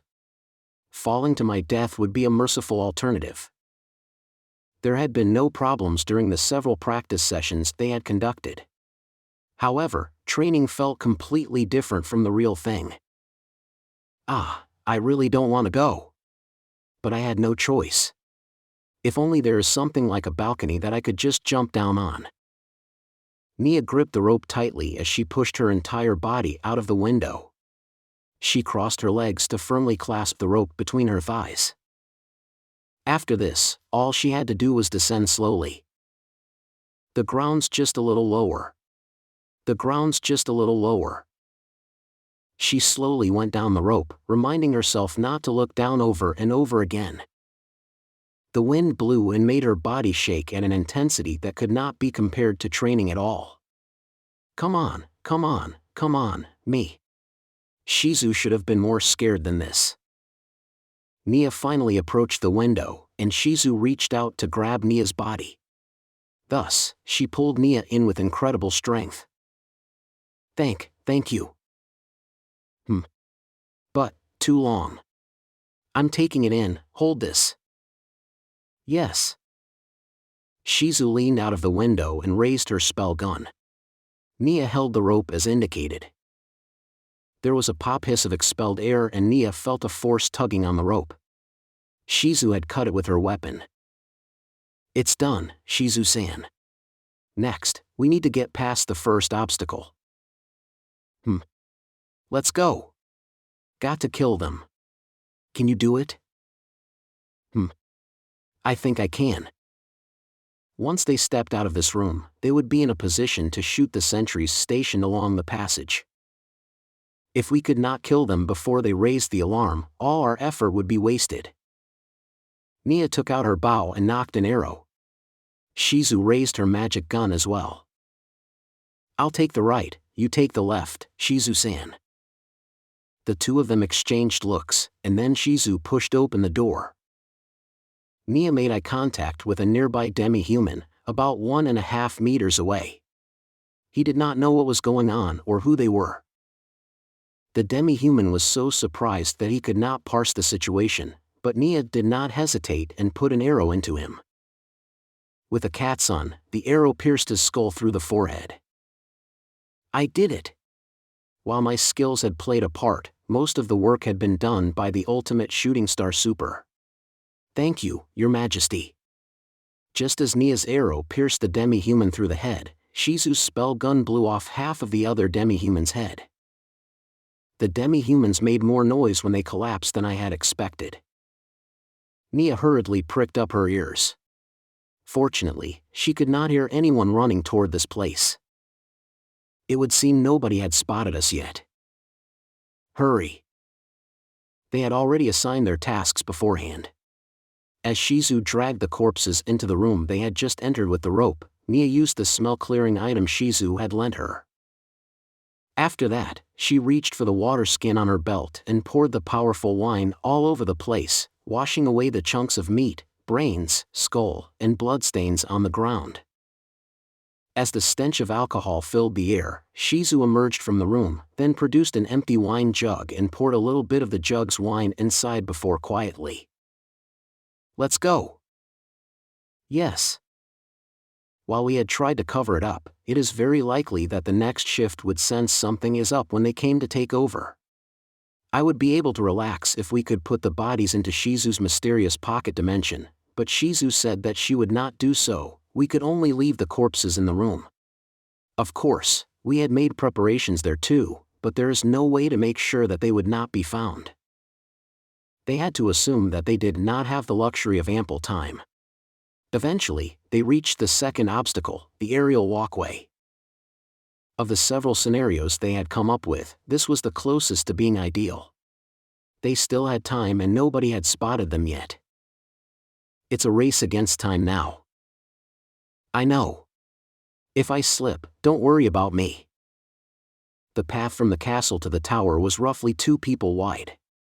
There were no walls on either side. It was open to the air. Apparently, several people had fallen off the side before, and after seeing this, all she could think of was that it was only to be expected. This is dangerous. If an enemy runs into me and grabs me, I'll fall off and die. If I'm not careful. After screwing up her determination, Neia realized Shizu was staring at her.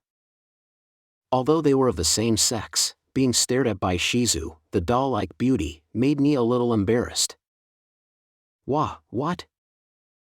Using it. Neia, wait here. I'll take care of the door guards.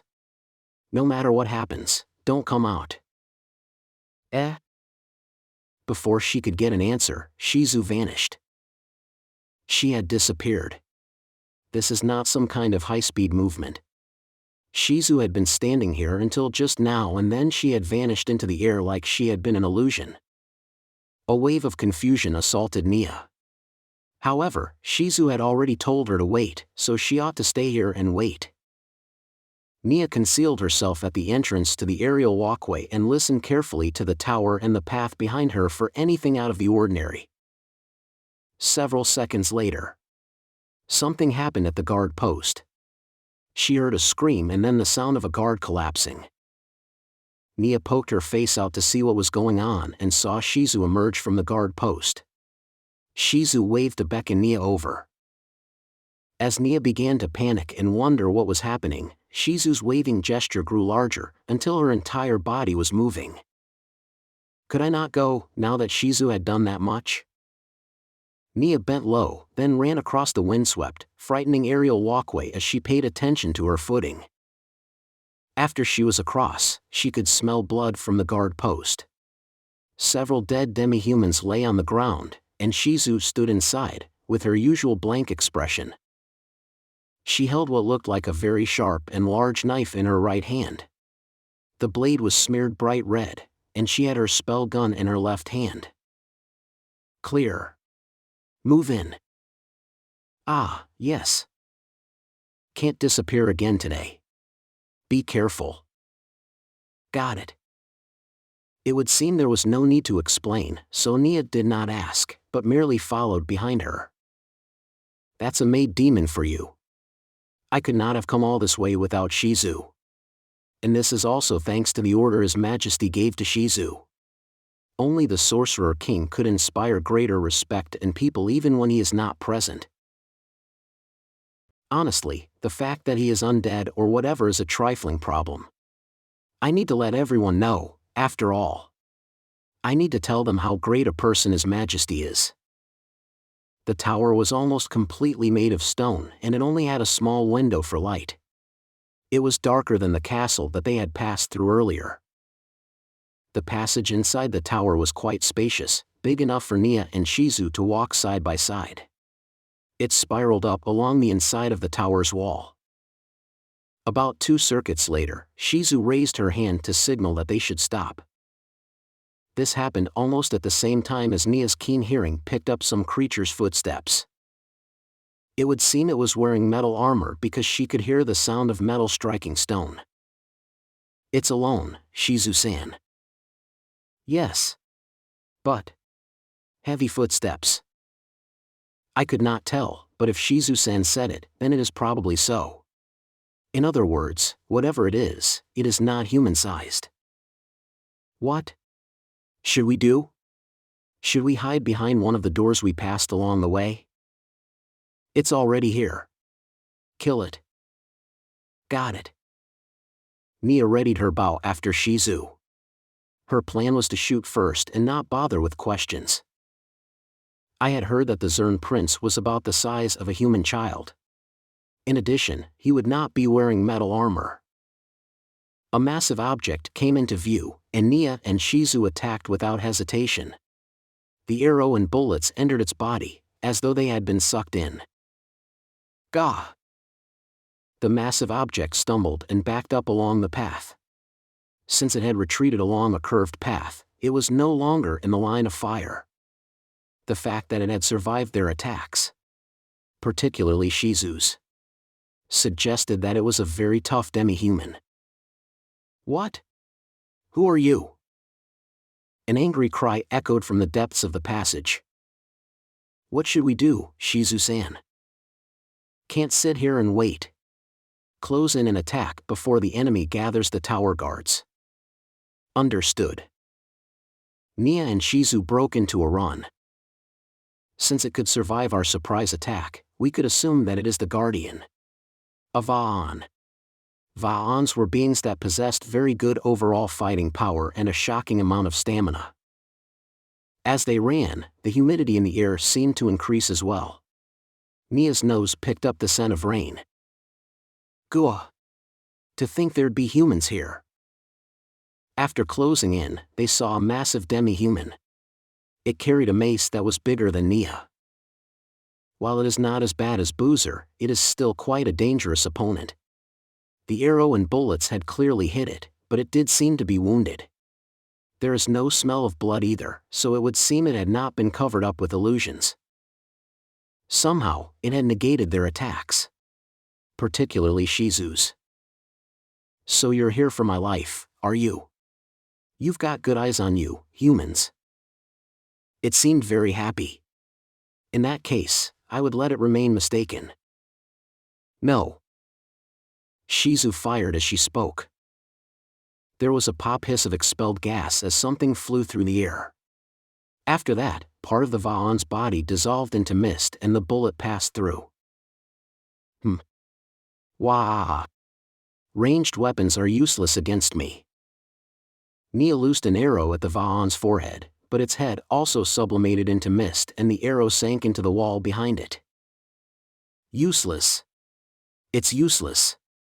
Now quiver in fear of me, for I am the bane of all archers, and then die. Immune to all ranged weapons? On something that's only that strong? There must be a trick. Neia glanced at Shizu and shook her head. Unfortunately, the Zerns did not know any details about its abilities. What are you blathering about? Back up. The Va'an closed the gap. The sight of its massive body approaching them felt off, like her sense of distance was messed up. Neia would not be able to survive a single hit from it, so she obediently listened to Shizu and fell back. Shizu stood on the front line, and the mace slammed down on her. The strike was like a howling storm, but she elegantly evaded it. The stone was shattered where it had struck the ground, and cracks radiated in all directions. It felt like the massive tower was shaking. Neia loosed an arrow. While the Va'an was locked in melee with Shizu, there was a huge difference between their body sizes. If she aimed up, she could strike the Va'an without hitting Shizu.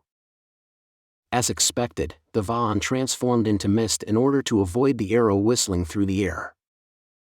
Useless. Useless. I told you arrows are useless against me. Foolish. Whoa! The Va'an roared even louder than before. Shizu seemed to find it annoying and hacked at him. While Shizu's shooting skills were far superior to Neia's, she was not as skilled in close combat, so, unfortunately, her strike was blocked by the mace. Neia knocked and drew back another arrow. This time, Neia aimed for the hand holding the mace. While it is very likely that the weapon would not drop even if it turned to mist, I had to try, however small the possibility. In the end, the mist-formed arm did not release the mace. Aren't you going to stop, human? Water splash. A ball of water flew out at Neia. Something hit her right shoulder. Neia was sent flying and fell to the ground. It hurt like she had been savagely beaten. She might even have broken bones. After nervously trying to move her right arm, she found that it could move without issue. However, a torrent of pain spread from her shoulder inside her body. She touched her shoulder and found that it was wet. While she was afraid that it was blood at first, she immediately realized that it was water. Humph. You made me use a petty spell. The Va'an swung its mace as it spat its reply at them. Shizu muttered quietly to herself as she nimbly avoided a deadly stroke that could have smashed Neia to bits. Why that girl? Why attack someone who can't hit you? I don't get it. Ha, you idiot. That's because she's a pain. Because it was effective? Limited uses? The Va'an's face changed. In other words, Shizu was right. Neia. Got it. Neia loosed an arrow, which the Va'an avoided by turning into mist. After that, she fired again. And the arrow pierced into the Va'an. As the Va'an grunted in pain, Shizu spoke. I understand. You can only defend against 7 ranged attacks. Is that per day? Per hour? Doesn't matter. You'll die here. The Va'an could not catch up to Shizu, who dodged with amazing skill. In other words, if this kept up, it would take a one-sided beating and die. Perhaps the Va'an had sensed this would happen because its face knotted up. Damn you! Fog cloud. A bank of fog sprang up. It was thicker than the fog she had seen in the Sorcerer's Kingdom, and Neia did not even know her own location.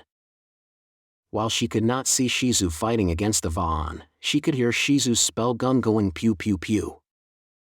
When she thought about it, that was obvious. Even if the Va'an conjured fog in the middle of the passageway, I still knew where it was. All I had to do was keep shooting. Neia followed Shizu's lead and launched arrows.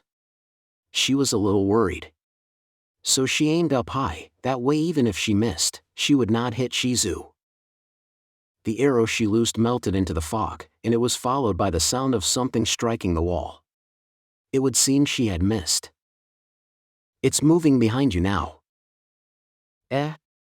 When one considered the size of the passageway, it is impossible for the massive Va'an to get behind us without bumping. However, along the way here, Neia had come to realize that Shizu was a trustworthy demon. Or rather, she did not trust Shizu so much as she trusted the Sorcerer King which she served. Neia turned, and while the fog was still so thick she could not see anything, she loosed another arrow. Just like before, she heard the sound of an arrow striking a distant wall. Where is it? You're looking in the right direction. It's trying to run. Get down. Neia instantly dropped prone as Shizu spoke in a tone that was very forceful for her. Reloading. Full burst. There was a piercing kyan and then a cacophonous daka daka daka daka thundered down the passageway. Unlike the pew-pew sound from before, this was a sound that was filled with an oppressive brutality. There was the sound of someone coughing up something, followed by a crash as a massive body hit the ground. After that, the mist cleared, and Neia could see the body of the Va'am lying along the curved passage. Its body was covered in holes, and it looked like it had been blown apart. There are similar marks all around the nearby walls. What had happened to cause this? As a demi-human assigned to guard this place, it should have been quite strong. In truth, me alone would not have stood a chance at all. Yet Shizu-san could instantly kill a demi-human like this as long as her weapon was effective against it. That is a difficulty 150 made demon for you. What? Was. No. With magic, you can do anything, huh? Neia worked her stricken shoulder. She had forgotten the pain during the excitement of battle, but now it was starting to hurt more and more. Okay? But it hurts to draw a bow. I don't think I can aim well. Got a healing potion? No, but I have a healing item His Majesty lent me. I could only use it once during that battle, but now I feel like I could use it more often. Still, that did not mean I could waste mana, because I might need to heal Shizu if the situation called for it. Don't worry. We just need to rescue the hostage and retreat. Then let's hurry. Neia nodded and ran with Shizu. The Va'an, which is most definitely a worthy opponent, had been defeated. All that remains is to rescue the prince and return to the larder. Here? Yes. Having reached the topmost level, Shizu and Neia exchanged looks. There was only one door here. That would mean it was undoubtedly their objective. They nodded to each other, and then kicked the door in. A quick glance across the room revealed no demi-humans. Shizu raised her chin to signal to Neia, and Neia silently approached the cabinet before opening its doors. Shizu pointed the muzzle of her spell gun at the interior of the cabinet. Not here. After that, the two of them looked to the bed. They checked that there was nothing underneath it, and then they approached the bed. Part of it was bulging up. Neia looked to Shizu before nodding to show she understood, and then she flipped up the blanket. There was a pretty-looking lump of lustrous purple meat there. No, it would be better to say it was a huge maggot. Shizu pointed her gun's muzzle at it without any hesitation, and Neia hurriedly called out to her. Wait! That's the target we were sent to rescue, the Prince of the Zern. This? That is what the Zern envoy had told me. However, I could understand Shizu's doubts, because I had been quite confused when the Zern had given me the description of the Zern Prince. Can you hear us, Zern Prince Sama? Speak. It seems you are not my food. He sounded like a teenager. Neia was curious as to where his voice was coming from and examined him, whereupon she saw that his maggot mouth was opening and closing. That's right. We've been asked to rescue you. Let's start by getting you out of here. He is still a prince, even if he looked like this. I had to abide by the rules of etiquette. In addition, I would need his race's help when finding the Sorcerer King. I ought to do him a favor now, instead of offending him. Was it a request from my eggmates? Who asked you to do this? It was a Zern called BBB. Do you know her? BBB, you say? Ah, her, then? But if I leave this place, Jaldabaoth, Sama will be angry. This will place the Zern people and particularly the king in danger. While I'm not too sure about the details, it seems the king has passed away, so we must rescue you at the very least. That is why the Zern made this request of us. What? It was impossible for a human like Neia to read the expressions of the Zern prince, who could not be anything but a gigantic maggot. However, she could clearly sense the profound sorrow in his voice. Oh, father was actually. I see. That bastard Jaldabaoth. In that case, can you get us safely out of here? Your Highness underlings will be guiding us out, so I think it should be fine. I see. Oh human heroes, who have come this far to aid me, I have a shameless request for you. Can you pretend that you carried me off by force while I was resisting you? That request is probably just in case. I understand. We shall pretend it is so. Thank you very much. The prince raised his head. While it looked just like a maggot raising its head, this was probably how his species expressed their gratitude. Neia wrapped the prince up in the sheets like a baby and carried him on her back. The weight on her shoulder made Neia hurt. She wiped away the sweat beading on her forehead and used the necklace's magic. Her wounds healed instantly. Now she would be fine even if she had to run with the prince on her back. Are you feeling all right? If it hurts, please tell me right away. No, I am not uncomfortable. But you smell delicious. It makes me hungry. Hearing those words spoken from the vicinity of her neck made Neia shudder. What do the Zerns eat? Shizu asked a question that Neia did not want to ask. The bodily fluids of living creatures, be they alive or dead. A chill ran down Nia's spine. I'll get angry if you do anything weird to my junior. There is no need to worry. I am not hungry enough to do such a thing to the heroes who came to rescue me. While I have not been allowed to leave even once since the day they brought me here, they took care to feed me, at least. If she knew exactly what they fed him with, she would probably have dropped him like a ton of bricks, so Neia hurriedly stopped listening. All right, let's go. Okay. Please do. After that brief exchange, the three of them began to move. There was no time to waste on idle chatter during a clandestine infiltration.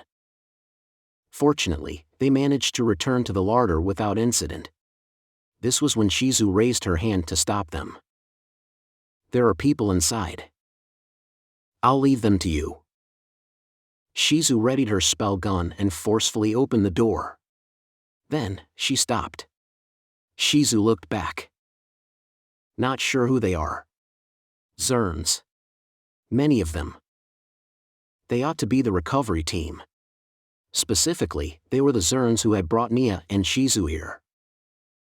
Neia undid the sheets on her back and revealed the Zern prince within. Oh! It's the prince! It is BBB.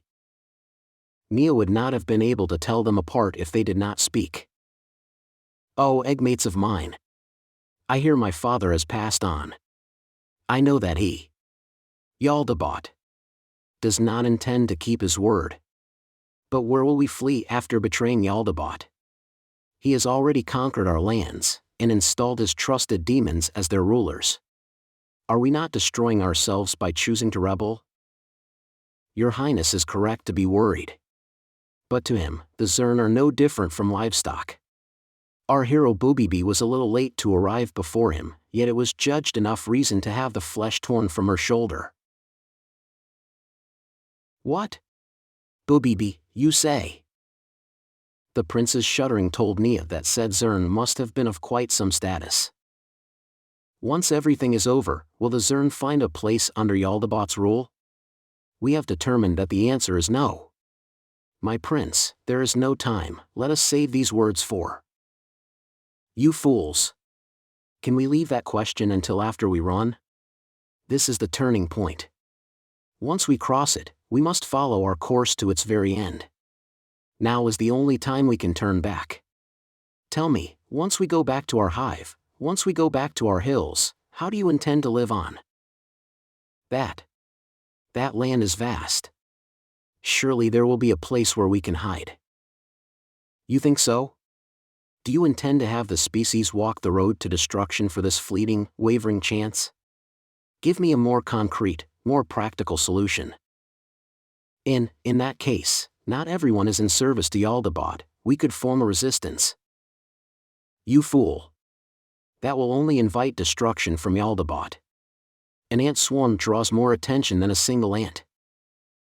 BBB fell silent as the prince shot down each and every proposal. It would be bad if this went on. We had carried out this dangerous operation to this stage. If the prince now went, we can't do it after all, our efforts would have been wasted. It was then that Neia came up with something to soothe the prince's worries. In that case, why not have the Zern go to the Sorcerer's Kingdom? The Sorcerer's Kingdom? What is that? It was not just the Zerns, but also Shizu who looked to her. Yes. It is the country where Mammon resides. He is the hero who once drove off Jaldabaoth in the kingdom. Neia sensed the Zerns were staring at her, but she did not know the implications of their looks. How could humans understand a Zern's expressions? Is what you say true? That single sentence was enough for Neia to understand why the Zerns had kept quiet. They doubted the truth of Nia's words. But that is only to be expected. The better one knew Jaldabaoth's power, the harder it is to believe that anyone could defeat him. I mean every word. I learned this through reliable channels. In fact, Shizu-san? She's right. Neia speaks the truth. Also, if you go to the Sorcerer's Kingdom like this, I am sure they will accept you as refugees. Refugees, you say? There was bitterness in the prince's voice.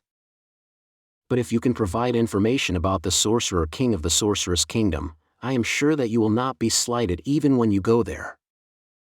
Hold on. Why would they be happy to hear about their own king?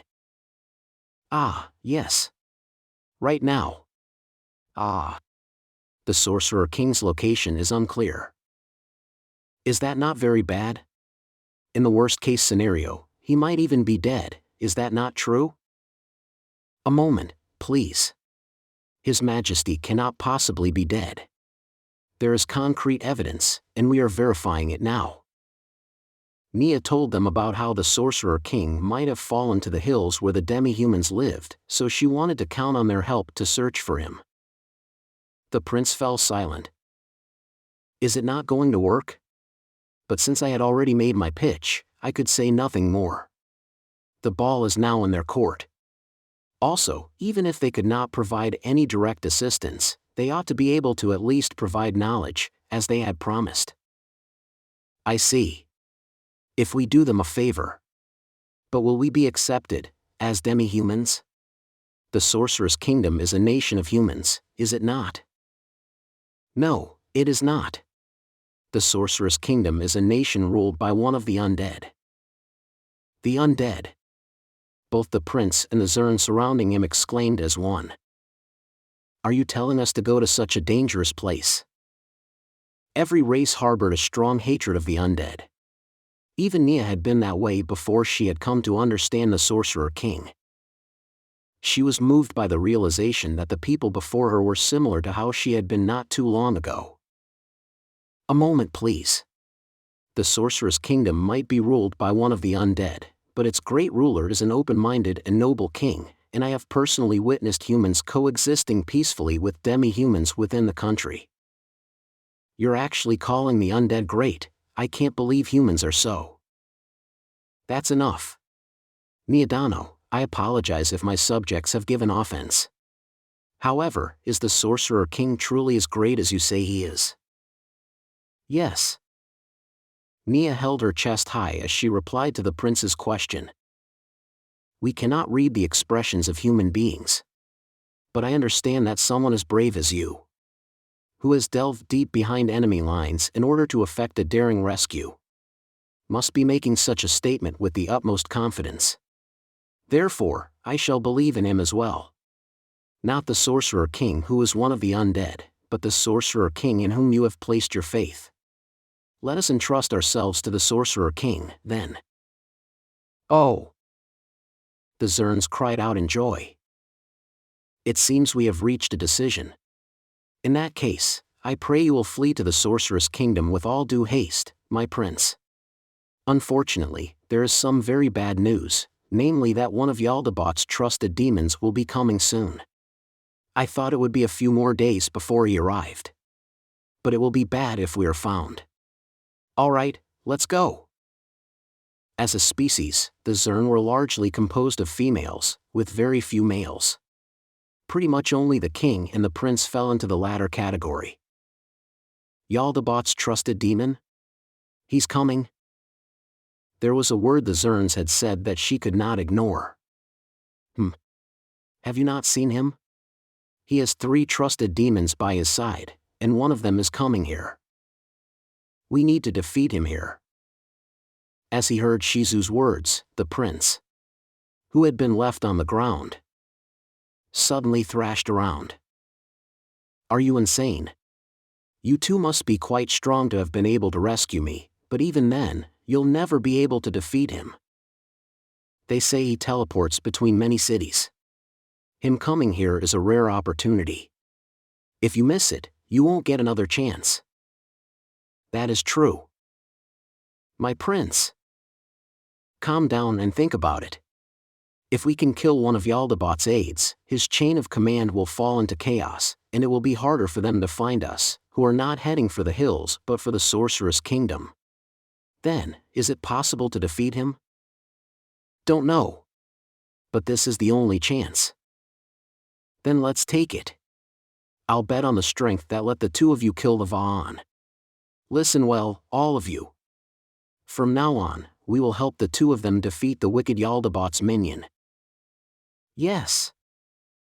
There are 2 humans, and 6 of us. Until recently, the 8 of us were mutual enemies, but now we are comrades in arms. Such is the stuff of which heroic sagas sing. Surprised, Neia rechecked the number of Zern present, and after seeing that she had not been mistaken, she hurriedly spoke up. Wait, please wait. You don't need to get involved in this, my prince. After all, we came here to protect you. In addition, what could this prince do in combat? However kindly one wanted to interpret his intentions, he is still a gigantic maggot that crawled on the ground. Honestly, it would be less troublesome if he simply followed them like a battle standard. I see, so do you, your mission is over since you have helped me escape. I see. However, with my help, it should be easier to defeat Jaldabaoth's henchmen. No, I should say that without me, it will be very hard for you to defeat him, even if you are the heroes who defeated the Va'an. Shizu had defeated the Va'an by herself. Neia had nothing to do with it. Even so, the prince still counted her as a hero, which made her very embarrassed. So, do you mean that we can do it if we get the help of all the Zerns? The prince made a strange noise. No, great heroes. It's not like that. I can cast spiritual spells of the 4th tier. The 4th tier? Neia was surprised. The 4th tier of magic was a realm that only geniuses could barely reach after much hard work. In the Holy Kingdom, the only people who could cast such spells are the High Priestess Kalart Custodio and the Holy Queen Kalka Besseres. Neia glanced to the side, thinking Shizu would be as surprised as herself, but Shizu's face was as blank as ever. That is a difficulty rating 150 made demon for you. Such things did not even faze her. Ah. Are all the Zern as powerful as you? The prince made another strange sound and thrashed like a caught fish. I am special. Precisely. That's why he is the prince. After hearing the Zern's proud voice, Neia mused. I see. That's right. The royalty of some species is so much more powerful than the commoners that they seem like a different species entirely.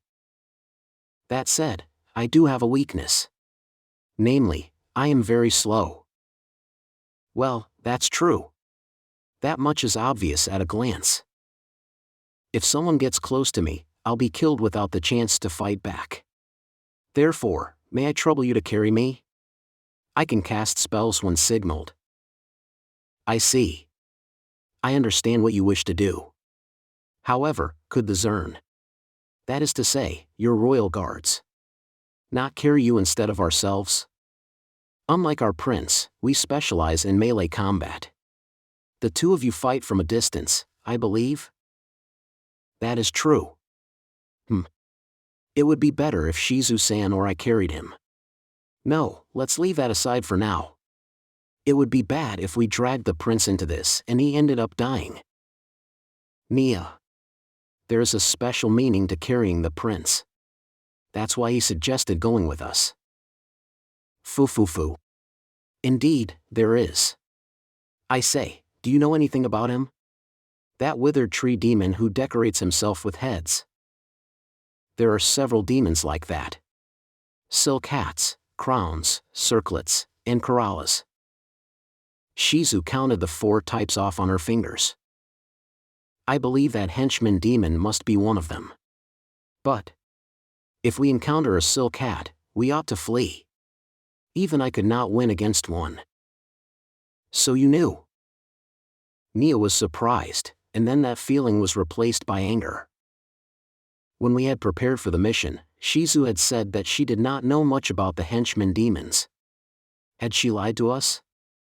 This is because if she is trying to keep information on Jaldabaoth's army from the Holy Kingdom, it would mean that Shizu had never been under the Sorcerer King's control from the start. It also meant that Shizu's existence did not prove anything about the Sorcerer King's safety. I trusted you. And in the end, you were lying to me from the start. Caught up in her emotions, Neia seized Shizu by the shoulders. She used a lot of force, but the maid demon did not seem hurt. It was not because Shizu had no emotions, but because that amount of strength was nothing to her.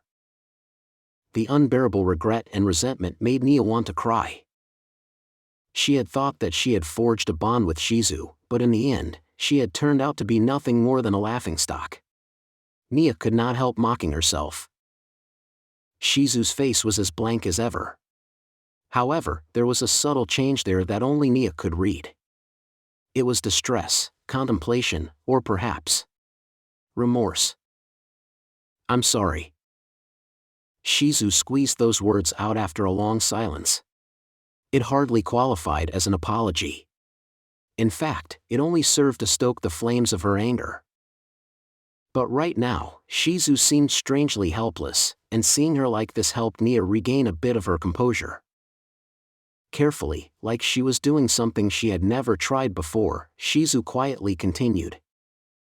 If you knew how strong the henchman demon was, you and the others might have been afraid and not carried out the operation. But for the sake of Ainz-sama's victory, we must win this battle. That was why I lied. Every word she said had been carefully considered before being put together into a heartfelt, agonized statement. But those words also contained a genuine and immovable faith. Neia did not know how to see through her lies. Not to mention she is a demon. No, even if she were not a demon, I would not be able to tell if a blank-faced girl like her is speaking the truth. However, even if she were feeding information to Jaldabaoth as a spy, or trying to bring down the Holy Kingdom from the inside, Shizu's actions until now did not match up to those motivations. I ought to have acted more sensibly. And more than anything else, I wanted to believe Shizu. Part of that is because her existence is a testament to the Sorcerer King's survival, but also because the mysterious connection I had to Shizu is irreplaceable. All right. I believe you. But please, don't look down on me anymore. I would gladly face any danger or fear for His Majesty's sake. Shizu looked visibly relieved. As expected, she could not have been a spy. As for why, that was because she was clearly not suited for it.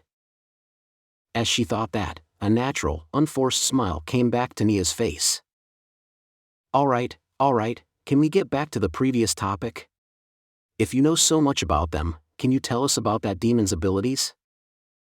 These demons all possess the same abilities, but they are not very strong in their base forms. However, the problem arises when these demons are able to obtain the heads of intelligent creatures, particularly those of magic casters.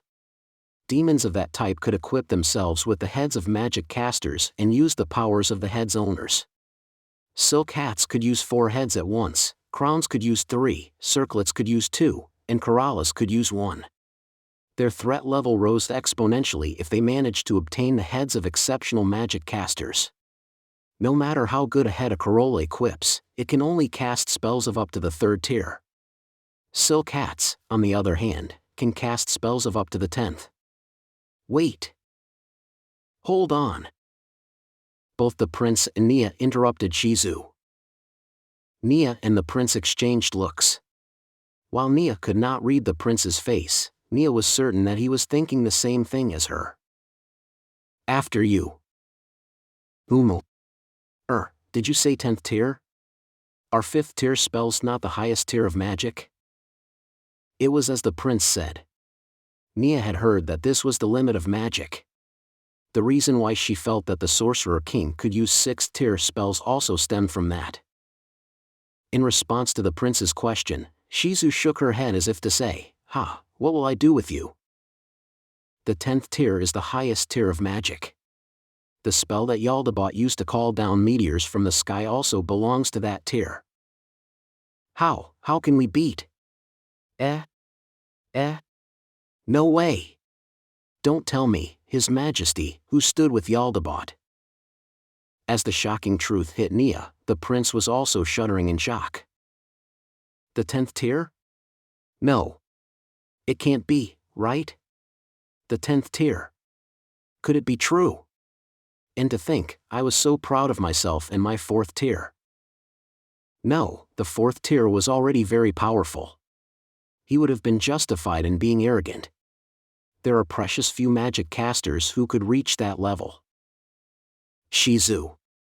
I'd like to check something, but can His Majesty use spells of the 10th tier? 2? But of course. Why are you still saying this? Shizu's tone seemed to imply. She sounded like she was rolling her eyes. It might have been the first time that Neia had so clearly discerned Shizu's feelings. The prince, who was a fellow magic caster, was twitching from the tremendous shock. So the king of the land to which we are fleeing, the Sorcerer King, is such a powerful undead being? Does mastery of the 10th tier mean he is over twice as powerful as me?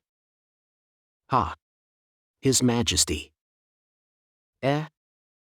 Call him His Majesty. Yes. His Majesty is truly powerful.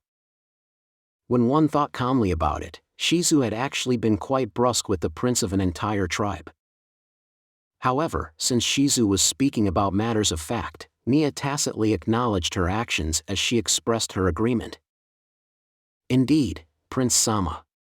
His Majesty is incredibly powerful. Yes. Prince. If you could find someone that powerful, he would be in your debt. You're absolutely right. Then we shall give your earlier proposal. To search for His Majesty in the hills. Our fullest support. Neia clenched her fists in excitement. Thank you very much, Prince Sama. Now then, Shizu, could you continue what you were saying just now? About how powerful Ainz Sama is. We were talking about that henchman of Jaldabaoth. I'd like to hear about the Sorcerer King as well. Could you tell me more after we return safely? Multi-head demons with multiple equipped heads can use them all at once and cast multiple spells at a time, but there are several conditions. First, each head can only use 2 spells at once. In addition, there is a limit on how many tiers of spells which can be cast at once. For instance, silk hats can cast a maximum of 15 tiers of spells at once. 15 tiers. Do spells go up to a maximum of 15 tiers? They don't go that high. The tiers of the spells added together can be up to 15. The prince writhed in relief at Shizu's answer. The fact that Neia could surmise a bit of how the prince felt through his actions began to frighten her. Moving on. The important thing is how many heads that demon can equip at once. 2. One is a demi-human head, and the other is the head of a human like yourselves. Neia had a bad feeling about this. Jaldabaoth had been holding a human body back then. Had its upper half not been missing? What was that human head like, Prince Sama? Unfortunately, I cannot tell apart individuals of species other than my own. Ah, I do know about the other head. It belonged to the queen of the demi-human species called the Pandex. Her name was the Grandmother. Neia wanted to ask more about the Pandex and the Grandmother, but Neia had more pressing things she needed to learn. I'd like to ask about the human. What color was her hair? By hair do you mean the fur on the head? It was light black. Black? So it doesn't belong to someone from the Holy Kingdom? Nia's heart was somewhat at ease. For a moment, she had wondered if the head belonged to the Holy Queen. Now that her guess had been proven wrong, she felt a sense of profound relief. At the same time, Neia noted that this might be a hint to another riddle. I had heard that humans from the southern regions generally had black hair. So that's it. Had Jaldabaoth come from there? To the Holy Kingdom, the southern regions is not a land that is ruled by humans. Less than half the population is human, and many of those had the blood of other species, and that number is steadily increasing. According to what I know, only the Holy Kingdom, the Empire, and the Kingdom were ruled by human royalty. The city-state alliance and the theocracy did not have royal families. So that is why no news about Jaldabaoth had reached these human-dominated countries. Incidentally, multi-head demons cannot use the abilities of heads which do not belong to magic casters. They do not gain the abilities of warriors by equipping a warrior's head. That is because there are other demons with those abilities. In that case, the demi-human's head. Prince Sama. Can you tell us a bit about that grandmother? All right. That is why I want to fight with you. The Pandex are a species that feed on moss, and they look like us. In other words, they looked like maggots. Neia felt a twinge of revulsion at the thought of a demon that adorned itself with the head of maggots. Was the grandmother also a spiritual magic caster? Indeed. I used the yin principle of the 5 elements, but the grandmother was the opposite. She used the yang principle of the 5 elements. Yin and yang are 2 extremes, and spells of one can resist or hamper spells of the other. I see. Letting him come with us would improve our chances. I am glad that you understand. Personally, I am very unhappy that a demon is using the head of the grandmother. Indeed. She was my first love, after all. My prince. What are you saying? How could you fall for a female of another species? Ah. That was a childish crush. It's different now. While it sounded like a saccharine sweet topic, all Neia felt about a maggot's first love was utter disgust. In that case, assuming our enemy is a circlet who can equip 2 heads at once, how many total spell tiers can it cast at one time? A maximum of 6 tiers. Incidentally, crowns can cast a maximum of 10 tiers. Then if I use 4th tier spells, it will only be able to cast spells of the 2nd tier. Of course, that is simply nullifying that bastard, so you still have to be careful. Next is that human head. We know too little about it. Neia? I'm sorry. I regret to say I do not know the black-haired person. Still, I'm quite surprised. I thought that you would just jump right into the fight since you're Shizu. Ainz-sama said collecting information is very important. Ah, as expected of His Majesty. What an excellent notion. As Neia said this, Shizu reached a hand out to her, and Neia immediately grabbed it and shook. Good girl. If you were cuter, I'd put a sticker on you. Maybe a furry sticker. A sticker? Ah, you put one on me already, so I don't need another. Please paste it on someone else you like. You're the first person to dislike my stickers. Neia exclaimed in surprise as Shizu said that she was her first. After that, she immediately realized that perhaps she, as a demon, had not had many dealings with humans. No, it is possible that others might have despised her in their hearts but had not dared to voice it, due to their fear of her as a demon.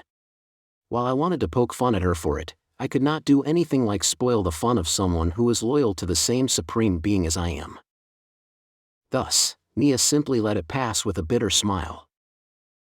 Indeed, humans do not have fur, much like we Zerns. That is why they live in houses like these. Why not dig holes like we do? Prince, we're straying off topic. We don't have much time. We need to deal with this before the humans attack this city. In conclusion, the prince will be going too. Nobody spoke up against it. Or rather, Neia had been the only one to voice her opposition to it. Regarding our tactics, we will handle the front line, but what should we do if there are guards who block us? Allowing a spellcasting opponent to move freely is very dangerous. I'll engage it in close quarters combat. Nobody asked if she could do it. She was half of the team which could defeat the Guardian Va'an. Although that was all Shizu's work. Or so everyone said. Nobody doubted Shizu's abilities. All right. Then let's move. Before approaching the henchmen, place us in the barrels and move us in. If you tell them you're bringing food to the henchman demon on his orders, you'll be able to get close to him. By us, the prince was referring to himself, Neia, and Shizu. As long as the three of us remained undetected, we could continue maintaining our deception. The Zern betrayal had not been detected. This is a tactic that could only be put into effect now. Once again, Shizu and Neia hid inside the barrels they had used to enter the city. Shizu-san. We're really lucky. Shizu poked her head out of the barrel. Why is that? Look. Everything's going well for us. Thanks to the Zern's betrayal, we managed to save the prince, and even Jaldabaoth's henchman is here. If we defeat him, we'll have achieved a great accomplishment. That way, nobody will be able to speak ill of us anymore. We'll also be able to easily assemble a rescue party to find His Majesty. It was all coincidence. Neia was defeated by Shizu's somewhat harsh tone. Is that wrong? We're lucky because it was a coincidence. Well, we were this successful because His Majesty made you his property, so I guess in that sense, it's not really a coincidence. Ainz Sama's property. Maybe property wasn't the right word, huh? I don't mind. Neia. I like you very much. You're not cute, but I don't mind giving you another sticker. It hurt a little to be called not cute over and over again. As she thought this, Neia ducked back into her barrel. Never mind. The Zerns were stopped by other demi-humans several times as they moved Neia, Shizu, and the prince in their barrels, but none of the barrels were opened and searched. In this way, the three of them reached the vicinity of the henchman demon's office. Neia and the others emerged from the barrels. Neia slung the prince onto her back, and as she secured him with a rope, one of the Zern went ahead to seek an audience with the henchman demon. This was a form of reconnaissance. Once everyone had finished their preparations to barge in, the Zern returned. He's alone, no guards. Neia frowned. Now that Jaldabaoth had been hurt so badly, is he, as one of only 3 henchman demons, not going to strengthen his defenses? Or had he relaxed now that the Sorcerer King is dead? As all kinds of questions swirled around in her head, the only thing that mattered was the prince's summation. That means it's the perfect opportunity to kill him. Let's go. In accordance with the prince's words, they all moved into action. One of the Zerns opened the door, and Neia, who stood at the head of the group, could clearly see what was inside the room. There was a black, solid-looking table, and behind it, a hideous monster, which spoke. Humans? Zer. It seemed to be saying something. However, they were not here to talk. The prince immediately cast a spell from Neia's back. In 5 elements, Grand Fireball. A feeble, flickering flame flew past Neia like it had been thrown into the room. She had heard along the way here that it was a 4th-tier attack spell that was named for its attack power. It was typically the first thing into a room because it would explode upon making contact with anything. However, yon 5 elements, Grand Fireball. The flame vanished halfway, like it had been snuffed out by the wind. I knew it. The prince muttered hatefully. He did not cast again. That spell had been an experiment. While he had planned to press the attack if it had not been negated, unfortunately, that had not been the case. Is that the Zern prince on the human's back? It doesn't look like the humans captured him and brought him here. Kuaa. It's treason, then? Interesting. The great demon looked like it had come from a nightmare as it slowly got to its feet, like a mockery of a human being. Eh? Ah. Neia could not help squeaking like that. Such was her shock that it was the only sound she could make at first. Like Shizu had said, this was the special characteristic of circlets. 2 heads. One of them belonged to a monstrous-looking maggot.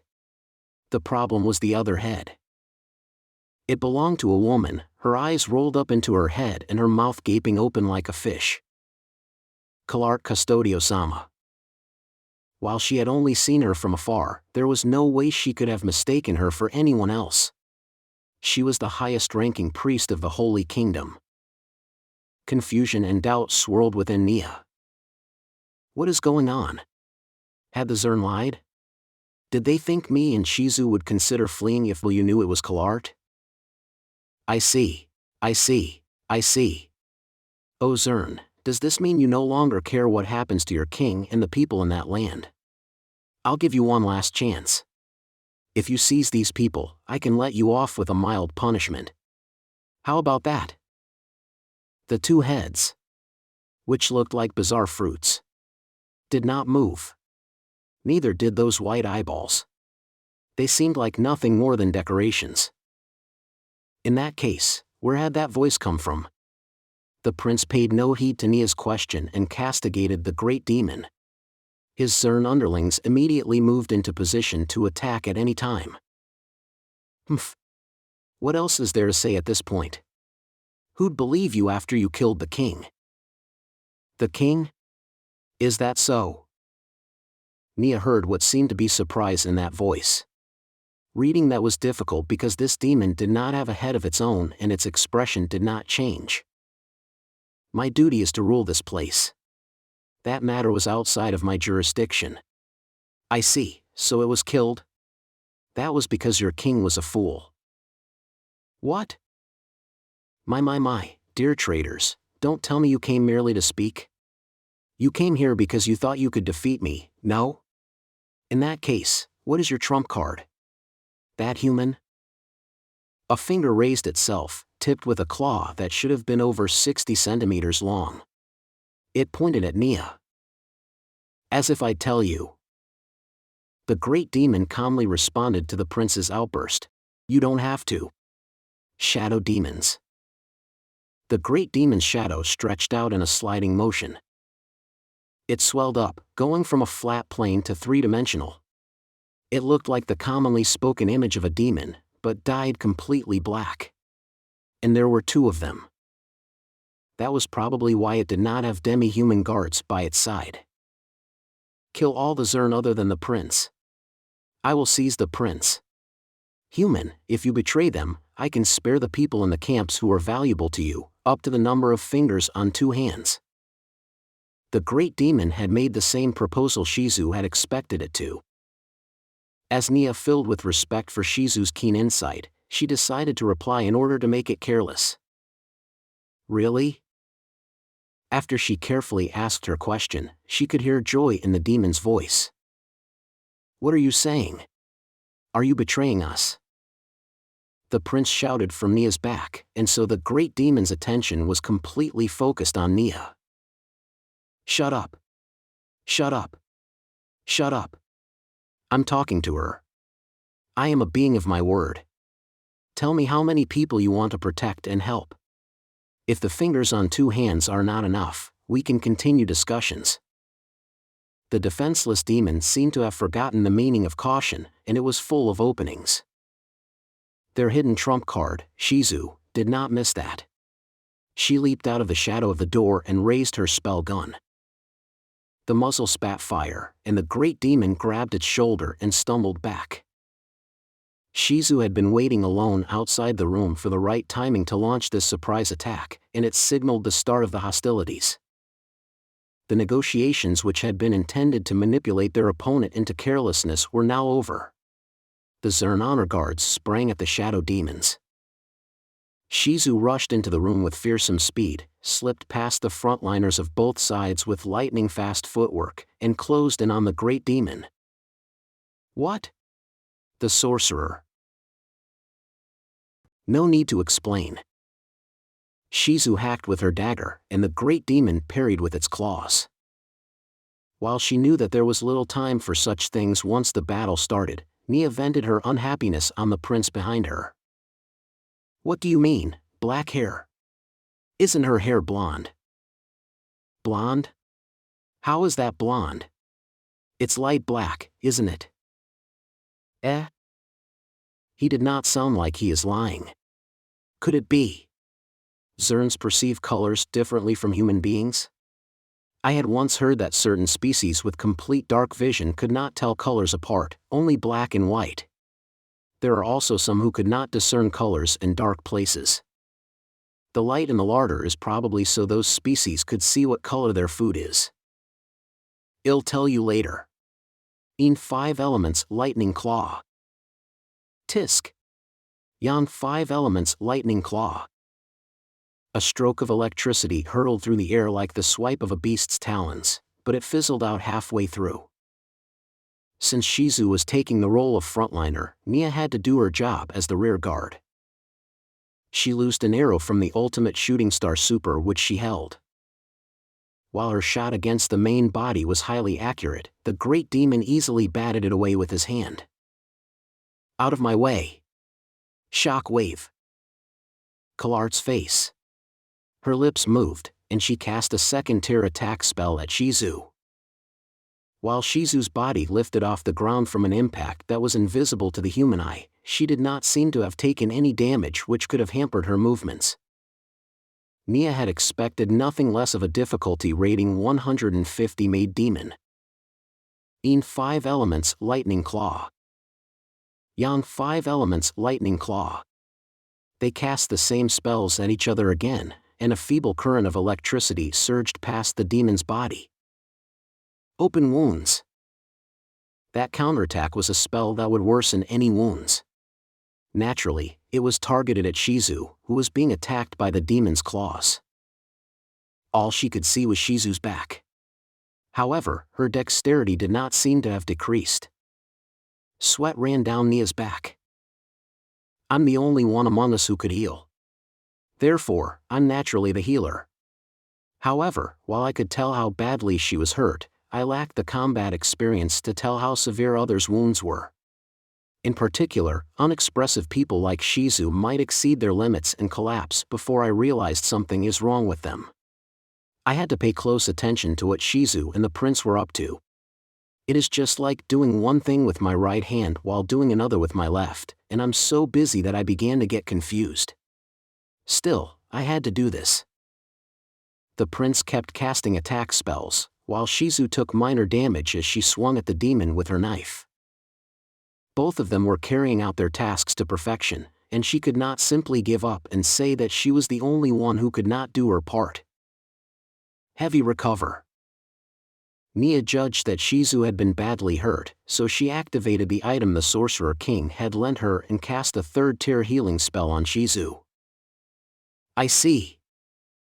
Neia's instincts told her that the attention of the faceless demon was on her. The great demon's words implied that it knew the identity of the healer. Who ought to be destroyed first? Shockwave.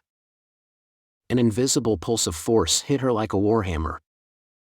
She could hear sickening cracks from inside her body, and she writhed in agony from the pain which coursed through her. It hurt more than the spell the Vahn had used on me. I could not believe Shizu-san had taken an attack like this with such a straight face. Now I knew why Kalart Custodio had been hailed as a genius. It is because of that powerful hit. Neia grit her teeth, but she could not prevent a choked cry of pain from escaping her. Are you all right? I'm fine. Neia answered the prince, who was worried for her. I'll call all the Zern. No. I'll protect Neia. Shizu spread her arms, standing like she was shielding Neia. The great demon was huge, and he made Shizu look tiny. Therefore, he must be able to see Neia without any impediment. However, Neia was very happy inside. What? Ah! The demon cried out in a hoarse voice. It would seem Shizu had done something to him, which had had an effect. Did she use a special ability? Or was it a spell? I'm not sure what exactly had happened, but the great demon's hostility is weakening. Of course, she was probably imagining things. After all, there was no reason why this great demon should want to kill her any less right now. If there's another attack like the last one, another spell as powerful as the last one, I ought to be able to bear it. No, I wanted to bear it. I had recovered the mana I had lost during the battle with the Vahn, but the number of times I could use heavy recover is still unknown, so it is best to save as many uses as possible. However, waiting until the last moment to heal also meant that the slightest mistake would send me over the brink. Accurately judging the right time to heal is very difficult. And she's wielding the bow that Ainz-sama lent her. Shizu's voice sounded very loud for her. She is probably raising her volume to better praise His Majesty. This is a life and death battle, but I could not bring myself to mention it. After all, the person doing this is Shizu, the strongest person on our side, and there is an aura of veterancy. She might have a plan in mind. What? You mean, that Sorcerer King? There was surprise in the henchman demon's voice. That is the Sorcerer King for you. He must have heard from Jaldabaoth that he is an opponent to be wary of. Yes. It's a rune-crafted bow. Having heard something she could not overlook, Neia cautioned Shizu. Shizu. Don't tell him about us. What? So it was a weapon made with the ancient, lost art of runecraft. A weapon like that might even be able to kill me. Why is he explaining that in such detail? Right now, I am fighting with an incredibly powerful adversary with my life on the line. A weakling like myself do not have the luxury of contemplating such matters. So it was runecraft. Amazing. The henchman demon kept on speaking in a very cautious tone. Perhaps it was doing so to distract Neia. In fact, runecraft? The prince's surprised voice came from behind her. That was why Neia had to speak.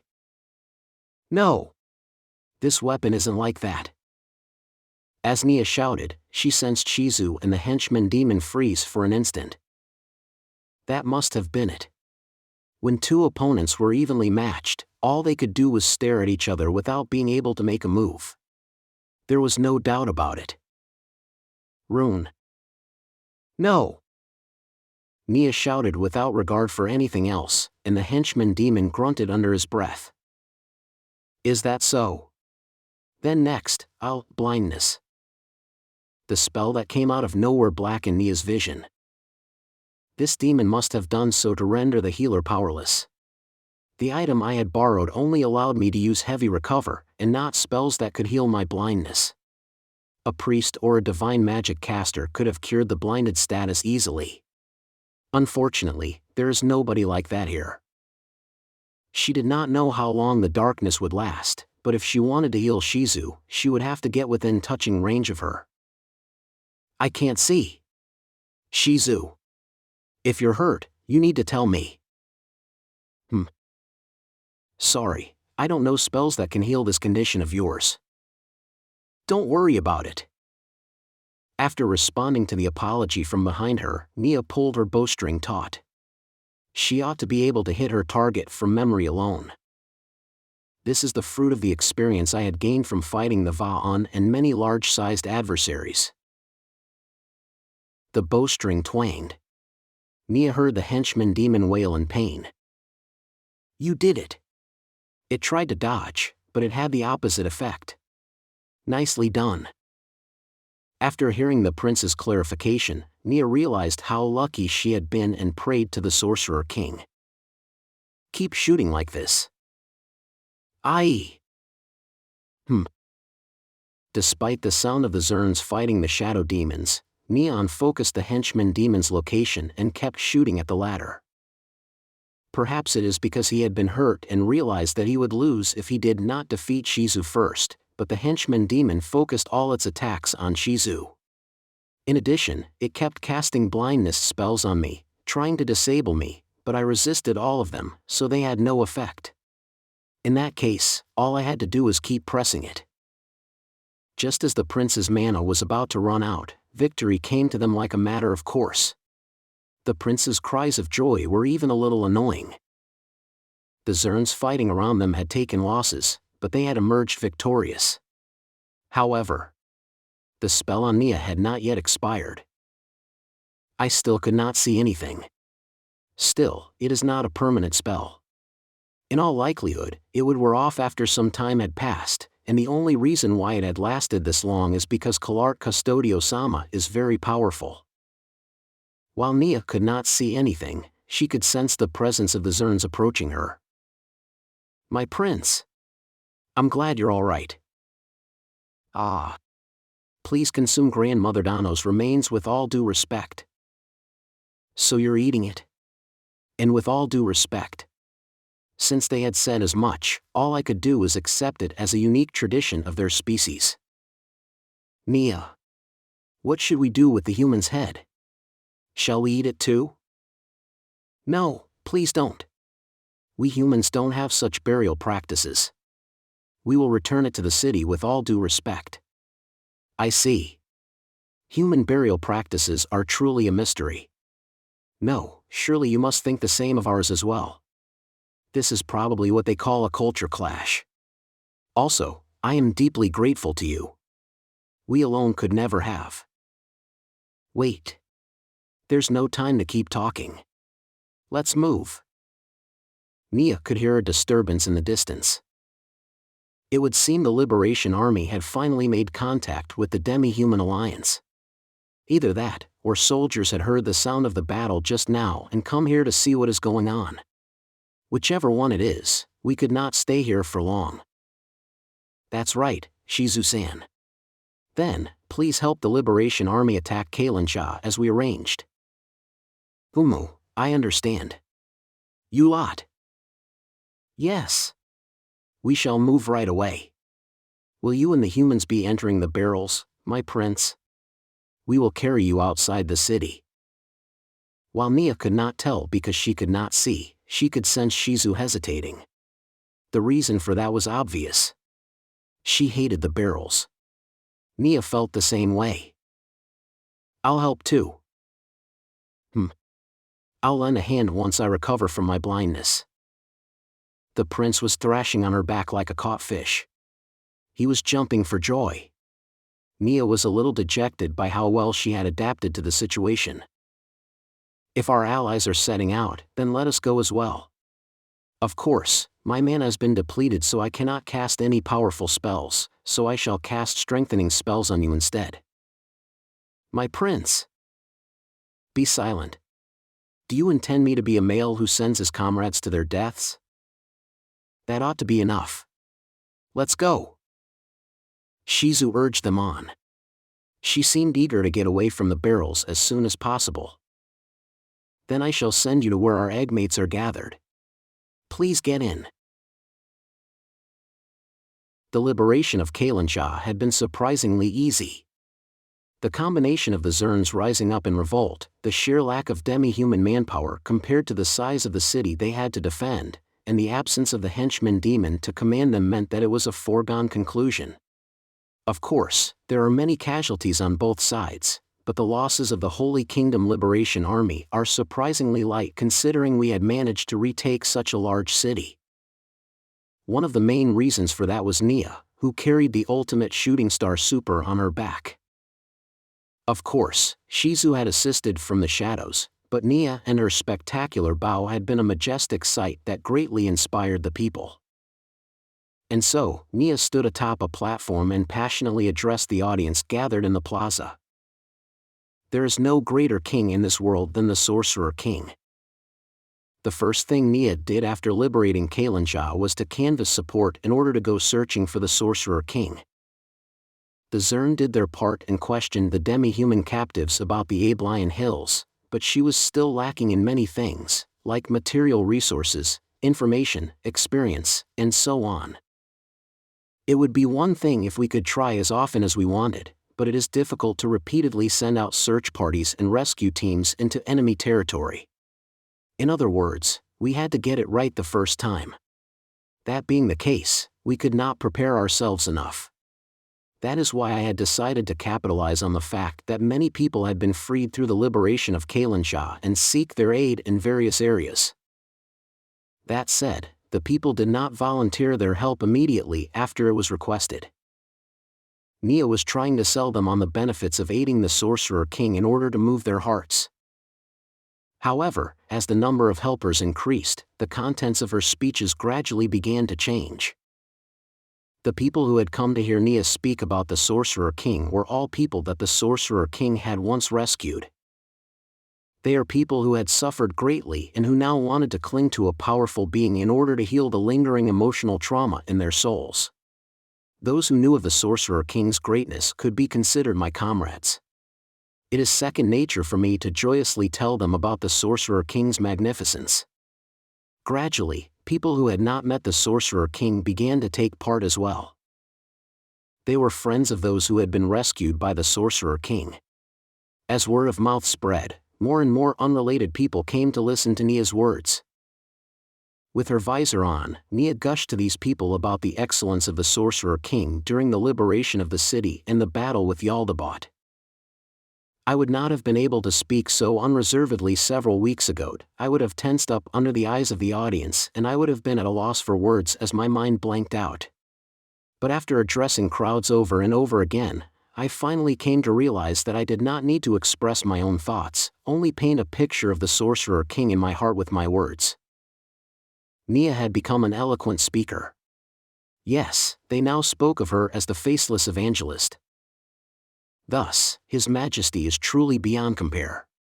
How could there be another king who cares so much for the people? Yes, I know what you want to say. After all, Her Majesty Kalka Besseres is also an excellent queen. However, has anyone here heard of a king who would go this far for the people of another nation? You! Neia pointed at one of the members of the audience in front of her. Have you ever heard of a king who went out by himself to save another nation's people from torment? No, I've never heard anything like that before. As everyone's eyes focused on him, the voice of the man who had been called out gradually trailed off. Excellent answer. That's exactly it. As Neia praised him, the rows of like-minded people beside Neia on the stage joined the people in the audience who shared Neia's views to applaud the man. The man blushed and looked a little shy. In truth, we checked to see if any other king had done that much, but no. There was nobody else. We could not find any king like the Sorcerer King. There had been kings who had led armies to rescue neighboring countries, but it was a fact that there had been no kings who had gone alone. Think of it, a king going to aid the people of another country regardless of the risk to himself. It's never been heard of before. Only the Sorcerer King. Only His Majesty. Only a king like that truly deserves to be called a righteous king. But can we trust him? He's undead, isn't he? Neia responded to the question from the audience with a gentle smile. Neia had once thought the same thing herself. In other words, he is like my past self. He simply did not know, he did not understand. I would make him see. No, I would open his eyes, just like I had opened my own eyes, and those of everyone else's. With that feeling in her heart, Neia addressed the crowd. Yes. His Majesty is undead. It is only normal that you should all feel uneasy. It is a fact that the undead are frightening monsters. I have no intention of saying that all undead are good. Many undead are evil, and there is no doubt that they hate the living. Now that everyone was listening to her in earnest, Neia seized on the mood in the air and forcefully declared her summation. However, there are exceptions to all things. Just as there might be a warm day in winter, just as a bud might bloom from a withered branch, just as a brilliant shooting star can streak across the darkest night, so too is His Majesty. He is an undead being who aids the living. You must have heard the stories from the people he rescued. It is also possible that some of you were rescued by him. Then, based on what you know to be true, you have the proof that I am not lying. After verifying that there were no objections from the crowd, Neia spoke in leaden, grim tones. This time round, that sturdy fortress line was broken, and the demi-humans rushed in like an avalanche. Will such a tragedy only happen once? Does anyone believe it will not happen a second time? The silence of the audience spoke for them. Of course, they hoped that it would not happen again, but nobody could honestly believe that. I fully understand how uneasy you are. Perhaps our generation and that of everyone's children might be able to rest at ease. After all, the tragedy that just occurred will spur us on to unceasing vigilance. However, Neia's tone grew forceful. Can anyone guarantee that such a tragedy will not repeat itself in the generation of our grandchildren, or our grandchildren's grandchildren? Does anyone dare say it will never happen again since it happened before? That is why we must prepare, so the fortress line will never be breached again. Voices saying yes, and that's right, began to float up from the crowd. It seems everyone agrees too, but in the far-off future, in the age of our children's children and our grandchildren's grandchildren, in an age when this tragedy is but a distant memory, can the people then still remain vigilant? Do you think we can station twice or 3 times as many people as we do now on the fortress line? The military expenses would drain the national reserves, and they would deploy an intimidating amount of fighting strength but have no obvious results to show for it. I trust there are people who served in the fortresses during your conscription. Then I ask you to search your memories. If the daily expenses and stores consumed back then were tripled, do you not think it would greatly strain the nation? At that time, do you think a country that only knows of that tragedy from memory will remain vigilant? As understanding dawned on the faces of her audience, Neia delivered her conclusion. That is why we need the protection of His Majesty. Why? Why must we seek the help of the undead? The same voice from before rang out. It was the man who had questioned her earlier. People like him put Neia at ease. My toughest crowds are the ones where nobody reacted at all. When that happened, I felt uneasy about whether my words had reached them at all. My supporters had suggested planting a few naysayers like that in the audience beforehand, but I refused. Similarly, I had rejected the idea of planting shills in the audience. I am saying this precisely because he is undead. His Majesty is powerful, but more importantly, he is undead, and so in that far distant future, he will still be alive. Still exist. But I heard that the Sorcerer King fell in battle and died. That rumor is both true and false at the same time. Sadly, the first part is true. His Majesty expended a great deal of mana and cast many spells in order to save we who were powerless, and in the end, he was defeated by Jaldabaoth. But the second part is false. His Majesty is not dead. The existence of Shizu will prove that to everyone. This was the cue for Shizu, one of the key figures in the liberation of Kalinja, to enter from the side. The audience gasped in awe, and worshipful murmurs of Shizu-sama could be heard. Shizu held her head high and puffed her chest out. Once, she was one of the maid demons in Jaldabaoth's service, yet she fought alongside us in the Battle of Kalinja. That is because His Majesty wrested command over her from Jaldabaoth's hands. Many people had seen Shizu slay demi-humans one after the other during the battle. The people who addressed her with Sama had probably been directly aided by her. Shizu-san is very popular. While she had once been a maid demon of Jaldabaoth, she was still very pretty, and more importantly, she felt youthful. One could say it was difficult to bear hostility against her. Had the Sorcerer King considered this when he bound you to his service? Neia had once asked Shizu. Shizu had replied, maybe. Shizu was bound by the magic of His Majesty, and that remains in effect as long as the Sorcerer King still lives. In other words, she is the proof that His Majesty still lives. As the air turned electric, Neia raised her arms to indicate that everyone should be quiet, because she was not done speaking. I am sure you are all wondering why His Majesty has not yet shown himself. In truth, I do not know either. However, I cannot imagine that such a compassionate Lord would abandon us. There must be some reason why he cannot return here immediately. I do not know if that is because of His Majesty's considerations, or if some danger has arisen. And that is why. Nia's voice reverberated through the silent plaza. That is why I beseech all of you for your strength. Please lend me the strength to find His Majesty.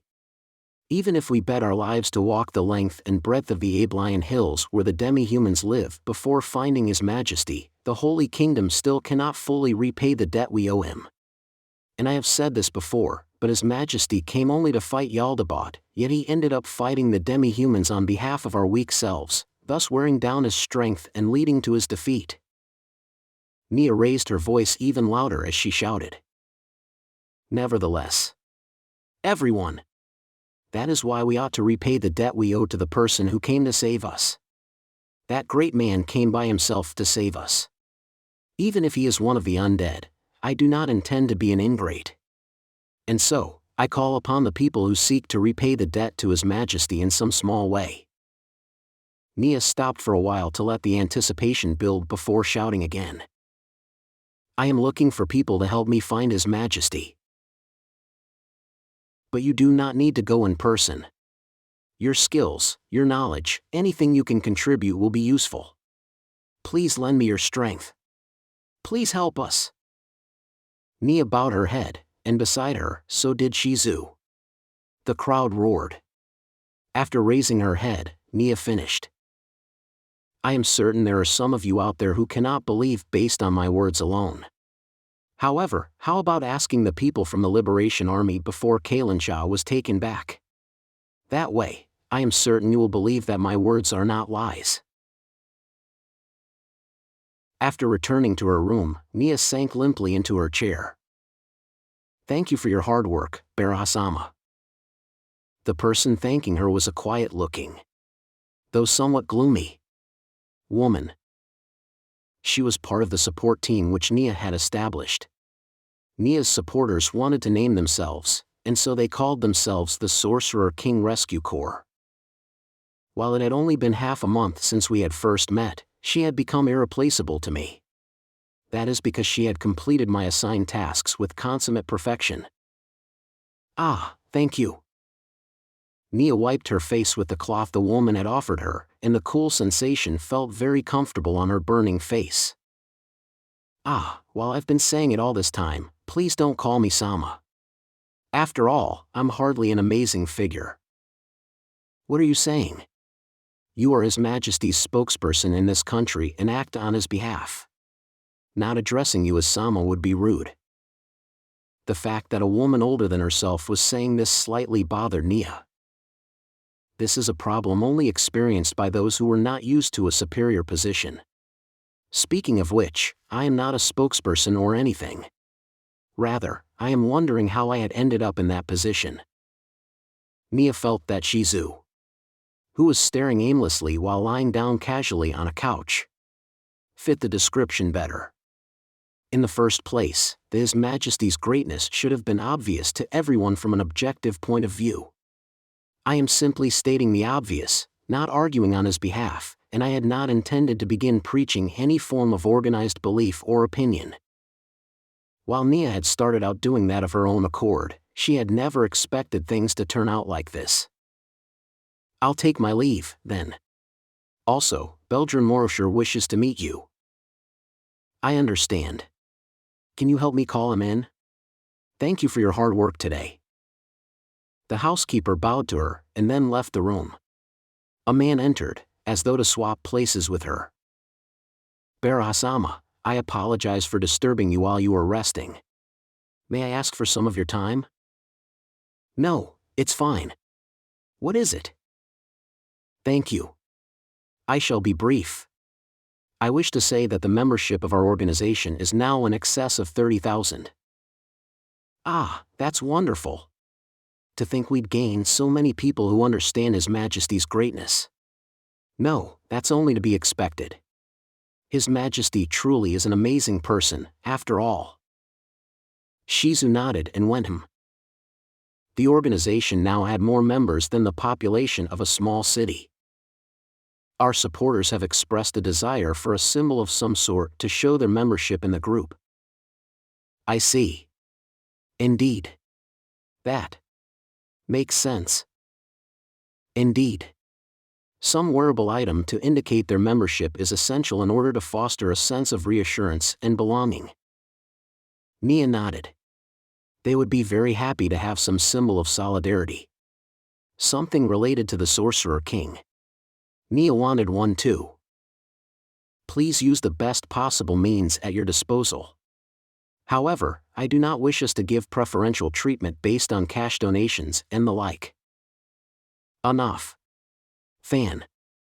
Neia picked up something that even her acute hearing could not fully make out. Shizu-senpai, what did you say? Nothing. Really? Still, if I make a mistake when speaking about His Majesty, you must tell me. Neia turned her gaze back to Beldrin. Recently, there were more and more people who remained unshaken even when she looked at them, and it made Neia very happy. Let the craftsman take care of that, then. Now, can you tell me about the rest of my schedule? Yes, Barahasama. In about 2 hours, the supporters will be organizing a thanksgiving to the Sorcerer King. I believe you are scheduled to take part and speak of His Majesty's great deeds. I understand. Neia felt quite excited. Having discovered that the Sorcerer King was justice, she felt a sense of camaraderie and closeness to the supporters who could understand how she felt. Also, there are people who would like you to witness the fruits of their training. Given that you are very busy now, should I reject them? Neia had recently founded an honor guard unit of her supporters and was currently putting them through intense training. Both Neia and Shizu had taken part in that training. To Neia, who felt that weakness would only be a burden to the Sorcerer King, working hard to become strong was second nature. If my participation could liven up the mood and motivate them, then I had to join them. No, I'd like to be there with them. I am certain they will be delighted. And while that summary of events was quite basic, that is all I have to report to you. As for how long it will take to gather the supporters, after considering the time needed to prepare, I believe you will have an hour to slowly rest and relax. Beldrin bowed his head and left the room. After watching him leave, Neia got up from her chair and walked over to the couch where Shizu was. Then she lay down beside Shizu and tightly embraced her, like she was trying to squish her with her body. There. Shizu was shorter than herself, but she patted Nia's back in a soothing manner, like a mother would for her child. When will we be able to go look for His Majesty? It's been a month already. The people searching the eastern region of the Holy Kingdom had not found the Sorcerer King, and while we could not rule out the possibility that they might have missed him, it was almost a foregone conclusion that he had fallen into the land of the Demi-humans, the Abelian Hills. Therefore, we had to make ample preparations, but doing so is simply taking too long. Of the 3,000 Zern who had betrayed Jaldabaoth, 2,800 of them had gone with their prince to the Sorcerer's Kingdom, while the remaining 200 or so had gone to the hills to collect information, but they had not found anything so far. You must not fail. I know. But. Neia hugged Shizu tighter. She took a deep breath of the scent. Like that of black tea. Which came from her. Shizu's mere presence was enough to keep Nia's uneasiness at bay. That was because her existence was the proof that the Sorcerer King was alive. It'll be fine. Ainz-sama is generous. Ah, that's right, Shizu-senpai. Therefore, you should get more supporters and work out a search plan that cannot fail. Ah, that's right, Shizu-senpai. That way, Ainz-sama will be happy. Ah, that's right, Shizu-senpai. Neia. I'm quite interested in you. Now that I've gotten used to it, your face is quite cute. Quite cute. Speaking of which, you must be really bored because you can't go outside, Shizu-senpai. Shall the two of us go somewhere together next time? Shizu-senpai's extraordinary beauty. It is practically sculpted. Attracted a lot of attention. However, the looks directed at her would become ones of fear and caution if people knew her true identity as a maid demon. Many of them would have exaggerated delusions like she's going to steal my soul. Which stemmed from the stories where demons transformed into beautiful women to claim souls as part of a deal. However, I felt that demons had a right to choose their partners. For starters, being that she was a subordinate of the most merciful Sorcerer King, this difficulty 150 maid demon would not possibly desire the souls of the people around her, let alone want to charm theirs away. Even so, there had been troublesome things that we could not avoid, and as a squire of the Sorcerer King, I would not be able to face him if I ended up causing trouble for Shizu-senpai, his subordinate. Of course, I also understood that Shizu-senpai is so powerful that she would not be harmed. For that reason, Shizu spent much of her time here, but now that there were more people in their organization, it ought to be all right to bring her where the supporters gathered. Not a bad idea. We'll go together as practice. All right, let's get ready, then. Although, those maid clothes are a little eye-catching. Could you change into something more ordinary? The doctor. Ahem. No problem. Lend me clothes. I'll leave the coordination to you. I'm sorry, but I didn't have anyone I could go out with and I had no interest in clothes at all, so I'm not confident in being able to pick out clothes for you. Shizu gently patted Nia's shoulders. While she looked emotionless at a glance, Neia could understand her maternal warmth. After that, Shizu pointed her thumb at herself. Leave it to me. Really? The discovery that Shizu's tastes were unexpectedly good would be a matter for later. Caspion's workload had increased dramatically after the recapture of Kalinja. He had to work on organizing the people who had been rescued. The resulting amount of information that needed to be processed had increased greatly, and both the verification and assignment work was very time-consuming. During this busy period, only one paladin was stationed by Caspion's side for his safety. My prince, is it really okay to let the Neia Baraha situation continue as it is? Caspion understood the meaning of that question, and he smiled tiredly without taking his eyes off his documents. It can't be helped, can it?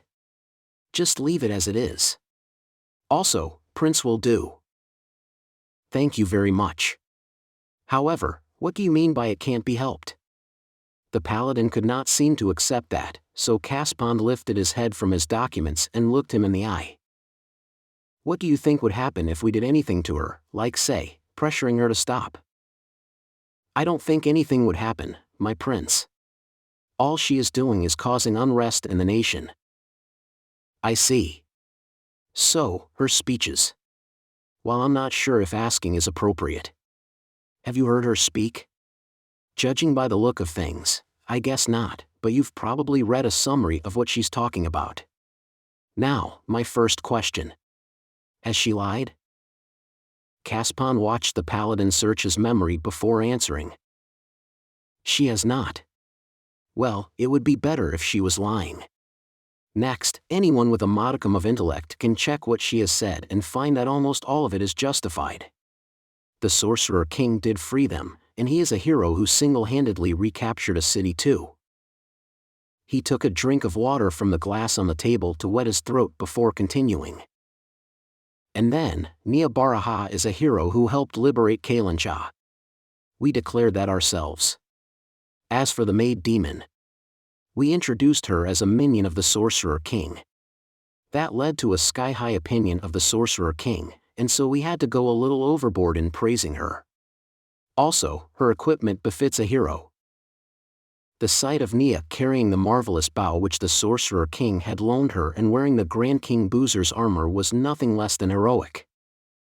Now, let's go back to the original question. If we try to silence her, how will the world view us? Do you not think they would see us as trying to shut a hero up because she's saying something inconvenient for the royal family? But that. The Paladin tried to stammer out a denial, but his face already said that he understood better than his words could. He knew what would happen. On one hand, you have a hero whose stardom is rising, and on the other you have the royal family which is on the decline. Who do you think the people will believe? My prince. Please don't say that. I apologize. But more to the point, what do you think the Sorcerer King's maid demon will do if we try to interfere with Neia Baraha? Ugh. The Paladin's face went stiff, and a ghastly look came to Caspon's face. Hee. The fact that she's protected by that maid demon means she commands the most power in this city, you know? Trying to directly silence her with force is extremely dangerous, so we'll have to leave things as they are. I understand your concerns, but every move available to us is a bad one. There was a knocking on the door, and one of the soldiers from the outside entered. My prince, the Vice Captain Sama wishes to speak with you. Send him in right away. Perhaps he had heard Caspon's voice, but Gustav rushed in from where he had been waiting outside. The slight panting in his breath showed that he had come here in a hurry. Forgive me, Your Highness Prince Caspond. Gustav's work took him further afield than Caspond, and made him more busy, so he very rarely came here. I tell you every time, don't worry about it. Also, you don't need to bow if we're the only ones around. Since you're in such a rush, it must be quite urgent, right? Yes, sir. Our scouts report a 50,000-strong army flying the flag of the southern nobles heading for the city. I see. Don't tell me the south has already overcome Jaldabaoth's forces? In any event, prepare for battle, because we do not know whether the southern armies are being controlled by Jaldabaoth. Be careful. I'll leave it to you. Yes, sir. You are not to attack under any circumstances until the enemy makes a move. If they want to talk, bring them here. After that. Caspon turned to the Paladin. You will be in charge of welcoming our guests. If they're what I think they are, there ought to be several high-ranking nobles present. Prepare food and wine that would please them. Both men replied, yes sir. And then left the room. As Caspon watched them leave, he muttered to himself. Now then. I wonder if this is a good time. I am truly glad you came, Marquis Bodipo, Count Cohen, Count Dominguez, Count Granero, Count Randalls, and Viscount Sanz. Oh, think nothing of it, I'm glad to see you're well, my prince. Indeed. Indeed. We were so worried about you, Your Highness. After a toast, Caspond and the southern nobles were all smiles, drank to their respective safety, and exchanged greetings again. The nobles described the situation and spoke of their travails. Caspond listened attentively, because doing so was playing to their vanity about how hard they had worked. Count Cohen, who had been speaking for a very long time, suddenly seemed to have noticed something and asked the question. Oya, Prince Stenka. Is it me, or do you seem slightly different now? Ah, but of course. I trust you know how Jaldabaoth invaded the north. It greatly changed me inside. In addition, I think the parts you cannot see have changed even more. Do you not think I have become thinner? Caspond indicated his belly. Well, that does seem to be the case. Everyone cheerfully replied. At the same time, there was a keen glint in the noble's eyes. Caspond did not miss that. He instantly realized that they were evaluating the worth of Caspond in the past to the present Caspond. While they had carefully concealed that fact, I understood that the appraisal is still in progress. Now he hoped that they would think that nothing had changed, in the hopes that they would not interfere with the royal family after the war. Still, I, Caspond, am deeply grateful that you have led your houses here to save the Holy Kingdom. What are you saying? Your Highness, as noblemen, it is only natural that we should marshal our forces and set out for the sake of the royal family. Or no, anyone who is physically able and does not join a battle concerning the survival of the Holy Kingdom cannot even be considered a nobleman. The nobles each nodded and made noises of acknowledgement. In other words, the noblemen who had not come here were the political enemies of the ones who were present. Unfortunately, Caspond did not know which noble houses were not getting on with each other. That probably meant he was not sufficiently informed. While he wanted to avoid committing himself to unfavorable promises here, he would need to give the people here preferential treatment or face rather dire consequences. Everyone hated a bat who flitted around trying to get in everyone's good graces. Gentlemen, your loyalty to the royal family needs to be trumpeted far and wide. I feel it needs to be a matter of historical record. While it was only for a moment, the one who seemed the happiest about that was Marquis Bodipo, the oldest person present, whose blonde hair was flecked with white. Now that he had power and position, he probably wanted prestige on top of that. The others would probably prefer to be rewarded instead. Of course, it was only natural for them to expect a certain return on their investment now that they had mobilized their forces.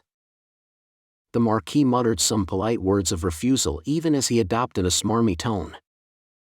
During this time, Viscount Ainz seized on the right moment to interrupt the conversation and hesitantly asked the question. My prince, I have a question I would like to ask you. What is the present condition of Her Majesty? I hear she has passed away. That is a fact. Startled by Caspond's frank and direct answer, Viscount Ainz asked another question. Then where does Her Majesty's body lie? It was in a hideous state, so we had to cremate it. Originally, we were planning to use a preservation spell on it and give her a state funeral after driving off Jaldabaoth.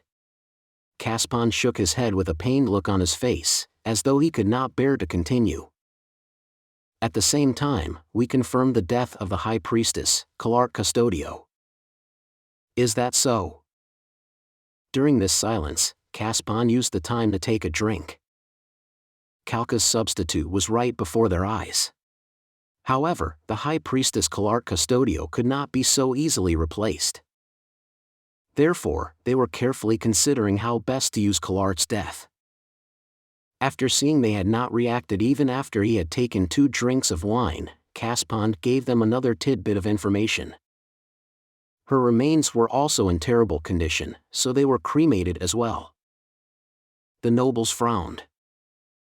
How about the captain of the Paladins, Custodio Dano? Do you wish to speak to her? Can it wait?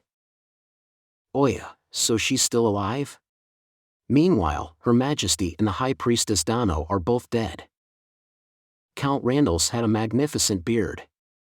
When he delivered those words in a contemptuous tone of voice, the others smiled mockingly, as if to follow suit. Caspond opened the door and ordered the paladin outside to summon Remedios. Just as the wine in the glasses was about to run dry, Remedios entered the room. Before Count Randalls could speak, he took a look at Remedios and his eyes went wide. What? Are you Captain Remedios, leader of the Paladin Corps? The mockery in his tone had been replaced by shock. Every noble in the Holy Kingdom knew what Remedios looked like. She looked tremendously different from how he remembered her. Right now, Remedios Custodio looked like a ghost. Her eyes were deeply sunken and her cheeks were haggard. However, a brilliant light shone in her pupils. "You called me here, right? Who else would I be?" "What? The nerve." Count Randall's voice trailed off, and he stared intently at Remedios. Right now, Remedios looked very frightening. The fact that nobody knew what she was thinking or what she would do made others uneasy. That was why Caspon did not keep Remedios by his side. It was also why he took care not to let Remedios know anything about Neia. "What do you want?" Everyone in this country knew that Remedios Custodio was the best paladin in the country. When it came to sheer brute force, she was the foremost being in this nation. Remedios snorted as she saw them, and then shrugged. "May I leave now, Your Highness? It seems there was no reason to call for me." "Ah. Thank you for coming." After Remedios left, the nobles finally allowed themselves to look unhappy. How dare she show such disrespect to His Highness? Even if she is the captain of the Paladin Corps, that attitude is intolerable. Can we allow someone without any loyalty to the royal family to remain as captain? Caspon raised a hand to quell the venting of their spleens. "We are at war now. Her talents are still useful. Let us leave her disposition to the future Holy King." Quite a few people were upset by Remedios' attitude. Some of them were hiding their fear of her with anger, but others had ulterior motives. Caspon knew this, and he smiled coldly in his heart. Remedios had once been the mailed fist of the previous Holy King and a powerful weapon. Surely someone out there would not want to leave that weapon to the next Holy King. No, all of them might be thinking that for all I knew. "Oh. Your Highness is correct. This is wartime. However, we won't keep fighting the demi-humans forever. The Count is right. I believe our envoy already mentioned that we managed to come here because we defeated the demi-human forces. Your Highness. We ought to press our advantage and mount a pursuit." "Exactly. We ought to destroy the demi-humans in one fell swoop, so Your Highness' achievements may reach more ears." I see. Then, how's Old Purple?" The nobles looked at each other, and then Marquis Bodipo spoke on their behalf. "The old man seems unwell, so he did not come here with us." The Marquis was the most senior person here, and so the person that he called an old man was an 80-year-old individual who had been appointed one of the 9 colors. As Caspon pondered Marquis Bodipo's reply, he sensed for a moment that the other man was not hiding anything, and Caspon smiled coldly in his heart again. "I see. It would seem that your opinions coincide with mine." Caspon outlined his plan to ruin Jaldabaoth's scheme by slaughtering the demi-humans. "However, what will we do if Jaldabaoth shows up?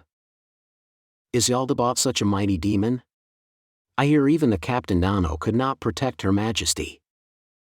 Count Granero had never faced Jaldabaoth before, which was why he was asking such an innocent question. Caspon responded in a somber tone. "He is extremely powerful. We asked the Sorcerer King to face him, and his battle with Jaldabaoth was truly intense." "The Sorcerer King? Do you mean that Undead King?" "Oh yeah? Did you not hear about that? I see. So you called upon the help of another country's army, my prince? That is very bad." "Not an army. Just the Sorcerer King." The nobles froze. It took some time before they stirred again. "The Sorcerer King? By himself?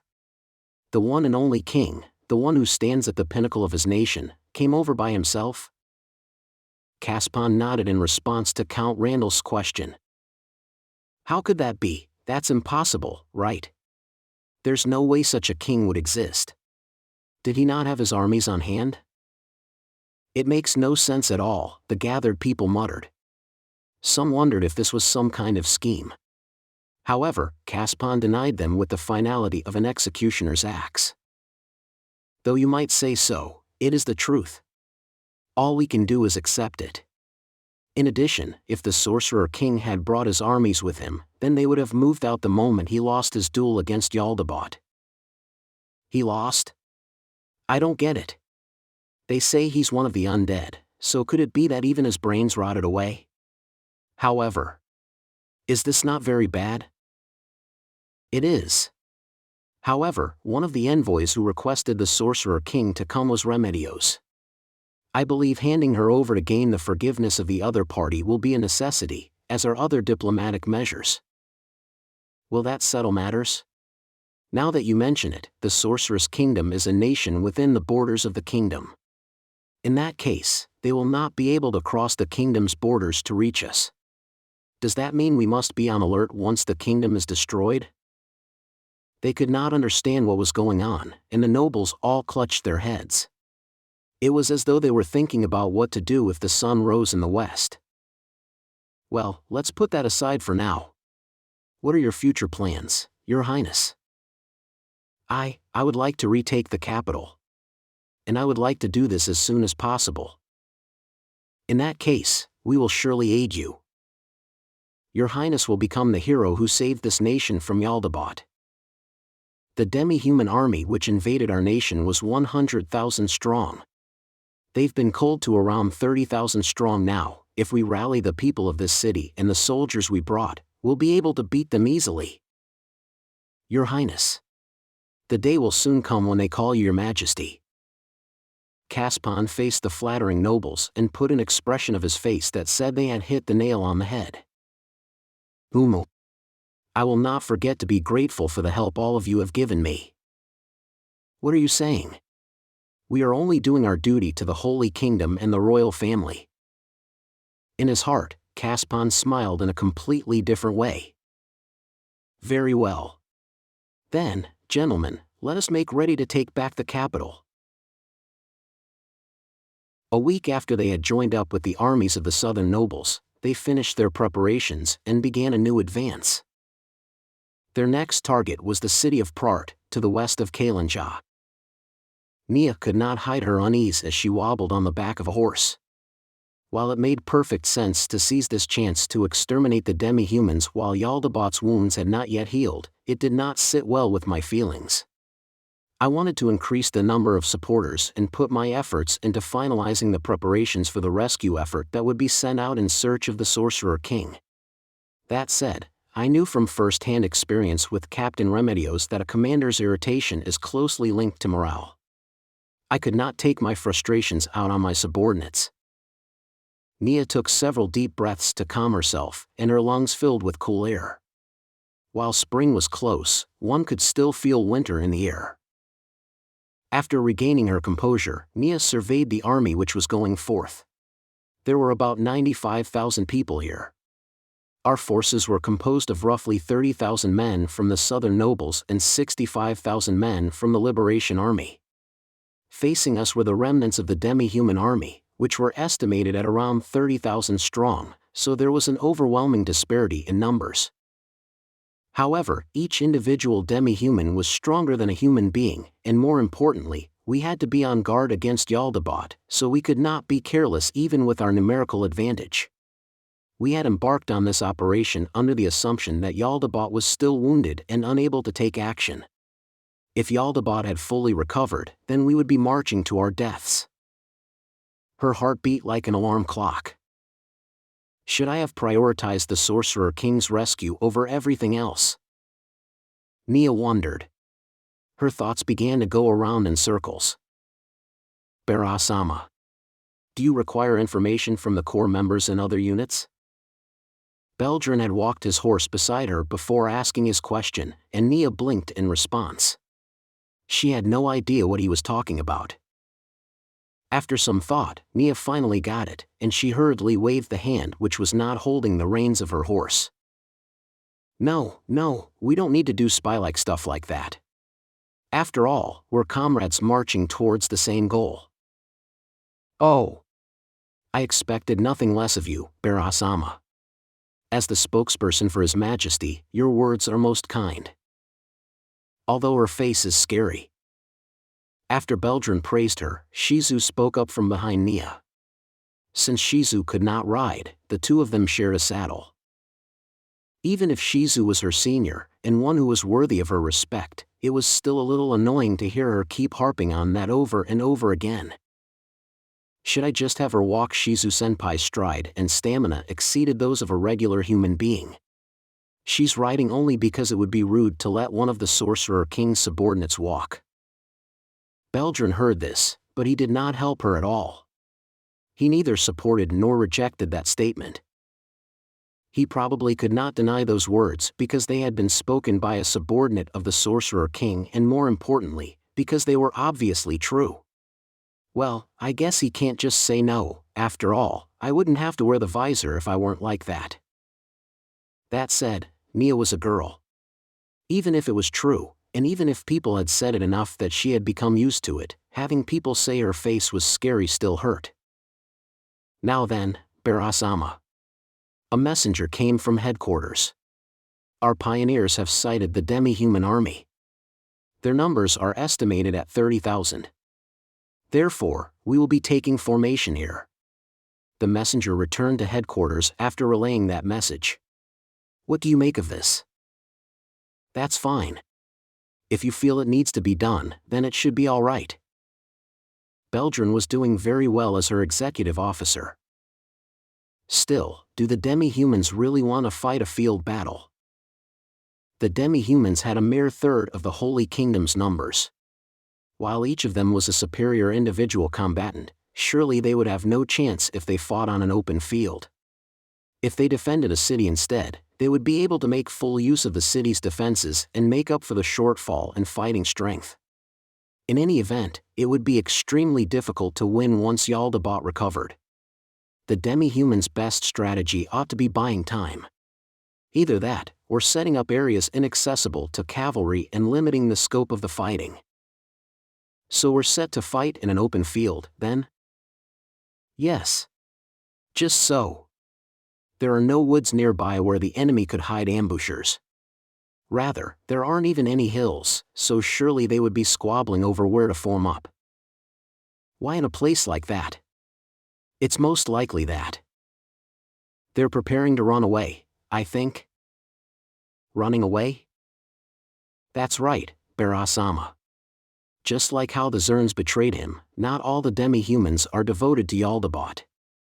If they want to flee, even if it means betraying Jaldabaoth, then the people who want to live would not hole up inside a city but choose to fight on open ground. That's because disengaging will be difficult if they're defending a city. Beldrin's eyes trembled as they went dark, and it made Neia shiver. Just as Neia wondered if she ought to use the ability she had recently developed, the darkness gradually ebbed away, and his eyes regained their usual shine. Since the fighting was about to start, maybe it might be good to quell the hatred inside him. I see. That is probably the case. Not even Jaldabaoth could know for sure if they were planning to die in a field battle or run away. If that was the case, it might be better to wait until nightfall, which would afford the demi-humans a chance to flee, and thus reduce the amount of people who would die for nothing. Beldrin's words made a lot of sense. Neia knew this, but she did not say it. The demi-humans had caused too much woe to the people of this nation. While the demi-humans under His Majesty could probably be forgiven, they're going to kill all the other demi-humans besides them. There had even been rumors that people who advocated coexistence with demi-humans or spoken up for them had been secretly killed or openly lynched. In truth, when the Sorcerer King had brought me along to liberate prison camps, where I had witnessed several human corpses which looked like they had been lynched, they had apparently been people who had tried to suck up to the demi-humans. Barasama. While I do not know how headquarters intends to deploy us, shall we gather all the unit commanders first? No, I just need a rough idea of where they've been allocated. No matter where they've been assigned, I believe everyone will know what to do.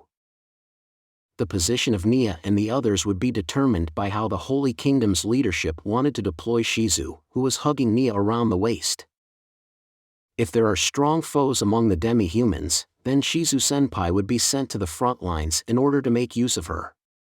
If she was to be used as a normal archer, then she would be positioned in the middle of the formation, or perhaps she would be stationed with the other archers.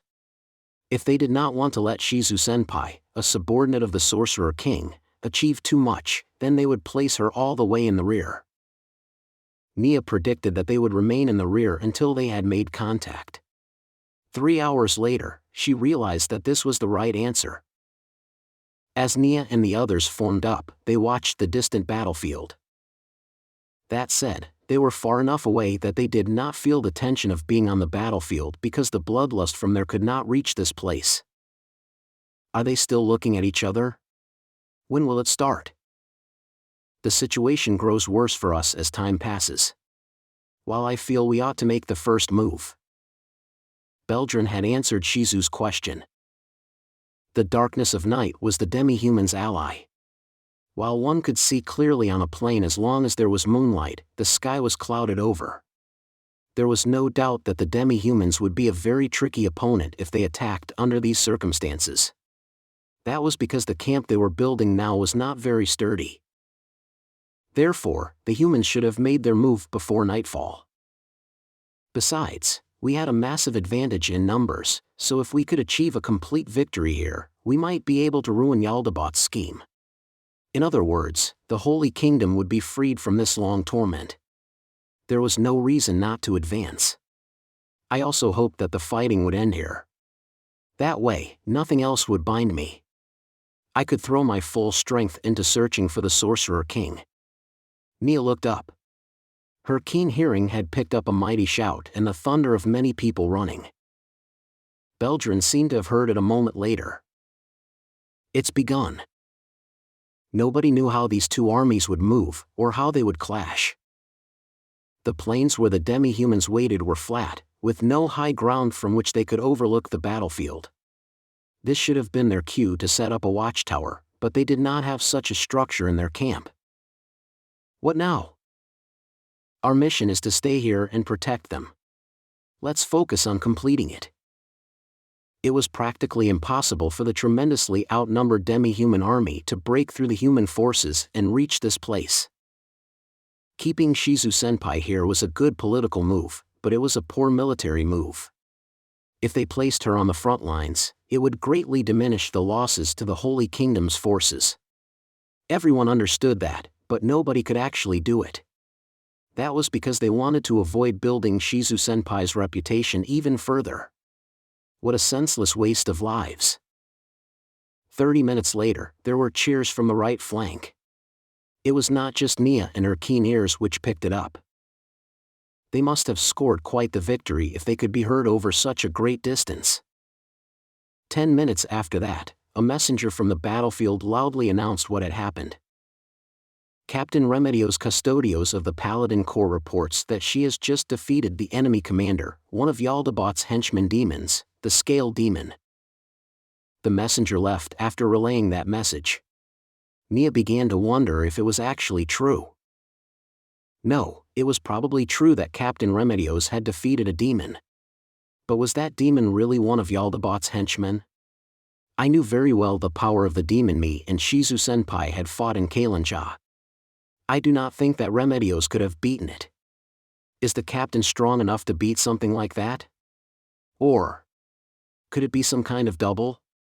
If I don't ask senpai. Shizu-senpai, I have a question. How strong is that scale demon? Enough that the captain could beat it. But the circlet was stronger, right? The existence of strong demons implies that there are weak demons. The scale demon is one of the weaker ones. I see. Neia was relieved. 2 of the henchman demons which had entered this country had already been defeated. While that left the great demon in the hills, there was no point thinking about that one. The country's saved now. Since the enemy commander's dead, the demi-human army ought to break up. According to the prince's plan, everything should be over. There was a wistful look on Beldrin's face, because he had lost the chance to avenge himself with his own hands. Still need to hunt down the stragglers. That's right. I expected nothing less of you, Shizu-sama. As Beldrin answered, his joyful expression suddenly froze. the left wing suddenly sprouted a pillar of flame. The roaring inferno was high enough that they could see it clearly even from this distance, and it looked like it would scorch the sky. Everyone looked worriedly at Shizu. They could think of only one being which could do such a thing. Right after that, Shizu confirmed they're what they were imagining. Oh no, it's Jaldabaoth. Captain Remedios Custodios of the Paladin Corps reports that she has just defeated the enemy commander, one of Jaldabaoth's henchman demons, the Scale Demon. The right wing exploded into cheers as they heard what Caspion's messenger had told them. Marquis Bodipo's face lit up with a smile. Fah! She did it! She took down the enemy general. Whatever that woman's brains might be like, her swordsmanship is first-rate. That ought to weaken the enemy's momentum. I order everyone to force them back and kill every last one of those demi-humans. Let none survive. Yes, sir. The soldiers spread out immediately upon receiving the Marquis orders. Truly splendid, Marquis-sama. We are truly fortunate that the commander of the unit facing us in this battle, in the same battle as us, has been eliminated. Count Cohen, a man who was held in quite high regard in his faction, was all smiles as he said so. Indeed it is, Count. Now we're a step ahead of them. The Marquis joyously imagined the future balance of power in noble society. If I wanted my family to become the most influential one in the Holy Kingdom, I could not afford any mistakes in the cleanup operation that would follow this. Everything until now had been perfect. All we had to do was keep on going like this. Count. Do you think we can drive the demi-humans to the south? Marquis-sama, why would you do that? The Count looked surprised, and he sounded confused as he asked his question. The Marquis laughed at him in his heart. There's no way the Count could not understand what I'm up to. I would not have favored anyone who was that incompetent. The Count was pretending surprise even though he knew what the Marquis had in mind. He must have been trying to give the impression that he could not fathom what the great and mighty Marquis Dano was planning. It was truly a dull attempt at sucking up to me. The Marquis decided to go with the flow. If he made the Count believe he could be that easily manipulated, it would be easier to use him. Are you listening? The demi-humans are an excellent tool to weaken the nobles who aren't of our faction. He raised a finger, adopting the air of an old man who could not resist the urge to explain himself. Now that the northern nobles have been weakened, the balance of power between the north and south has been shattered. Things being what they are now, it is unavoidable that the southern nobles will end up having a greater say in matters. However, that would be problematic for the royal family. In other words, this is what the royal family we are helping will face. I expected nothing less of you, Marquis-sama. To think your considerations stretched that far. The flattery was blatant at this point, but the Count still delivered it with a joyful tone and a loud voice. Indeed. Nothing would be better than if they would ravage the lands of the nobles who did us no good. As he watched the Count look around worriedly, the Marquis stroked his beard. This man really is a good actor. Relax, Count. We are surrounded by trustworthy people. Word will not get out. Besides, who would believe it? Is that so? But, there are too many uncertain elements if we simply let the demi-humans flee to the south. In that case, why not press them to their wits' end, and then forge a secret pact with the demi-humans? Employing demi-humans, then? Not a bad idea. Although the Count sounded like he was disgusted by the idea of using demi-humans, that was probably acting too. He was the sort of man who would use everything he could until there was nothing left. Getting such an excellent man in my own faction was also to keep an eye on him. In truth, I had already embedded several people in the Count's family. I had also used people from other factions so I would not be found out even if one used charm spells. Count, would you go as well if there was a chance to make a deal with the demi-humans? The Marquis was keenly aware that the Count was plotting all sorts of things behind those eyes of his. I don't really want to go, but if you intend to go, then I would certainly accompany you, Marquis-sama. This count was probably doing this so he could say the Marquis said so and thus obtain a trump card to use against the me. However, just going there with him would tar him with the same brush. It was too feeble to be used as a trump card. Is that so? Then should we not tell His Highness to stop attacking the demi-humans? There's no need to sacrifice more people in fighting. After this, we shall achieve victory at the negotiation table. It is as you say, Marquis-sama. However, the other counts seem to be mounting an all-out attack, so we ought to stop them as soon as possible for a better effect. Indeed. While stopping them as they were trying to make a name for themselves would be doing them a disservice, it would be better to keep things as they were when one considered the future. The Marquis was delighted that he would soon be able to influence the future of the Holy Kingdom. Of course, he would never let that show on his face. Contact the counts. A pillar of fire that erupted cut the Marquis off halfway. The Marquis was not completely clueless about magic. Even so, he understood that the pillar of flame before his eyes was incredibly powerful magic. What, could that be magic of the so-called fourth tier?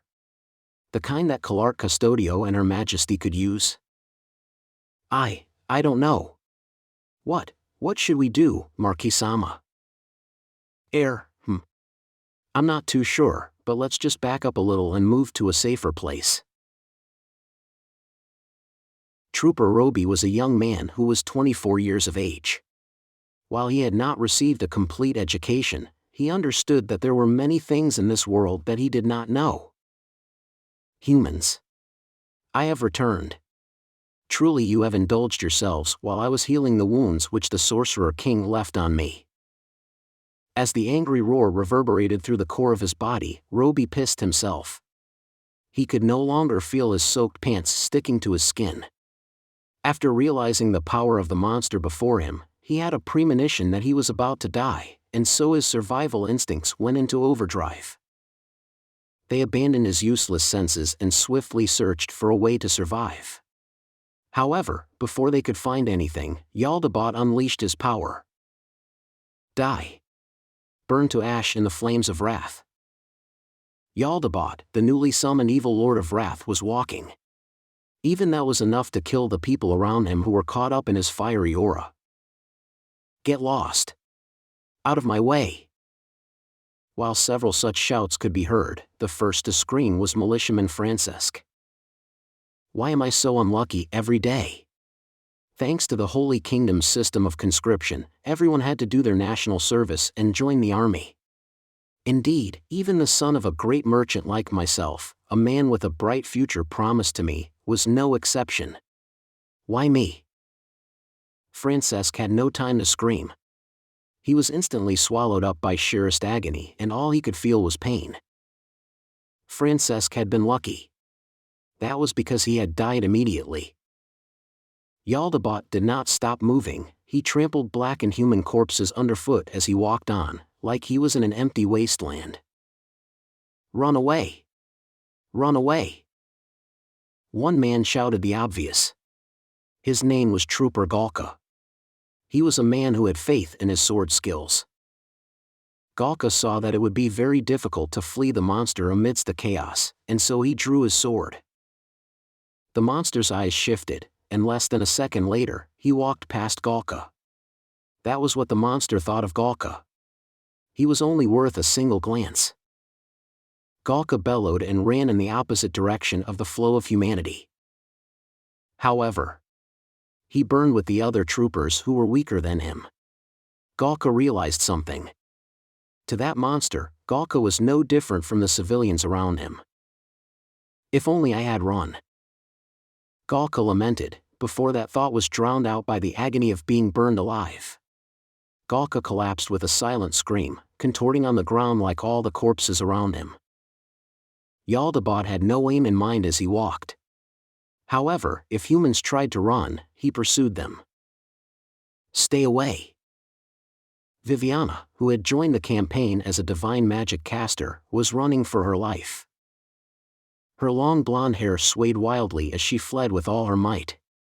She had no time to wipe away her snot or her tears. Nobody could beat a monster like that. I just want to get away from that monster. She could not shove away the people running in front of her. All she could do was squeeze past them and keep running. Out of my way! Out of my way! Out of my way! Why were there so many people in my way? I don't care if everyone else dies, but I don't want to die. Viviana ran with that thought in her heart. However, she could not get away from the demon. Sizzling heat caressed the tips of Viviana's hair. No! I don't want to die. It hurts. She thought of the horrible way people looked when they died. The incredible heat meant she could not feel anything other than pain. Her brain was assaulted by unbearable agony. She realized that she would soon be dead. No, I don't want to die. Viviana thought as she burned to death. Jaldabaoth continued forward in silence as he began to feel bored. Don't run. Fight. A brave man shouted from horseback. Leonzio was the second son of a retainer in service to the Marquis.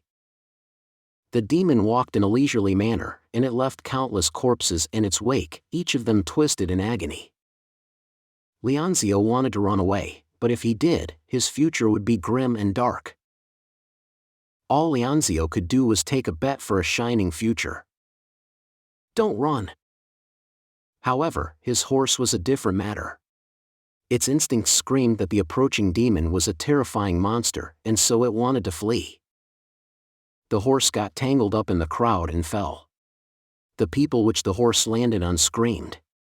Some of them had died. Leonzio was flung from his saddle and thrown to the ground. Fortunately, he had landed on top of people and had been spared the fate of being trampled by the fleeing mob. However, intense pain filled his arm as he tried to stand. He had sprained it when he had been thrown from his horse. He had no idea where his sword had gone. It must have been flung away by the shock of being thrown off his horse. He made to look for it, and in that moment, he was engulfed by a wave of mind-blanking pain. This was the first time Leonzio had experienced such anguish in his life. The agony stopped him from thinking. In the tatters of his pain-riven mind, he only had a coherent thought. Why me? Someone stood atop a pile of burnt human corpses. The evil lord that had been given the duty of acting as Jaldabaoth surveyed the fleeing crowds. It is a little boring. The evil lord of wrath turned away. If I were to get serious and take to the skies, there would be many more casualties. Had these humans realized that yet? The evil lord of wrath held that question in his heart as he walked. Everyone watched in silence as the demon walked proudly and regally back to the demi-human encampment. Nobody thought, what was that monster? There was no need to ask either. Even the stupidest of fools knew the answer. He was the Demon Emperor Jaldabaoth. The being who had trampled the holy kingdom underfoot and made the people cry rivers of tears.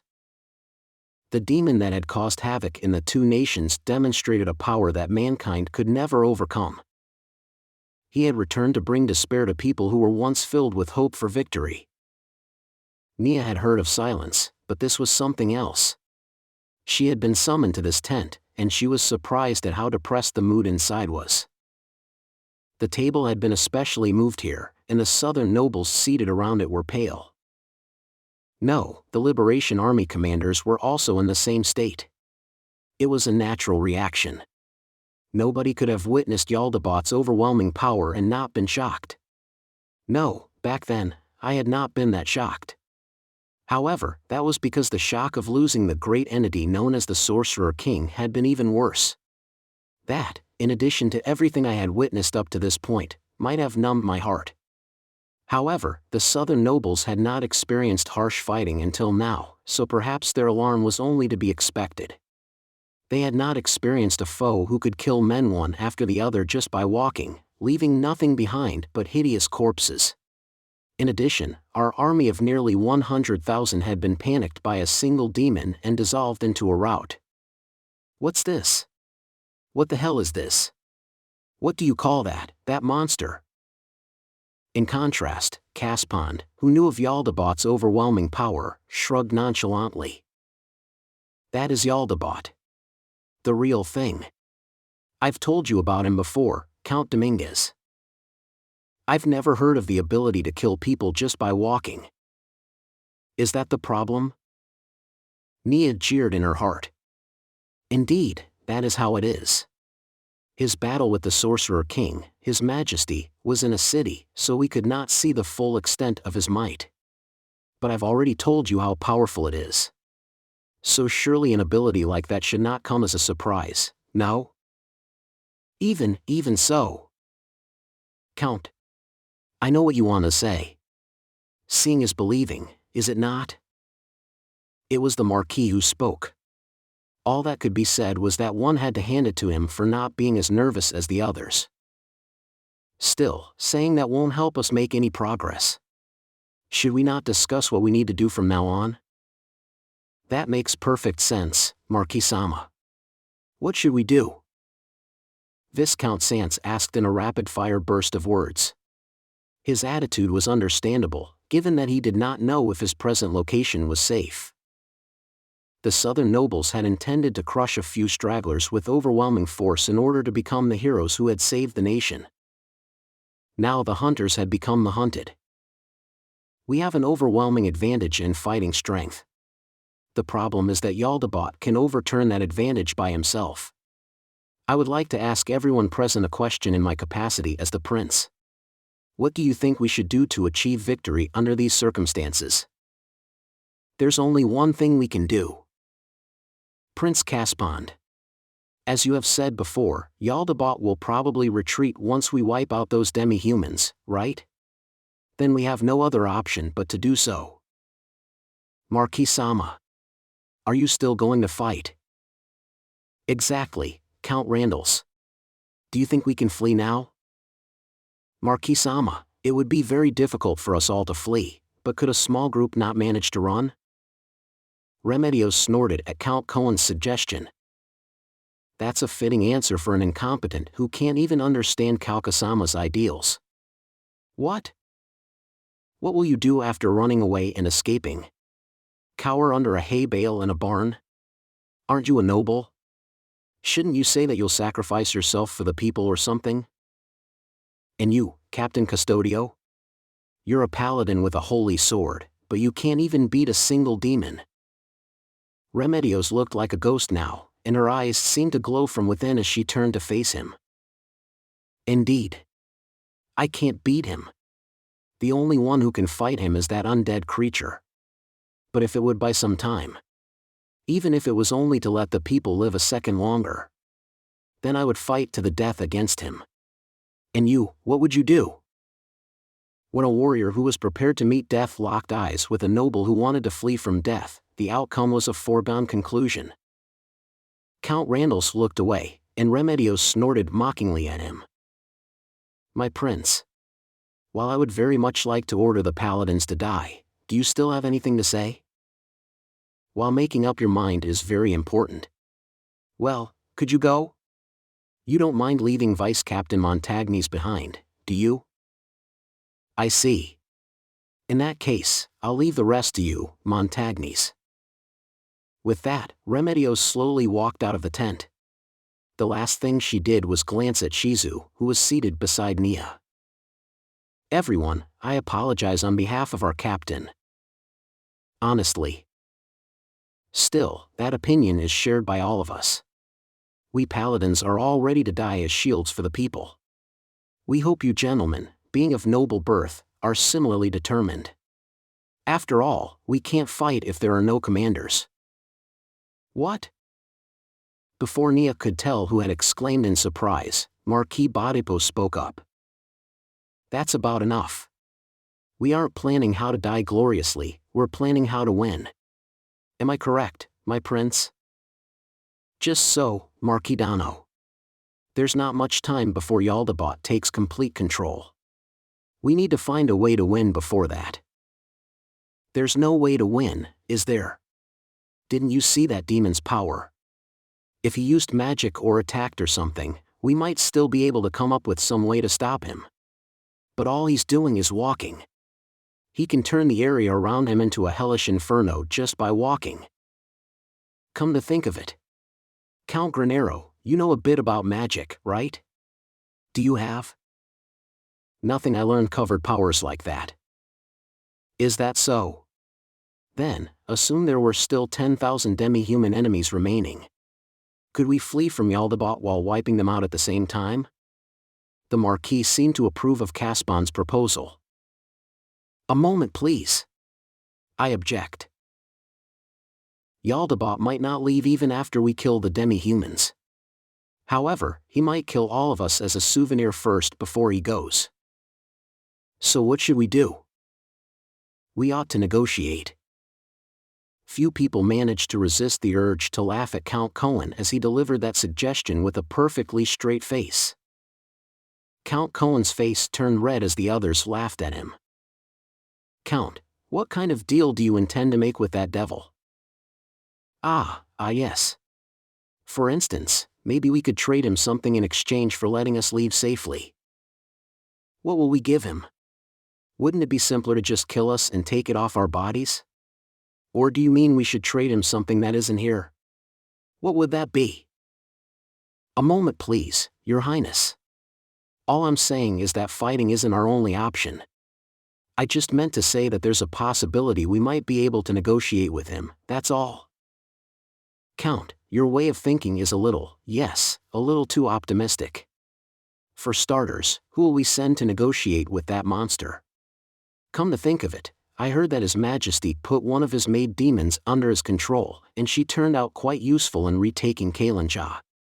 Surely that maid demon could do something, right? I can't beat Jaldabaoth. Buying time would be hard too. Still, if you fought alongside Captain Custodio, you might be able to buy some time. His suggestion made a lot of sense. They would need someone to hold Jaldabaoth in place while they carried out Caspion's plan, in any event. However, that would essentially be sending them to their deaths. This is a problem. How about it? That way, we can deepen the relationship between the Sorcerer's Kingdom and the Holy Kingdom. Is that a yes? Should I interrupt now? No. May I know the reason why? No reason. There's no reason? Shizu nodded to Count Dominguez, who was frozen in place. Is Jaldabaoth really that scary? That's the reason then. He's scary and I don't want to do it. Count Dominguez was at a loss for words. Now that she had said as much, he had no response for her. If Shizu said, "If you're not afraid, then you go," by time he would be finished. As silence returned to the tent, one of the Liberation Army's top brass, a person who commanded thousands of soldiers and militiamen, slowly said, "Why don't we run before Jaldabaoth fully takes command? I don't think we can beat a monster like that. We used to have the Sorcerer King in the past, but he's not here anymore. Does anyone know of anybody who can defeat Jaldabaoth? No, right? If we fled to the south. There's no guarantee that Jaldabaoth won't chase us to the south, right? In that case, all we can do is follow the prince's suggestion and kill the demi-humans. If we can't run, then we must fight. It's just that simple." That's right. That's the only way we can go on living. I don't want to bow down and go through that hell again. Let's start by putting a formation together. The tent flap was forcefully pulled open, and a soldier who reported directly to Caspion rushed in. "Your Highness. The demi-humans are moving. They're reforming their lines. They did not have a proper formation in the previous battle. Did they have one now because of Jaldabaoth's command? Is that so? Gentlemen, the enemy will be attacking soon. We need to prepare for battle as soon as possible." After Caspion finished, all the people who had been called here stood up as one. Neia and Shizu did as well. The others rushed out of the tent first, eager to save time. The final ones remaining in the tent were Neia and Shizu.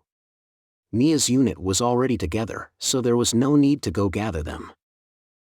Neia suddenly felt that something was amiss about the grim expression on the face of the messenger who had barged into the tent, but there was nothing she could do about it. And so, Neia and Shizu returned to their unit. Now then, I believe there's still some bad news in store. Yes. My prince. Is it really advisable to let these gentlemen return? That will depend on your report. Caspon had once told his subordinates that they must never speak of information that was not common knowledge in the presence of third parties. That was why this man was the last to remain in the tent. Your Highness, the demi-humans are advancing on us from the east. At this rate, they'll reach us in 1 hour. Possible. Caspon struggled to keep himself from raising his voice. It would be bad if someone outside the tent heard this. Kalansha is to the east. Why hasn't the city contacted us yet? Even if they did make a big detour to circle around us, how did they avoid our patrol's eyes? Or are they few in number? No, they're estimated to be over 10,000 strong. What should we do, sire? The Holy Kingdom still had the numerical advantage even if one added 10,000 men to the demi-humans' forces. However, the fact that they were coming from the east was disastrous. In other words, their escape route had been cut off. All right, listen closely. You must not tell this news to anyone, got it? This news is very dangerous. If the army learns of it, they'll sap their will to fight and we'll lose a battle that we could have won. Also, a lot of people might end up dying. We must not tell anyone about this for the sake of unity. Your Highness. Don't worry. All will be well if we can win within an hour. There's nothing to be afraid of. I understand. Also, do your best to keep the scouts from investigating the east. If things go badly, they might let the news slip, and then we'll splinter and end up defeated in detail.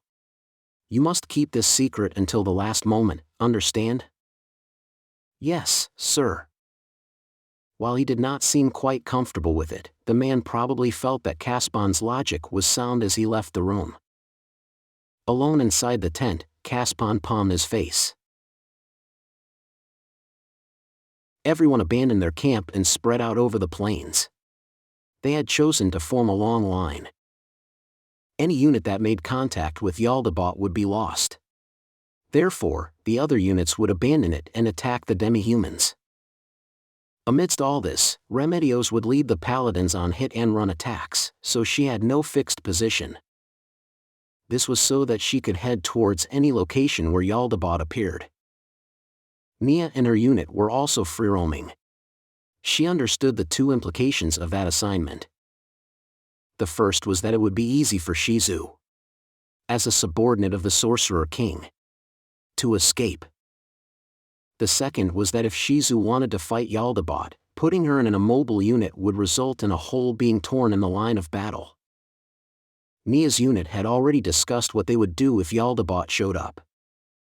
Their answer was unanimous. They would defeat the demi-humans.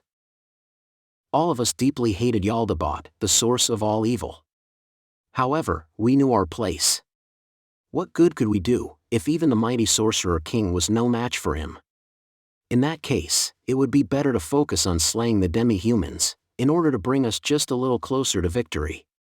Of course, part of that was also because we do not want to let Shizu-senpai die, being that she was a subordinate of our great benefactor, the Sorcerer King. Neia mounted up on her horse and studied the enemy. The demi-human formation had been full of openings in their previous battle, but now it was immaculate. What had once been a motley grouping of demi-humans by racial types was now a neat line of battle that looked like a veteran army. Had the demi-humans projected such an image of strength and power in the previous battle? Their rows of shields looked sturdy and indomitable, while their bristling spear points gleamed with blinding brilliance. Jaldabaoth's incredible command ability notwithstanding, this unit's cohesion was self-evident. No. This is only to be expected. Everyone would obey once they saw his overwhelming power. Many demi-humans placed a great emphasis on personal power. In that respect, they would probably be glad to follow Jaldabaoth. The battle was about to begin. Neia and her people loosed arrows from the rear. A rain of arrows launched by 3,000 people fell upon the enemy. During this battle, the humans had adopted a wide formation in order to end the battle quickly. By wiping out the demi-humans, they launched a heavy cavalry charge, leaving nothing in reserve. In contrast to them, the demi-humans solidified their defense. The humans might have actually had a chance against the demi-humans if Jaldabaoth were not around. However, the demi-humans' unit composition was one that allowed the many races making it up to make full use of their respective abilities. Time was passing, and they could not let the battle last until nightfall. However, the humans' morale and stamina would probably give out before that and they would be crushed in turn. Jaldabaoth appeared in Sector 2A. 2nd Infantry has been completely wiped out. 4th Infantry has taken more than half casualties. 6th Lancers has taken over half casualties. The messengers loudly announced the situation on the battlefield.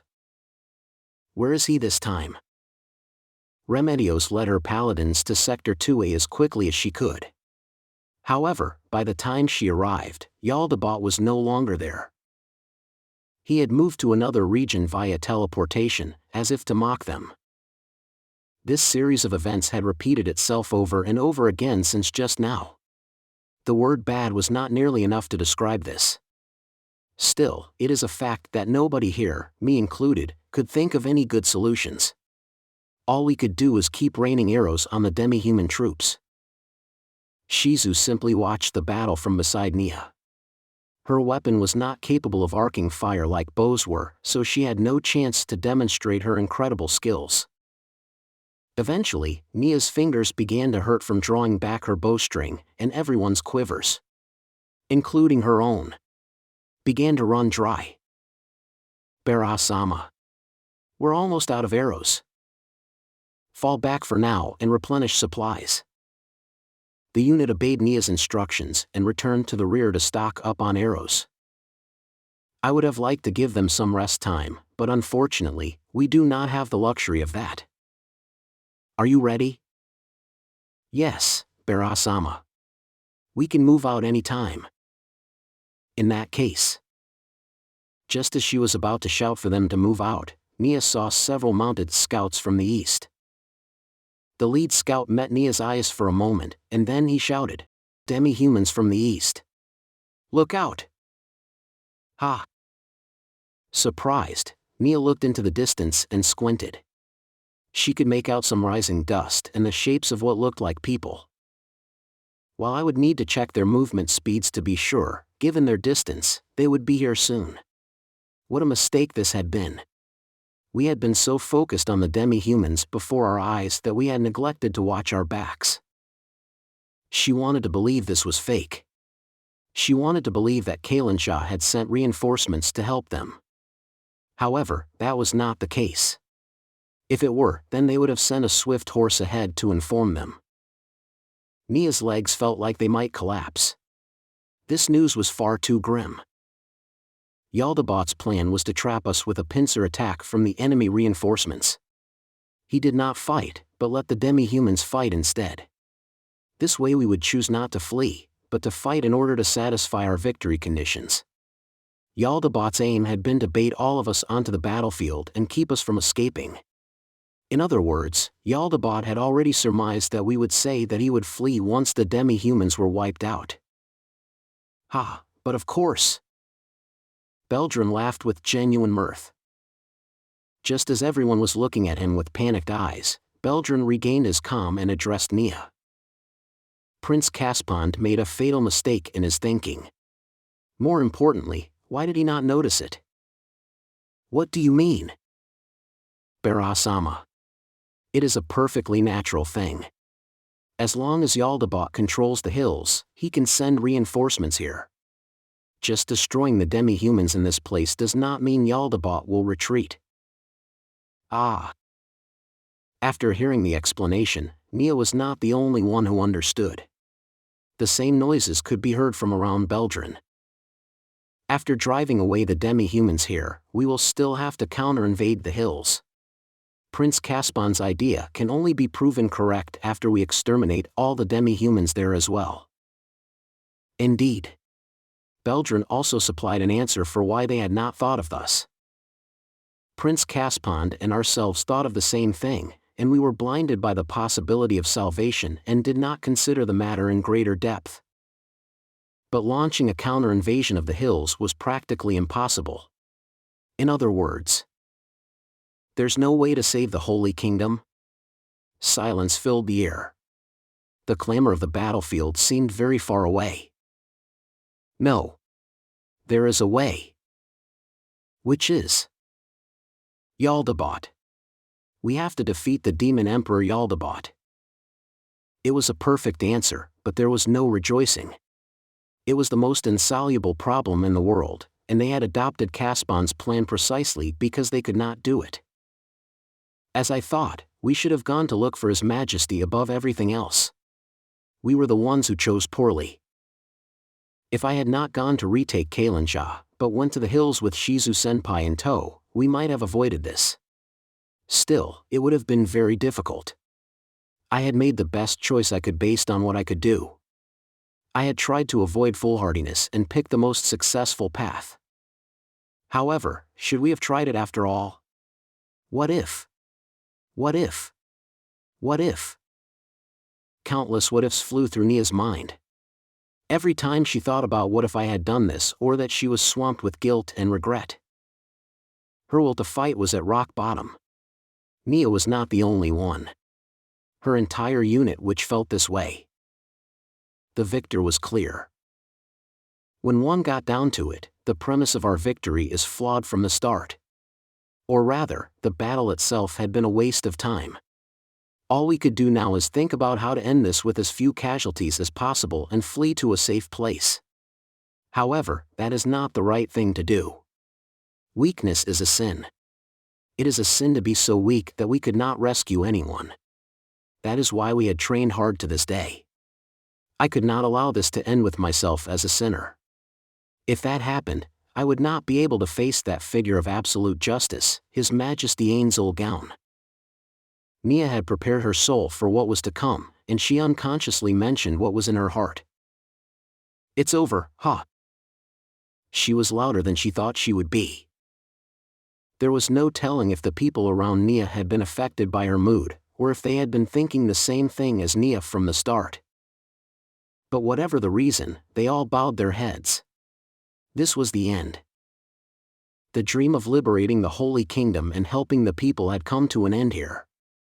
Come to think of it, we had dared to entertain that dream because of the Sorcerer King's power. But this was how we had ended up like this when we were by ourselves. Neia knew that now was not the time to laugh, but she did. Then her face turned serious, and she looked toward Shizu. Can you get away? How about you, Neia? Neia held her chest high. I can't run. I'm a person who saw His Majesty work for others, and who benefited from it. I can't let this end with me as a weakling. As a sinner. Neia saw the people around her raise their heads. We won't run from that bastard. They looked like proper warriors again. Those were the faces of men who were prepared to die. How she wanted to show them off before the Sorcerer King.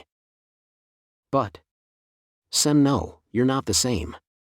Which is why we want to place our wishes in you. I know it must seem strange for us to entrust our thanks to you, since you're a subordinate of the Sorcerer King, but please do it for us. Please find His Majesty, Shizu. You can command those of us who are still in Kalinja as you see fit.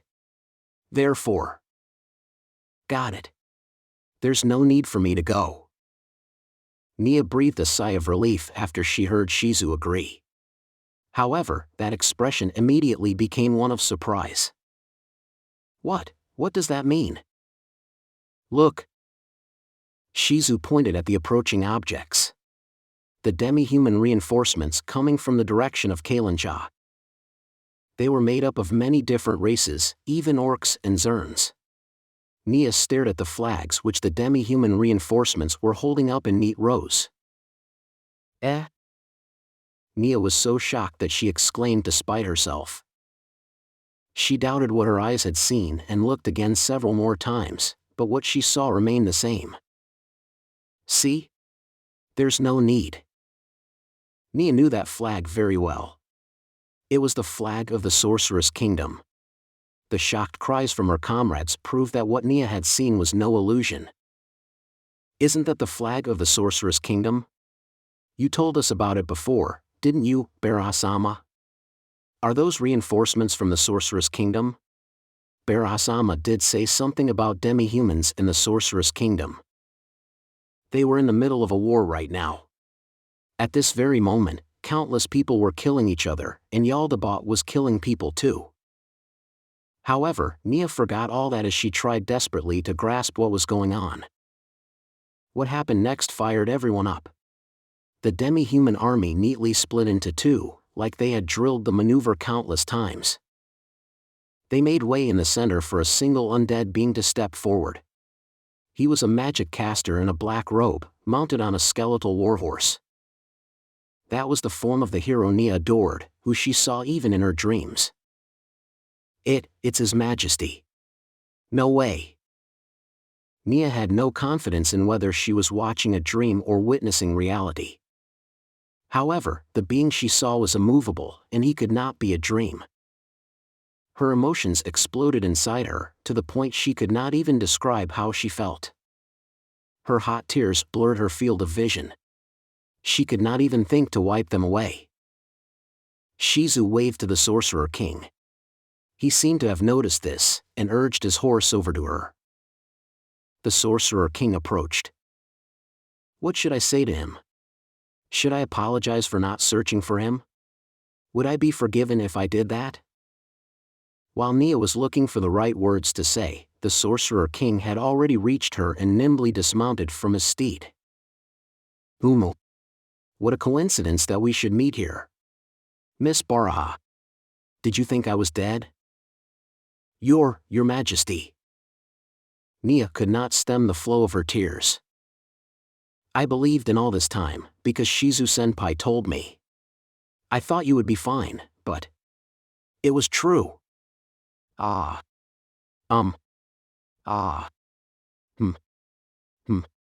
I see. That pleases me. Senpai. It would seem the Sorcerer King was also delighted at this reunion, because he seemed to be at a loss for words. Don't cry. Shizu pressed her handkerchief to Neia's face and rubbed it forcefully. There's snot on it again. Really shocking. Oh. It seems you're getting along quite well with Shizu, Miss Baraha. This pleases me. It's all thanks to your Majesty. I don't know what I'd do without Shizu-senpai. Thank you very much. Neia's emotions had been such a mess that she did not know what she had been saying just now. I see. That is quite a surprise for me. Shizu, how is it? I like Neia. Her face is kind of charming. Please don't say that. Neia said as she rubbed her eyes, having stopped crying already. Soon, she had cleared away the last of her tears. Your Majesty, I have many things I would like to ask you, but the most important thing is, are you displeased at the speed of our rescue? If you are, then I take full responsibility. Miss Baraha, why are you saying this? None of you have displeased me in any way. Neia's eyes filled with tears again. Nor was she alone. Everyone around her who had heard the Sorcerer King's kind words wept as well. There were people who had been holding their tears in, finally broke down sobbing. The Sorcerer King's shoulders shifted slightly. Ah, everyone, do not cry. More importantly, you ought to have other things you wish to ask, no? Many more things? Why not ask? Ah, yes. After Shizu wiped her tears again. She had apparently put the snot-stained handkerchief away. Neia asked the Sorcerer King a question. Are those demi-human soldiers of the Sorcerer's Kingdom? While I had not seen any undead among them, these demi-humans might merely be the vanguard. No, you could say that, I believe. When I fell to the Abelian Hills, I took the land there for the Sorcerer's Kingdom. Therefore, you could call them forces of the Sorcerer's Kingdom, no? Neia was speechless. He is amazing. How could that be anything other than amazing? The hills were filled with demi-humans, and they were supposedly ruled by a henchman of Jaldabaoth. Yet he had dealt with him with just his strength alone and subjugated the hills. Who else could do this besides the Sorcerer King? Neia trembled in excitement. And so, well, it took me a bit of time to gather the demi-humans suffering under Jaldabaoth and lead them here as an army. All this was in order to settle things with Jaldabaoth. It seems we had good timing. There were no facial expressions on the Sorcerer King's bony visage, but Neia could sense him smiling majestically. I expected nothing less of your majesty. Beldrin ran over to the Sorcerer King, his face stained by tears. Oh! It is he! Suddenly, Beldrin fell to his knees. He was not alone. Everyone around Neia, everyone who belonged to her flock, gathered around and prostrated themselves before him. That's His Majesty for you. Simply magnificent, Your Majesty. Even the Sorcerer King was startled by the chorus of praise. Oh, Speaking of which, I have a question for you as well, Miss Baraha. Who are they? They are people who are grateful for Your Majesty's kindness and who wish to repay it to you. Exactly. We were rescued by Your Majesty. Yes.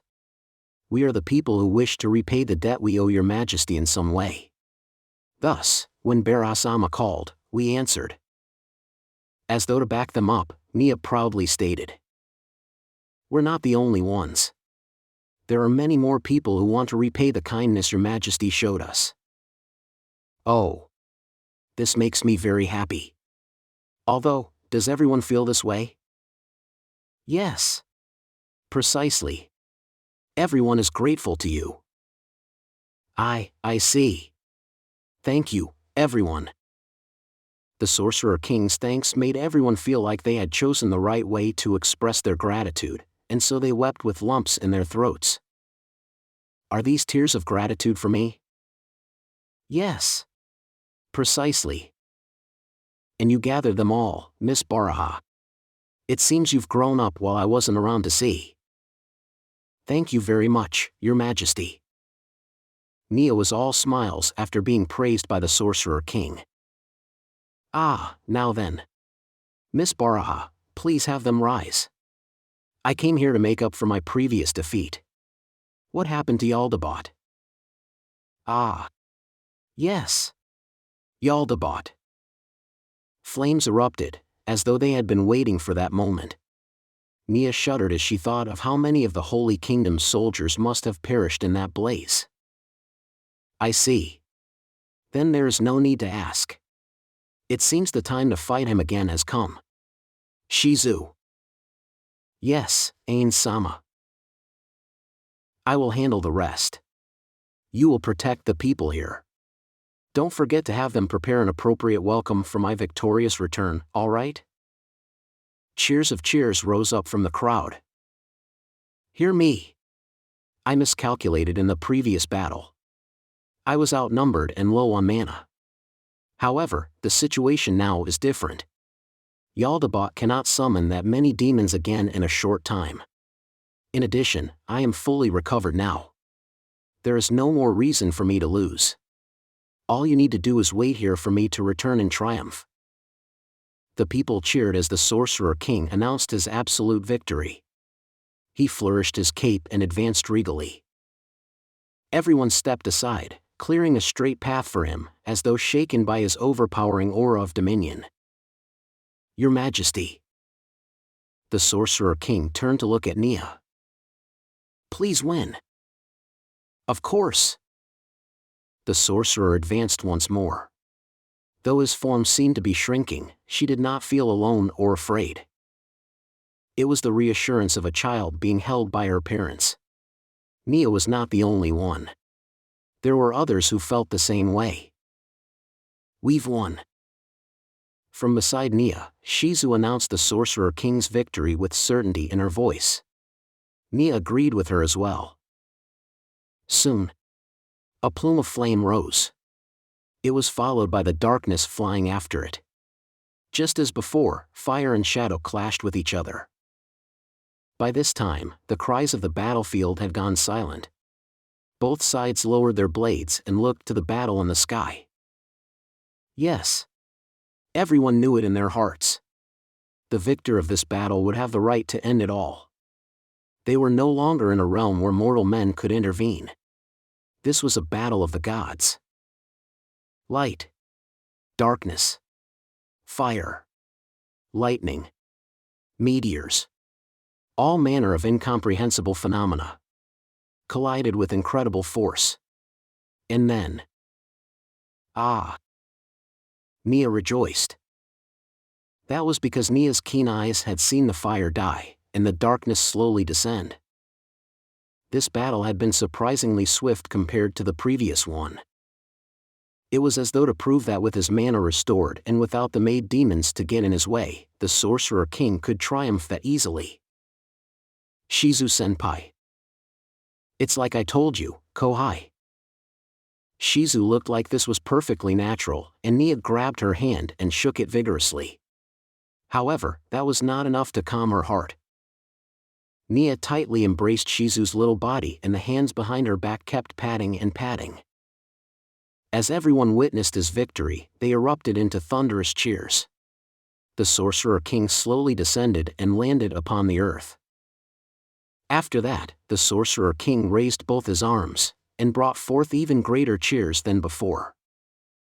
Things became simple after the Sorcerer King's victory. The demi-humans had already lost the will to fight, so all that was left was to mop them up. There were practically no casualties on the side of Holy Kingdom, but the ground was littered with demi-human corpses. Now that the enemy General Jaldabaoth had been defeated, nobody could stand in the way of the Holy Kingdom Liberation Army. Recapturing the city of Prart and the capital city of Hoburns was practically instantaneous. The liberated capital was filled with joyous sounds, and their ardor had not abated even after a whole day. In fact, it actually grew livelier. However, the brass, Neia included, knew that there was still a veritable mountain of problems to be dealt with. Still, however many problems lay ahead of us, there would be people who felt that it would be fine if they could lose themselves in frank and honest revelry. They would need a short break before the painful days to come, and I agreed on that point as well. However, I could not do that today. I could not lose myself in celebration on this day. The reason for that is because it is a day of parting. It is a very sad day. There was a lone carriage stopped in front of the royal capital's main gate, on the eastern side of the city. It was the carriage Neia had been allowed to share with the Sorcerer King when he had come to the Holy Kingdom. In other words, today was the day when the Sorcerer King would leave the Holy Kingdom and return to his own country. Originally, it would not have been a surprise to see a carriage of the Sorcerer's Kingdom surrounded by demi-humans.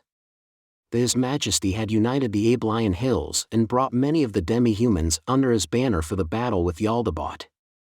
That said, there were none of them in sight, because the Sorcerer King had allowed them all to return to the hills. This was not a matter of the past few days. He had let them return after the final battle with Jaldabaoth had ended. When I had asked the reason for that, I had received the answer, "You must hate being around the demi-humans, don't you?" Such was his sympathy for the people of the Holy Kingdom. Neia was deeply moved. He had considered the mental state of the Holy Kingdom and let his own soldiers return home. This was by no means ordinary behavior for the ruler of a nation. Indeed, unless it were the King of Kings, the magnanimous Sorcerer King. Neia's group of like-minded supporters were also deeply moved. Therefore, when Neia and her comrades had taken it upon themselves to become the Sorcerer King's honor guard, nobody could bring themselves to protest. Of course, there was almost no more fighting, so for the most part they simply moved with the Sorcerer King, but the faces of her comrades were still fresh in Neia's memories. They were nowhere in sight today. All she could see were the walls and the main gate of the Holy Kingdom's capital, and then the street leading to Prart, which continued on to the Sorcerer's Kingdom. "Are you going back today, Your Majesty?" The people are all abuzz with joy after the liberation of the royal capital. "I feel it would not be out of place to have Your Majesty join us for the next few days, in a Thanksgiving festival for the person who was the biggest contributor towards taking back the capital within a few days." She had asked that question several times in the past. She would probably get the answer she knew she would receive, that he was heading home. Even so, she still had to ask it again. It was probably the work of Neia's feminine side. "I'll be returning to the Sorcerer's Kingdom today. I'm not confident in my ability to deal with ceremonies." As the Sorcerer King muttered to himself, he made a very exaggerated movement, like a comical shrugging of his shoulders. Perhaps because he knew I would feel distressed if I took His Majesty's words to heart. "Surely you jest, Your Majesty." Well, yes I was just kidding." "Yes, kidding. In truth, I've done everything I came here to do. Thus, there is no need for me to stay here. I also need to guide the development of the Sorcerer's Kingdom in my capacity as its king. If I leave the throne for long, my Prime Minister Albedo will scold me." Neia's mind conjured up the visage of the world-class beauty she had seen but once. She was a woman whose beauty made her unforgettable. Surely she can't be that scary when she gets mad. Or is she scary when she gets mad because she's beautiful? While I don't think that's what His Majesty meant, it's a little hard to imagine someone as pretty as that getting angry. Still, I'm envious. Being allowed to speak to him like that, because she was close to him, was something that Neia desperately wanted, yet could not ask for, which made her very envious. How happy would I be if I heard the Sorcerer King I so respected tell others I will scold him or something like that. Is that so? Still, it is a shame that there's nobody to send off Your Majesty, given that you saved this nation.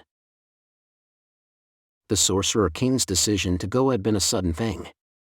The fact that there was nobody to send him off told a sad and lonely story. I already told Prince Caspon that it would be troublesome if the festival was too lavish. This nation will be facing a lot of difficulties from now on. Rather than waste resources and manpower on sending me off, I'd rather have them use it on rebuilding the country. Your Majesty. Why did he have to go back? If I clung to his feet and made a big scene of weeping, I could probably delay his return to his nation by a week. While she keenly felt the desire to do so, she bore with it. She could not act spoilt around the most merciful Sorcerer King. It's not because I want to act like some kind of big shot, it's just that this country really has nothing left, yes. Like wealth. While I thought that asking them to leave a bit more might be good. What I mean to say is, yes, I would like you all to not mind me and keep working hard. Also, look, the stability of your country will be good for the Sorcerer's Kingdom too, as neighbors. There'll be trade between us and so on in the future, yes. So he had sensed what Neia was thinking, and he was fumbling to comfort her. While he was typically very cool and stylish, he sometimes spoke in a way that made her worry for him. Thank you very much, Your Majesty. Oh? Don't worry about it. I came to this country for Jaldabaoth's maids, after all. And now? The Sorcerer King patted Shizu, who had been standing beside him all this time, as though she were trying to mask her presence, on the back. And now I have them, so it was worth coming to this country. Neia felt it was a little embarrassing that the Holy Kingdom could not give the Sorcerer King anything. The Sorcerer King had gained Shizu, the maid demon, with his own strength. Neia and everyone who shared her beliefs felt the same way. There had been discussions about what we would give to him, but someone had mentioned that since he is a king, having someone who did not represent the country giving him a present would instead be very rude, and so the plan had fallen through. At the very least, I had hoped that Prince Caspond would make some concessions on a national level, or sign a treaty that was unfavorable to the Holy Kingdom. If you so desire, I can resurrect your parents with a grand spell that can only be used once every year, you know? Thank you very much, Your Majesty, but there is no need for that. During the liberation of the capital city, one of the prisoners had witnessed Neia's mother fall in battle. I had heard of Mother's valiant last stand from him. Surely she would not be angry even if she was not resurrected. In addition, it was said that resurrection spells required extremely valuable materials as a material component, and I would be hard-pressed to afford those. Perhaps the most merciful Sorcerer King might supply them for free, but I could not keep relying on the Sorcerer King's largesse for my own sake. However, it would seem the demi-humans had disposed of the corpse, so I could not even bid her a final farewell, which was quite sad. Talking for too long will only make the parting hurt more. I ought to be going soon. Shizu, is there anything you want to tell Miss Baraha? Bye. All right. Goodbye. Shizu extended a hand to Neia, who shook it. And then, the two of them let go without any further ado. Are the two of you all right with this? It'll be fine. Yes, Your Majesty. I see. Then, we're going, Shizu. As the Sorcerer King put one foot on the step leading up to his carriage, he turned back to address Neia. This country will experience many difficulties in the future, but I'm sure you'll be able to work hard and pull through it. I hope to see you again. Yes. Just as the Sorcerer King was about to enter his carriage, Neia looked at his back and could not stop herself from shouting, Majesty! Your Majesty! The Sorcerer King paused on the step of his carriage and looked back. Neia gulped, worked up her courage, and asked in a trembling voice. Ah, excuse me. Could I call you Ainz-sama? The cheek of me. Surely I, as a commoner from another nation, would be scolded for daring to address him in such a familiar fashion. Eh? Ah, yes, you may. Call me anything you want. Thank you very much. She bowed deeply to the magnanimous king of another nation, and by the time she raised her head, it was Shizu's turn to board the carriage. Take care, Shizu-senpai. Shizu stuck out her thumb, and then she vanished into the carriage. Perhaps it had sensed the two of them had boarded, but the horse whinnied and trotted off. Then, Your Majesty. As she watched the carriage move off, Neia could no longer hide her tears as she shouted. Long live His Majesty the Sorcerer King. She was not the only one shouting at the top of her voice. There was more than one gate in the royal capital. Her fellow believers had used the other gates and secretly gathered so they could pop up outside the gate to loudly wish the Sorcerer King well. Long may he live. Long may he live. Long may he live. At the same time, they scattered the flowers they had struggled so hard to collect. The carriage carried on amidst all this. It was hardly a fitting send-off for the man who had saved the Holy Kingdom. Even so, it was the best effort from Neia and the people who understood how she felt. The carriage shrank in her tear-dimmed vision. Neia sobbed. She felt so lonely now. I wanted the Sorcerer King and Shizu-senpai to ask, would you like to come to the Sorcerer's Kingdom? If they had asked that, I might have abandoned everything to go with them. But they had not. I hated it. In the end, I had been nothing more than a squire for his brief stay in this country. All manner of negative emotions roiled up inside her. However, that was wrong. In Neia's ears echoed the words which the Sorcerer King had said. This country will experience many difficulties in the future, but I'm sure you'll be able to work hard and pull through it. I hope to see you again. In other words, he had expectations for me. Something like, though the Holy Kingdom is in chaos, I'm sure Neia can pull the country together, or something. It had felt like a long time, but also a very short time, but it had changed her life tremendously. And now it was over. However, this was only the beginning. There were many things she had to do. For starters, I had to repay the Sorcerer King's kindness with my actions. Then, I would need to rebuild this country. Justice and evil. I had never really understood what those two words meant, but now I could hold my chest high and answer. The Sorcerer King is justice. And being weak is a sin. The important thing is to work hard to be strong. I had to spread the truths I had learned throughout the Holy Kingdom. Barasama, please wipe your tears. It was Beldrin. At a closer look, his eyes were also red. Perhaps he had wiped his own tears before coming to Neia's side, but his voice was still trembling, so he had clearly wept recently. Ah. Neia forcefully wiped her tears away, just like how Shizu had first wiped her face. Barasama. The people who witnessed that battle all want to hear about the Sorcerer King. Many more have come with their families in tow. I understand. We'll tell them that His Majesty Ainz-sama is a truly noble king, and also about Shizu. Neia looked straight ahead. Goodbyes really are depressing. However, everyone, let's go. Let us spread the truth. That His Majesty is justice. To more people. Oh. Over 3,000 people shouted in unison, and then they fell into step behind Neia. The carriage moved on. The long project was finally over. Ainz had never experienced it himself, but this must have been what it felt like to be an expatriate. Even if I had returned to Nazarick from time to time, this might have been the first time I had been away from it for so long. I had thrown the matter of ruling the demi-humans of the Abelian Hills to Albedo, and I had handed the entirety of the Holy Kingdom's future affairs to Demiurge. In other words, I had taken the weight off my shoulders. Ainz sighed, subtly enough that Shizu, who was sitting opposite him, did not notice.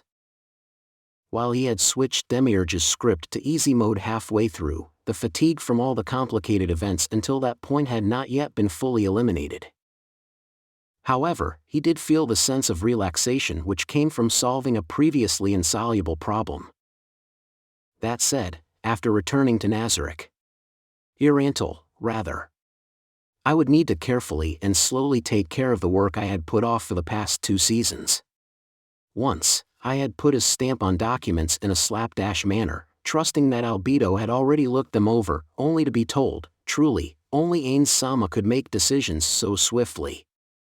I am filled with respect. I had wondered whether that assessment of me was sarcastic or not. Indeed. It was not because he had work waiting for him that he had not used gate, which could take him back in an instant. Definitely not. There were ways to teleport to places one had not seen before, but it was still too early for that. It would do no good to show my hand. Of course, the Hanzo on the carriage had said nothing, and the anti-divination spell I had cast had not been triggered. It was a clear sign that nobody was monitoring me and the others, but the opposition might be using methods that I did not know about. Since there's time, I can wait until we reach a more sheltered place to cast the teleportation spell. Indeed. It was definitely not because I wanted to keep away from those documents I could not understand no matter how many times I read them. Still, if there was a problem. Shizu hasn't said anything since she got on the carriage. Neia had been that way too, but he always felt restless when he shared a carriage with someone else and they remained quiet. He could casually mention something if the other party were a man, but he would have to watch his words since she was female. Can't you say something, Shizu? Regretfully, it did not seem like it would be happening anytime soon. Finally, Ainz was no longer able to bear the silence, and after preparing himself for the worst, he spoke. Shizu, how do you feel about leaving Nazarick to work on your own? Do you have any questions or suggestions for the future? Ainz would start by listening to a report from his subordinate, who had been busy with work when she had been sent out for an errand. While he was not good at speaking to women, it was fine when he imagined them as female co-workers. I think. Worked hard. Is that so? You have worked very hard. That was the end of the conversation. It was dead and gone. Even if he waited a little longer, he ought not to expect Shizu to carry on. Once the words worked hard were mentioned, it was very difficult to continue on from there. She had not answered the question about having any questions or future suggestions. That said, these thoughts of his were merely the shallow contemplations of a superior. Since she worked hard, all I have to do is wait for the results. There were also benefits in doing so. That was because the implication was that nothing had happened that might cause a problem or become an issue. However, Shizu continued speaking. It's hard to think on your own and then take action. Indeed, that is the case. Shizu had been working in Nazarick all this time, and all she had done was receive instructions and carry them out. However, I had only given her rough instructions this time, and then the actions she took based on the decisions she made within the scope of those instructions were her first task. For all I knew, that might have been too broad for her. Perhaps I should have started by giving her a simpler task, but I also knew that Shizu had given me concrete results. Still, it's hardly unusual for the Pleiades to go outside for their work. The fact that the maid demons are now the Sorcerer King's minions has spread from the Holy Kingdom to the other nations by now. In future, you may be given orders which result in you leading subordinates of your own for activities outside Nazarick. This was a good experience. But giving vague instructions was a bad idea. Just as I thought, the person giving orders has to make them clear. At this point, Ainz sensed that he was digging his own grave. As the pinnacle of Nazarick, Ainz was the most likely to give out orders. I can't possibly come up with concrete action plans. Or rather, if I come up with shallow plans, Albedo and Demiurge will frown on me.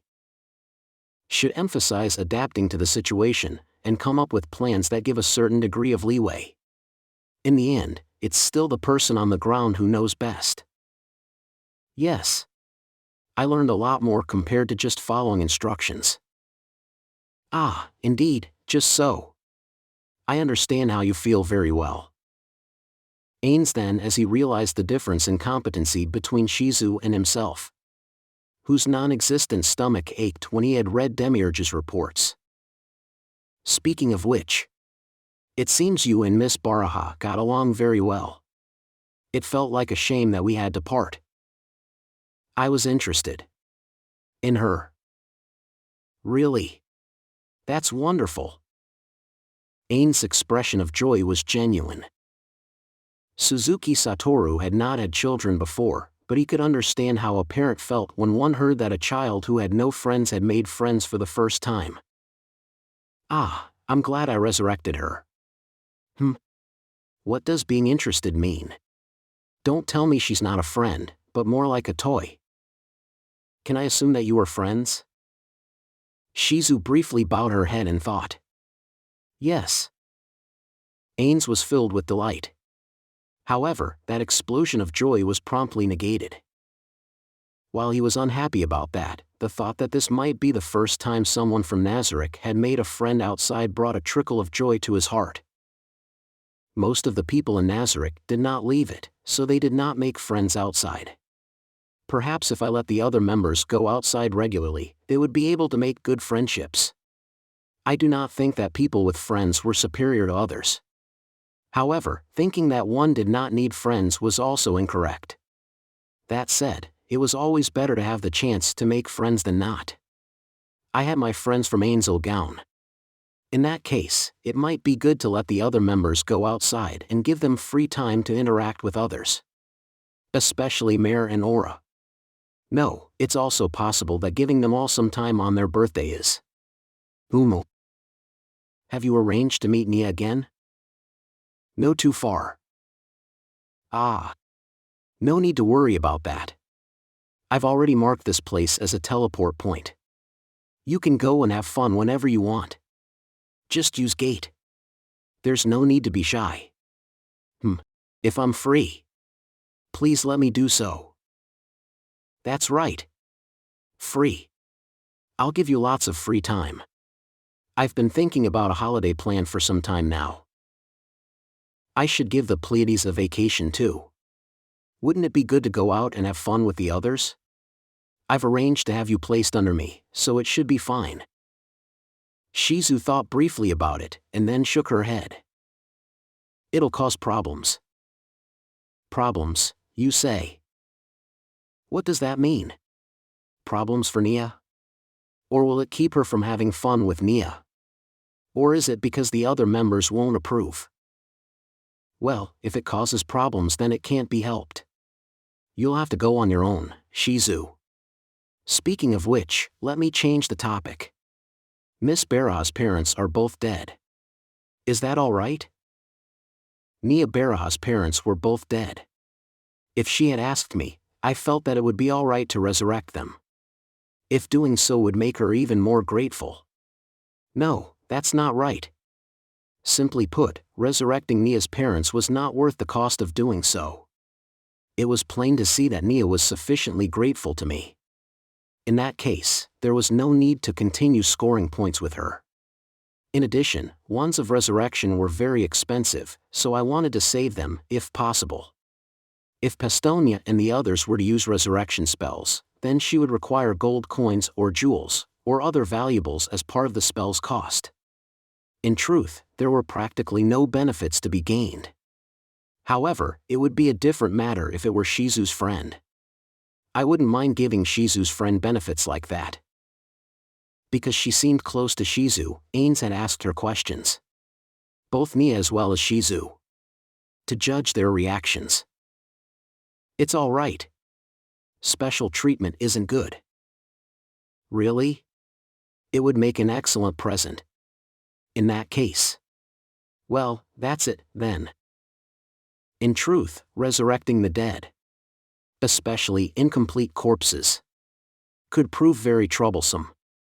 There would be many people who would go, how come you could do it for him and not for me? Also, it would be troublesome if I'm asked to resurrect the Holy Queen. Granted, Demiurge could probably handle the situation if I did resurrect the Holy Queen, but the demerits outweighed the advantages. If you want to play, how about reading that book? Would that be all right? It's fine. It's in the doctor's room. Shizu possessed knowledge of all of Nazarik's mechanisms. Leaving it be like that was too dangerous, and she would not have been able to leave Nazarik. Therefore he had used control amnesia on her. Shizu's knowledge of those mechanisms had been part of the backstory her creator, a player, had made for her. While I do not know if the spell could work on such things, after casting it on her, I found that the spell worked as intended. That was a technique I had developed after repeated experiments on a guinea pig I had obtained.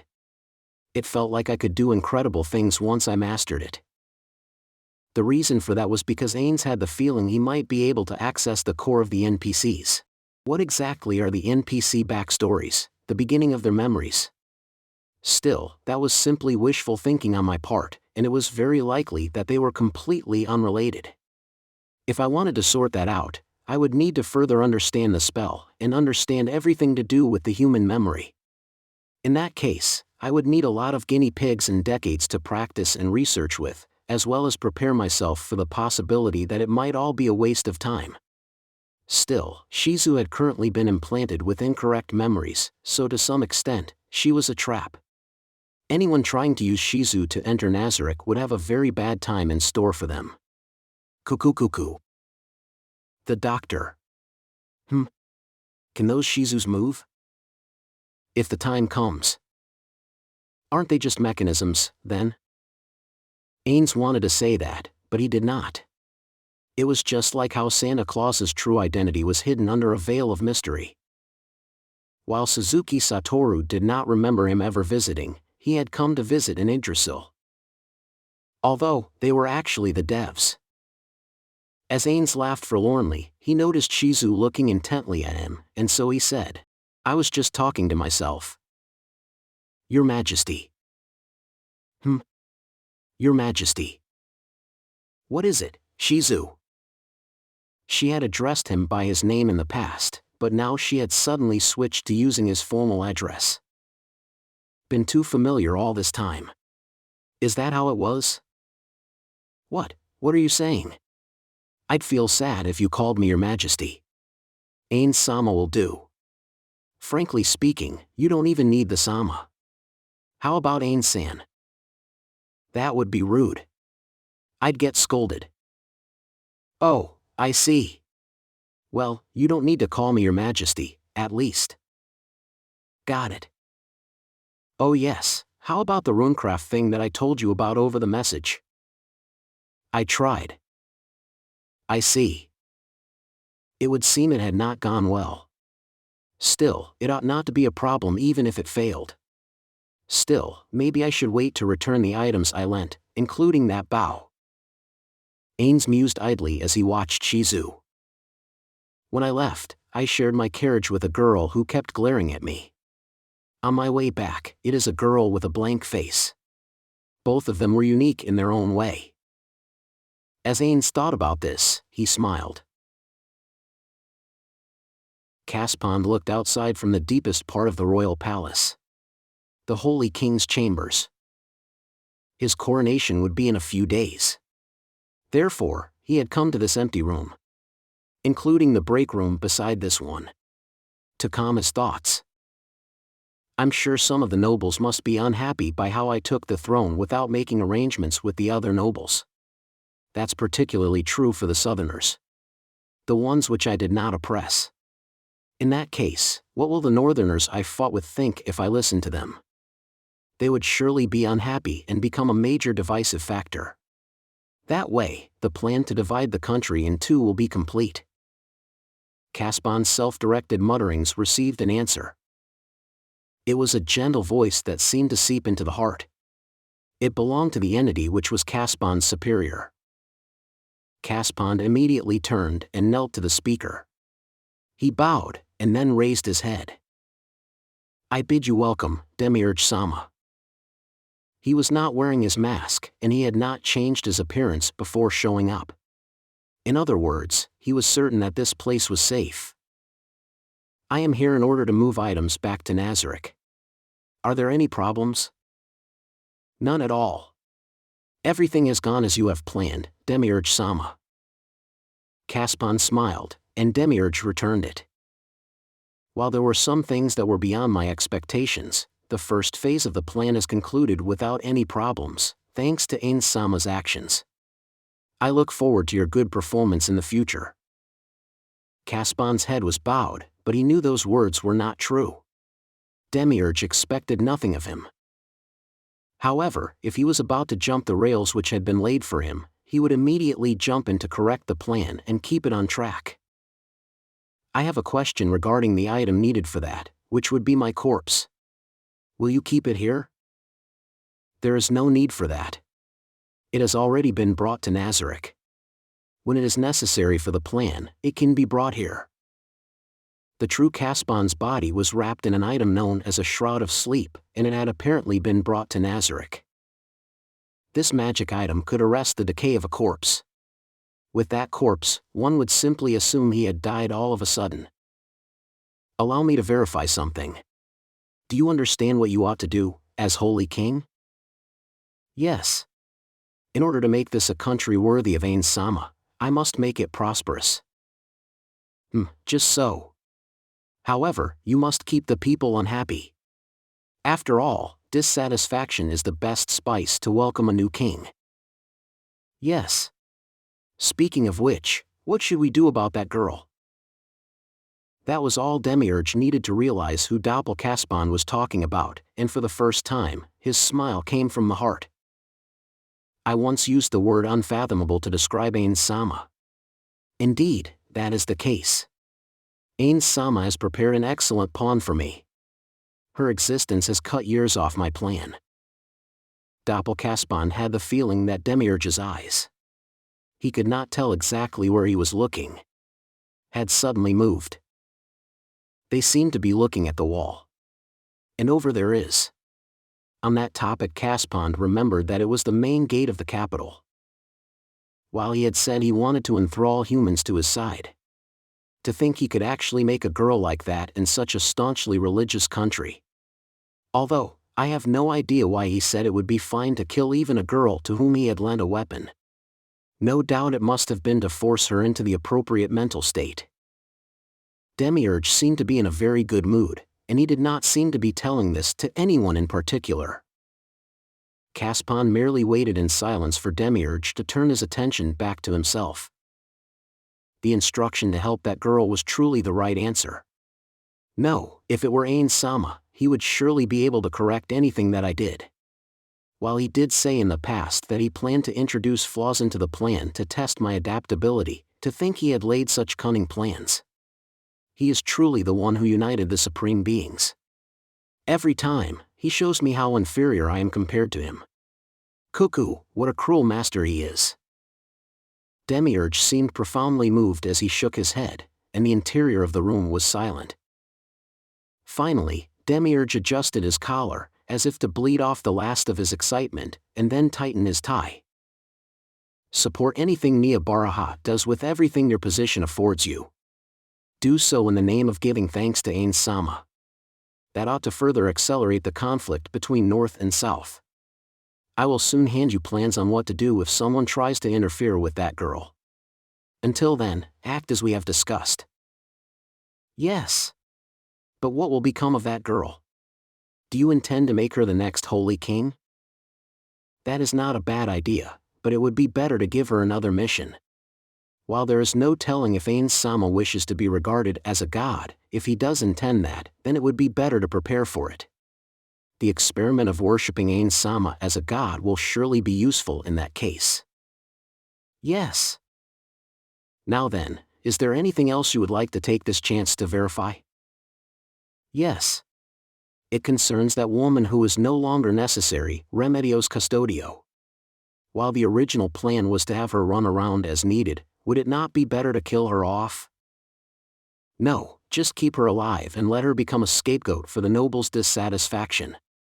That was why I said she was the only one who was not to be killed during our first encounter.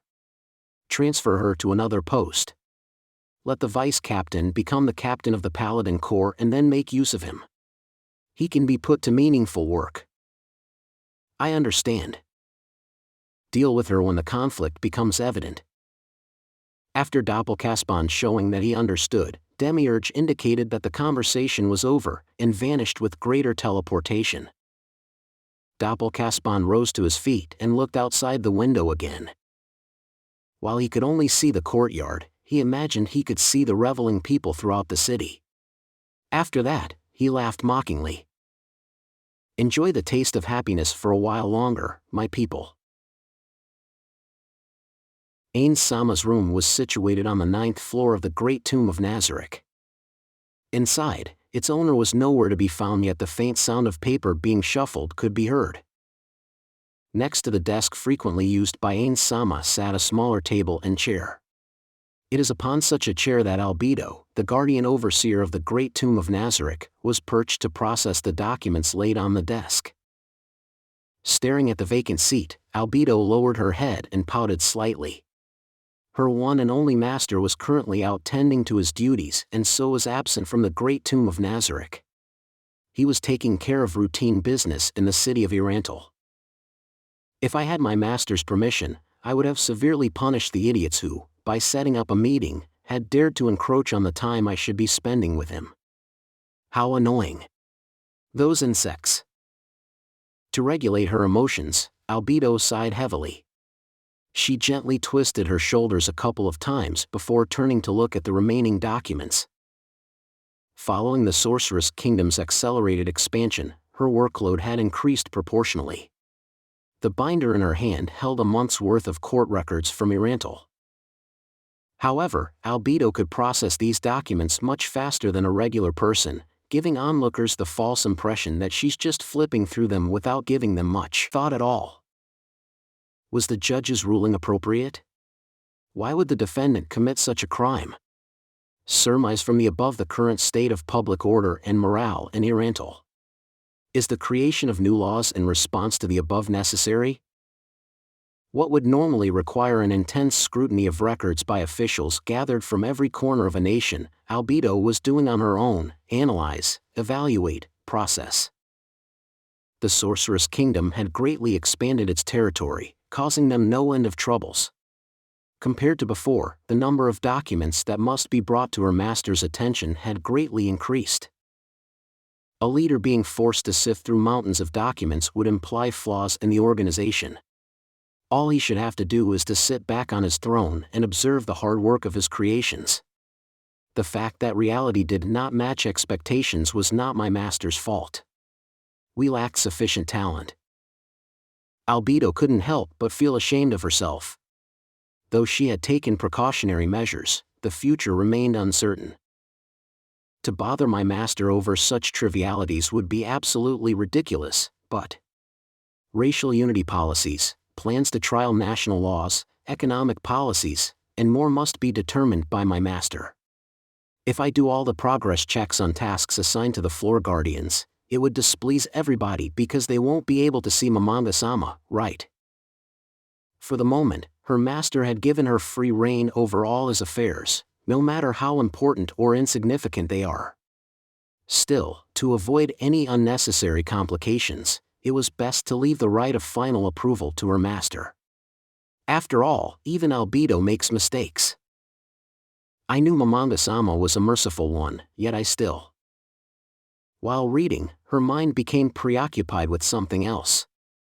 Among all of the floor guardians, there was one that she should stay the most vigilant for. Demiurge. Demiurge had been busy traveling far and wide to set up an intelligence agency with Nazarick at its center. To Albedo, the agency could prove to be problematic. If possible, I would love to take that authority for myself by letting an easily manipulated puppet chair the agency. A few faces came to mind, but they were all lacking in some capacity. If I cannot get the job, then the only eligible candidate by a far margin would be Pandora's actor. It'd be very difficult to wrestle that much authority from Demiurge. It would not be impossible for him to learn of Albedo's true intentions if that were to happen. My older sister might be a decent choice, but she is not an ally that I could trust unconditionally. My younger sister would probably stay by my side even if she found out about my plan. That, however, is because her creator had ordered her to obey my commands. Sigh. What a mess. We are understaffed. No, manpower is not the only thing we lacked. There is also the matter of the funds that I myself could spend freely. That's all for today. See you guys in the next one.